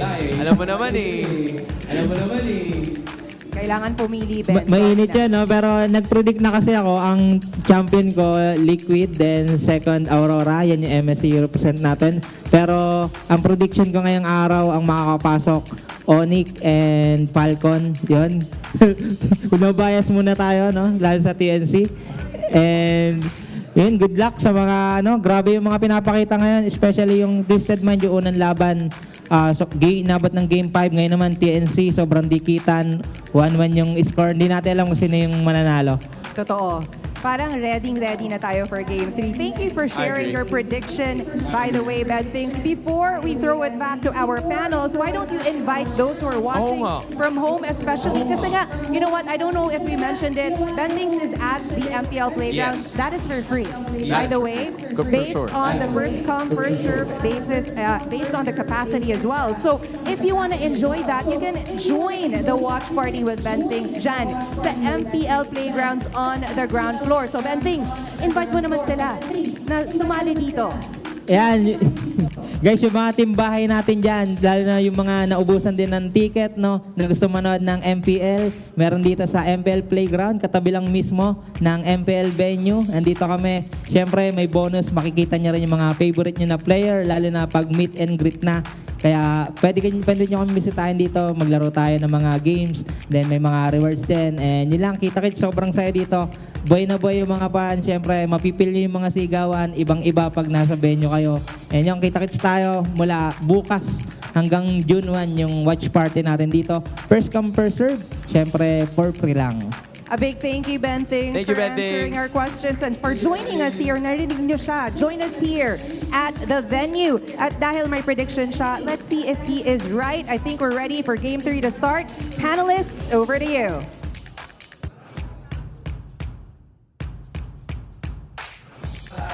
Always a pleasure to see Mr. Ben Things in the arena. Also one of a very, he's also an MPL veteran. You know? He's been the ins and outs, and you'll also find a lot of very helpful videos on his social media. He is probably one of the biggest reasons why it is so hard to play ranked games in the Philippines right now. Yeah, that's why he's so good, yo. Because he just keeps sharing all those secrets, all those tips to everyone out there. So it's publicly available on all his social media accounts if you do want to check it out. And he's been inviting those guys who might be nearby to come watch with us, because again, the MPL Playground is actually for free. It's for first come, first serve. It's free of charge. At the same time, it's a very fun time. You can also win a lot of prizes. You can meet so many you know, big MLBB Yeah, there are meet and streamers. greets. There are so many meet and greets happening there. You can also get to meet some pro players that hang out there. Earlier, there was a Beyblade tournament. And on the 31st, there's a big performance by MNL 48. Oh my. There's just one of the few things that are happening right there. So join us here in Green Sun Hotel. Drop by the MPL Playground. Wow. And here on your screens is the first. Apparently, he reached 1,000 kills in MPL Philippines. Yeah. It's Super Marco. Super Marco apparently is the 9th player to get 1,000 kills in MPL history after he got 3 kills this game. And he got 3 kills like in the first how many minutes? Because if you were to look at the 12-minute mark, the 13th minute mark, he was on 10 kills already on that Granger with a maxed out Sky Piercer stack. So he's been having the time of his life on the Granger, even though they lost the first game because he was still VP Irish guy. Let's see what happens in game number 3 if TNC still want that to happen or to get into Super Marco's hands. Yeah, Super Marco, he is so consistent. Even in the games they lose, he's actually such a high, what do you call that? He's such a high stat player. Yep. Not just in kills, not just in those those stats that we are tracking, but also in gold, also in damage dealt, basically everything. And just look at his face, right? Like Yeah. he always looks like that, and He that's always probably his looks like that. default. That's his default. Like you don't know if he's locked in or he's just like too chill about everything. Basically born to play MLBB. He's like a robot. But, yeah, he's just in a good way. programmed to play this level of MLBB for some reason. And so that poses like a couple of questions, especially heading into the draft for game number 3. They were able to successfully even out the series, so we're seeing a minimum of 4 games at least for this series 4 now. So strap in, ladies and gents. We are going to the draft for game number 3. And of course, joining us is Renmar Santa Cruz from the analyst desk. Okay, that's a different kind of introduction now. Yeah. I'm going to change it up as much as I can. All right, thank you so much. Okay, Falcons going to be on the blue side. Last time we saw this happen, it was a low-lead focus chip priority ban for them.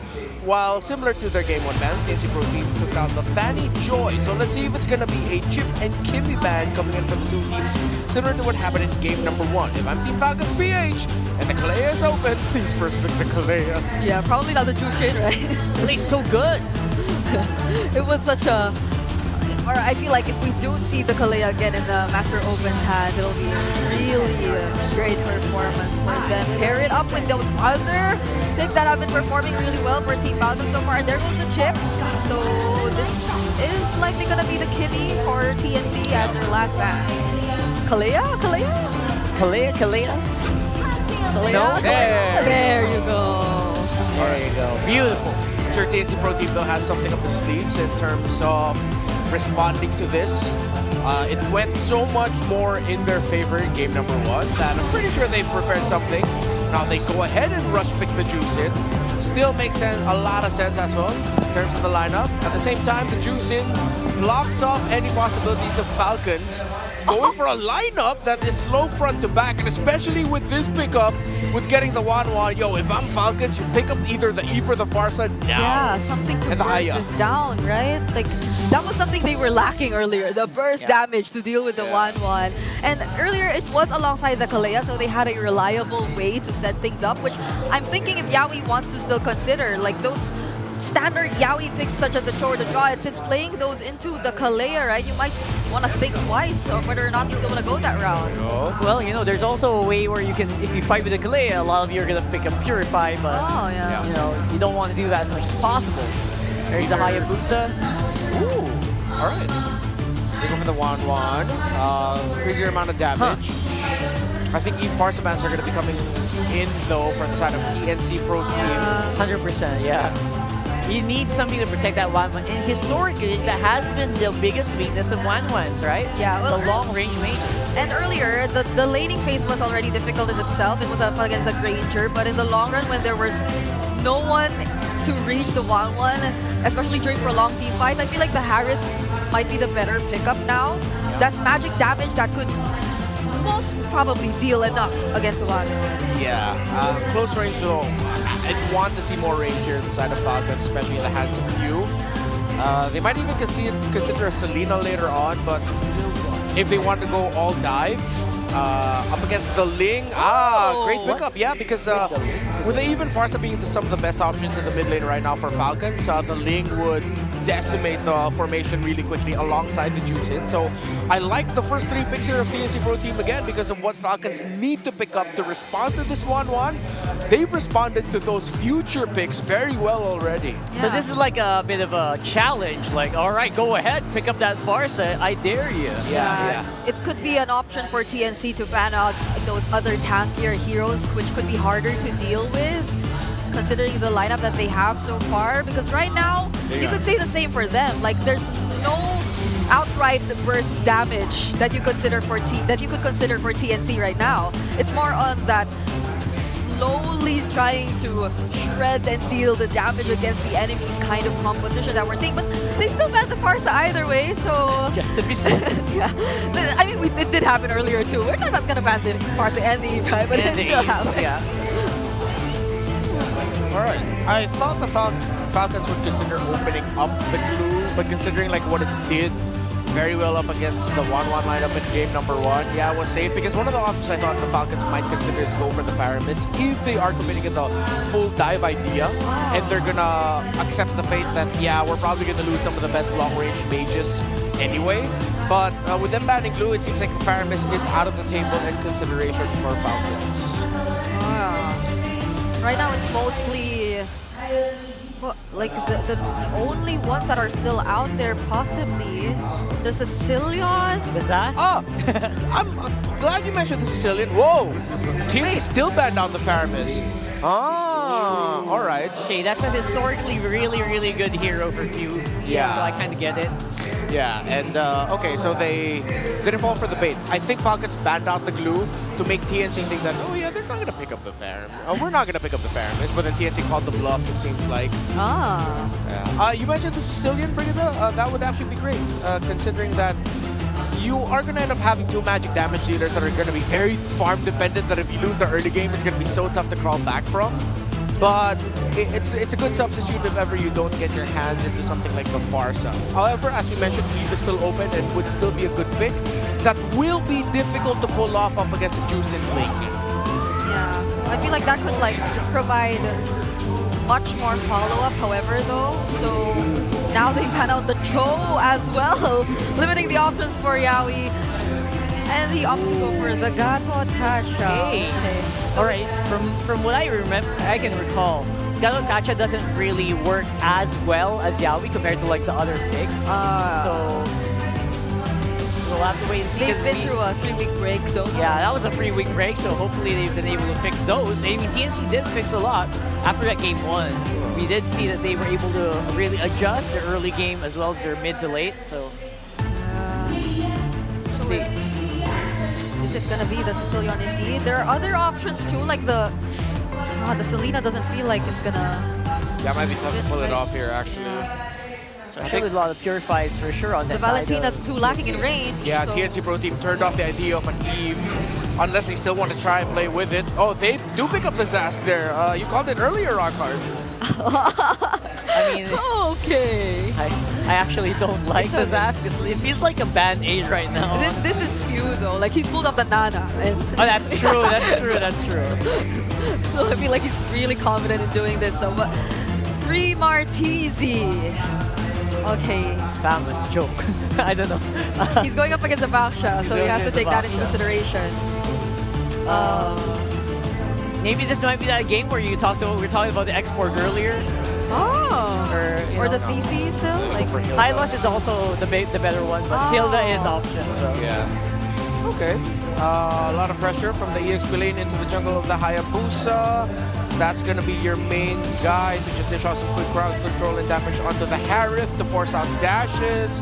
I'm liking the lineups for both, honestly. Good answers here and there. Yeah, it's going to be one of those down to execution type of deals. Yeah, it is. I'm liking how prepared these 2 teams really look like heading into this playoff. This is the reason why we go all the way in as early as day number 1. That's right. And here in day number 1, it's one of the closest we've had so far. Again, minimum of 4 games for this one. So we'll find out who executes better. Obviously, a lot more pickoffs possibly happening for Falcons because of that Kalea pick. And a lot of scaling on the other side. Let's throw it over to Land of Dawn this time around with our casters. Thank you very much, Brigada Rockhart, and also, of course, Red Mars on the desk with us right now. Welcome back to the English desk. We're going to have to wait just a second while they get things situated over on stage. Not sure which side that's going to be on, but yeah, you know, we got, I want to say I like what TNC brought here because there was such a big contrast between game 1 and game 2 for them. And I think the highlight for me on that was it took a little bit too long for Benny Cutie to get online in game 2. So why not give him the hero that he popped off on in game 1? Yeah. Give him the Wan again. He was bulletproof during game number 1.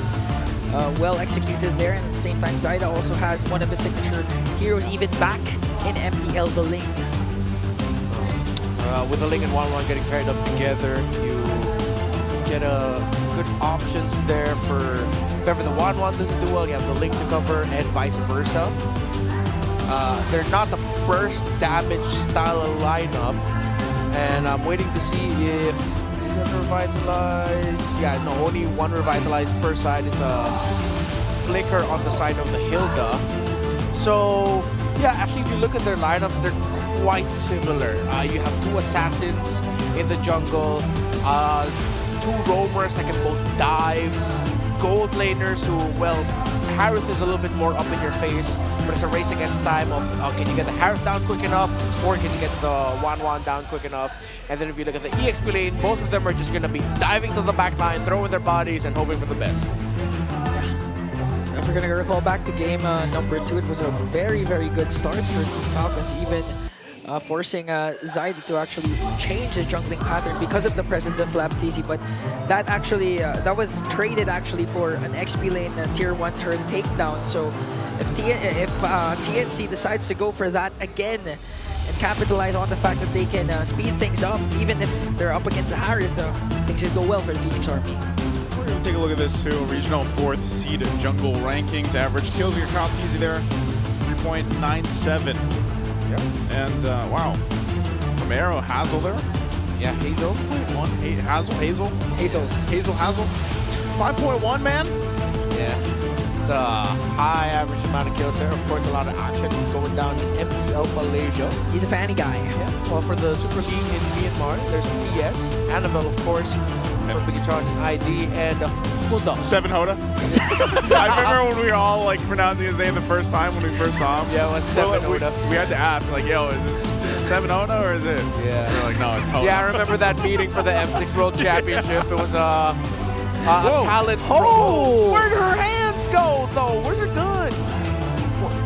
No guns allowed in the Champions Arena, man. Yeah, he's taking the rule very seriously. No weapons. No weapons allowed. That was an M4 figurine. The M5 was Yuzong, right? Yeah, Yuzong. Yeah. He just got it, by the way, because I heard some people had to wait a while to get their statues. What was the M6 one again? Claude. Because it was a 2-in-1. I remember we always said that, man, during the M6 World Championship. You're getting 2-in-1. You're getting Claude and Dexter. Did you get it? Did you finish the pass? No, I didn't have enough diamonds. The M6 pass? Yeah, I didn't. In M5, I had hella diamonds. I just dumped everything there to get the Yuzong. For me, I saved everything for the Naruto skin. So you were predicting it from M6, huh? No, you didn't. That's a different level. You threw all your diamonds in the Alpha the Gothic. Skin. What do you call it again? Nice, it's your Guys, favorite. don't be like Ingan, by the way. He dumped all his diamonds in the Gothic skin. Acid Gothic skin of Alpha, and then he forgot to do the last roll. So he never even got it. Don't be like Ingan. And he didn't have enough diamonds for the Naruto collab. Hey, I got 3 already. I completed Team 7. Alright, good for you. Regional 5th seed gold lane rankings, this time average skills. Benny Cutie at 3rd. Arfi of Alter Ego, another team making a lot of noise there in MPL Indonesia. Nest Presk. I wonder how you get that name. Well, what a evolved name. Nest Presk. He was Nets, now he's Nest Presk. Imagine like the play-by-play in the middle of that. Like, that's kind of a tongue twister. Yeah, it's a tongue twister, definitely. So his hair is black now from, was it blue last year? I think maybe. All right, that's our stats god, Buck. Is that Buck? Yeah. Yeah, it's our stats god, Buck. Well, this is the guy to bring us back in the game. He had to side look just to make sure. And here we are, jumping into game number 3. Again, it's 1-1 for these two teams. The battle of the sky is going on here. The Falcons and TNC Pro team. Wow. Nice try. Was that a... Yeah, that was a little bit louder than I expected, but... Yeah, Zaida on a signature pick for himself, and I think you can even look at Falcons' lineup, and you know, these are all heroes that we've seen them play time and time again. Yep. Flap looking to emulate what he did in Game 2. He was so proactive on this XP lane Baksha, and it's going to work really well with the Kalea in the hands of Ogwin. Yeah. And maybe it was few that I was thinking of, was one of the only, like maybe 2 or 3 of the players in the MPL Philippines that likes to play this Zask opposite of Lancy like we saw earlier on. So yeah, I would say it's pretty balanced for both compositions for both teams here. Yeah, before this playoffs, played it once and got a win with it. Don't recall exactly when, but it's in the numbers here that, yeah, he did play it once. Oh, 3 more. Oh, we shadow kill onto 3 more. TZ paired up with a shield unity as Kyle TZ picks up the first blood. Missed time there, spent a little bit too long, wasn't able to flicker out to safety, and he gives a kill early on. Not good, especially you're going up against a Baksha who will love that because that gives him so much room to just be more of a nuisance in the map. And that's the duel between these two in the EXP lane, who has the more map presence. Yeah, more map presence. That's kind of been the story though, right? Of just maybe XP lane in general, the way that it's been developing in the meta. Yeah. You know, I feel like that's been a big thing, and that's why we were saying earlier on, it's kind of like you turn into almost the roamer, or at least kind of like the roamer sidekick, you know, and that's what you're going around doing. But ultimately, I think it's a fun place to be in if you are an XP laner. You can be proactive, or you can also sit in the lane and just focus on that if you want to. We've seen that with some of the heroes popped up. Oh, Benny Cutie. Oh, Marco. He's not level 4 yet. Oh, we can shadow kill onto Benny Cutie. Fortunately for Benny, there were minions, but still, the damage from Super Marco was more than enough as TNC tries to work on the turtle. Ogwin jumps in as well as Flaptazy, and they get down Zaida. Lancy with a Crimson Beacon out. And still, Lancy will secure the turtle, but Yaoi AOG casted it right on time. 1 more hit away, and Yaoi escapes. Okay, he's not going. Yeah, that's a massive consolation prize. Oh, in the middle, Lancy in trouble. Okay, Lancy pops his Purified, though, and pew, with a Nightmaric Spawn brings him down. That was so cool from Kyle. He like literally like, it was almost like if he could walk away. Yeah. You know, but he like shadowed away, and he's like, yeah, Fuse got it. Yeah, it's good. My captain's got him. 5-0 start for Falcons, 3 minutes in, a 2,100 gold lead. Everything has fallen apart for TNC Pro Team in the early game here. First 3 Martizi getting that kill up top, getting picked off by Kyle TZ and Flap, and then everything going wrong with the turtle. Except, again, a great consolation prize in the fact that Lancy was the one able to secure that turtle. It minimizes the lead that Falcons could have gotten at this point, but they definitely still are in control and have the lead. Yeah, they'll work around this. TNC might have to do something about it too, and you know, really when you think about it, okay, what can they do? Well, Benny Cutie, he went down earlier on, so he's not going to have that easy start on this 1-1. So he can continue to farm up and hope that, you know, he's able to go ahead and capitalize on the 1-1 kit, especially with the crossbow of Tang. You can almost do the same thing, I guess, if you mention with this the Ling instead of the Hayabusa that they had back in Game 1. Yeah. But then that's the thing. I feel like Zaida, the pressure is there because you're down already. You know that Kyle TZ's got a little bit of that lead. I mean, he did have 2 levels ahead of him. Kyle TZ should be hitting that level 9 in just a bit, but really for Zaida, he's got to rely on the team to help support him, grab the buffs, and hopefully secure some of the objectives. It is only 1 turtle in the favor, though, for TNC, and they can continue to build up on that, but they're talking about a 2,000 deficit already in gold. Yeah, and even more pressure for Zaida as they're trying to chase down. Flap TZ looks like they'll be able to secure the kill, but no, it spoke too soon. Flap TZ already forced to use their Revitalize to get away. As I mentioned, one of the tanks of TNC Pro Team, the Hilda, actually is going to be the main tank in this scenario, as he's going to be the one providing vision for the Gatot Gacha for Yaoi to go in. He's already 2 deaths early on.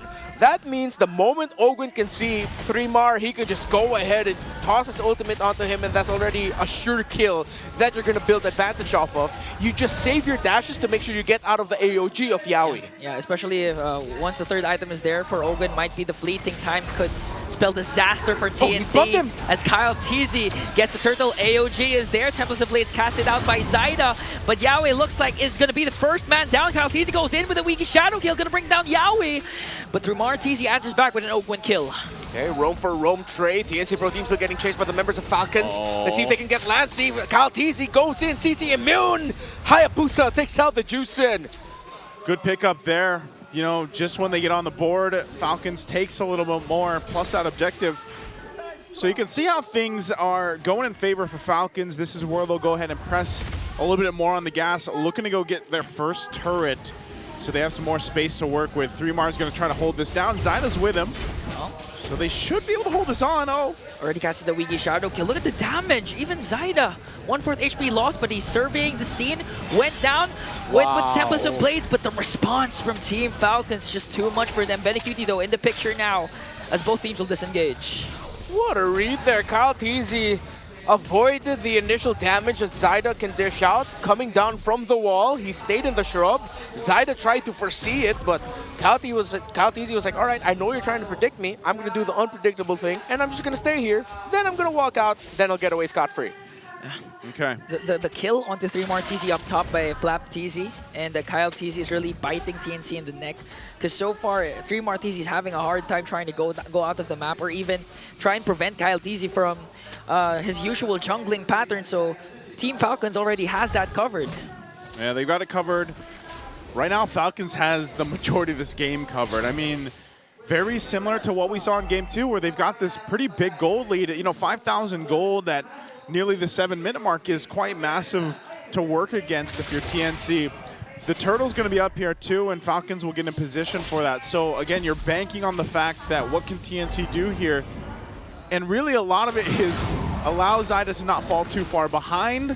And look for pickoffs here. Could be Flap. There might be the trade. Flap TZ already popped his Revitalize, but just look at the sustain. It's taking them a lot of time. Falcons was able to respawn. Ogre with the title strike. Zaida goes out with the Tempest of Blades, but they were able to take down Flap TZ in exchange for Zaida and Yawi. Now Few's going to pick up one more. 3mar TZ caught in the middle of 3. Ogwin, Super Marco, Few chasing after him as Ogwin stuns him out and feeds off the kill to Marco. You can't blame TNC for going after Flap. But man, Flap TZ held on so long. Latsy gets blasted. A double kill for Marco to cap it off. Man, Super Marco, he's like, I want this one.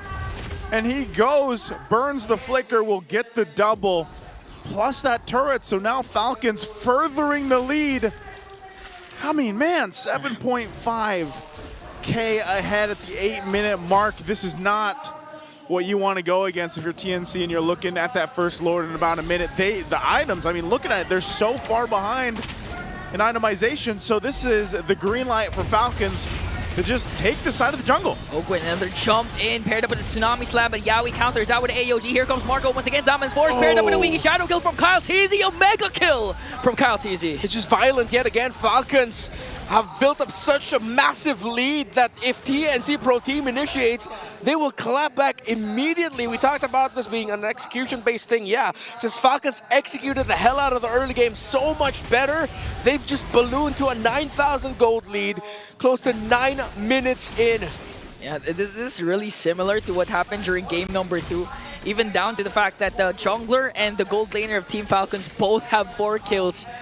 There was a stretch in game 2 where they have equal kills, so now Falcons with a strong start again, holding on to a 9.7K gold lead, not giving anything to TNC at this point. Hey man, 10,000 gold. You are as happy as you can be if you're Falcons right now. Leading into this Lord, you know you've got the pretty much automatic secure on this, because TNC would be kind of crazy to even try to contest it, especially with a Ling. You know, you got to go ahead and just plant Zaida on the opposite side of the map and just try to farm up, get some pressure somewhere, because you're not fighting Falcons. You're not even going for it, so you might as well just prep up for the defense. Now, the problem with that is because of this lineup the Falcons have, it might be a similar cause where this first Lord is a game-winning push. just because of how far ahead they are. And the fact that, again, Ogwin on the Kalea can just jump on in, force something, at least a response, and there's only one Purify over there from Lancy. Yeah, not to mention 2 core items only for Benecutie. The Corrosion Scythe is also there for him. So in terms of damage output, it's going to take a lot for TNT to just burst down. Even Flapteasy, like we witnessed a couple of minutes ago. Yeah, I think at this point they need to come up with a new boxer skin. It's just he's carrying like weight plates. That'd be really cool. Like gym bro boxer. Yeah. Hey, that's an idea. Right? That's right? actually a good one. Hey, yo, Moonton, hit me up. Yeah. Hit him up. He'll design it. You know, Yeah. I've seen him draw. It's pretty good. Yeah, Renmar changed career. Now a designer. Renmar the artist. No, not at all. Not at all. Well, right now it's the Lord. You expect 3 Martisi and Yawi to be the tankiest frontliners for TNC, but Conceal? 2 Synchro Fishes for Marco is more than enough to half health 3 Are they chasing Martisi. Benny?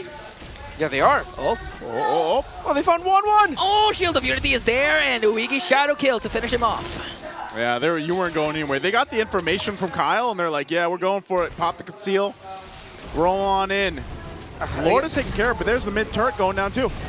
Oh, they're just going to continue this. Another jump in. Super Marco also with his Zaman Force even catches Lancy. 3 Martisi might be the next target here. Oh, no. Flapteasy with a Shield Unity. They're working on them. A double kill for Flapteasy. And a wipeout for Team Falcons. 2-1. Well, it looks like the Falcons are pissed off after what happened in game number 1. 2 incredibly dominating games in a row, sub 15 minutes each. The TNC Pro team need to turn things around quick. Let's throw it over the panel and take it through this.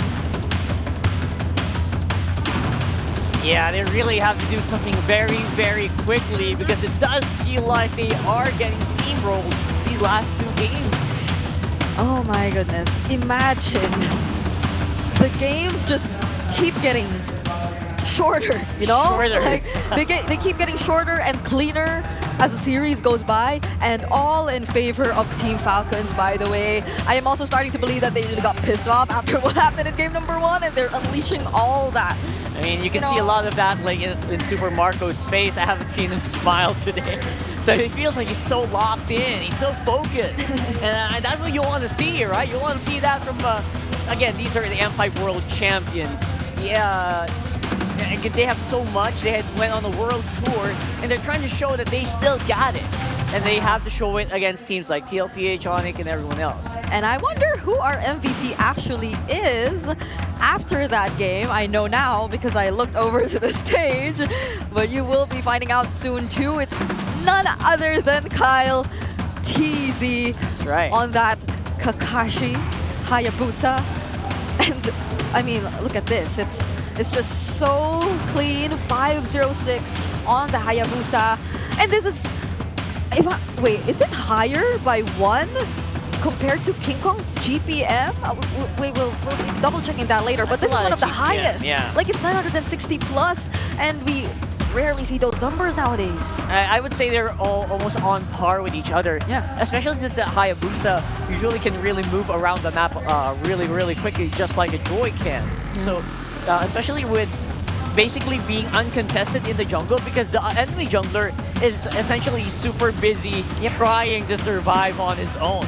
So he can't really do and duel as much as possible. And when you do fight a duel against a Hayabusa, you will probably lose more often than not, especially if you are not surrounded by your teammates. Yeah, this is one of the scenarios probably where you see just how much time a Ling needs before he's able to fully operate around the map. Like, he does need those items, he does need to rack upon the damage so he could serve as a decent threat up against Team Falcons. Because, I mean, you would think that one of the primary targets would be the mid laner, right? The gold laner even. But like, Super Marco had such a great time in the laning phase, even up against Benecutie. I think that was a solo kill as well that took place earlier. So if you want to look at the mid laner, however, that's Few, who has the Dominator's Descent. So how do you deal with that? Because if you look at the other members of Team Falcons, it seems like an immediate no.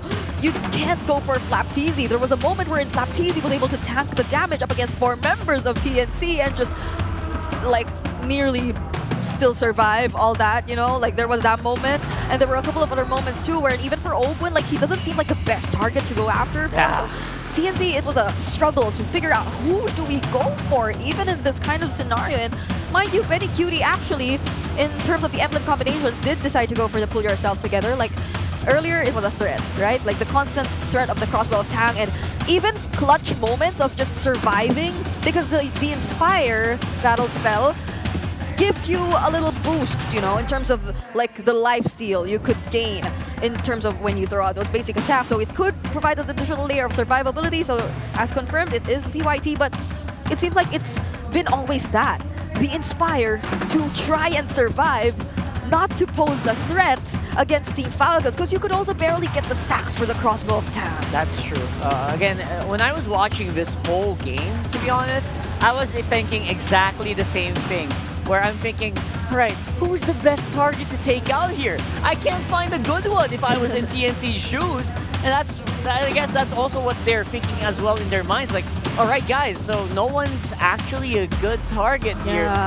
The easiest one technically should be Super Marco, but that's a habit. Should be, but it can't be, because he's just way too ahead. I mean, look at this. It's only been 11 minutes and 23 seconds, but he's only lacking one more item. Almost so that's item how block. well farmed he is throughout this entire game, and he's dealt a total damage of 32,000, whereas if you look at Benny Cutie, and if you look at whoever dealt the highest amount of damage on the side of TNC, it's actually 3 Martizi with a total of 18,220. So you see just how massive a difference there exists between Team Falcons and TNC in their execution of this game, even in terms of Kyle Teasy, you know, the MVP, the game MVP. He dealt a total of 40,000 damage against TNC. And who do you expect to tank all that? If you're on the side of TNC, it's really mostly Yaoi, but like, you have to think of so many things at once. You tank all the damage, you try to look for the counter engages, the set, because you're the only one who can do that. So it's become a very difficult game to pull off for Yaoi. And there you go, the BPI Rich guy was again Kyle TV, the carry as well. And so it's just an addition to the number of clean games that are pulled off by Team Falcons. That was super duper clean.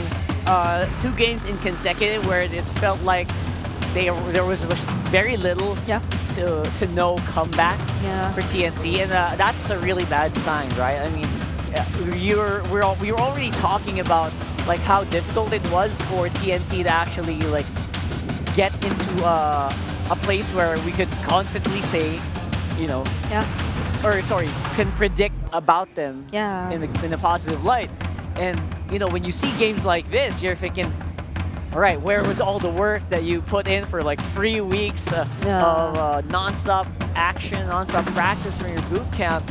It's so hard to actually just justify that. So I'm hoping that we might be able to see more stuff. Yeah, or more recently, right? Where was the Game 1 version of TNC, which we saw just now, which actually took away that game from Team Falcons in such a dominating fashion as well, you know? But this is, of course, the more specific aspect of whatever took place in that particular game. And first things first, of course, is the gold graph, which I believe will be the highest so far in terms of this parity. So it just keeps getting higher, you know? But it's all the more terrifying if you're in the shoes of TNC, because if you would recall, in the first 3 minutes of a game, they were able to secure that early 5-0, and that already amounts to this gap which exists between both of these teams in terms of the gold difference, and it just came to a point where it again reached the 10k gold lead mark at 9 minutes. So if at 9 minutes it was already 10,000,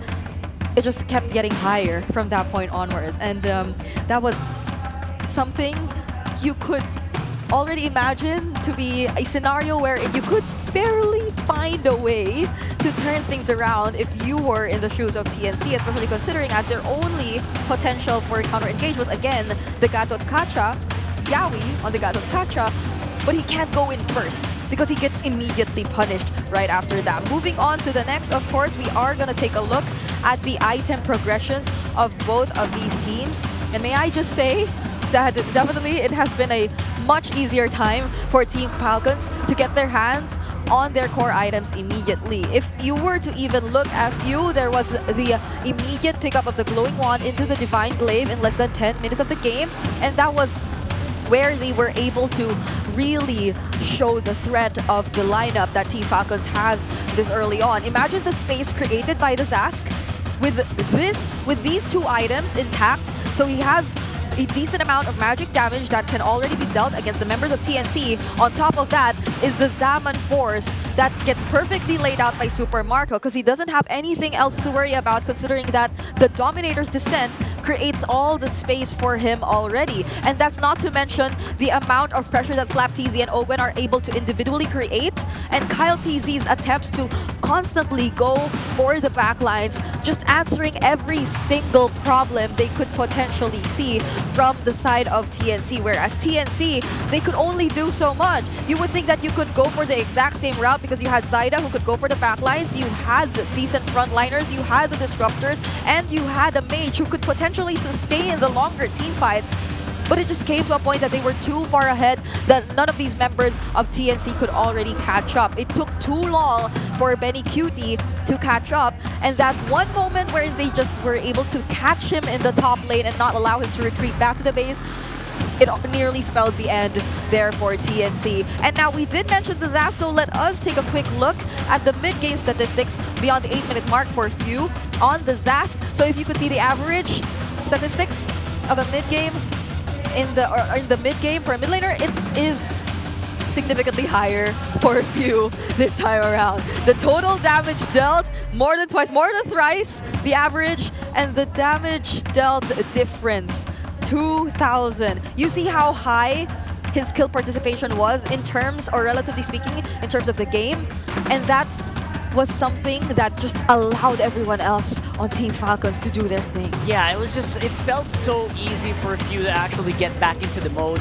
And usually when things are level, like if Few is usually on par with an opposing mid laner, it's usually Few who comes out on top. What more when the rest of Team Falcons are actually already ahead by like miles. At that point, it feels like Few can just steamroll. Honestly, during that 8-minute mark, more or less, he had higher gold than almost all of the members of TNC, and that's just Few. Imagine what gold Kyle TZ had, imagine what gold Super Marco had, so it was a very difficult game for TNC to come back from, no matter how much the statistics say that they're one of the teams who are able to prolong their games. This was a different story. It's nearly impossible for them to be able to do that in this game. A completely different story. I feel like we could see a bit of a change of a narrative there with same heroes, maybe, if we can do a repeat of like a very early on 1-1. But other than that, everyone else from Team Falcons is just like, every single lane was ahead by gold by thousands. So good luck finding a solution to that. So I'm pretty sure the drafters or the coaches and the analysts are probably overtime right now to try to figure that out on the side of TNC. Yeah. Because right now it feels like Falcons are playing very well with heroes that are very much their comfort picks. Yeah. And wherever you are, thank you for staying with us too, all the way to this moment. Look at that. Wow, wait, do you see that? That's pretty cool. There's a Clearhead super fan of the day because, guys, did you know that men get 5 times more dandruff than women? What? That's interesting. Really? 5 times. So for those times, you need Clear. And that's Clear Men specifically with triple anti-dandruff power for 100% dandruff-free hair. Wow, congratulations to our Clearhead super fan of the day. So now you know, if you do decide to come here, you can potentially bring home a lot of prizes. There's that. And because no one understands men like Clear, I don't know why I'm the one saying this, but power up your dandruff scalp supercharged with Clear. That's right. So Clear is really, really, it's been tried and tested. I've actually personally tried it. So does help out with dandruff. You do this. Yeah, you can do that. You can do that. Well, everything is, you know. Yeah. So My hair is cool. Anyway, we have an MPL PH S15 University Watch Fest venue happening all around the country. Yep, we have one at Coffee Spot on Irvin Garcia Avenue, Cubao, at Luzon. We have one at Pinmahal Building, Southwestern University, Pinma Cebu City, that's in Visayas. And we have one in SM City, Butuan, and that's in Butuan City, Mindanao. So we have one for Luzon, one for Visayas, one for Mindanao, wherever you are. If you're watching us online because you're too far from our playoffs venue, which is again Green Sun Hotel Makati, then now you know you have, or you can opt to go for the watch parties happening here. Of course, for our Watch Fest, you also want to win diamonds. Just watch MPL and get a chance to do just that. Yes, diamonds, so you could catch up and get the Naruto skins for yourself. All you have to do actually is very simple, you know, you just post your reactions while watching the MPL live stream and make sure to include the hashtags that you see on your screen right below there. So it's just that simple. You literally put your phone there and you post your reactions while watching the MPL live stream. Yeah, if you want an idea how to do it, we'll go to Hans's TikTok. That's MSL, hashtag MSLX MPL Watch Fest, hashtag MPL PH15, hashtag MPL Pangmalaasang Reaction. Yeah, you gotta type that in. That literally translates to, oh no, how do we actually do that? Wait. Strong reactions. No. I mean, it's like aura, you know? Like, no, I don't know. I don't know. You just, it's literally strong reaction. Don't translate it because you need to type the exact one. Yeah, you can just type the exact one. So type the exact hashtags there.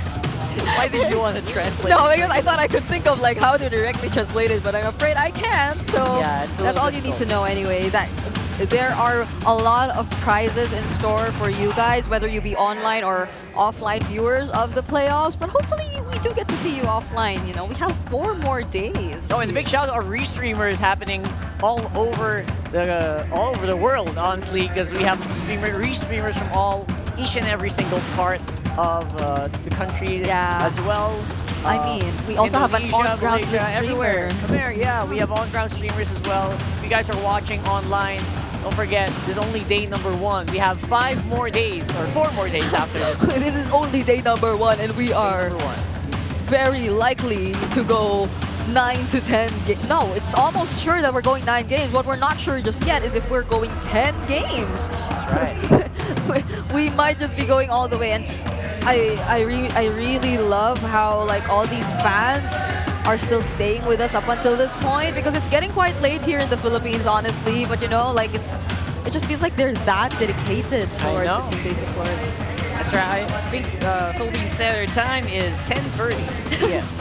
That time check is brought to you by MPL Philippines. Yeah, imagine that. It's already 10:30 p.m. in the evening. We're not used to it, I guess, but in the previous seasons we did reach 11 and 12. Oh yeah, and I think there was a time wherein you actually went all the way to day 2. Yeah, we usually have day 2s as well. So we're going to day 2. Sorry, we're going to match number 4 with 45% win rate on blue side here, and we're gonna recruit the help of one of our sleeper agents from down under. It's Renma Santa Cruz.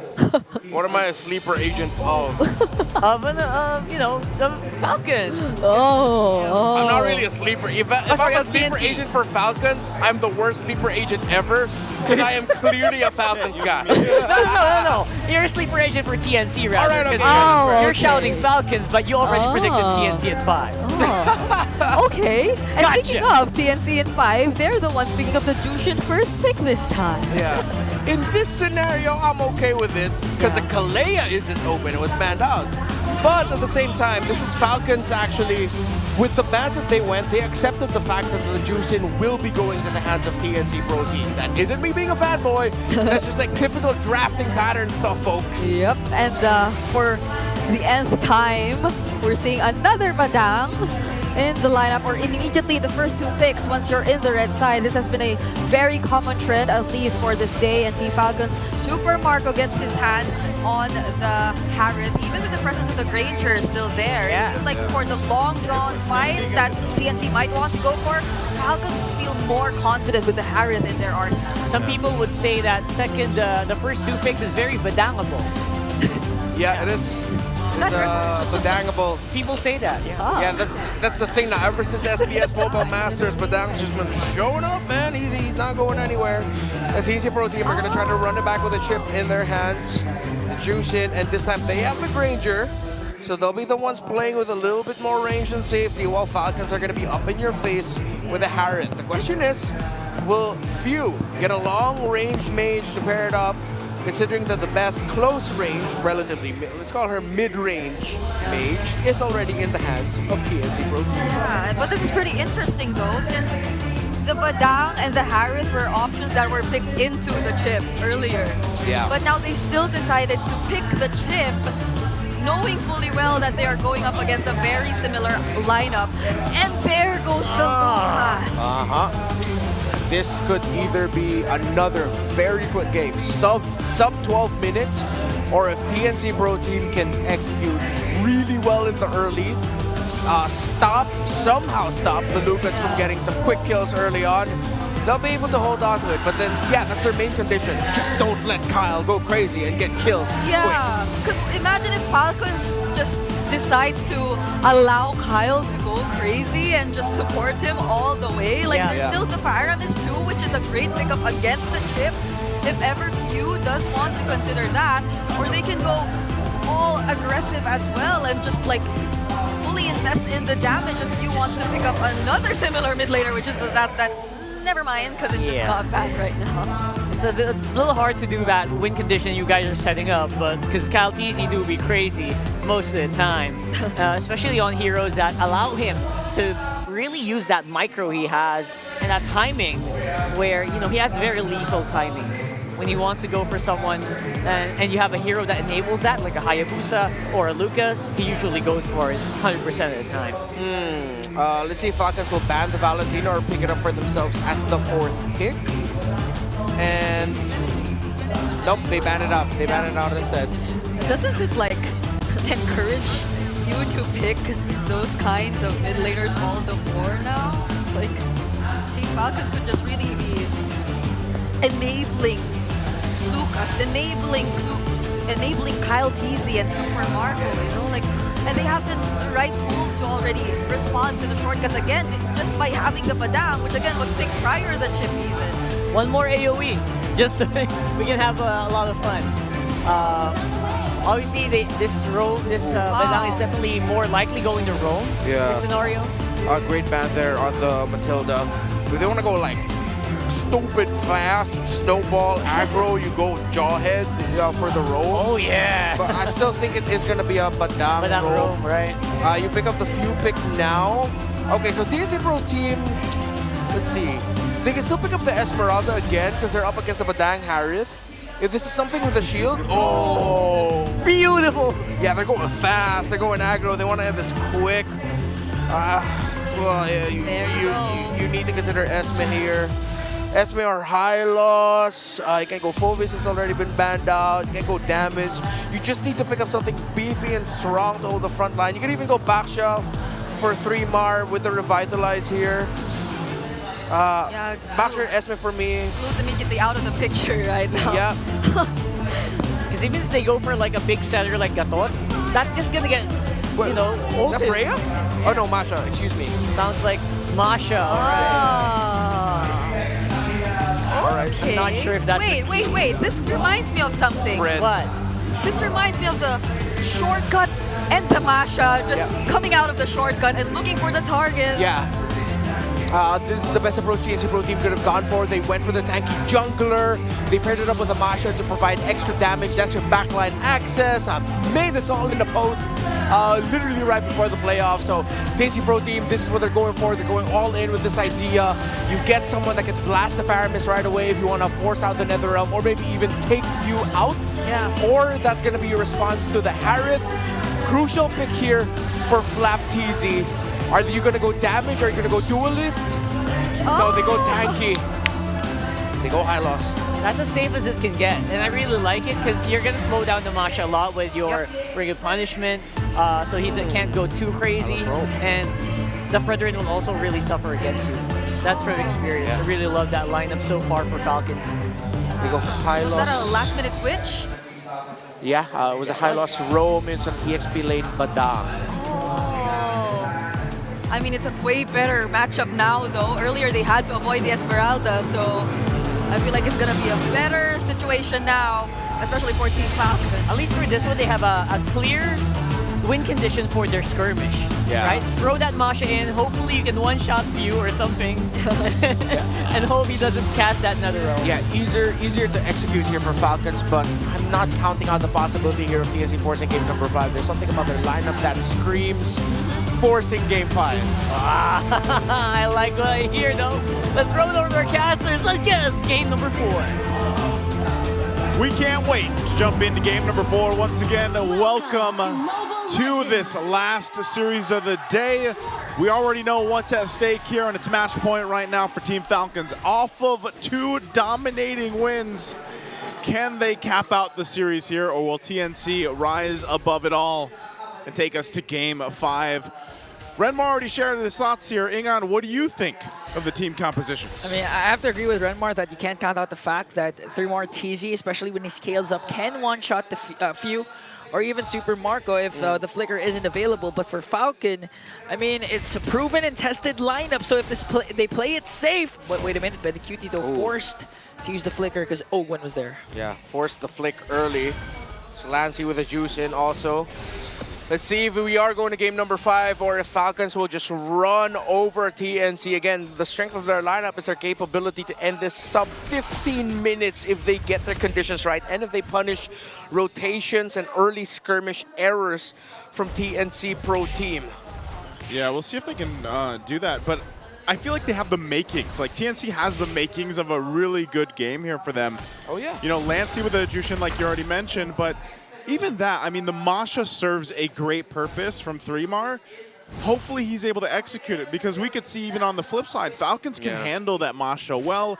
Now, that's where also the chip kind of comes in, and you know, the last chip game we saw them play wasn't the best. You know, it didn't end up working out really well for them. So I feel like this might be, in a way, kind of like a redemption on some of these picks too for TNC to see if they can make it work here in this game 4. So this turtle's up.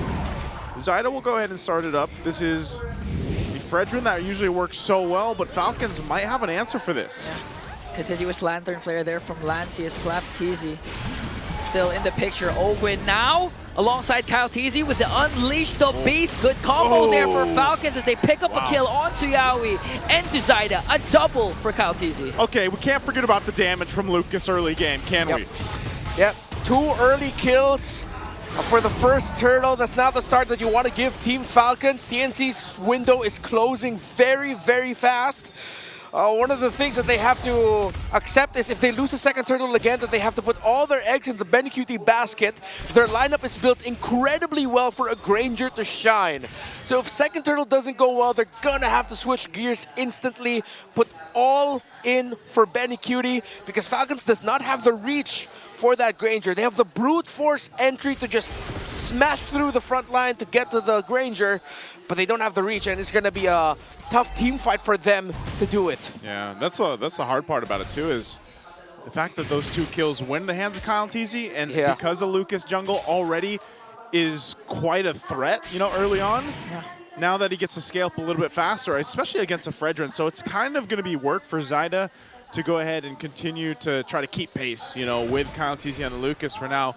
But like you said, I think it really does come down to what we see for that second turtle, and if TNC can go ahead and make the adjustments. Because again, even before that, they were lacking some of the crucial ultimates and utility that this composition will give them. Yeah. Again, a lot of the eyes are going to be on Yaoi and how he makes his chip work. Chip, anytime that teams take it, is either it works in their favor or it honestly works against them for a lot of teams. So TNC wants to kind of slow things down.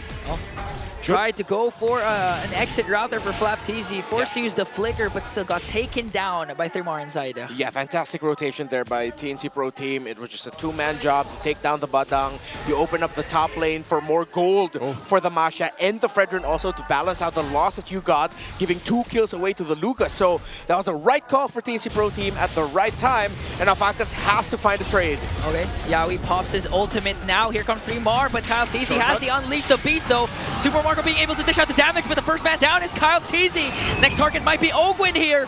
Couple of hits away, but Flap Teasy and Few comes here to the rescue. All right, great pickup. TNC is doing the things that they have to to get back into this game. First it was the pickup off top, then they get a response and they take out Kyle Teasy now bottom. Turtle's up, but now one could actually see TNC go and contest this. They should have a little more confidence in dealing with the next objective. Yeah, we said earlier that the window of TNC Pro Team was closing fast. They've opened it up yet again very quickly, delivering a kill onto Kyle Teasy. It's balanced now, 2-1-0 for both junglers. Zyda has caught up to the Lucas. Still a very, very slight lead, but at this point, yeah, you consider that caught up already. Falcons are going to be starting off this turtle first hand. It's going to be Chip in the bottom lane. Let's see if Yaoi's going to go there or continue the pressure into Super Marco's lane. The Falcons working on the turtle. It's going to be uncontested. They're trying to go for a trade down the bottom, and they do so successfully, but the minions was able to clear out by Super Marco. Well, can Falcons get the tower in the mid? Yeah, they can just go ahead and rush that, right? No, Zyda's there to defend. Good thing that Zyda was there to hold on to that mid tower, because if Falcons broke that quickly this early on, that would have been bad for TNC Pro Team. But so far, they've recovered very well from that first turtle fight. Yeah, they're making these kind of small moves that they need to at least keep things from going out of hand, and that's the main point for TNC's lineup. They have to go ahead and give Benny Cutie the time to build up here, because they don't really have any sudden damage that they can utilize. Now the utility with the chip is great, but even for 3mar, like we've seen this from the Masha before, where you're so valuable, especially later on. Yeah. Like you're just going for whatever target that is, and eventually that's going to be Super Marco. You take him out of the picture, or you get the Nether Realm out. There's Yaoi jumping in. Flickers in with the ultimate. Here comes the whole squad of TNC, but a good Nether Realm coming in from Pew. They are able to take down Yaoi and 3mar Teasy. Still no casualties for Falcons as they take the turret down bottom. TNC overestimated their advantage there at the bottom. Wow. As they weren't able to check the shrub that Kyle Teasy was hiding, and Yaoi was just like, yeah, this is a clear target, I'm going to go for these guys right away. Ooh. But they didn't expect that the Lucas was right there. That also opened up the top lane for Flap Teasy to push as they decided to go all in the defense in the bottom. Punishment there by Falcons. Yeah, that's the punishment, and that's what I was saying. The chip is either going to work for you in situations or it's going to work against you, and that was one of those that didn't work for TNC. Yeah. The idea was right, but that's always the risk, right? You never know exactly where they're going to be setting up in the bush and surprising you with. And not only that, too, but the Revitalize. A lot of the times, we kind of forget about Hylos now in the current meta. He still does pop up from time to time. But the Hylos, with that pathway, with the Revitalize, helps out in those little corners and skirmishes that do break out. So now, last turtle of the game, is it just going to be 3 for 3 for Falcons? Yaoi concealed, tries to go for the flank from behind. Another realm casted again by Few as Kyle Teasy gets the turtle. Yaoi caught in the middle, getting ganked up by 5 as 3mar Teasy also falls down. That is a World Championship winning Faramis in the hands of Few, and clutch on the Netherrealm yet again. The great entry by Yaoi snuffed out immediately by an even better utility Netherrealm by Few. Can't sleep on the Faramis right now. Mid lane's being assaulted down. They're going to clear out the waves, though. So TNC will hold on to the tier 1 turret for now. Again, objectively, Falcons has been on point. Lord's going to be up in a minute and a half. How are we looking in the items? All right, in terms of the gold laners, the lead of Super Marco is starting to balloon, but Benny Cutie is safely being able to farm. Hasn't gotten a death just yet. He's going to be left to his own devices to get more items in. While for the two junglers, a 1,000 gold lead, favoring Kyle Teasy, already up to a Queen's Wings, and that's going to make team fighting a little bit more deadly for TNC to deal with. Because now there's going to be Lucas, that even if you bring him down low, you could see him get health very quickly back up again. And it all started with that double kill, like early on, right? This is why Kyle Teasy is having a pretty good time on the Lucas in the jungle. Even though he was taken down earlier on, he has to be dealt with. So you see the Sea Halberd being picked up by 3mar right now to help with some of that. He's just waiting patiently here too, but again, this is mostly information. Commits a thunderclap. Super Marco was able to flicker out. Even Netherrealm, but Yaoi from behind. There's no more Netherrealm. Glorious pathway from Ogwin.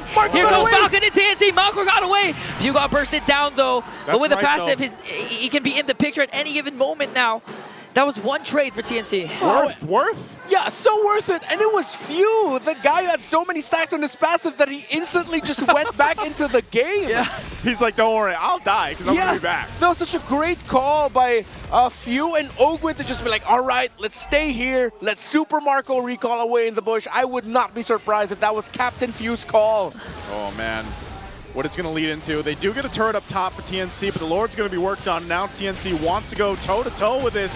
3Mars making his way. Here comes the Glorious Pathway paired up with Zaman Force and Unleash the Beast. They're just wrecking havoc, trying to zone out TNC. Shockwave Blast will miss, but this one for sure will go to Kyle TZ. Yawi latches on, he hits the basic attack, hits the ultimate as well, and TC Pro Team are going for the turn. 3 more TC finds Few, and more bodies are falling on the side of Falcons. Flap TC, his ultimate is not enough. Super Marco desperately trying to evade that, but a double kill for 3 more TZ, and a clap back for the Phoenix Army. That is a massive win for TNC. That is a team fight they needed to happen.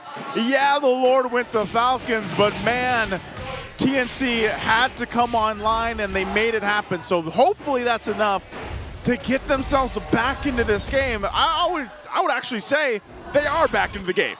Yeah, you saw Yawi desperately just trying to chase after Kyle TZ so he could latch in his enhanced basic attack so that he could drop down his ultimate, and it all worked out for TNC Pro Team. 3 more TZ instantly being able to get a bomb onto Few as the Masha. One of the conditions we talked about. It opens up the map a little bit for TNC Pro Team, yes, but Falcons are still continuing their pressure in the center, taking down the tower as TNC had to deal with the Lord up top. But this is a very close game. What a call. Fantastic by TNC Pro Team to clap back into this. Yeah, a few steps closer for 3 more TZ for that one shot. Sea Halberd plus Malefic Roar. It's a good sign for TNC, but Super Marco also picks up a Holy Crystal.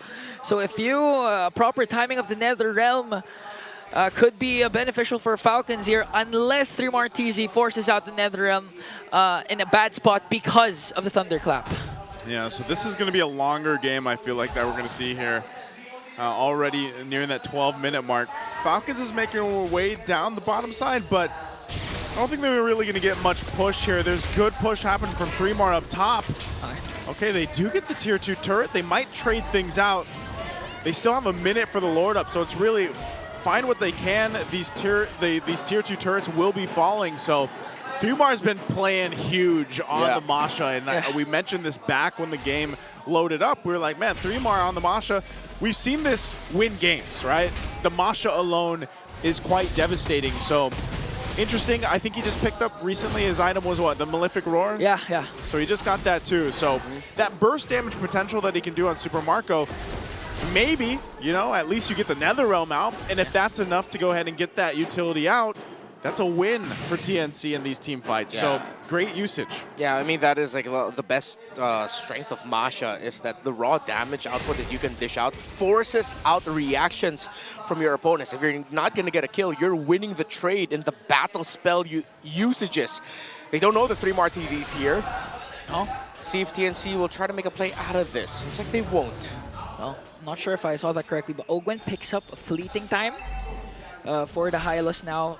Lord spawned a while ago. It was Kyle TZ was able to pick up the Lord, but a good clapback from TNC, so they can replicate it, or better yet, Zyda out-retry Kyle TZ. Fleeting time. They want to be able to use the Glorious Pathway much more often, not only for initiation, but for escape when they need to get the hell on out of there. Yeah, they're going to have to. So once again, objective is up. Falcons will start it up. TNC can go ahead and respond to this, and that's the thing too. Zyda being on the old Fredrin, you can kind of just hang out. You know, you don't really have to worry too much like we've seen from the Assassin junglers, but Falcons, Yawi. There's Yawi. Okay, Flap TZ commits the combo onto Zyda, but from the back though, they might be able to burst out Kyle TZ out of the picture. NetherRealm is there. Zyda went to pick up the Lord. Super Marco got kills, but he's trying to escape now. 3 more TZ has to flicker out. Benecutie dishing out the damage though, as Flap TZ has to flicker away, and TNC secures the Lord. Yeah, we found the play. 3 more TZ's recall gets stopped. He gets found out. A shutdown by Few. But you cannot change what has happened. TNC has secured the Lord and will march with it. They'll start as a 5v4 with Falcons favoring the 5, but TNC Pro Team will have the Lord with them. Yeah, they're going to have the Lord here. Again, what a turn of events. The way they made that happen, Yawi came in from that off angle, utilizing the chip, surprised them. We're going to take a look at the replay here, too. And the fact that they were able to take out Kyle Teasy. Both junglers were the focus for both teams. Yeah. And it was Kyle Teasy that got taken out first, and then Zyda. But Zyda, he finished the job. He got the Lord at least. And still, you know, we'll see if they can really capitalize on it. Oh, no. Clash is still going on. Kyle Teasy with the Unleash the Beast. It's going to be a 5-on-5. Glorious Pathway already dropped down. 3 more. Teasy got picked off there by Super Marco, but exchange for Kyle Teasy. Flap Teasy with a beautiful combo, though. Next man down here is Yawi, but Zyda still leading the charge alongside Benny Cutie. A triple for the Storm. Lord still sieging, and they might be able to take down an inhibitor turret. Folks, I told y'all there was something about the lineup of TNC Pro Team that screams game number 5, that they can force it. Falcons slowly falling apart now as Benny Cutie has 5 stacks on the Sky Piercer. 5 stacks for Benny Cutie, man. Remember, we've seen these gold laners go through the series already. Popping off on one game, another game they're struggling, and it's been this back and forth between both of them. Now this to say, for this one specifically, Super Marco's having a hell of a game on the Harith and Benny Cutie as well, but you're seeing the struggle, right? The teams are trying to get to these gold laners. 3mar to Super Marco. We've seen Kyle Teasy try to get to Benny Cutie, but Benny Cutie's positioning and the protection of the team are so good that you can't catch him. You know, and so you have this constant battle, and I honestly think it's going to come down to that, where are your gold laners still alive? Are they still able to pop off all that damage? And even dealing with 3mar, that's another thing that Falcons have to do. So we're 30 seconds away from that Lord coming up. And honestly, TNC has really found the adjustments they needed after that early game.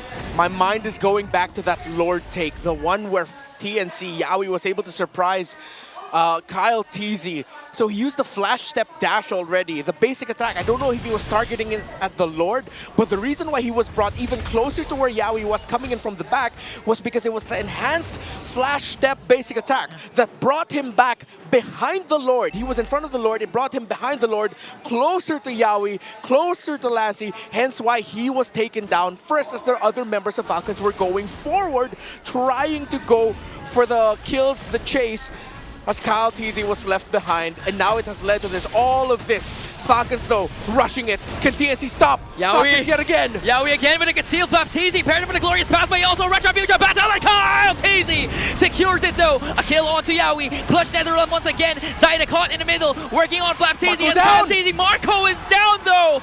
3 members are out for TNC. Kyle Teasy has to walk away, getting chased down by Lancey and Benny and Ogwin. Glorious pathway to escape. Oh, what a play. It seems like deja vu almost for that one. Yeah. Yawi came in the same way, but hey, the Lord this time went to Falcons. This time they were able to respond to it much better. It was a much more concentrated effort around the Lord, which meant Kyle Teasy was able to secure it for himself. They're delaying it as long as they could, the March shot, so that Flap Teasy and Super Marco can respawn. Hell of an effort there by TNC Pro Team. Thought that they could get the win. Benny Cutie is still deathless now with 6 stacks on the Sky Piercer. This siege for Falcons is going to be easier said than done. It's going to be very difficult. We look here, Kyle Teasy, CC immune during that time. Hence why he was able to get the Retribution battle win, but that was a tough battle to win. Man, again, like you just seeing it in the replay, deja vu, and maybe we see that happen again. Like, because most likely TNC is going to clear this out. I don't really expect them to lose all the base turrets. I'm not even sure if Falcons will push it in completely. But that's the thing. I mean, 3mar still down on the bottom side. They should be able to clear this out. Benny Cutie's still untouched, right? That's the main thing. We see the struggle of Falcons when they're trying to initiate those fights where how do we get to Benny? So they're going to hold the Lord here the best they can. It might go ahead and get that charge in on this turret. Yeah. Right now, Falcons going for it. There comes the glorious pathway already dropped down as they burst down inhibitor up top, but 3mar Teasy on the other hand forcing a recall from Flap there. Yeah. He also has to back off because the Lord has already exposed the base of TNC. Yeah, you just balance it out. You're not going to force anything there if you're Falcons. Way too risky, especially with a threat of the Masha in the bottom lane. And even if you send one person to defend, that's one person that the Masha most likely will be able to blast down. So Falcons had to reset. TNC Pro Team did what they could to hold on and defend in that scenario. They lose a tower, but they have not lost the game. Look at all of those damage items on the hands of 3mar. That is a Masha bomb waiting to happen. I don't know if we'd call that a thunderclap anymore. Like, it's way more than just thunder, man. Like, and 3mar with what was his last one? Did he go the Dragon Spear for his last item? Yeah, that was a GDS in the last. GDS, so he went that. So that's the thing. And now that we get to this point where we're reaching that 20-minute mark, and the Lord that's coming up here is the one that they want. Now, I think at this point, hold on, Seal's going to be used. They might go for 3mar here. Yeah. Okay, Unleash the Beast coming in from Kyle TC. Can he have to stay there? Shortcut there. 3mar TC was able to walk away. Glorious pathway in the clutch. Nether Realm coming in from view. Kyle TC still in the picture. Super Marco trying to work on them. Who's going to fall down first? Yaoi Immortality popped them. And Kyle TC falls down. But in exchange for Yaoi, a godlike death from Benny Cutie. And a double for 3mar TC. It was greedy. They focused on the Masha, but he survives. TNC have taken down 4, and it might be TNC going to Game 5. What's a captain without your members as TNC? A full 4-man charge. Few trying to delay, but Benny pops his immortality. They're clearing out the minions, and we will see a Game 5. And I'll say it again, we are going to a Game of 5. Day 1 in the playoffs. We get 2 series going the distance, man. This is not the battle of the skies or the battle of the birds without Game 5. The number 5, the prophecy I dropped in week 2, TNC in 5, they're going to Game 5. They are panel, take it away.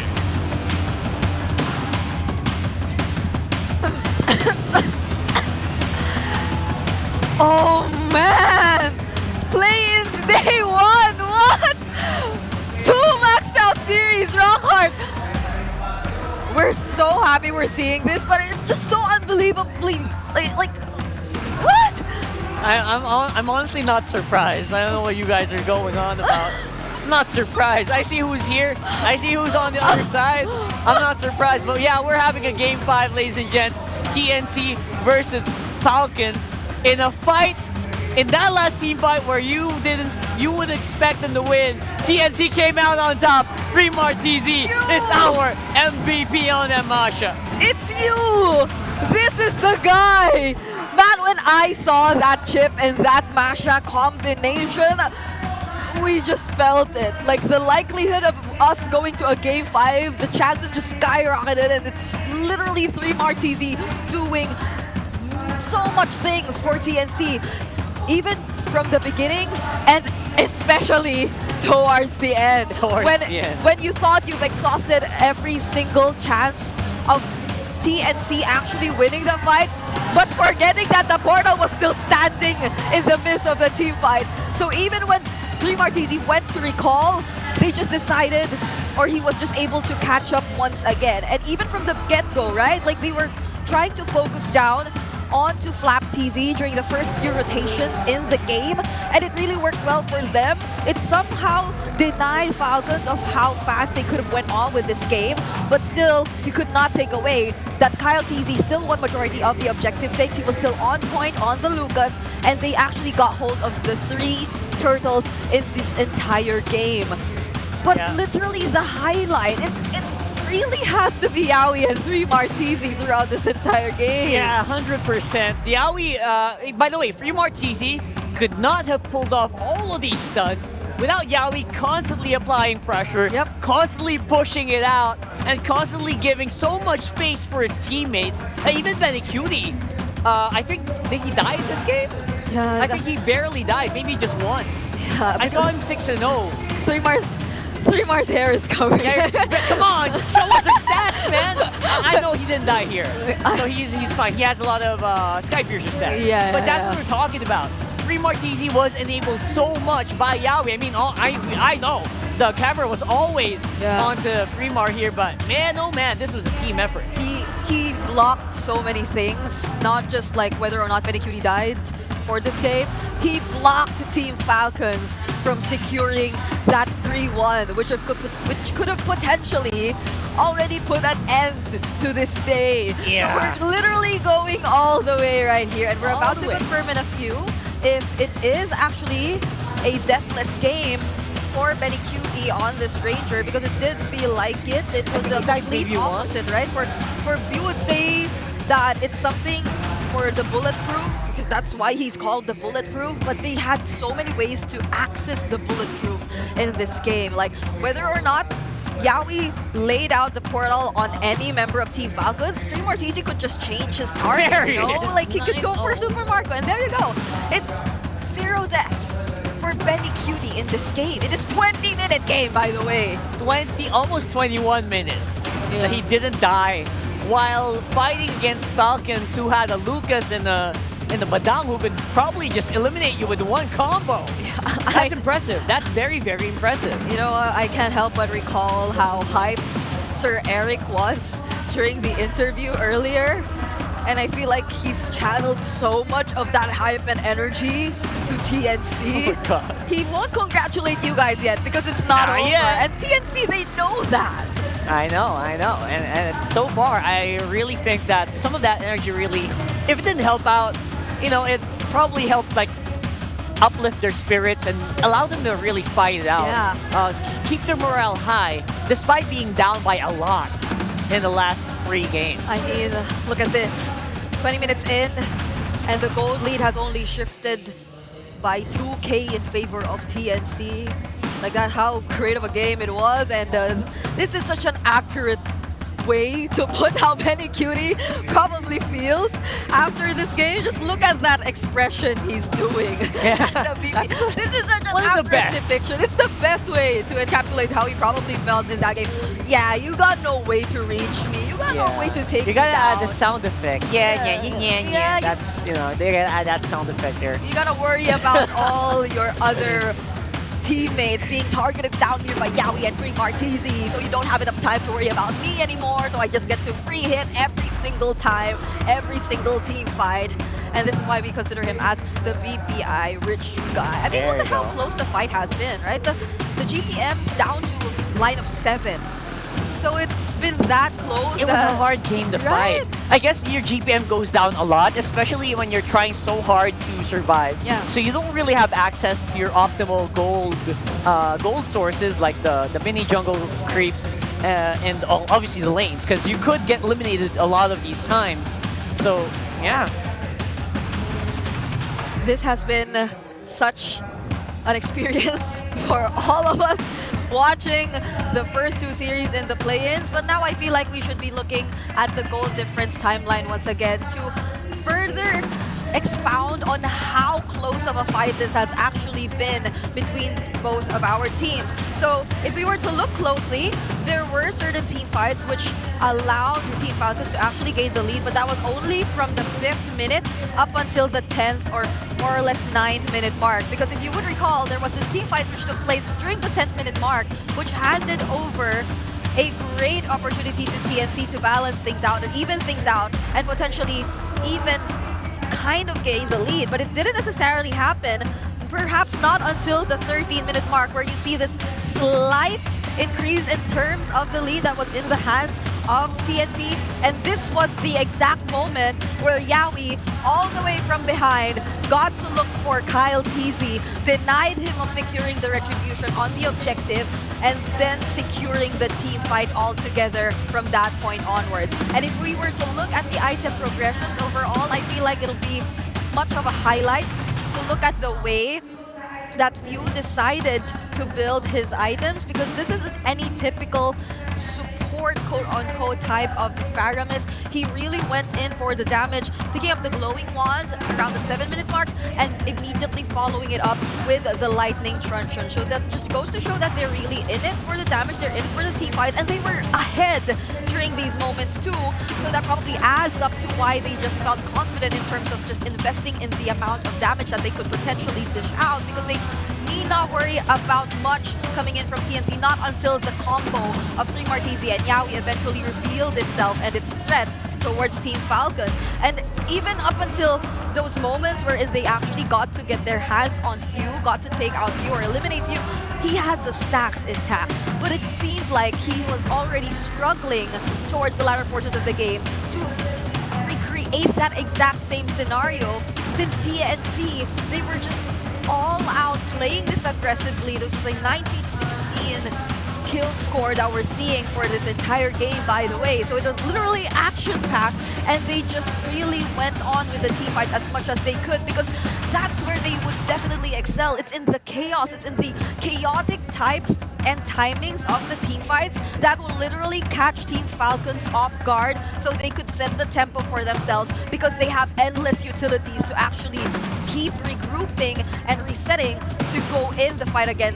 And best example, of course, would be none other than the shortcut. So let us also take a look at a quick draft recap for both of these teams. So far, this has been, again, one of the literal game-changing picks that we've seen in this entire draft. But so far, the record, it seems like TNC is able to balance it out right now. They're slowly getting the groove in terms of how they're actually able to play things out. And I believe this is also a result of 3 weeks of preparation, of really trying to figure out how they are going to maximize and capitalize on the patterns of the tendencies of Team Falcons. But just the same, I'm really liking the adjustments we're seeing from Team Falcons as well. Their decisiveness to actually go for this kind of lineup, the Lucas, and our build-up towards the Faramis too, which they decided to field into this game, it was just lacking because there was too much of an element of surprise from TNC and the things that they could do with the lineup that they had. But other than that, this was a well-fought game for both of our teams, and I believe that we are definitely in for a treat heading into game number 5. These are much of the things that these teams definitely have to take into consideration. I mean, look at the amount of heal that the Faramis was able to deal, the amount of damage taken by the Lucas himself, and not to mention the Masha only being the second time that it was picked this season, or in terms of the teams. This is only the second team to pick the Masha so far in the season, because the first time it was actually revealed to us, it was Twisted Minds who decided to show or field the Masha. So we're seeing just how much the teams have been constantly adapting and learning, especially from the other teams as well. And my, oh my, this is unbelievable, Rockhart. This is literally like peak MLBB and as early as day number 1. 100%. There you go. I don't know what. What? Oh, they see you on the I think they're calling me. They're calling you out. They just want to show you. Hey! Yeah, they just want to show you. This is just a bit of a trick, guys. Don't worry. You're not bugging out. This is not a production error. This is just Brigida, who is sleeping it out with us here in... she's literally sleeping, by the way, right now. We're just showing her on the Filipino broadcast because Chantel is on the other side. Just want to highlight this. Don't worry. We'll go back to regular programming in like a few seconds. But yeah, that's essentially the reason why. So, you know, it is what it is. And we are going back into regularly scheduled programming. Wait a minute. Oh my Just goodness. so that you guys know. Just so that you guys know, okay? So, yeah. I had to teleport. Nice teleportation techniques, just like... Thank you for the shortcuts. Yeah. The shortcuts. Unlike the shortcut here, you know, you arrived in one piece. Shortcuts on the other side, you know, they kind of arrive in pieces, but, you know. Honestly, that shortcut, that must have been a nightmare for Team Falcons. You know, like, that last sequence, literally, you thought you had it in the back, but then suddenly, no, you don't! Okay. I know. Okay, there are just so many emotions going on right now, you know? Yeah. That is one emotion. Obviously, there's also different emotions going on around the arena. The Phoenix Army, obviously, they're very, very awake now. They were like kind of just, their heads were down. They're very silent. They were like that. And now they're like, everyone's standing up. A lot of them are standing up. And on the other side, the Falcons are a little bit more worried now. And I would say that we as Gaspers feel like we just got so much more to watch. More MLBB is always great. More MLBB. More MLBB. 10 games for day two. number 1. We're approaching day number 2 here. we can go straight into day 2, you know. But of course, if you want to see what's happening here in the MPL arena as well, check out the playgrounds below. Hey everybody, Jamie here. It is an exciting day here. We are at the MPL Philippines Season 15 playoffs, and while the matches are happening on our main champions arena, we are here on the ground floor because we have lots to show you. As you can see, may ganap din dito sa ground floor, and it is the MPL Playgrounds. What is the MPL Playgrounds? Well, we have somebody who's going to give us a tour in a bit, but let me show you our illustration here. We've got the event map. We also have our MPL Playground schedule happening, so you know what you can enjoy from days 1 through 5. And of course, the matches we have all been waiting for. You have the playoffs match schedule listed here as well. You can check that out. And over here, what happens after the playoffs? We've got the Philippines Road to Esports World Cup. You can check that out all here at the entrance of the MPL Playgrounds. Now, alam ko sinabi ko ang daming ganap, so I think I need assistance here. Pa-assist naman, Xiao! Hi, how are you doing, Xiao? Hi, Miss Jamie, and welcome dito sa ating MPL Playgrounds. Alam kong excited ka na, pero bago tayo pumasok, puntahan muna natin yung booth. Taste of the food mula sa NOR. Get this for free even before you enter the MPL Playgrounds. You can go around the booths here at the MPL Playgrounds, complete it. Once you complete it, you actually drop it over here. Shinobi, Battle Pass, Mechanics, okay? Collect all 13 stamps, fill in your details, complete the community survey, and my winner to, guys. So make sure to complete your passports if you enjoy the activities here at the MPL Playgrounds. And again, dito yung registration area where you can get this. And you register, of course, based on your tickets, guest, Superfan, Legend, and Mythic. Now, this is the Smart Booth. And dito sa Smart Booth, Xiao, anong nangyayari? Alam kong may mga games tayo. Yes, meron tayong mga games like etong Ninja Arcade na kailangan mo lang makascore ng 10,000 points para magkaroon ng prize. Alright, so pakita natin to. It's very easy. You hit on play, and as Xiao mentioned, you've got 30 seconds to hit 10,000. Yes. Meron din tayo dito. Ano tong game dito sa kabila, Xiao? Shuriken toss ata to. Pero it is, I think I called Rasangan Challenge for the Smart Booth. And all you need to do is hit 5 orbs, and then you can win MLBB skins. So really exciting. A lot of games and a lot of prizes here. Now, I just like to share with all of you, if you need pro level speed, make the smart switch and stay ahead of the game. Get your smart eSIM today for only 99 pesos and experience ultra fast 5G connectivity on any device. No SIM swapping needed. Available now at smart stores nationwide or online via the Smart Online Store. Thank you for showing me the Smart Booth. Yes. We have one more to explore kasi alam ko mahilig ka sa games, Xiao. Yes, indeed. Alright, so ano yung nangyayari dito sa kabila? Ito naman, We sa have the tabi lang time zone. Tabi lang siya ng booth. Smart Booth, and this is the time zone booth, Miss Jamie. Meron siyang Pong, and ito naman, I'm not really sure, it's like a photo booth. Yeah. For the time zone. So, kung interested ka mag-play later on, para siyang retro game, parang sa bricks lang, pero what you need to do is score against your opponent dito sa ating Pong game. If you're in for fun, remember to visit Time Zone. Pumunta na sa Time Zone Greenbelt at gamitin ang inyong mga vouchers and get your favorite players' signed jerseys and photo cards as well. Ipakita natin ang mga signed photo cards. Tingnan nyo yan, guys. Ito yung pwede nyo makuha. So just make sure to visit Time Zone Greenbelt right now or as soon as you can because may games pa tayong papanoorin. Alright guys, a big thank you, Xiao.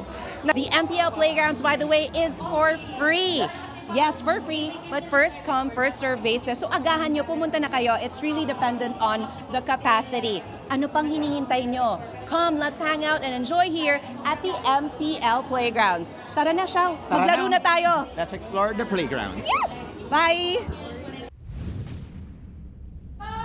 And that is the MPL Playground from the Champions Arena. That's happening downstairs. And again, admission is free. Plus, apparently, there's a lot of freebies and a lot of food. Yeah, I just found out we had a more booth. I did not know that.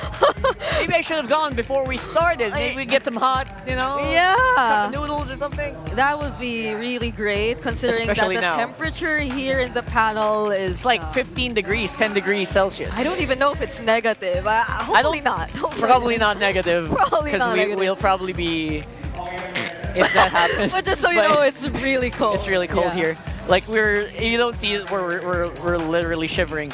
Anyway, we are getting into. Yeah. They don't see it, right? So we are getting into the draft here for game number 5, ladies and gents. It is the absolute last game of this entire day. We cannot go any further. No. That's physically impossible at this point. It is, but for some reason the teams are just making it happen, you know? If they have enough willpower, you know what? Technically anything is possible. Yeah. But maybe they can add another game if they really want to. So, yeah, on this one, we're going into this with Renmar Santa Cruz. What's up, homie? I have been saying nonstop, I hope I win the lottery. Because TNC in 5 has become way too real. I mean, the series is not over just yet, but the fact that they were able to take Falcons to their limit. If this is the limit of their season, what a start for TNC Pro Team. The sky's the limit. If they take it even further and continue on to the next round, crazy. It's been an amazing day for the first day of the playoffs. Just goes to show how important the Immortal Cup is for everyone. Happy to be here. Sorry, I'm just really sappy right now. I've seen some amazing MLBB, and everyone knows I get emotional when I see amazing MLBB. No, because imagine Amazing. if Kalea, they're- that's my right? prediction. Imagine if they're the ones to clip the wings of the Falcons. That would be something. That would be something. That's gonna be something, and they're the ones to soar. But yeah, is it gonna be the Kalea? There is the Kalea indeed for first pick. Yeah. Now if you're TNC, Go up. Badang, Harith, Yeah, or if you it's a want to go for Badang. old comfort, just pick up the 1-1. oh, by the way, I think the Badang so far has had a record of 3-4 today, considering that the last game lost. Yeah. It was Flap TZ on the Badang, so... So again, it's a bit of a mix between XP Badang and Rome Badang, right? Yeah. So far, Rome Badang has been the winningest, but it also has lost a lot as well. So there we go. There we go. If we're talking about comfort, 100% comfort, and I have a feeling this is going to be a Zaida Baksha. Yeah. I just have a feeling. Okay, yeah, they have the option to go for that. I mean, they do already have a solid front, and you know that they're going to be building around the 1-1 here. So the Zask might actually come back yet again for Lancy, while for Falcons, they're going to want Burst. Yeah. Carry is the pick that they should not be too focused on. If Falcons is thinking about carry, nah, shake that off. You're going to have to go for something else here. Yeah, honestly, I feel like they can opt to go for all those burst type of mages, those magic damage mages, since, Harith. or so along those lines, since they don't have to worry about the chip anymore, they already took that out, so they can fully reset and go back the standard route, which is why we're seeing the Lu Yi come into play as well right now for a few alongside the Hayabusa. So they have already a couple of great answers to the 1-1 so far here, provided to us by Benny Cutie. Yeah, Rockhard, earlier you said that the Baksha can actually go into the hands of Zaida here. He was the one who picked it up, so that's them showing to Falcons in the draft UI of like, hey, don't it might be a jungle Baksha for us. And right now they might actually be going for that. Honestly, if I'm Yawi, just pick up the Cho ASAP. Don't overthink it, right? Like, you're in the possibly last game of your season. Yeah. You go for the best. Yeah. Go for the Cho. Yeah. And against the Hayabusa, I feel like it'll be a better response. True, that's true. Like, it's gonna deny so much. Although you do have to consider, though, the potential diversions. The Cho is one of the heroes who can actually scout the brushes really well and still find a way away. Yeah, it's still possible to pick it up maybe 4th and 5th. There's just so many pros to taking it that I don't think they're gonna not take it at this point. Yeah, they go for the Zushin though. Holding on to the flex option of the Baksha. 3 roles you can go roam, EXP, jungle. Something that Falcons are all considering, so they go for the safe mid lane pick right now, which is the low E, which sort of soft answer. I wouldn't say it's a hard answer, it's just a bit of a soft response to it. Because you get macro, you get a strong defender of your jungle, and TNC Pro Team, what a read! Whoa! To take away the Beatrix, actually, that would have provided so much of what Falcons needed. Range, burst damage, a continuous source of basic attack damage if you go Nibiru and Bennett. So what a ban by TNC. Yeah. What if, oh wow, there's the Link ban as well. Coming in from Falcons. Could they be really pushing the Vaksha? Or, well, it is likely to be in the jungle anyway. It is a trap, right? It's still a trap no matter how you look at it by TNC. So I love that they're making the Falcons guess about this one. Yeah. What if the, well, it's too cold here, you know? What if the export actually does come out? Yeah, what if export, come on, help us out a little bit here, brother. Export for which team? Falcons? Falcons? Oh, they banned it. Oh, that's a signal though. This might actually be a Baksha jungle, because usually one of the things that you'd want to pick up against a lineup that has either a Fredrin or a Baksha in the jungle is an X-Borg in the EXP lane. They literally just showed it, right? That's Why like did they sense it too? It's a foreshadowing. Oh, and they banned the Cho and the clapback. Great drafting so far by these. So I feel like the Ling ban potentially could have been something else though. Yeah. But I'm not gonna knock it too much. Still fantastic ban on the Cho. 2 fantastic bans with the X-Borg and Baksha. TNC Pro Team are banning and drafting out of their minds right now. I mean, the only similar options left are the Jawhead. I would Jawhead this one. I would Franco this one. Oh, you mentioned Franco? Yeah, I wouldn't mind a Franco, honestly. I would. Come on, Yaoi, show us something. Show us What something. if they, nah, like the Angela Baksha is not gonna happen, right? Like, Unlikely. Yeah, unlikely. But I would knock it. Angela on Yaoi, that would be like the biggest, biggest contradiction of the season. Yeah. When you think of Yaoi, you don't think Angela. So they're probably Oh my goodness, it might actually be Angela later though. Oh my goodness. God. Are you serious right now? Wait, because they did pick up the CC and it's a very common duo, right? Yeah, because what if this Baksha is actually going to the EXP lane and they ban out the X-Borg for safety, because in the laning phase, the Baksha is going to be eating up a lot of damage from the X-Borg. It would have been really tough. Yeah. So Falcons go for the close range all dive. No pokes at all. A huge gambit here, considering that the Wan is their biggest problem in the draft right now. Oh man, I don't know. It's also a little hard to guess the Falcons lineup, honestly. Yeah, what does... Okay, what does... Solid frontliner, maybe a Hylos or a Gaton. Flap, flap, flap. Okay, okay. And they're going Badang. Oh. Badang on the very last pick here for Falcons. The Badang still shows up. Okay. Wait, if it was a 3-4 record, that's 7 out of 10 games today. Yeah. Make it 8. Badang everywhere, all the time. It's your role. Everywhere I go, I see his face. Wait, Yaoi. Yaoi. Oh! Okay. You mentioned the Franco earlier, Rockhard. I agreed with you. We're gonna have a fun time here, brother. The last time Yaoi played in MPL Philippines Season 12, his very last game was a Franco that was, dare I say, received poorly by the community. This could be vindication for Yaoi.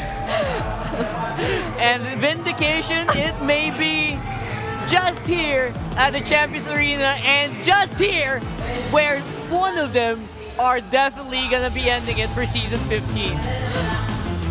We've been through so much, but just the same, these teams have been through a lot, and they definitely want to get past this do-or-die match.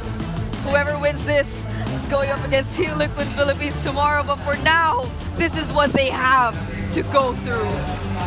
Ladies and gentlemen, casters, let's finish this. It's all down to this, the last and final game for day 1 of the playoffs here at the MPL Philippines Season 15. We're in the Champions Arena, and it's me, Naisu, Ingon, and Renmar, and we're here to bring you the last game between these two Birds trying to fly high into the next stage. It's the Falcons and TNC Pro team. I like that Renmar pointed out the little fun fact there about Yowie's Franco here. Are we thinking, Ingon, that this is the game changer? Is this the redemption arc for that Franco for Yowie? Second time using the Franco for a decisive game for Yowie. And I think if Yowie channels his inner S12, S11, he can pull this off against a team like Falcon. Literally pull this off. He's gonna have to pull off the right target, the right hook. But I think he's banking on that suppress. We already saw it earlier this season. Ingan with a reminder, thank you.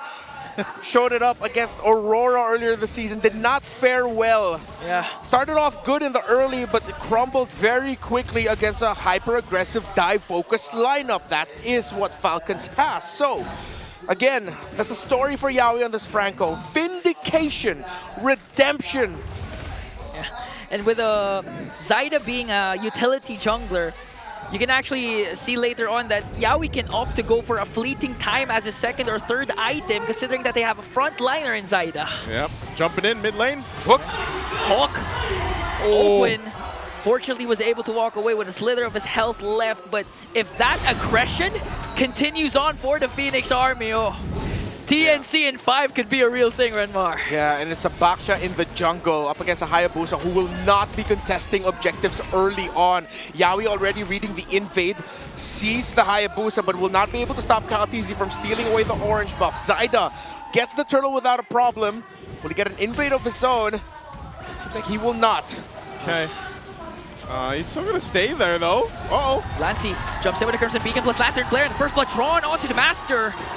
The aggression of the Phoenix Army, clearly momentum is on their side. I'm actually surprised Ogwin put himself in that position knowing that he had burned the flicker and that he didn't have it. Yeah, you know, you could jump around maybe and whatnot, you're a Kalea, but still, you know, he gets taken out and that information was there. So I don't know, TNC really kind of locked in the early game, and I gotta give it up to Zyda, man. Zyda, I know we're looking at Yowie's stats here for the Franco like we were talking about, but I am impressed with Zyda because he is one of the junglers that now, the back-to-back utility junglers, first the Fredrin, now going with the Baksha, and he can play the Assassins just as well. So great to see Zyda step into that role and make this happen in the series. Yeah, that's the MDL Season 2 Finals MVP and regular season MVP for you. Yeah, we already used a flicker to try and get that hook there onto Super Marco in lane. Zyda goes in. Paired up with the Iron Hook and the Bloody Hunt. They're going to kill Ogwin once again. Zaman Force already popped by Super Marco. He's trying to escape, but Lancy on the chase onto Few. Flapty's in the picture this time. Can they turn things around? No overcommit from TNC. All right. Trade favorable for TNC Pro Team. It does look like it. They still have the aggression on the map, the tempo. Zyda still alive. Yeah, Falcons are going to have to weather a crazy storm here, and Super Marco has to play the game of his life. He is the main condition. Other than that, heroics from Flap and Few, the two legends in their squad, two-time world champions, brought then Bren Esports, then AP Bren, then Falcons AP Bren to so many new heights. Now can they bring Falcons out of a turbulent situation? It's going to be up to them. Man, both of these teams being in the family of birds don't like turbulence, you know? Oh, so, yeah. Either or is going to have to deal with that. And you're still looking at relatively a very easy game, or even game-ish, I should say, between the two. The second turtle is up, and honestly, this one's going to be anyone's for the taking. It's Falcons that starts to blitz. They know he's at the buff. Okay. But still, Kyle Teasy was able to steal away the turtle, but Zyda answers back with a kill onto Ogwin once again. 3 Martezi trying to soak up the damage. Will be able to walk away scot-free. No casualties for TNC. But still, Kyle Teasy gets a turtle. Yeah, Ogwin's going to be on the receiving end of a lot of deaths in this game. Not going to be a lot of escape options for him. Once he goes in, he's going to be bitten, and TNC Pro Team will not hesitate to take the Kalea out of the picture right away. Now they're going to be focusing on the tower up top, defended well by Falcons, while Kaltizi opened up the map in the bottom lane, taking down that tower, but Kaltizi now in the red against 3 Mar and Zyda. We try to kill Cassidy right on time. Will he be able to escape? There's a shadow So he will escape the potential gag from TNC. Yeah, there's a whole lot. Like, this game is definitely a game 5 because everything is happening everywhere. It feels that way. And it's really both teams just kind of utilizing the compositions that they have, the utility that, for example, the Louis E brings for Falcons, and over on the other side, not just playing around the hook, which we usually see when a Franco is there, but playing around the fact that Zyda can be very mobile himself. He can scout things out himself. And the big question for me is we don't see the CC pop up that often anymore, but it's still a really good pick, especially with this kind of lineup. I'm guessing for Falcons, they really got to be careful on how they go with those fights. If they dodge the hook all day, that's great. But if a CC paired with the Jushin jump into your team and force that fight, and then Benny Cutie's allowed to pop off again with the crossbow of Tang, I feel like that's going to be pretty scary for them to deal with.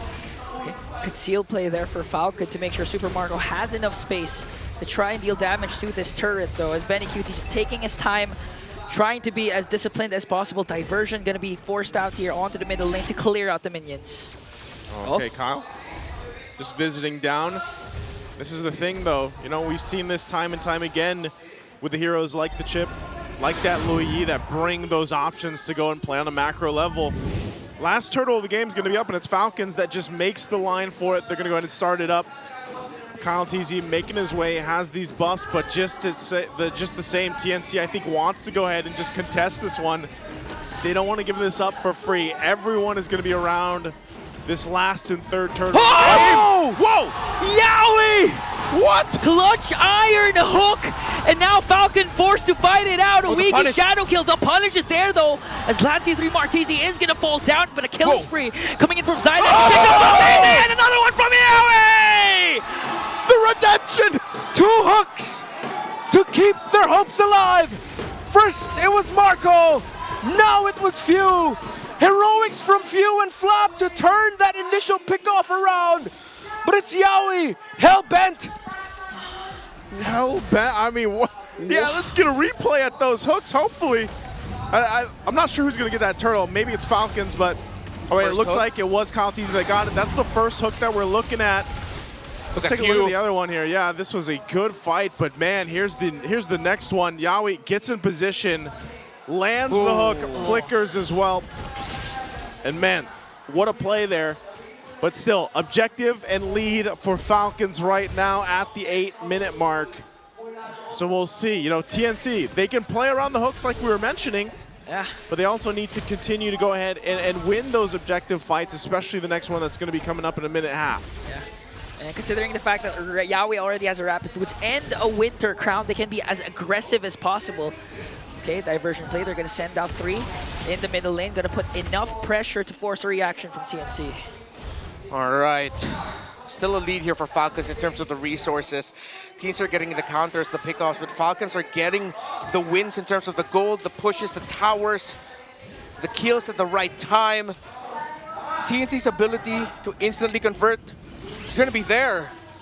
It boils down to the execution. Who gets a bigger trade, the better trade. Oh, commits a weaky shadow kill onto 3 more and to Lancy. Wow. But fails to deliver a kill. They were able to share out the damage. Yeah, that's good damage. That's good damage profile already from Kyle. Oh, good pickup here from Lancy, but Ogwin counters that with a title strike, a pickup kill for Benacuti. Another hook and Bloody Hunt from Yowie here. Killing spree coming in from Kyle TZ. Super Sword goes out for Zyda. Might be in trouble here. Flap TZ with a shutdown. Benacuti not even done though. A mega kill for the Storm. They're going to have to back off there on that one.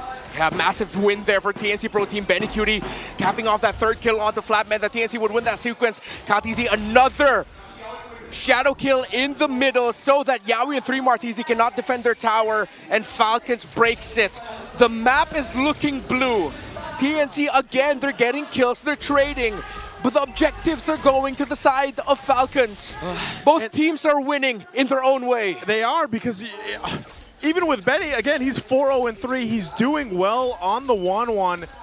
And we know, yeah, they're losing those skirmishes in the mid lane like that, but if it comes down to it, this objective take, this Lord, if Benny's able to get the airtime he needs, if they're able to go ahead and deal with that pressure that's coming from Falcons, TNC can easily still win this objective fight But it all comes down to what they do with the Franco, for example, with Lancey on this Jushin. And even for Falcons, you saw that a Win a Crown now available for Flapteezy, so they can all play around some of these minor choices that they have. Super Marco gets a Holy Crystal. Power Spike now here as he's got those 3 items on the Harith. We'll see how they play this out. Falcons will go ahead and start it up pretty quickly. How does TNC respond? Falcons has their eyes on this Lord. Kyle Teasy, clean pickup of the Lord, and now they want to go for more wing shadow kill. Already committed down. Lancey forces the Crimson Bacon, but Pew takes down 2.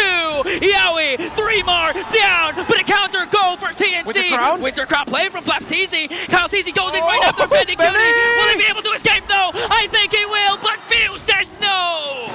Diversion used? Marco! Oh! He sees Lancey! He caps off the kill! And 4 are down! 4 are down from the side of TNC! Oh, and they're going to be pushing it now. Bottom is pushed with Kyle and the Lord, and Falcons will go for the tier 2 in the mid.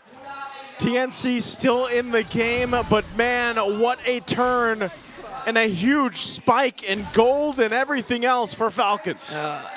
We need an instant replay for that because the counter go from Team Falcons was on point. Whoa, I mean, the burst, the burst on the Lord, and at the same time, the clapback, they were able to prevent Benny Cutie from wreaking much more havoc after picking up 2 kills. So Team Falcons, they're holding on to a 6K gold lead. It might be flying under the radar for some, but the game that Few is playing right now.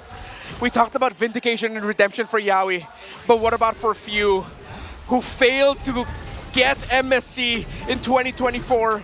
The iconic image of him sitting in the backstage, in his knees, crying after losing in that Game 7 against Selangor Red Giants. Now he's playing the game of his life on this low Yi to keep Falcons' hopes of making it back to Riyadh for MSC at EWC 25 a reality. And even with that, again, this is Falcons, right? Of course, they want to go forward, get to Riyadh, and this is where it starts. I'm not sure if people thought that we would see another 5-game series. I knew this was going to be one hell of a series between these 2 teams because TNC has definitely improved in those weeks off leading into the playoffs.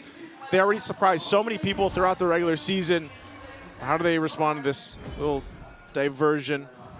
We'll see if they actually continue on this. They don't really have an objective to go for a bit. Lancey might be able to spot them out, but that's a full team! Oh! And the onslaught from Falcons just catching TNC off guard. A crucial kill onto Lancey. Yeah, he's not going to be able to get that hook. Lancey gets taken out. They were just doing their due diligence, clearing up in minion waves, checking, but Falcons have taken them by surprise. They were there first.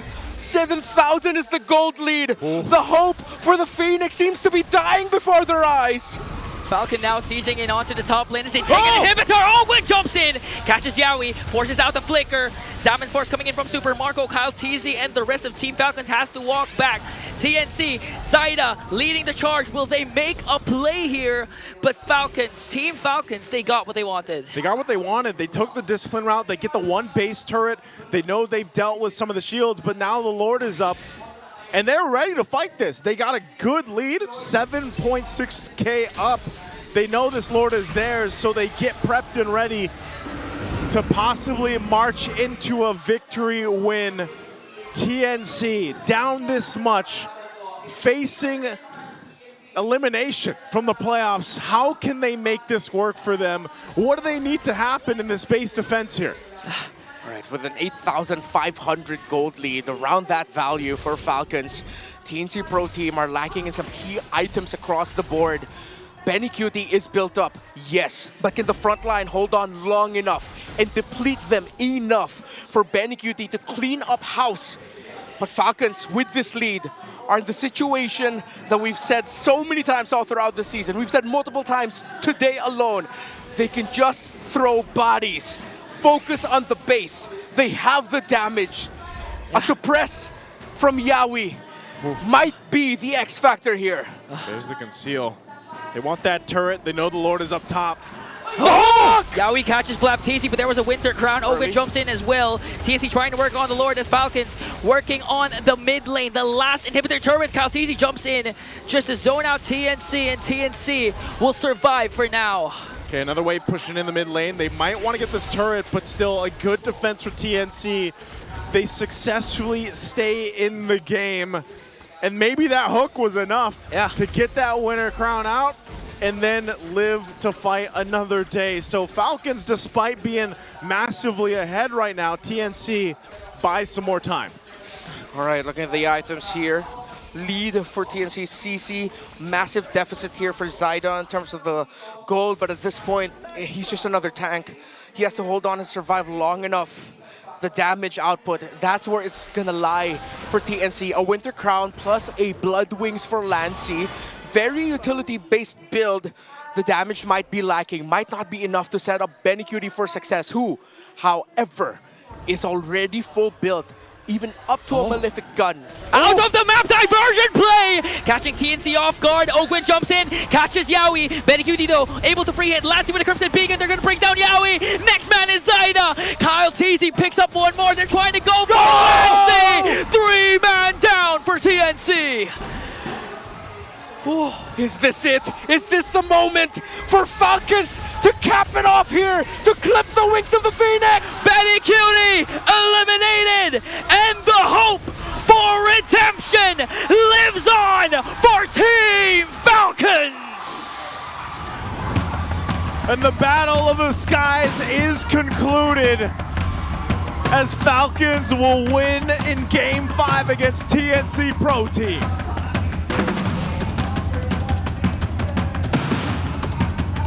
Legendary, absolutely legendary for this first day of the playoffs. Titans, they have been labeled for ages against what could have been a mythical run by TNC Pro Team. Ends in a heartbreak wherein they can keep their heads held high after a fantastic series. But the mythic of the Phoenix ends here as immortality is still in the talents of Falcons Philippines. One diversion from the captain himself was all they needed to secure the win up against these 5 young men. You asked me early on, where's it gonna come from? The 2 legends, and it came from the man matched only by few, the captain with a diversion to end the run, the magical run of TNC. An amazing, amazing series, an amazing day, and that's going to be it for On Desk. Nice to Ingon and Renmar. We're going to throw it over on stage to hear from TNC. We've ended the second match of the play-ins at kasama ko ngayon ay walang iba kundi ang TNC Pro Team. For the last 5 seasons, they were not able to make it. At kitang-kita naman ang suporta ng Phoenix Army because you guys have made it this far. Yawi, I know that there have been a lot of people supporting you right from the start, lalo na nung nagpunta ka, kayong lahat sa TNC Pro Team. Anong masasabi mo sa Phoenix Army? Thank you so much sa sumuporta sa amin hanggang dulo. Babawi kami next season. Thank you. Maraming salamat. Once again, keep your head high. This is TNC Pro Team.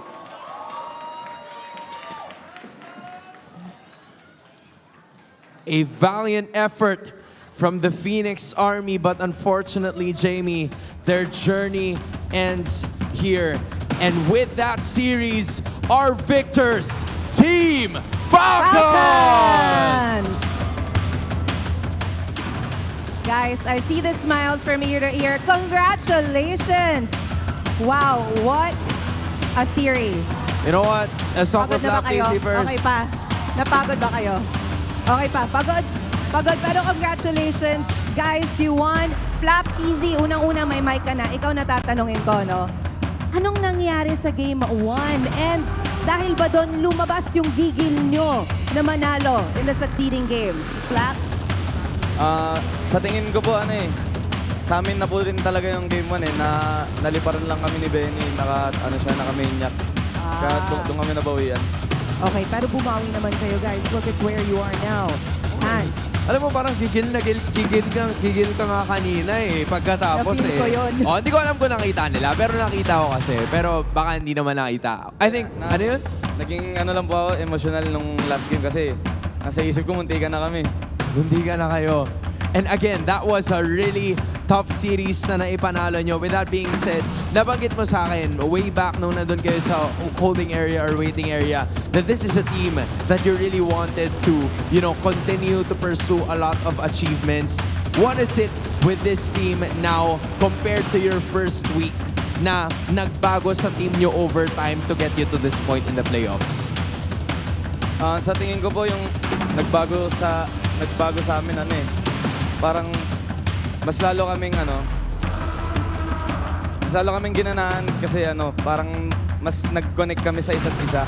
Kasi ilang years na rin kaming magkakasama through ups and downs Kaya yun yung nagbago sa amin na parang lahat kami connected na sa isa't isa. Alam mo, kitang-kita yun, Hans. Kitang-kita na talagang motivated sila as a team. You're right, Flap. Now, I want to talk to Kyle TZ naman. Bukas, ang makakalaban nyo ay Team Liquid Philippines. Clash of the Titans na naman ito, Kyle. So, paano nyo masisigurado na makakabawi kayo sa Team Liquid Philippines? Anong gagawin nyo? Siguro po itutuloy lang po namin kung ano po yung napag-practicean namin para manalo po kami bukas. Good luck po sa amin bukas. So, pagpatuloy lang. Okay, so may mensahe ka ba sa Team Liquid Philippines, lalo't na upper bracket sa Miss na to? Lalo na kay Carl TZ, what's your message for him? Good luck sa idol ko dyan. Nagkatapat ulit tayo. Lagi tayo magkatapat. Lagi kayo magkatapat, Carl. Or actually, Kyle kontra kay Carl. Tinan mo, nagpapaghalo ko na kayo. Now, I wanna go to Few this time. Few, this is an opportunity for Team Falcons to go to MSC once more. Itong roster na ito, how important is it for you to make it into MSC and for you to redeem yourselves as representatives of the Philippines? Para sa amin, sobrang importante din talaga nung sa amin. As a team, tsaka individual na rin. Kasi goal din talaga namin makakuha ng MSC na trophy, tsaka yung prize pool din malaki. That is the goal, not only for Few, not only for the rest of Team Falcons, but I guess for everyone. They share that same thought. Gaya ni Kyle TZ, makakaharap mo ang dati mong kakampi na si Carl TZ, and I feel like this is a team na nakasama nyo rin sa Riyadh way back then. Ano masasabi mo naman kay Carl? Masasabi ko kay Carl, good luck sa atin. Sana tayong dalawa ulit yung mag-represent sa atin. And with that being said, we will now leave it to you guys. Once again, your winners, Team Falcons! You may now take your walk of victory. And with that win, you may now take your bow. An impressive showing from Team Falcons in yet again another 5-game series. I know, the word is right, Hans. You nailed it. Impressive indeed. They deserve that win. But what a good fight too, right? They did put up a good fight, and they are going to be moving on to the next round of the playoffs. But let's move back to our panel. You know what? For some reason, every time one of these guys, Few, Flap TZ, Carl TZ, talk about each other, it sounds like a rom-com or something. It sounds like they're so kind. They're so close. And by the way, our game MVP for that last game of the series is actually Kyle TZ on the Hayabusa. Once more, doing so much for his team in that particular game, because considering that he had to take into account the potential bloody hunt, the threat of like TNC in general just answering back and catching whatever attempts he tries to go for, he was still able to land the most on-point Oogie shadow kills towards the members of TNC. And it has been very fortunate for him that he hasn't been the primary target of Yaoi. Yeah, actually there were so many threats that Kyle TZ actually had to navigate. Not just the bloody hunt, not just the bumps. You also have to think about the curtain call. You have to think about dodging out on the Crimson Beacons and everything. The hooks from Yaoi, I mean, those are all deadly for a Hayabusa at this stage, especially if it's layered correctly. Yeah, I agree. And even just one wrong move and you get tied with the curtain call alongside a different member of your team, that'll limit you from actually moving around the map. And so it's very crucial that Kyle TZ actually did position himself well enough throughout the entirety of the game. And as you can see in our MVP highlights, there have been instances where in TNC were somehow able to move around a little bit more, MediCutie able to look for the stacks, but they did take their time. Like, we didn't feel the same amount of damage similar to game 1-1 by MediCutie. Like, we haven't seen them being able to fully replicate that exact same scenario so far. And it's just been Falcons, I believe, especially alongside the Lu Yi, taking full advantage of the presence of this hero. They've been just so set on taking or making use of that diversion to always catch TNC by surprise. And even especially in that last moment, right? There was this diversion play done outside the map, and it could have been a way for TNC to fight back if only they had positioned themselves a little bit better, but they wouldn't have expected that, right? Like, only if you have your eyes outside the map would you actually notice that there is something that could potentially happen, that Falcons was actually planning something out there, but they didn't. They definitely would not have had their eyes outside of the map. Yeah, a very valiant effort, I would say, for the rest of this whole series for TNC. You could actually feel the grit from MediCutie, especially in that last one where we saw his 1-1 actually up in the front lines, really doing the work that's needed. But Lancey, Free Martizi and Zaida could only hold it for so long. It was unfortunate as well that, by the way, the draft really leaned heavily towards the 1-1. Yeah. I think that's what we're talking about, right? I think so too. Way too heavily. Without the 1-1, who was gonna hit? Not really. I don't think you can rely on the CC to hit that much. Yeah, it was questionable in a sense that who else aside from Benny could have dealt the damage for TNC? Who else could have provided the follow-ups whenever TNC actually wanted to go for something? Because yes, there is the Jushin, but this is precisely why we talk so much about hero synergies as well. Because usually if you go for a setup kind of roamer, then you would at least expect a mage that could provide the necessary follow-up, be it in the form of additional CC so you could chain them all together, or burst damage so just you could take out and eliminate a member, or if it's not in the mid lane, then at least in the gold lane. But not even MediCutie on the 1-1 could provide enough damage, and this is the BPI rich guy, 862. We've got a couple of 900 and plus, but this has been respectable. Very respectable. This was respectable. I mean, this has been a game that was somehow back and forth too. Like, I believe there was this highlight by Yaoi himself as well, hooking 2 consecutive key members from Team Falcons. So it was a well-fun match for TNC and for Team Falcons. But again, in the end, it's still the Titans of MLBB we're seeing win this game and fight again tomorrow. I really like that. Even though it was a pretty close game, there's still a lot of confidence with Falcons in the last interview, by the way. Flapkeezy himself said, you know what, I think we had that game won. That's saying something. These players really do say a lot. And I think we can also hear what they say inside the game with this mic check. I'm very, very curious how they do it.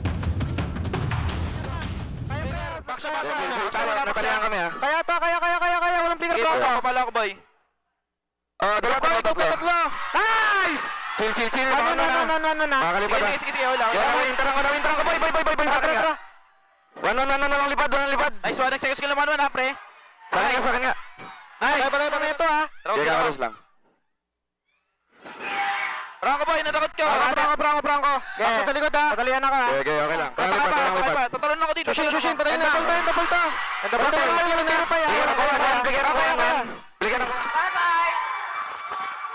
So, you know what? Team Falcons is one of those teams that are a little bit chaotic on the chaotic side. And I am now convinced after that mic check. The Infinix mic check, yeah. That flap was indeed emotional as the game ended. They were just so locked in. They didn't want to lose this opportunity. So I get it. I'm convinced now. I get it, flap. And you know what's so cool? Whenever they go quiet, they quiet at the same time. Like, oh yeah, they start talking again. So that's really, really cool how they do their comms. And again, if you want to improve in MLBB, always remember, check your comms. Yeah. All right, check your comms, guys. Communication is key. That's It right. is very important, especially in a game where even a simple resource matters so much in terms of what you're gonna do next, in terms of the next few steps that you are gonna take. And literally, we saw so much potential from the play-ins. Like, I feel like if we had a lower bracket here, that would be a crazy, right? Who knows what could have happened, right? But it's sad that we had to say goodbye to two of our teams already today. And just in time, I feel like we'll be seeing the updated playoffs bracket. That's right. And then there were four. Oh, wow. Four of them. Onic and Aurora facing off tomorrow in the best of 5 against each other. And Falcons versus Team Liquid Philippines, a top seed, fighting off against the Falcons from the Philippines. All right, so it is indeed the S14 and S13 Grand Finals rematch. Happening tomorrow in the upper bracket semifinals of our playoffs here at MPL Philippines Season 15. Imagine that. So much history in as early as the upper bracket semis. That's right. And this time around, there is going to be a second life for all of these 4 teams remaining. So the losers will fight off on the lower bracket, where we will have a lot of fun for sure. Yeah. And again, winners are slowly starting to get into position. Don't forget, in match number 8, those 2 teams will be eligible for MSC 2025. Whoa, we're so close to finding out who our representatives are going to be heading into MSC 2025. But of course, our Fancy Klaban has their own playoff stage as well. And it seems like the Minds and the Feeding Army, oh my goodness! Man, oh man! It's the complete opposite of what happened. Is this real? That's amazing. Oh, great. The fans, maybe the spirits of the fans got empowered. Yep. And therefore, they are the ones who are going to face each other in the semifinals, apparently. And that's all, again, all that happening at the same time down at the MPL playground. So all of that is going to be concluded as well. You know, while we're doing it here on day 1, they'll also have day 2, they'll also have day 3 and 4, and of course the finals.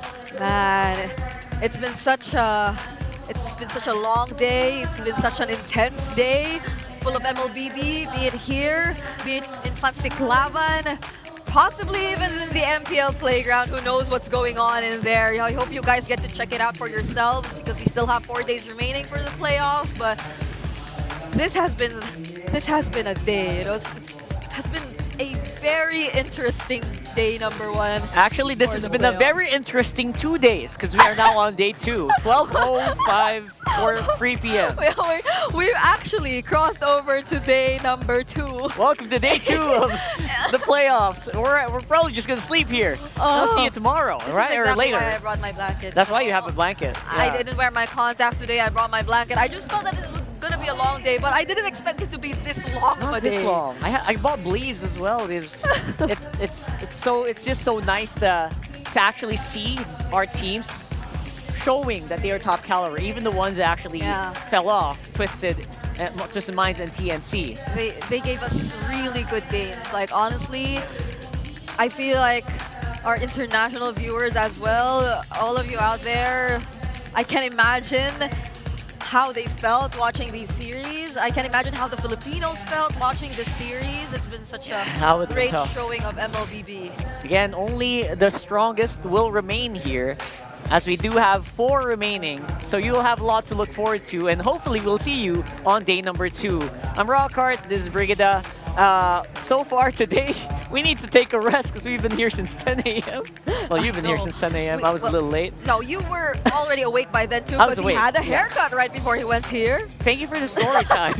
Alright, so that's going to be it for us here. But don't go anywhere. We will go and throw it over to our host. Close out day 1.5.